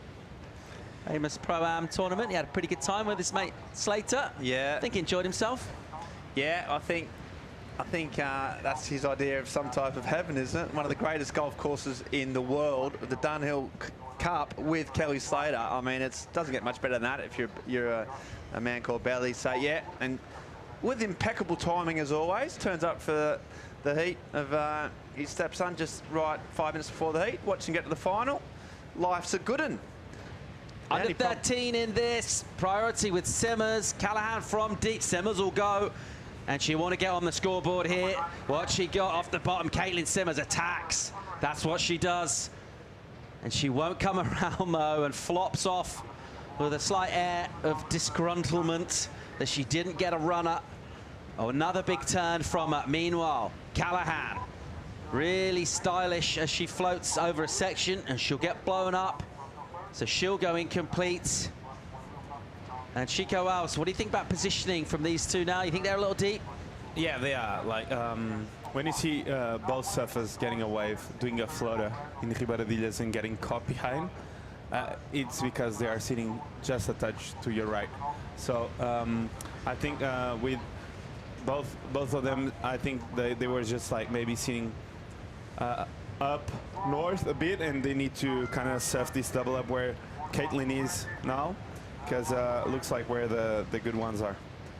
Yeah, she went for it, and then a big turn here, and you know, if as she said, if she had a bit more wall, she could have, you know, that would have been the start of something special. That, you know, as it was the end of it all, and the same kind of problem, too deep. And if you're too deep, it's always, that's one thing. Taking off on a closeout's another. So she might get back out the back and get priority. 11 minutes on the clock. She got kind of ricocheted there. You know, she floated down and it came back up. Now she's trying to get a bit more out in that clean water. Maybe even get the jet ski and get dropped off wide and just angle in. Might be the safest way. 11 minutes. And that's 7. It's the only wave of consequence. And that's why Macy's got a pretty substantial lead at the moment. 11 on the clock in this one. Macy Callahan with the better of it so far. Let's go hear from her partner. Sheldon Simkus is watching on, I presume nervously. Let's go and find out. He's with Joanna Garnell. Well, not really nervous, are you, Sheldon? Macy's just got a 7 right at the beginning of the heat, and she's looking for a backup wave. How are things looking so far? Yeah, well, I don't think Macy's been nervous at all this comp, so that's made it a little more relaxing for me. But yeah, she started off strong, so hopefully she finds a backup pretty soon. And how are you going to celebrate if things turn out your way? Oh, that'll be up to her. You know, I think it's a celebration either way. It's another good result for her. That's 3 finals in a row now, so I'll let her do the celebration or the, you know, the organising for that one. Well, good luck, Sheldon. I think things are looking pretty good. Fingers crossed, eh? Thank you. Just over 10 to go. Sheldon Simkus is the partner of Macy Callahan, and he's watching on. He seems very relaxed and, yeah, just kind of taking more of a supportive role in a back seat. Ben? If I had my way, I'd have Sheldon Simkus on like 20 minutes a heat. Just get him talking. He's just got a real natural way about him. He's pretty cool, pretty relaxed. He's very calm, isn't he? I feel like he can talk you down out of a bad predicament. I'm not soothing. Like, just call Sheldon if you're in strife. Everything's going to be all right. Yeah, hey, mate, I've done it again. Look, Mundy, come on. That'll be fine. And with Macy, you know, I think that's just reflecting her attitude during the week. She's been calm, as he said. She hasn't had the nerves, probably because she's, you know, doing so well on the rankings. And right now she's 10 minutes off getting a win, which has been sort of so close the last 2 events. Yeah, Simmons has gone a long way here to pick up a ski ride, just trying to save herself. So feeling the physical exertion, and it takes its toll this wave. You're paddling against the force of the swirl coming down the coast as well as you paddle back out. So she opted to go down the end of the wave, pick up the ski, and now sort of completing that circle to get back to the peak. Well, she'll see the heat leader with Prio. Callahan with priority. Let's see how she goes about using that under the 9-minute mark now. So just get caught up with scores. A couple of 3s for Simmers, 383, 357. They're counting for her at the moment. It's not very often we've said that in heats where, what, 27 minutes or so have gone in this event. So that's rare. Callahan's also sitting on 327, but crucially, she's got the 7. So she's really unlocked some quality out here. And at the moment, she's in a decent position, but it is not a big requirement. 6.45 for Simmers. She can do that with a couple of quick hits. Well, it's kind of remarkable that, you know, with 8 minutes to go and Caitlin hasn't got a wave of any type of note, she's still a 6.45 away from winning the event. And you know what? She's been getting those in a heartbeat, and that was impressive. And yeah, so Caity, she's still right in this. She just needs to get a wave with a bit of open face and do what she does, and she'll find herself right back in this final. And she'll be telling herself that. And Leonardo Fioravanti, a quick little pump up, and he's back out there. So yeah, it's still all to play for, Paulie. Well, you need to be really fit to be doing that after. How many hits did he serve? He served 3 already. This is his 4th. Wow. A bit of high amplitude star jumps. And straight back out there. And there goes Ryan. He's got a bit more of a lackadaisical pre-water entry approach. Like pogoing lightly there and getting ready. Just taking his final thoughts to gather himself. Making his way into the lineup and out for the men's final. Coming at you in just over 7 minutes time. Leonardo Fioravanti taking on Ryan Callahan. Right now, it is Macy Callahan against Caity Simmers. 7 on the clock. These two are caught inside here. And the positioning perhaps hasn't been quite what it could be in this final. Macy won't necessarily mind that for now. She has got the lead. It's Simmers with her work ahead of her. And chasing down the 6.45. That is assuming, of course, there's no improvement from Macy, who does have first priority. And there's still solid size out there. The sets break way out the back. And if you get drawn too deep up the reef, you're basically looking at a left coming towards you from the channel. Whereas where you really want to be is right on the corner of that. Let's check out the recap and see how this final's gone down. And it's Callahan really with the advantage in this one thus far. Yeah, she started off, you know, this 7-point ride that she got was caught in the first couple of minutes of this heat. We thought, okay, we're on here, because she was absolutely ripping. She's adding spice. You know, she's in form. Caity, her opponent, had been the other form surfer of the event. And it was all looking really rosy. And then since then, they've just managed to get a bit caught off the reef. They've been caught a bit, as Chico Alvarez pointed out, a bit up the point. And there hasn't been a wave of note ridden since that wave of Macy, Chico, and it's been a bit of a damp squib. Hoping in the last kind of 5 minutes we'll see some more fireworks.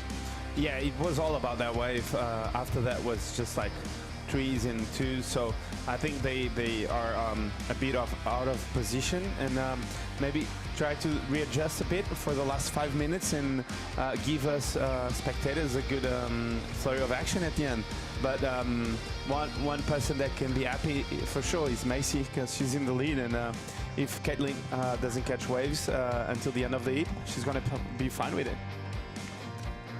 As you see, Caity, she's had some big waves. She's always been a bit deep. This one she could have got around, and then she just got wobbled, and you could see that inside rail just got caught, and the board stopped and she progressed forward. Right now, we've had a wave though, because Macy Callahan is so far down the beach. You'd have to ride about 400 metres to get there, so we'll see what happened there. She's in the Alibaba Cove. She's used priority here. Has she used it well? Let's find out. Yeah, comes around the corner. She takes off. 4 minutes 40 seconds on the time clock. Comes around the corner here. Here's the section. Hits it nice, and then builds again. That's that clean face that you want, and that suits her carving style. She ticks around again. Another roundhouse cut back. Just waiting for this inside section to stand up. Plenty of sort of power in those bigger waves as she just milks it through to the shore. And here she want to finish off with something pretty explosive. Up the top, there's a little slash. Down to the end section. Another turn off the lip. A little bit soft. She's got a little bonus end and then clicks it off the end. So wow, 4:10. That's a 50-second ride by my reckoning. Close to a minute long, our longest replay in sporting history. And she just kept on tagging it, didn't she? And where are the judges going to go with this, guys? Chico, you're the man for that. It's really hard to judge. A, it was so long. B, there was a lot of similar turns, but then she finished off and out the back was good. So yeah, you tell me, mate. Oh, I think she might go excellent again. This wave was really well surfed wave, and these last few maneuvers were really good too. The last turn was a really good bonus section, and yeah, she did really well to put this score on the board because she was needing it. She was sitting on a tree, so they love it. Yeah. Numbers in 6.83 for Callahan. Turns the screw. Simmers now with 3:20 on the clock, needs a perfect 10 if she's going to do it in one wave. Otherwise, she's going to need close to a couple of 7s. Here goes Simmers having a paddle again, a little deep. That's been a bit of a theme for this final. 3 minutes on the clock, and she is chasing now a perfect 10-point ride. She's definitely capable of that. But it's going to be a big ask. She's not found a rhythm at all in this final. Been out there for 32 minutes. She's only been able to muster 2 3s and a .2. So very meager reward for her. Feeling just the physicality of this wave, the cold water, all the paddling, all the surfing she's done. Emotionally exhausting too. The pressure of being in a final. She's done that before. She's won one on the challenges this year. But right now she's struggling, and Callahan will be feeling really good. Back on the ski, a little view of the lineup. She'll see if sets are coming in. If she doesn't see much, she won't mind that one bit. No, not at all. You're right about the physicality of this wave compared to some of the other spots. I mean, the US Open, Huntington, I mean, there's a fair amount of crowd pressure and probably a bit of mental kind of sort of things to deal with. But Bolito, Manly, Snapper, you know, they don't throw up those challenges you mentioned, Paul, the cold, the size, you know, the paddling. And so for Caity, it might be a factor. Hasn't affected Macy, though. She's just managed to get the 2 best waves of the heat and absolutely rip the bag out of them. And as it stands, 2 minutes away from a win on a 3rd final in a row. So she's looking really good. Sheldon liked it. Saw there. Sophie McCulloch liked it as well. And Caity, it's almost like 90 seconds on the clock. We just like to see her have a good wave in and get the applause that her performance has deserved over the course of the week. She has been amazing. She's been absolutely incredible, and making the final is brilliant for anyone 16 years old on the other side of the world and looking dominant amongst a really accomplished, experienced field. But once you get to the final, particularly when you're one of the best young surfers in the world, you'd be really hoping to get a win, and it's not gone her way at all. And you just saw a little sign of frustration there. Saw a little glimpse of that in the semi as well. Almost as if she's just been a little mystified with the way it's gone for her this afternoon. And there's a requirement still, is that 10 in the final minute now. And if we stay this way, this is going to be a great moment for Macy Callahan, who's been deadly in challenges, as we mentioned, making the last 2 finals in a row, or 3, including this one.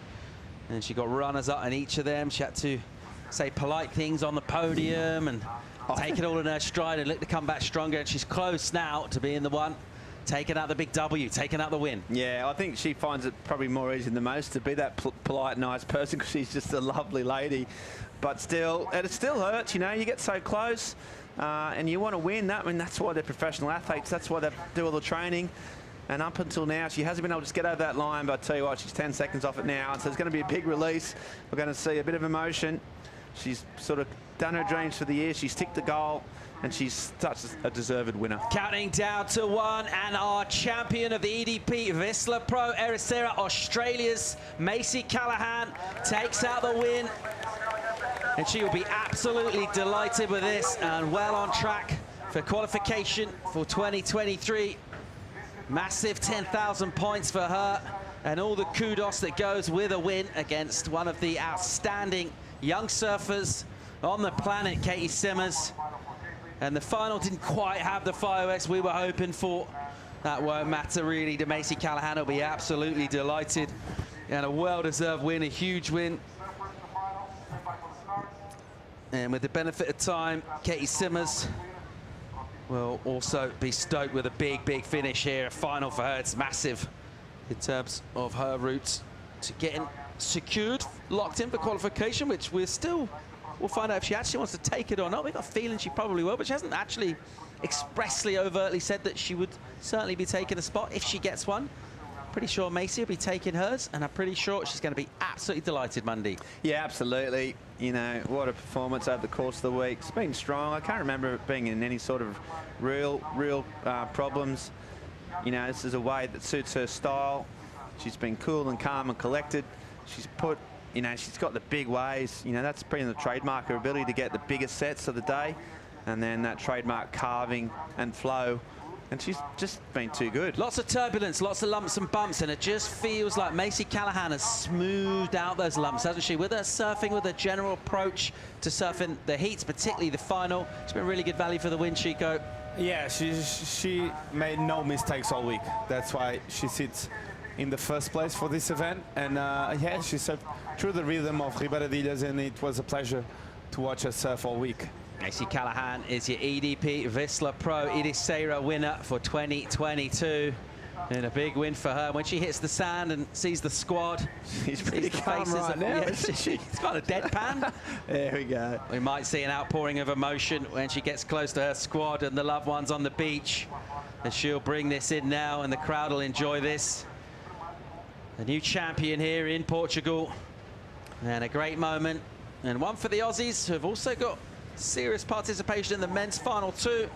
It's Macy Callahan, your event champ, will make it up the sand here, and she'll be absolutely delighted. We'll hear from her soon. But as you mentioned, Ben, yeah, I've seen more exuberant sort of beachings from winners of events. Yeah, no, she's taken it in stride, and the Aussies are backing up. So yeah, there's Sheldon giving her a bit of a, you know, well done. What a success. What a teamwork. There's Molly Picklum. Big squad goals. They've all backed her, they've all supported her, and now she can enjoy their friendship and the spoils. Macy Callahan is your champion of the EDP Vissla Pro Ericeira for the winner. We're going to go to break here when we come back. Men's final, Leonardo Fioravanti. Join us for that live right after this.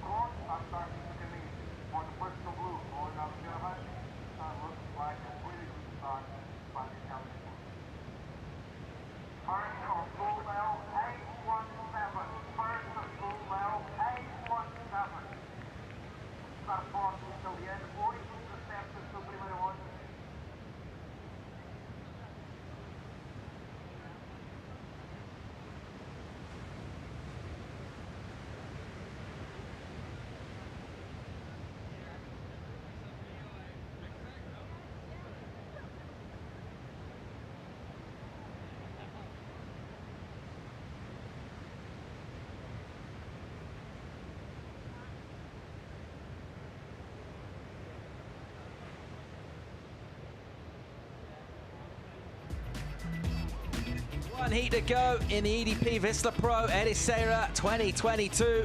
Let's check out Ryan Callanan, previous winner here, taking on Leonardo Fioravanti, Australia versus Italy. Live action is with Callanan. He'll deal with a couple of sections tumbling and just try and navigate around and between. Slicing up high in the pocket, hold in the bottom turn, vertical whipping turn to finish.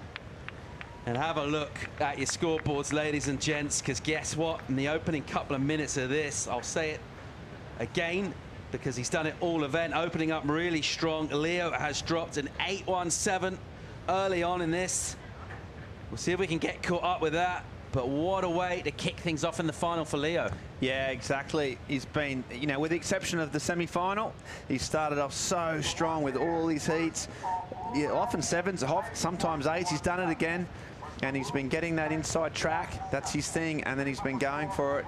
But, you know, Ryan looked like he got a good wave. So is it really important? And this is the wave, Chico. I mean, so Flip Jarvis, talk us through it. It started off pretty whitewashy, the wave, so must be something special on the inside. As you see, nice carving on the outside. And yeah, the wave wasn't that clean, but surfing really good off the top. And let's see this double up. It's probably going to be something really special because right now. He's just waiting for that wave to stand up, as we see here. A nice setup carve. And look at this volley section. Oh my God. That was insane finishing turn. He loved that, just doing that flex body. That was a really good one. And also we had Ryan on a bit of a roll-in. Yeah, a couple nice curves, and he's gonna hit it really strong on that one. That was really good, and it's an outside turn, so judges will love that. A bit of a floater on that one, getting around the section, and another nice cutback by Ryan, just waiting for this wave to stand up and hit it really vertical also. Pretty nice claim. I got a hot take here, guys. These two are quite good at surfing. Yeah, They're pretty good. These guys are they good. should probably do it professionally. Before we get back into this, well, let's just pick up a paddle here of Leo. No, he won't go. Before we get into this heat and those scores coming through, let's hear from our new champion. Macy Callahan is with Joanna Garnell. Yeah, Paul, here she is, your EDP Vissla Pro Ericeira winner. What's on your mind? I don't know, everything. Yeah, I'm so happy. That was the biggest win of my life. So super happy, very tired. I gave it everything in that last heat, so I'm very happy to take the win. I was asking Sheldon how you were going to celebrate tonight. Are you going to go for a calm date, or are you going to go wild? Oh, I'll probably go wild. Yeah, that's it for me. I'm just like so happy. I wanted just to win an event this year, and yeah, I've been able to make 3 finals, so I've done more than I expected. So yeah, I'll celebrate. And now what's next before Saquarema? I'm actually not going to Brazil this year. I'm going to stay home and rest up and just go to Hawaii. Okay, well, congratulations. You're the winner of the event. Thank you so much. Macy Callahan, your champion of the EDP Vissla Pro Ericeira. And I think maybe just pacing herself in terms of the celebrations, because she's probably too tired. I don't want to say subdued, but just dialed back slightly there with this sort of unbridled joy. I think it will sink in. It will take her time. She mentioned it's been a lifelong goal to win an event at this level. She's made a couple of finals and she's done it now. And I think you start to get on the phone to friends and family back home, and it really starts to sink in how massive this is for her. Yeah, absolutely. I mean, she said it's the biggest win of her career, and I think just the physical and mental exhaustion of the day just probably overriding most of the adrenaline. You know, the adrenaline goes away, the urge goes away, and Ryan gets a score. Yeah, boys, I want to talk scores with you. So, Leo, we got the 817. That was all for that finish. I reckon 7.5 or so points all came for the end section. It was 8 foot. He belted it. A huge grower really down the end because there wasn't loads down at the back. Contrastingly, Callahan. Lots of backhand work done, rapid turns, vicious, 6.5. Did you see that difference between those numbers, Ben? I thought they were a bit closer personally. I think that one big turn of Ryan's out the back, I thought that might have kind of leveled up near Leo's, like massive turn on the inside. So yeah, and then Ryan got a finish, but the finish didn't have quite the spice. You saw that massive section coming towards Leo, and it was a thick section and he belted it. But I think the outside work, I thought, may have pushed it up into the 7 point and maybe a point difference. But you know what? I'm never, you know, it's a hard one to call. And Leonardo got the nod on that one. Right, I reckon these two having a powwow out in the water. They've been... They're super close to each other, almost touching each other. Let's get another look at these replays here and check out Leo. Didn't really get anything at all for most of this wave. I think this front angle might be a bit better in terms of what we can see. So he just comes around the corner, a couple of slashes. I mean, he's got a bit of fin release there. And then now he starts the motor. That's a nice turn, but nothing big. It's not that big a wave now. It sort of backs off here. Seems to be all about this end section, as Philippe said. It was all about this here that gets the big score. He comes here, he motors, it comes towards him. Here he goes, you know it's coming. And here he goes, it's a big section. And it's a big fighter, but even that, it was so well timed and well done, but there's not a tail off. I mean, it was exceptionally well ridden, but I don't know if that was an 8, but, well, I do know, because it is an 8.17.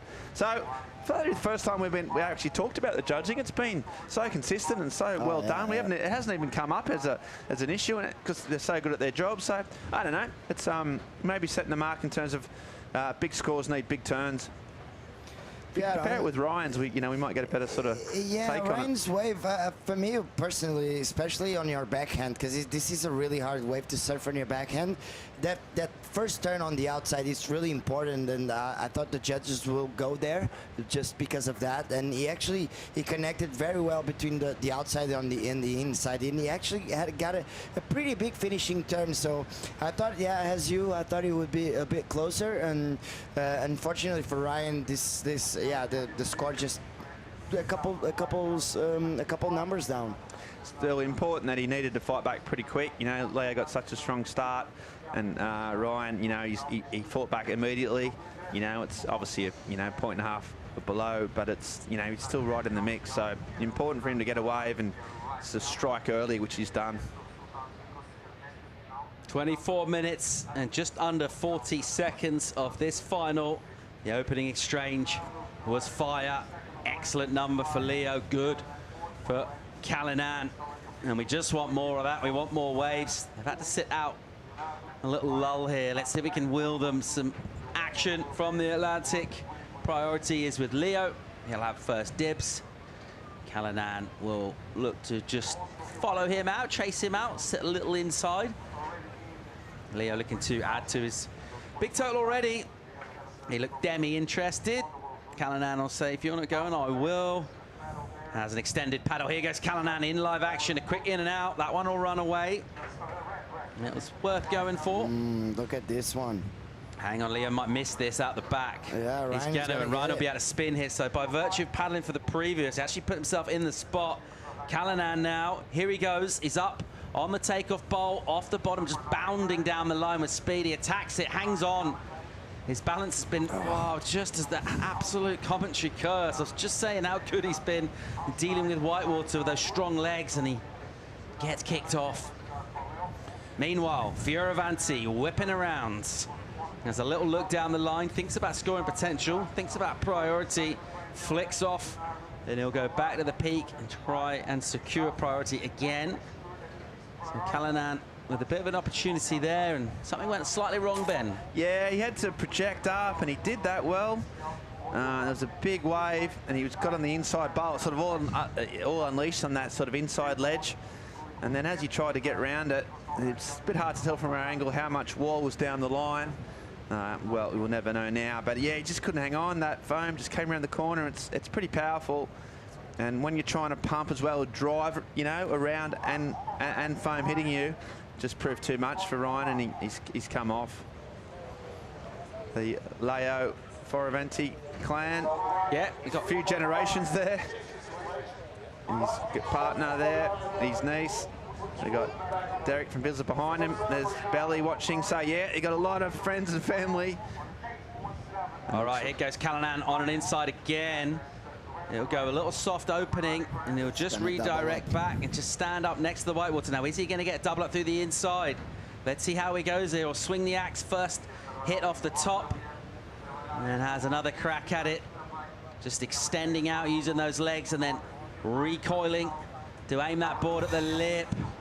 And not what he wanted. It was too late there, and he had to just poke himself through, unable to get a finishing turn. So again, something of a slight misfire from Callanan. He got 3-5 prior to that, just for that one turn, which is counting for him right now. Would have loved to get a finish there. Yeah, I think that's probably a bit of fatigue. He said before it, he felt pretty fine. The adrenaline was kicking in, but once that lactic acid starts to approach, he's put so much in it, especially on your backhand. You got to use those top of your legs to drive through these turns. Sometimes you're forehand, you can kind of use your upper body weight. But here, Ryan, he just starts to warm up, and it was all about this, from the very start, it was about this end turn. If we could get one in, and he was waiting for it, we were waiting for it, and it just got a bit of a bubble there, and that meant he was late. And you know what, it didn't really aim up. It would have been a pretty tricky, backhand floater almost, and he just couldn't quite get it. The timing was out, and that's not going to be a count. He has to go up, regroup, reset, 20 minutes left to go. Fioravanti waiting out the back with priority, looking to build on his lead. He's got a solid number, 817. Only a 2 at the moment with backup. Loads more surfing in this final, we hope. We just want multiple sets for these just to entertain us. In the meantime, let's go down and hear from Camp Callanan. Richard Marsh is with Joanna Garnell. It's not just Camp Callahan right here. It's a fusion between both of them, because on my right side I have the Italian squad, and on my left side I have the Australian squad. Have you decided to join forces? No, but Leo has been training with me for a long time, and we're not working together now, but I guess he's still got that almost the muscle memory, so he comes to the same place to check out the waves. It's been like that all week. We've been in the gym together, because again, we're on very similar programs. Ryan and him have the same trainer, Adam Tripe has at home. So yeah, it's been pretty funny actually, and now they're in the final together, which is great. And now you're taking credit for both of them. No, not at all, not at all. I don't work with Leo anymore, and he's winning at the moment.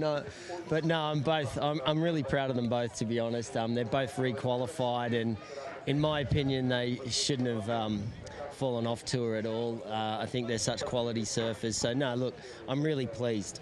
It's a CT clash right now. Yeah, right, and that's where they still should be, and it's even a bummer they are here, but here they are, and I'm glad they're back on the CT where they belong. Wise words. Are you stoked that Ryan qualified? Yeah, I was pretty confident, but yeah, I was really happy that he did qualify, and I'm stoked for Leo as well. And it's really cool it happened here in Portugal. We love this place, and we're really happy to be here, and it's the QS guys don't get to surf big, solid waves like this very often, so this is a great finish. It's great to hear from you. Thank you very much, and good luck. Thank you. It's awkward when you bump into an ex, isn't it, guys? Yeah. You're pleased to see them. You want them to do well, but at the same time, you don't want them to look. And the ex is doing yoga next to you, or like on the beach, 2 meters away from you. Oh, that was a perfect he dealt with it pretty well comparison. there. He was pretty fast. But it's funny about the muscle memory, and they've worked together for a while, and Dog has such a good way of, making all these surfers work well. The training, the gym work, even down to where you check the surf, the way you go about things. And, Leo's not going to just stop doing that because he's not working with Richard, so they end up on the same patch. Yeah, the thing is, it just shows how important the work with the Dog was for Leo Fioravanti, because he's still doing a few things by himself that he actually did with Dog. So those types of things just stuck with him. And impressive that Leo's doing on his own. Not many guys come and do this without coaches, and he's got to the final and he's in the lead. So yeah, it's all working out. The final 18 minutes at the moment. Fioravanti's got a massive 817 in this. He's in the ascendancy. Let's see if he can go all the way for a win. We'll be right back.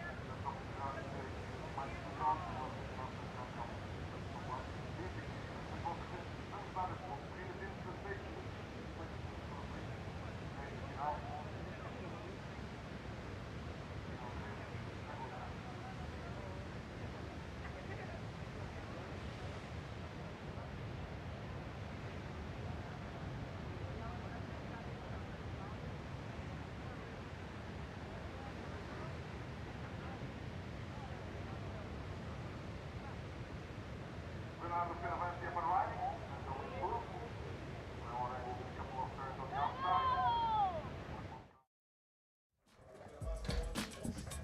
Welcome back to the men's final. EDP Vissla Pro Ericeira picking up live action. Here's the Italian, your heat leader, Fioravanti.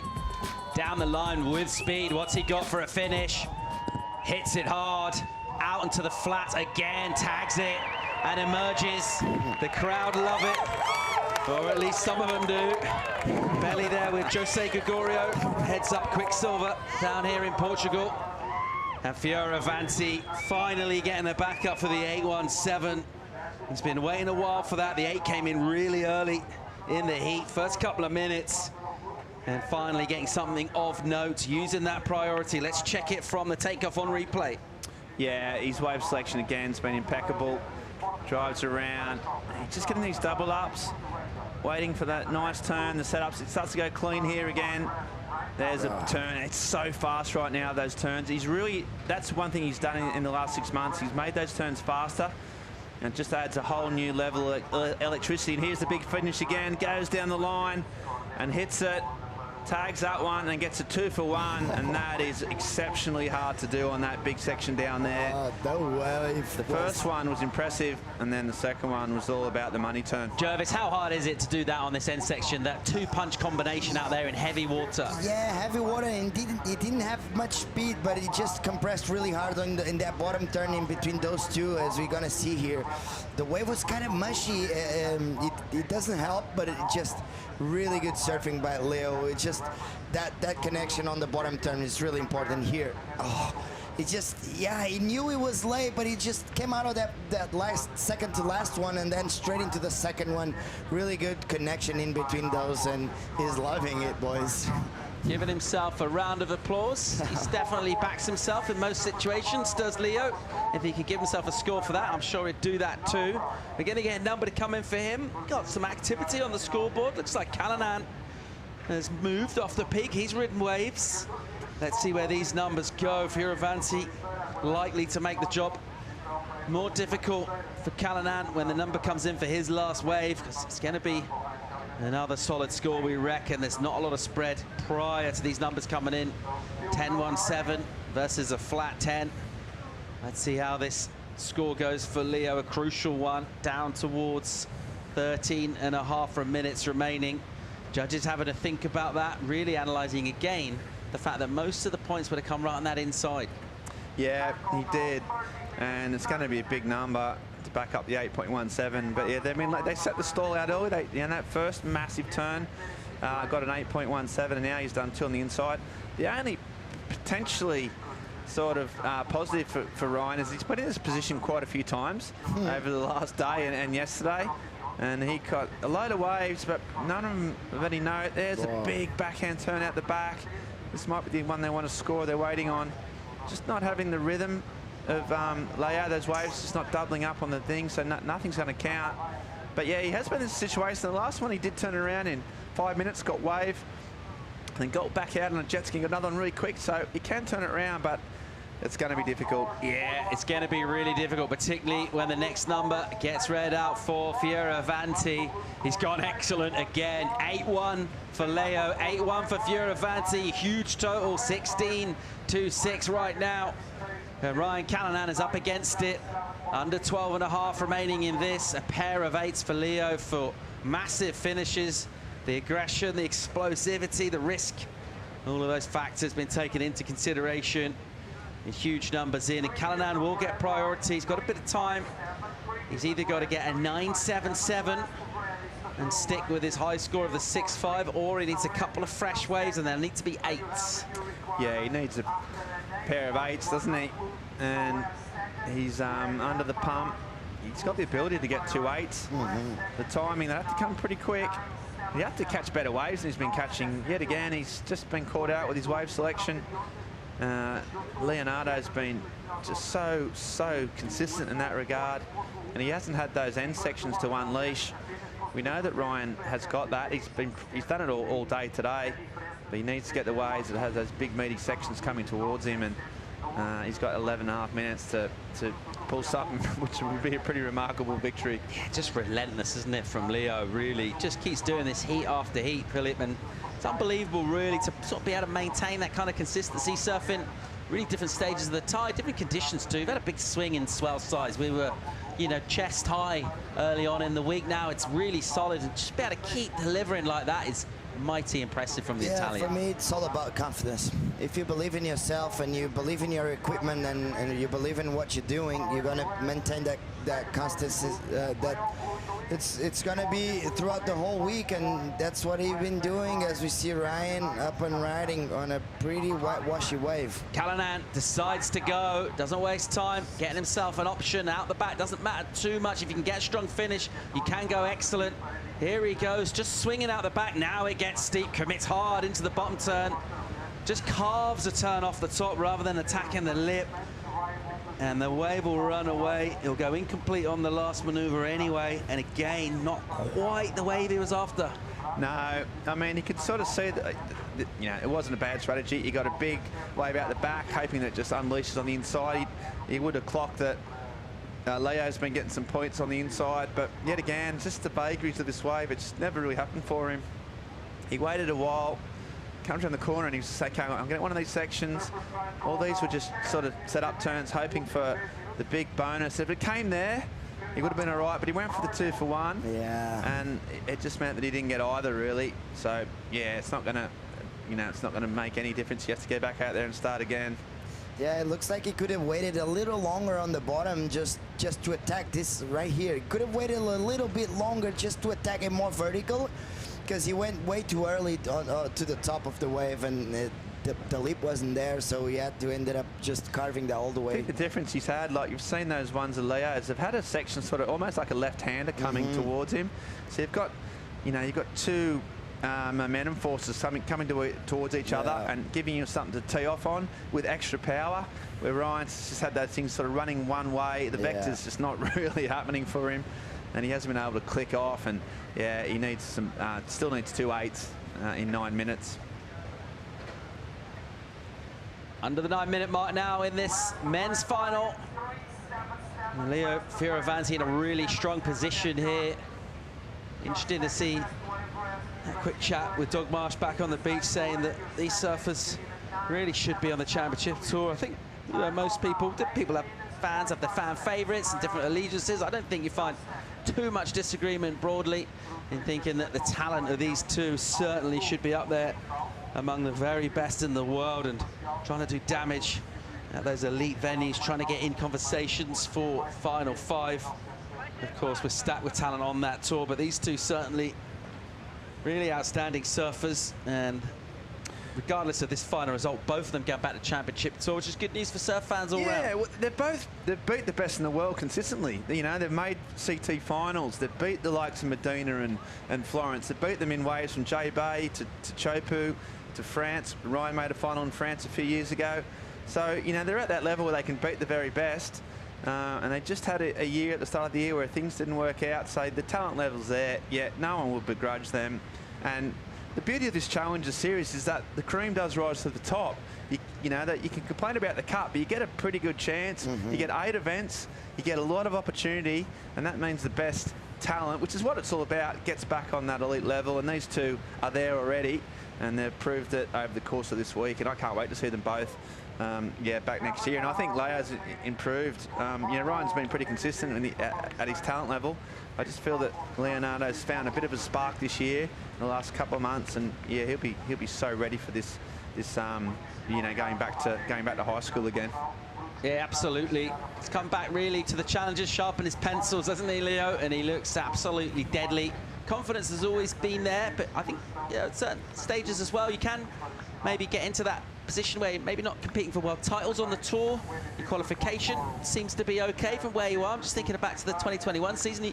I'm not saying he's going into cruise mode, but it's not necessarily obvious what the drive is to carry on improving, which is what you're going to need to do. And with the cut, with not getting knocked off, I mean, he put an edit out named after not making the cut.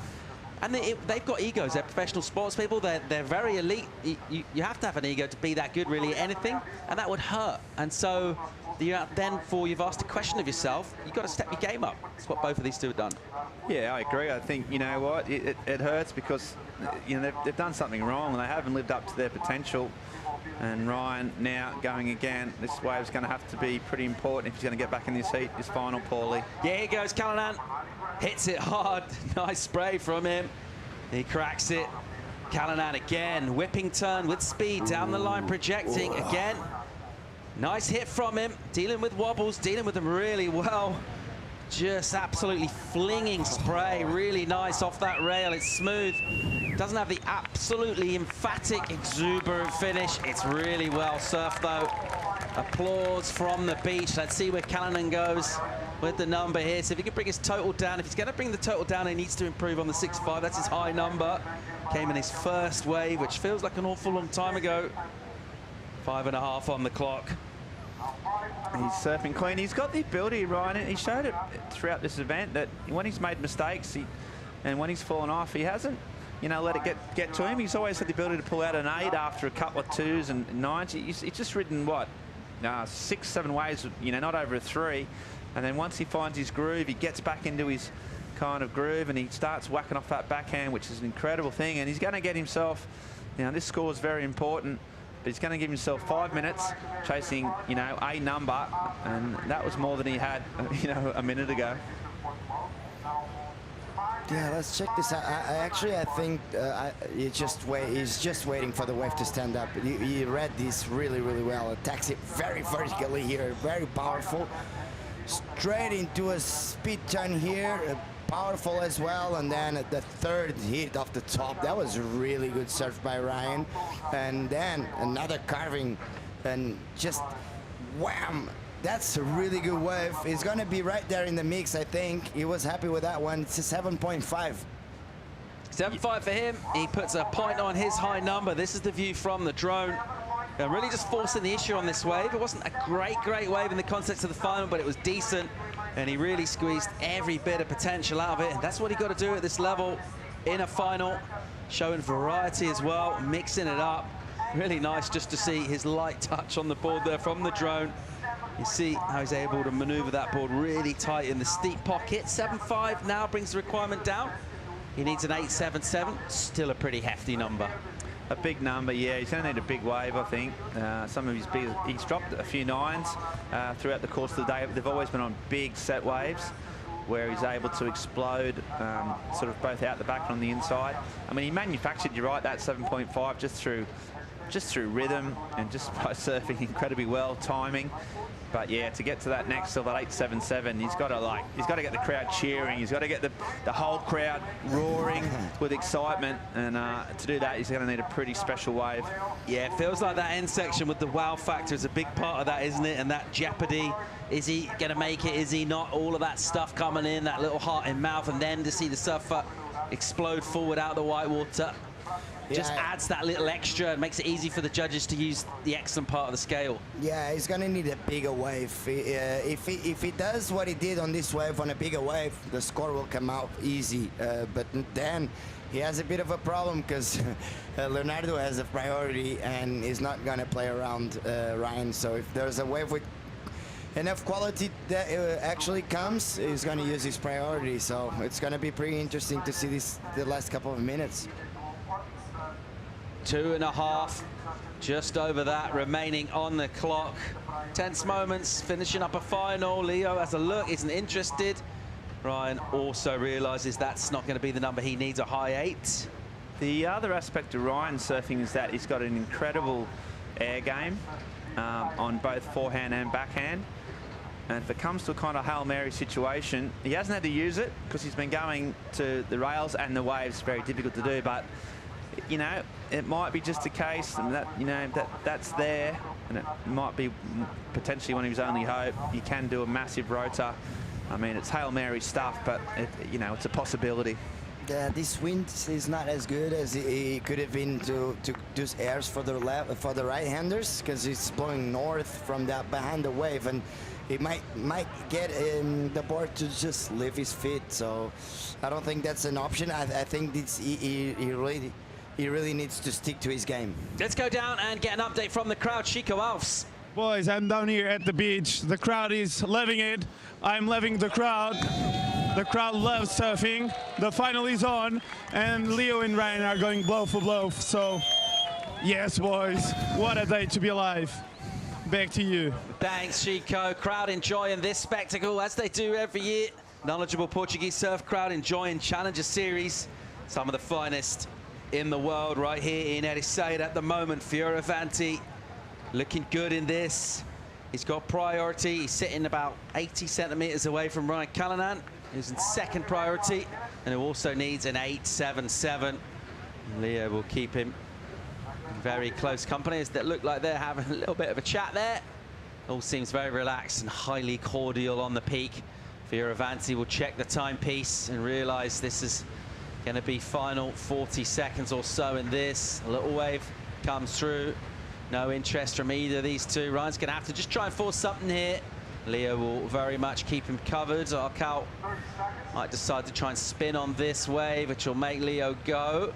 So Ryan paddles and just makes sure he doesn't get too close. Leo takes the wave, has a look behind.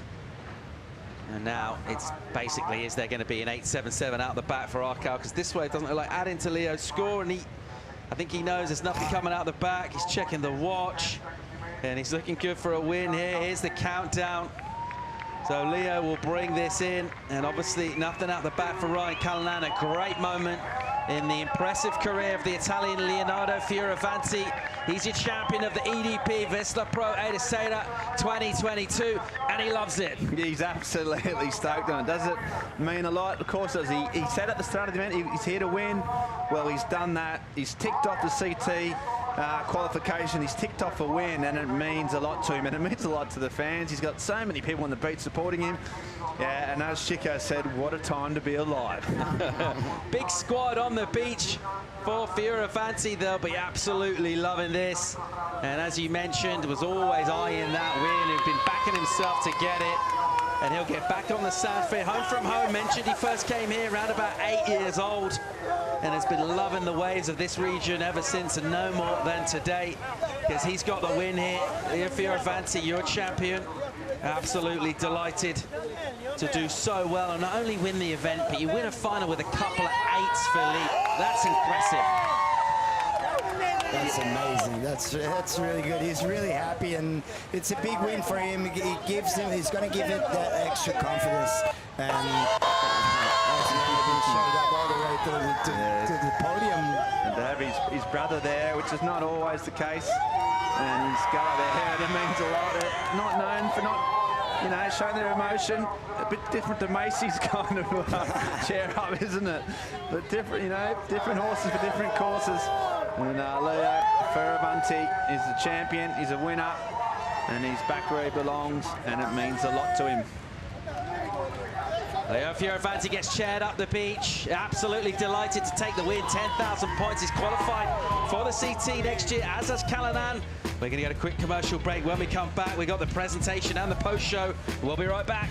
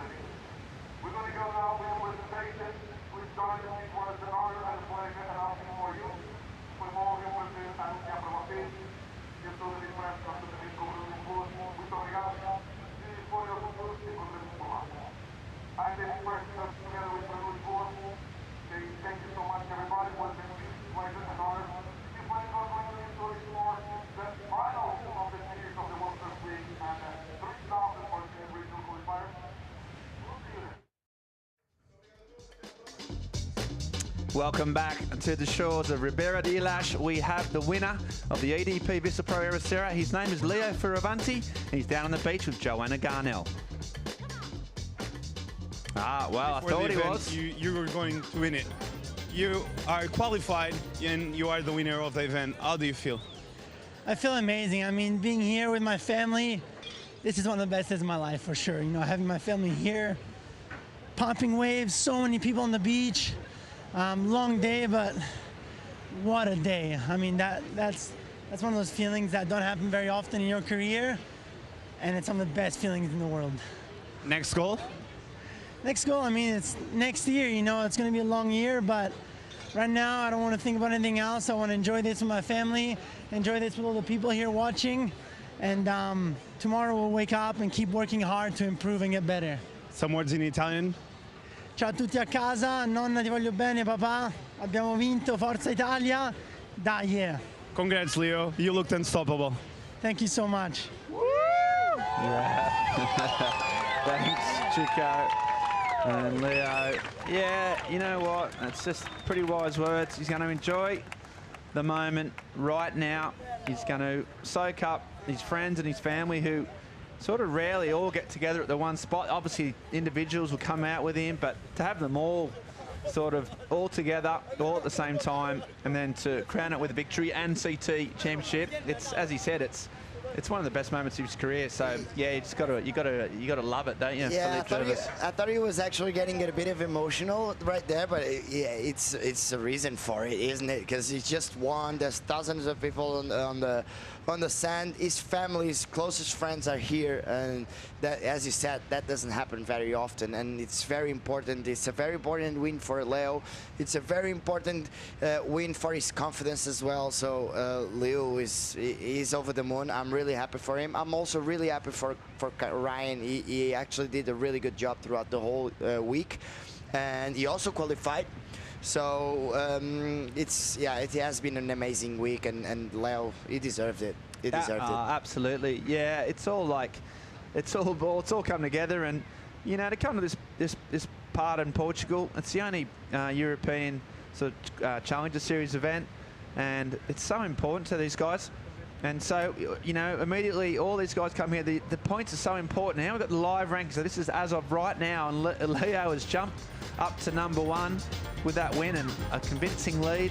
Rio Waida, he's already qualified. So is Ryan, but that big marker there is Liam O'Brien, up to 4th. He'd sort of come from nowhere at the start of the rounds. And who else in there? Dylan Moffat, Ian Gentile, and Rodriguez all did well at this event, hey, Philippe? Ian got a big jump as well, and we had that top 3 this year on the 20,000 points. So maybe that's maybe the mark, and you will see a big difference to Leon. He only has 14,900 points, which is pretty interesting because there's a lot of people that can actually still go on that top 10. Right now, at least it's top 7. Yeah, and the Aussies worth a shout out. Jacob Wilcox, he was down in the low 20s. He's risen up to 11th, which is on the spot. Morgan Siblick, he was also, you know, had a great event. He's up to 10th. Moffat has consolidated his spot, and Liam's a big mover. So, yeah, that little squad, they'll be happy tonight. I'd stay away from those guys if you see them. They'll be out having an absolute tear. So, really, really good. You know, these people, of course, you got to look at something just below the bubble, the Ramsey Big Times. Yeah. But there's 2 events left. There's 2 events left, and you know, there's a lot of movement we had. Also, in the girls, a bit of a different story in the women's division, Philippe. Sort of the top 4 consolidated their spots. You know, they surf really well, and yeah, here's the Macy actually situation. jumped all the way to 1st, and Caity Simmers, Molly Picklum, and Betty Lou, they were all in on that semifinals, and that it looks like, as we talked earlier, that 5th position it looks like it's the one that all the other girls are trying to get, because they look really strong on those top 4. Yeah, there's a 7,000 point difference between 4th place Betty Lou Sakura Johnson and Nikki Van Dyke. That's huge. But then you look at Sophie McCulloch, Teresa Bombolo, Bronson McCauley, and they're, you know, just what, 1,000 points off that 5th spot. So those 3 are probably the best bet. They've got 2 events with which to you know, to make their mark. Nikki, the experienced CT veteran, she's jumped up to 5th. Teresa had a good event. She's maintained a spot. She's had a good year. She's right on that. You know, she's right on the bubble. Philippe, you've seen her since, you know, she was young. She's really close. It's 2 events. I hope, you know, hopefully she can deal with the pressure and show her best surfing. Yeah, I'm pretty sure she's going to take this time and then deal with that a little bit of an injury that she got in the ISA in the Huntington Beach and try to really focus and get another really big result on the last 2 stops, Sequoia and also Leiva. It's got to be a very important result for Portugal. Yeah, and some other big movers there. Sawyer Lindblad up to 12th. She raised 5 or 6 spots. The young 16-year-old Californian. Fahim Friero, she's risen up 3 spots. The Tahitian. Luana Silva has made a bit of a move as well. So those 3 really young talent just getting into their close. So right now, we've had a brilliant, brilliant time here in Portugal. The Portugal flag, wow, it's close to my heart. It's been an incredible surfing experience. It's been an amazing time. We've had amazing waves. Travis Logie and the team have picked the eyes out of the surf in terms of the conditions. We've had non-stop waves, non-stop sun. I've had non-stop good times. Yeah, it was. The surfers have loved it. Yeah, it was a full week. We had a couple of late days, but it's part of the game, honestly. And we had that little problem with the fog, and fortunately for us, it ended up not being a problem. It just backed off a little for the whole week, but he was always there. But we had plenty of swell. Yeah, we did. Speaking of someone with no problems, that's Paul Evans. He's down on the presentation for the award ceremony. It's all yours, Paul. Of the EDP Vissla Pro Ericeira 2022. We get underway with our prize giving now, and first order of business, let's welcome our dignitaries to the stage. Could I please have Travis Logie from WSL Tours and Competitions, from Mafra City Council, Pedro Silva Carmo, Tourism of Portugal, Lydia Monteiro, please all come up the stage. From ADP, Diana Costa, and from Vissla, Derek O'Neill. Welcome to the stage, guys. Well, once again, an incredible week of surfing here in Portugal. I'm not surprised. It seems to happen year after year. And once again, so far from Tour on the Challenges this year, the best surf, the biggest surf has come here in Portugal. Why don't you guys give yourselves a round of applause for being an amazing crowd? Let's go.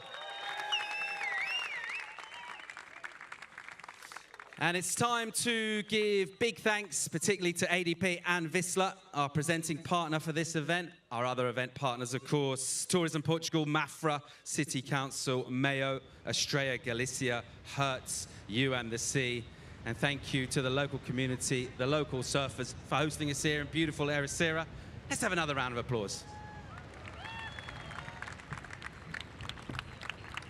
Let's get down to business with the prize giving and call into the stage for our men. A person who's done really well. He's been a champion at this event before, an outstanding surfer. He's entertained the crowd. Your runner-up for the men in the EDP Vissla Pro Ericeira 2022, Ryan Callanan. Yeah, Ryan. And we'll invite Lydia Monteiro to award this trophy, the runner-up from Ryan.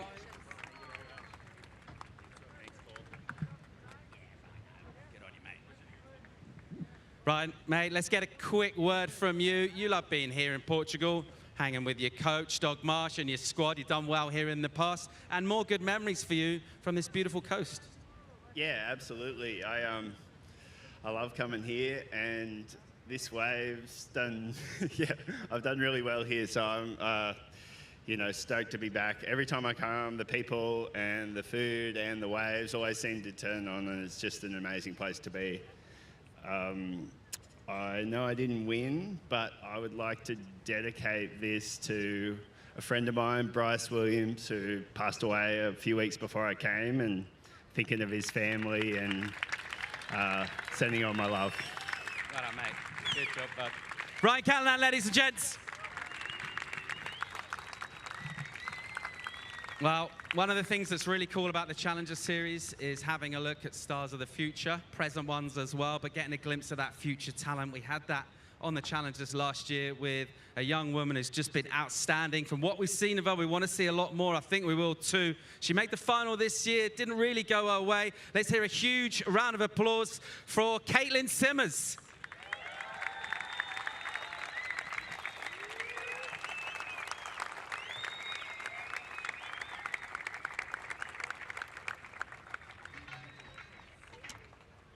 Well done, Caity. Let's get a quick word from you. You seem to have fun out there in your heats. Had a slightly different approach. Sometimes you look like you were free surfing. Sometimes it was more business, competition-like. Didn't quite go your way in the final, but overall, you certainly entertained us here this week at Ribeira Dillas. Yeah, everyone thinks that I look calm, but I'm definitely not calm in my heats. And not that last one, that was pretty stressful. There was like 10-foot waves coming through, just washing me in. And I don't know, thanks to my family and all my sponsors. And congrats, Macy. That was sick. All right, great words here. I think we'll all agree the future of the Spike looks very bright with surfers like Caity around.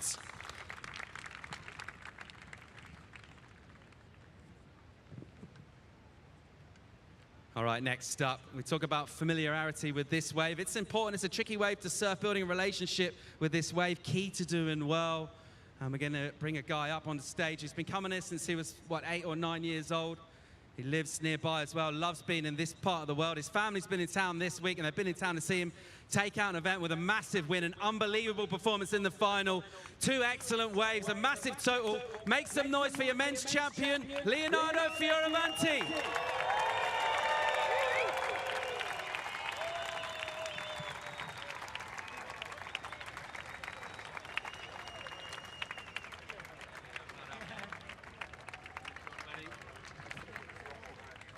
Yeah, Leo. Mate, let's get a word with you. You said you wanted to win, you got it, and it must feel amazing to do it in that emphatic style with a massive couple of 8s. This is one of the best days in my life, you know, being here, incredible waves. Ericeira is a special place for me. My family is here cheering for me. There they are, I love them so much. It's been amazing. All right, once again, huge applause to your men's champion, EDP Vissla Pro, Leo Fioravanti.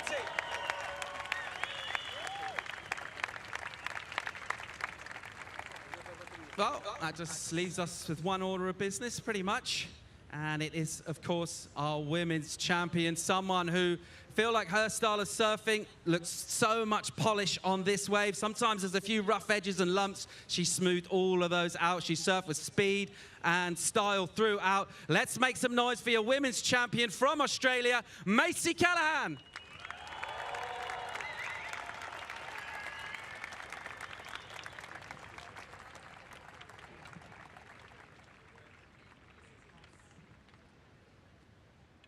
Once again, some noise, please, for Macy Callahan, your women's champion, EDP Vissla Pro. Macy, let's get a word with you. Coming out of the water, it looked like it was still kind of sinking in. Is it starting to sink in now?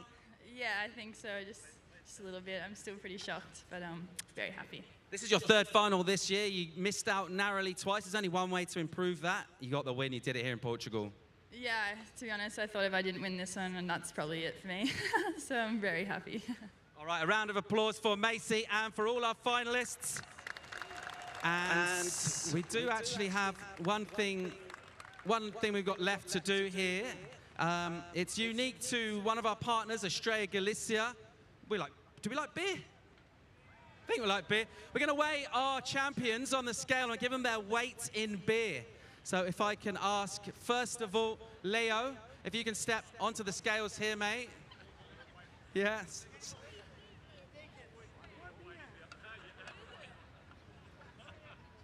So Leo jumping on the scales there. He's holding the trophy, trying to squeeze every last drop. Loves a freebie, does Leo. 81 litres of beer coming for Leo, the delicious Estrella Galicia.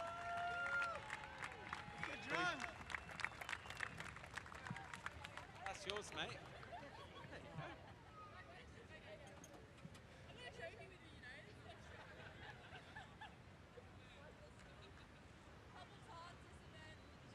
That's 65 litres of beer heading for Macy Callahan, your women's champion.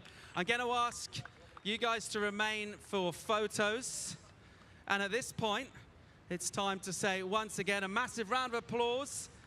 And we do have some Estrella Galicia, and maybe we should distribute it. Let's get some of this going, shall we? Leo, help me out here. Who's spraying? Just doing.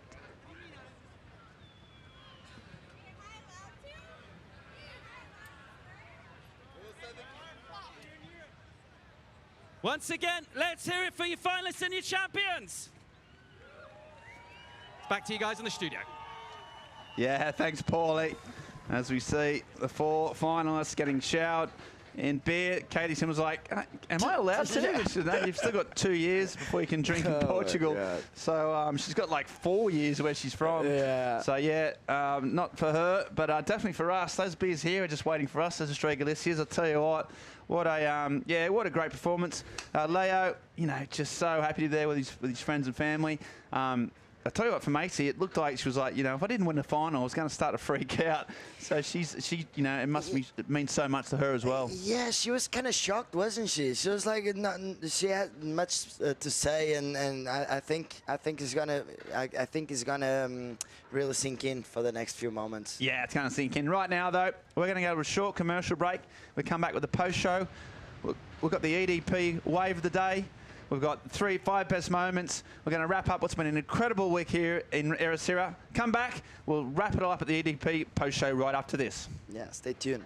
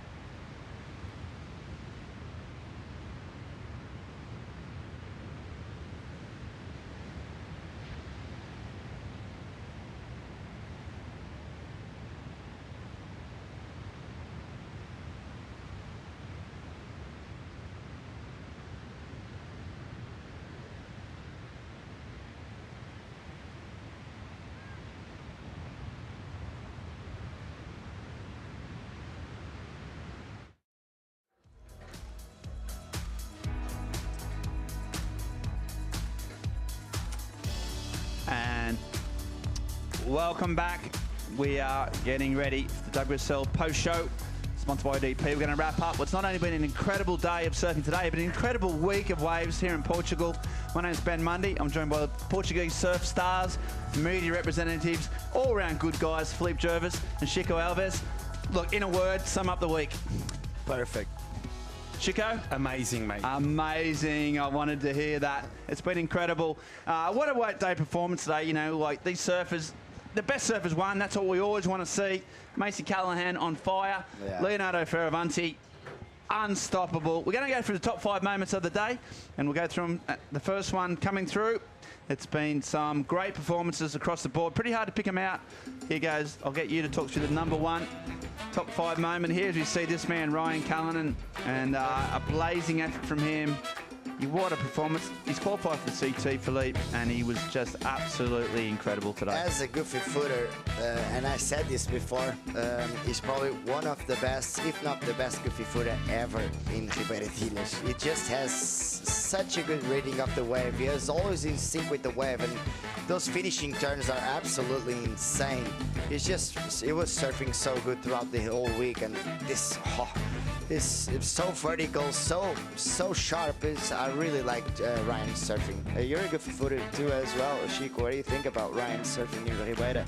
Well, I think he's got his wave unlocked. I think he understood how to work his board throughout the face of the wave, and he was just plugging away big scores, and yeah, the most informed goofy footer of the whole week and of the last couple of years in Rio Waida. So, and a lot of those waves done under pressure. He put himself in a few holes, and he always came out swinging and found a way to win until he came against Leo. But the number 4, Caity Simmers, well, she's beyond her years. She didn't have such a good final, but I'll tell you what, Philippe, when you see her surf, you just know that she's going to make a big mark on the CT. I still can't believe she's only 16. It's you can see when she does interviews, she's super shy and super easygoing, but then on the water, she just lets the surf talk. And look at this. Look at his turn. Just blowing that tail and recovering like it's nothing. She's really, really good, and I'm thinking she's going to have some really good results on the World Tour, and who knows, be on the top 5 for the end of the year. Yeah, that's potentially one of the best turns of the event. We like this, though, didn't we? This bit's one of our favourite bits of the event. What? Hey! And a crazy white water. She's hanging on. She was so happy on these seats. So happy. Stoked. Okay, so yeah, one for the future. 16, doing so well. And Chico, she's just got it all, hasn't she? She's got aggression. She's really technical. She does it all. Yeah, it's just the angles that she serves. She serves really different from the others. She applies a lot of technique when she has to, and that's a point of difference. She doesn't play safe games here, and in a comp mode, she's doing just fine on that measure. Yeah, exactly. Now, we talked through this man before, but Ryan Callanan, he's, I mean, we said a lot about him, but let's keep talking about this kid. He's not a kid, he's 30 years old. He's back on the CT where he belongs, and his surfing is so good to watch, Philippe. Yeah, I said it before. Ryan's a special person. He's so humble and such a really nice guy, and look at this. Oh, I don't even know how he got that turn, because there was no leaping that, and he just flows really, really good. He has the boards on lock, as Chico said, and this is, I think this is a 9 points. He's gonna finish this one off really, really strong as well. So Ryan, he deserves that spot on the tour. I think he got pretty unlucky on his first years. He was throwing huge scores and still not making through, because he was up against the John Johns and the Medinas of the life, but he deserves to be there. Yeah, he's going back home to get married in a couple of weeks. So I think you might be able to up that wedding ring size just a notch with some of the cash. Yeah, Nina's watching. She'll be stoked. She supports him so much and allows him to be the person he is in many ways. And he's just, yeah, he's found his rhythm. He's locked in his spot. It's all come together in 2023. Should be a pretty special year for that man. You know, if he can get this type of form, put on the CT, Chico, he can do some incredible damage. Yeah, he can. As Philippe said, he was just unlucky on the first few years on the CT, but I just love his technique. He's really, the precision he has on the wave is just amazing. And one thing about Ryan is that that I really like is that he's really out of the box, so anything can happen when he stands up. He can throw fins out, he can blow the tail whenever he wants, so he was actually in a lot of those turns playing safe. Yeah, and the second spot here, we see Macy Cullen getting the last minute tips from Timothy Stoyle, but Macy, again, she's been in 2 finals and lost them, and as she just said, it was really important that she got this win for herself. Yeah, she was kind of stressed out because she had a couple finals, but she still missed out on that win. And here she got the connection with the wave. You can see that point break, right hand point break background, and she just draws beautiful lines. She also railed really, really well, and it's totally deserved. Yeah, Paul's point, Chico, was that, you know, she made it uneven, sometimes bumpy, sometimes wonky playing field, pretty smooth just with her surfing. Yeah, she's really smooth. She puts a lot of pressure in those rails, and she's just that smooth. That's why she looks always fine on the bumpy and lumpy of the waves. And yeah, it was grateful to watch her win here. She was leading this win, and she did in good fashion. Like this turn here seemed like a bit more. I said it because I was watching it. I said it, and looked a bit more spicy, that one. So I love when she puts just a touch more on those curves, because she has the power, the flow, and the read. So great event for Macy. Yeah, that was the wave that won the final effectively, and it was the biggest win of her career, she just said. No small achievement for her, and she'll go back into next year just looking so much more confident for it. She can put heats together. Her and her partner Sheldon had a good week. They've been calmed. She looked a little bit shell-shocked in terms of what she's achieved, but it'll sink in pretty shortly. Macy Cullen, the winner of the EDP Vissla Pro. She's been a revelation, but unsurprisingly, As you see her, the Aussies get around her. This was pretty cool. She got shelled up. There's a partner, Demi, Sheldon, and her partner, Demi, good friends. And she's really, really close to qualifying. She said she's not going to Brazil. She's going to, do it all in Hawaii to leave, and that's a wave that'll suit her. But unsurprisingly, there's only sort of one spot, and that's the top moment of the day. The EDP moment of the day is here for Leonardo Fioravanti. He was so cool and calm. Even in the interviews, he looked amazing. He looked like he knew what he was talking about. Looked like he knew what he was doing. This is a wrap-up from the event, the year he's had. He's qualified for the CT with surfing like this. Yeah, he has been really good this year. Just getting that. He said on the interview with you, Chico, tomorrow it's a new day. I'll keep working hard and keep getting better, and he has been getting better. You can see the difference on his surfing. I don't know if it's the boards, if it is the confidence, if it is if it changed something technically, but he's a better surfer. He's faster, he's stronger, and he's sharper. Yeah, and he's got that in his locker as well. We didn't see that this week, but that's another aspect of his surfing. Chico, he's just so well-rounded. Hawaii, beach breaks, point breaks, you name it, he can do it, right? He's got one thing that is the most important one when you really want to win. He's angry. He's angry all the time for that win. So Leo is not thinking about the win like yesterday. He's thinking about this win for like a year now. And I think Leo gives a lot to the sport. He's a really good sportsmanship overall. And I think he improved, and he keeps improving because he wants to. So it's great to have him around for a lot more years. Absolutely. Now we've got the EDP wave of the day. There were some amazing waves ridden throughout the course of the finals day, but this is the one that went into the absolute bomb range. An incredible performance, and yet again, the EDP wave of the day coming right now. You'll see it, and it's that man again, Ryan Cullinan. He's clogged up this award ceremony. He didn't win the event, but he's won pretty much it. He's won the post show. And I'll get you to talk me through this, Philippe Jervis. I love this moment because Dylan was right there, and he actually cut this wave under his priority. But here, this one was really tough. A really tough flip to deal with, and his lines and this finishing turn is really, really good as well. It just waits for the right moment and puts that fin drift on a big size wave. It's not a small wave, and he actually it releases the tail on a big wave. We know we're goofies. We know we're goofy footers. We know how hard it is, especially in Ribeira Dealers. It's really amazing. Yeah, incredible performance from Ryan Cullen. Incredible performance from everyone actually at the event. Incredible performance from the team that put this together. I mean, the judges to the media partners, to the workers. Everyone's put work. Yeah, I mean, I've probably done the most to our production team and director and producer Wes. It's been a teamwork. It makes a dream work. But I tell you what, we march on. The Challenger Series isn't done yet. This is a super important part of it. But we go to Saquarema next in November, and then we finish up at Haleiwa. Two big events to come. More professional surfing coming your way as we get ready for the CT that kicks off in January. I'd like to thank the people of Portugal and you for having us. We've always feel so welcome. It's been an incredible week of waves, incredible surfing performances, and I think I'm about to have an Estrella Galicia right now. Bye for now. It's been a pleasure.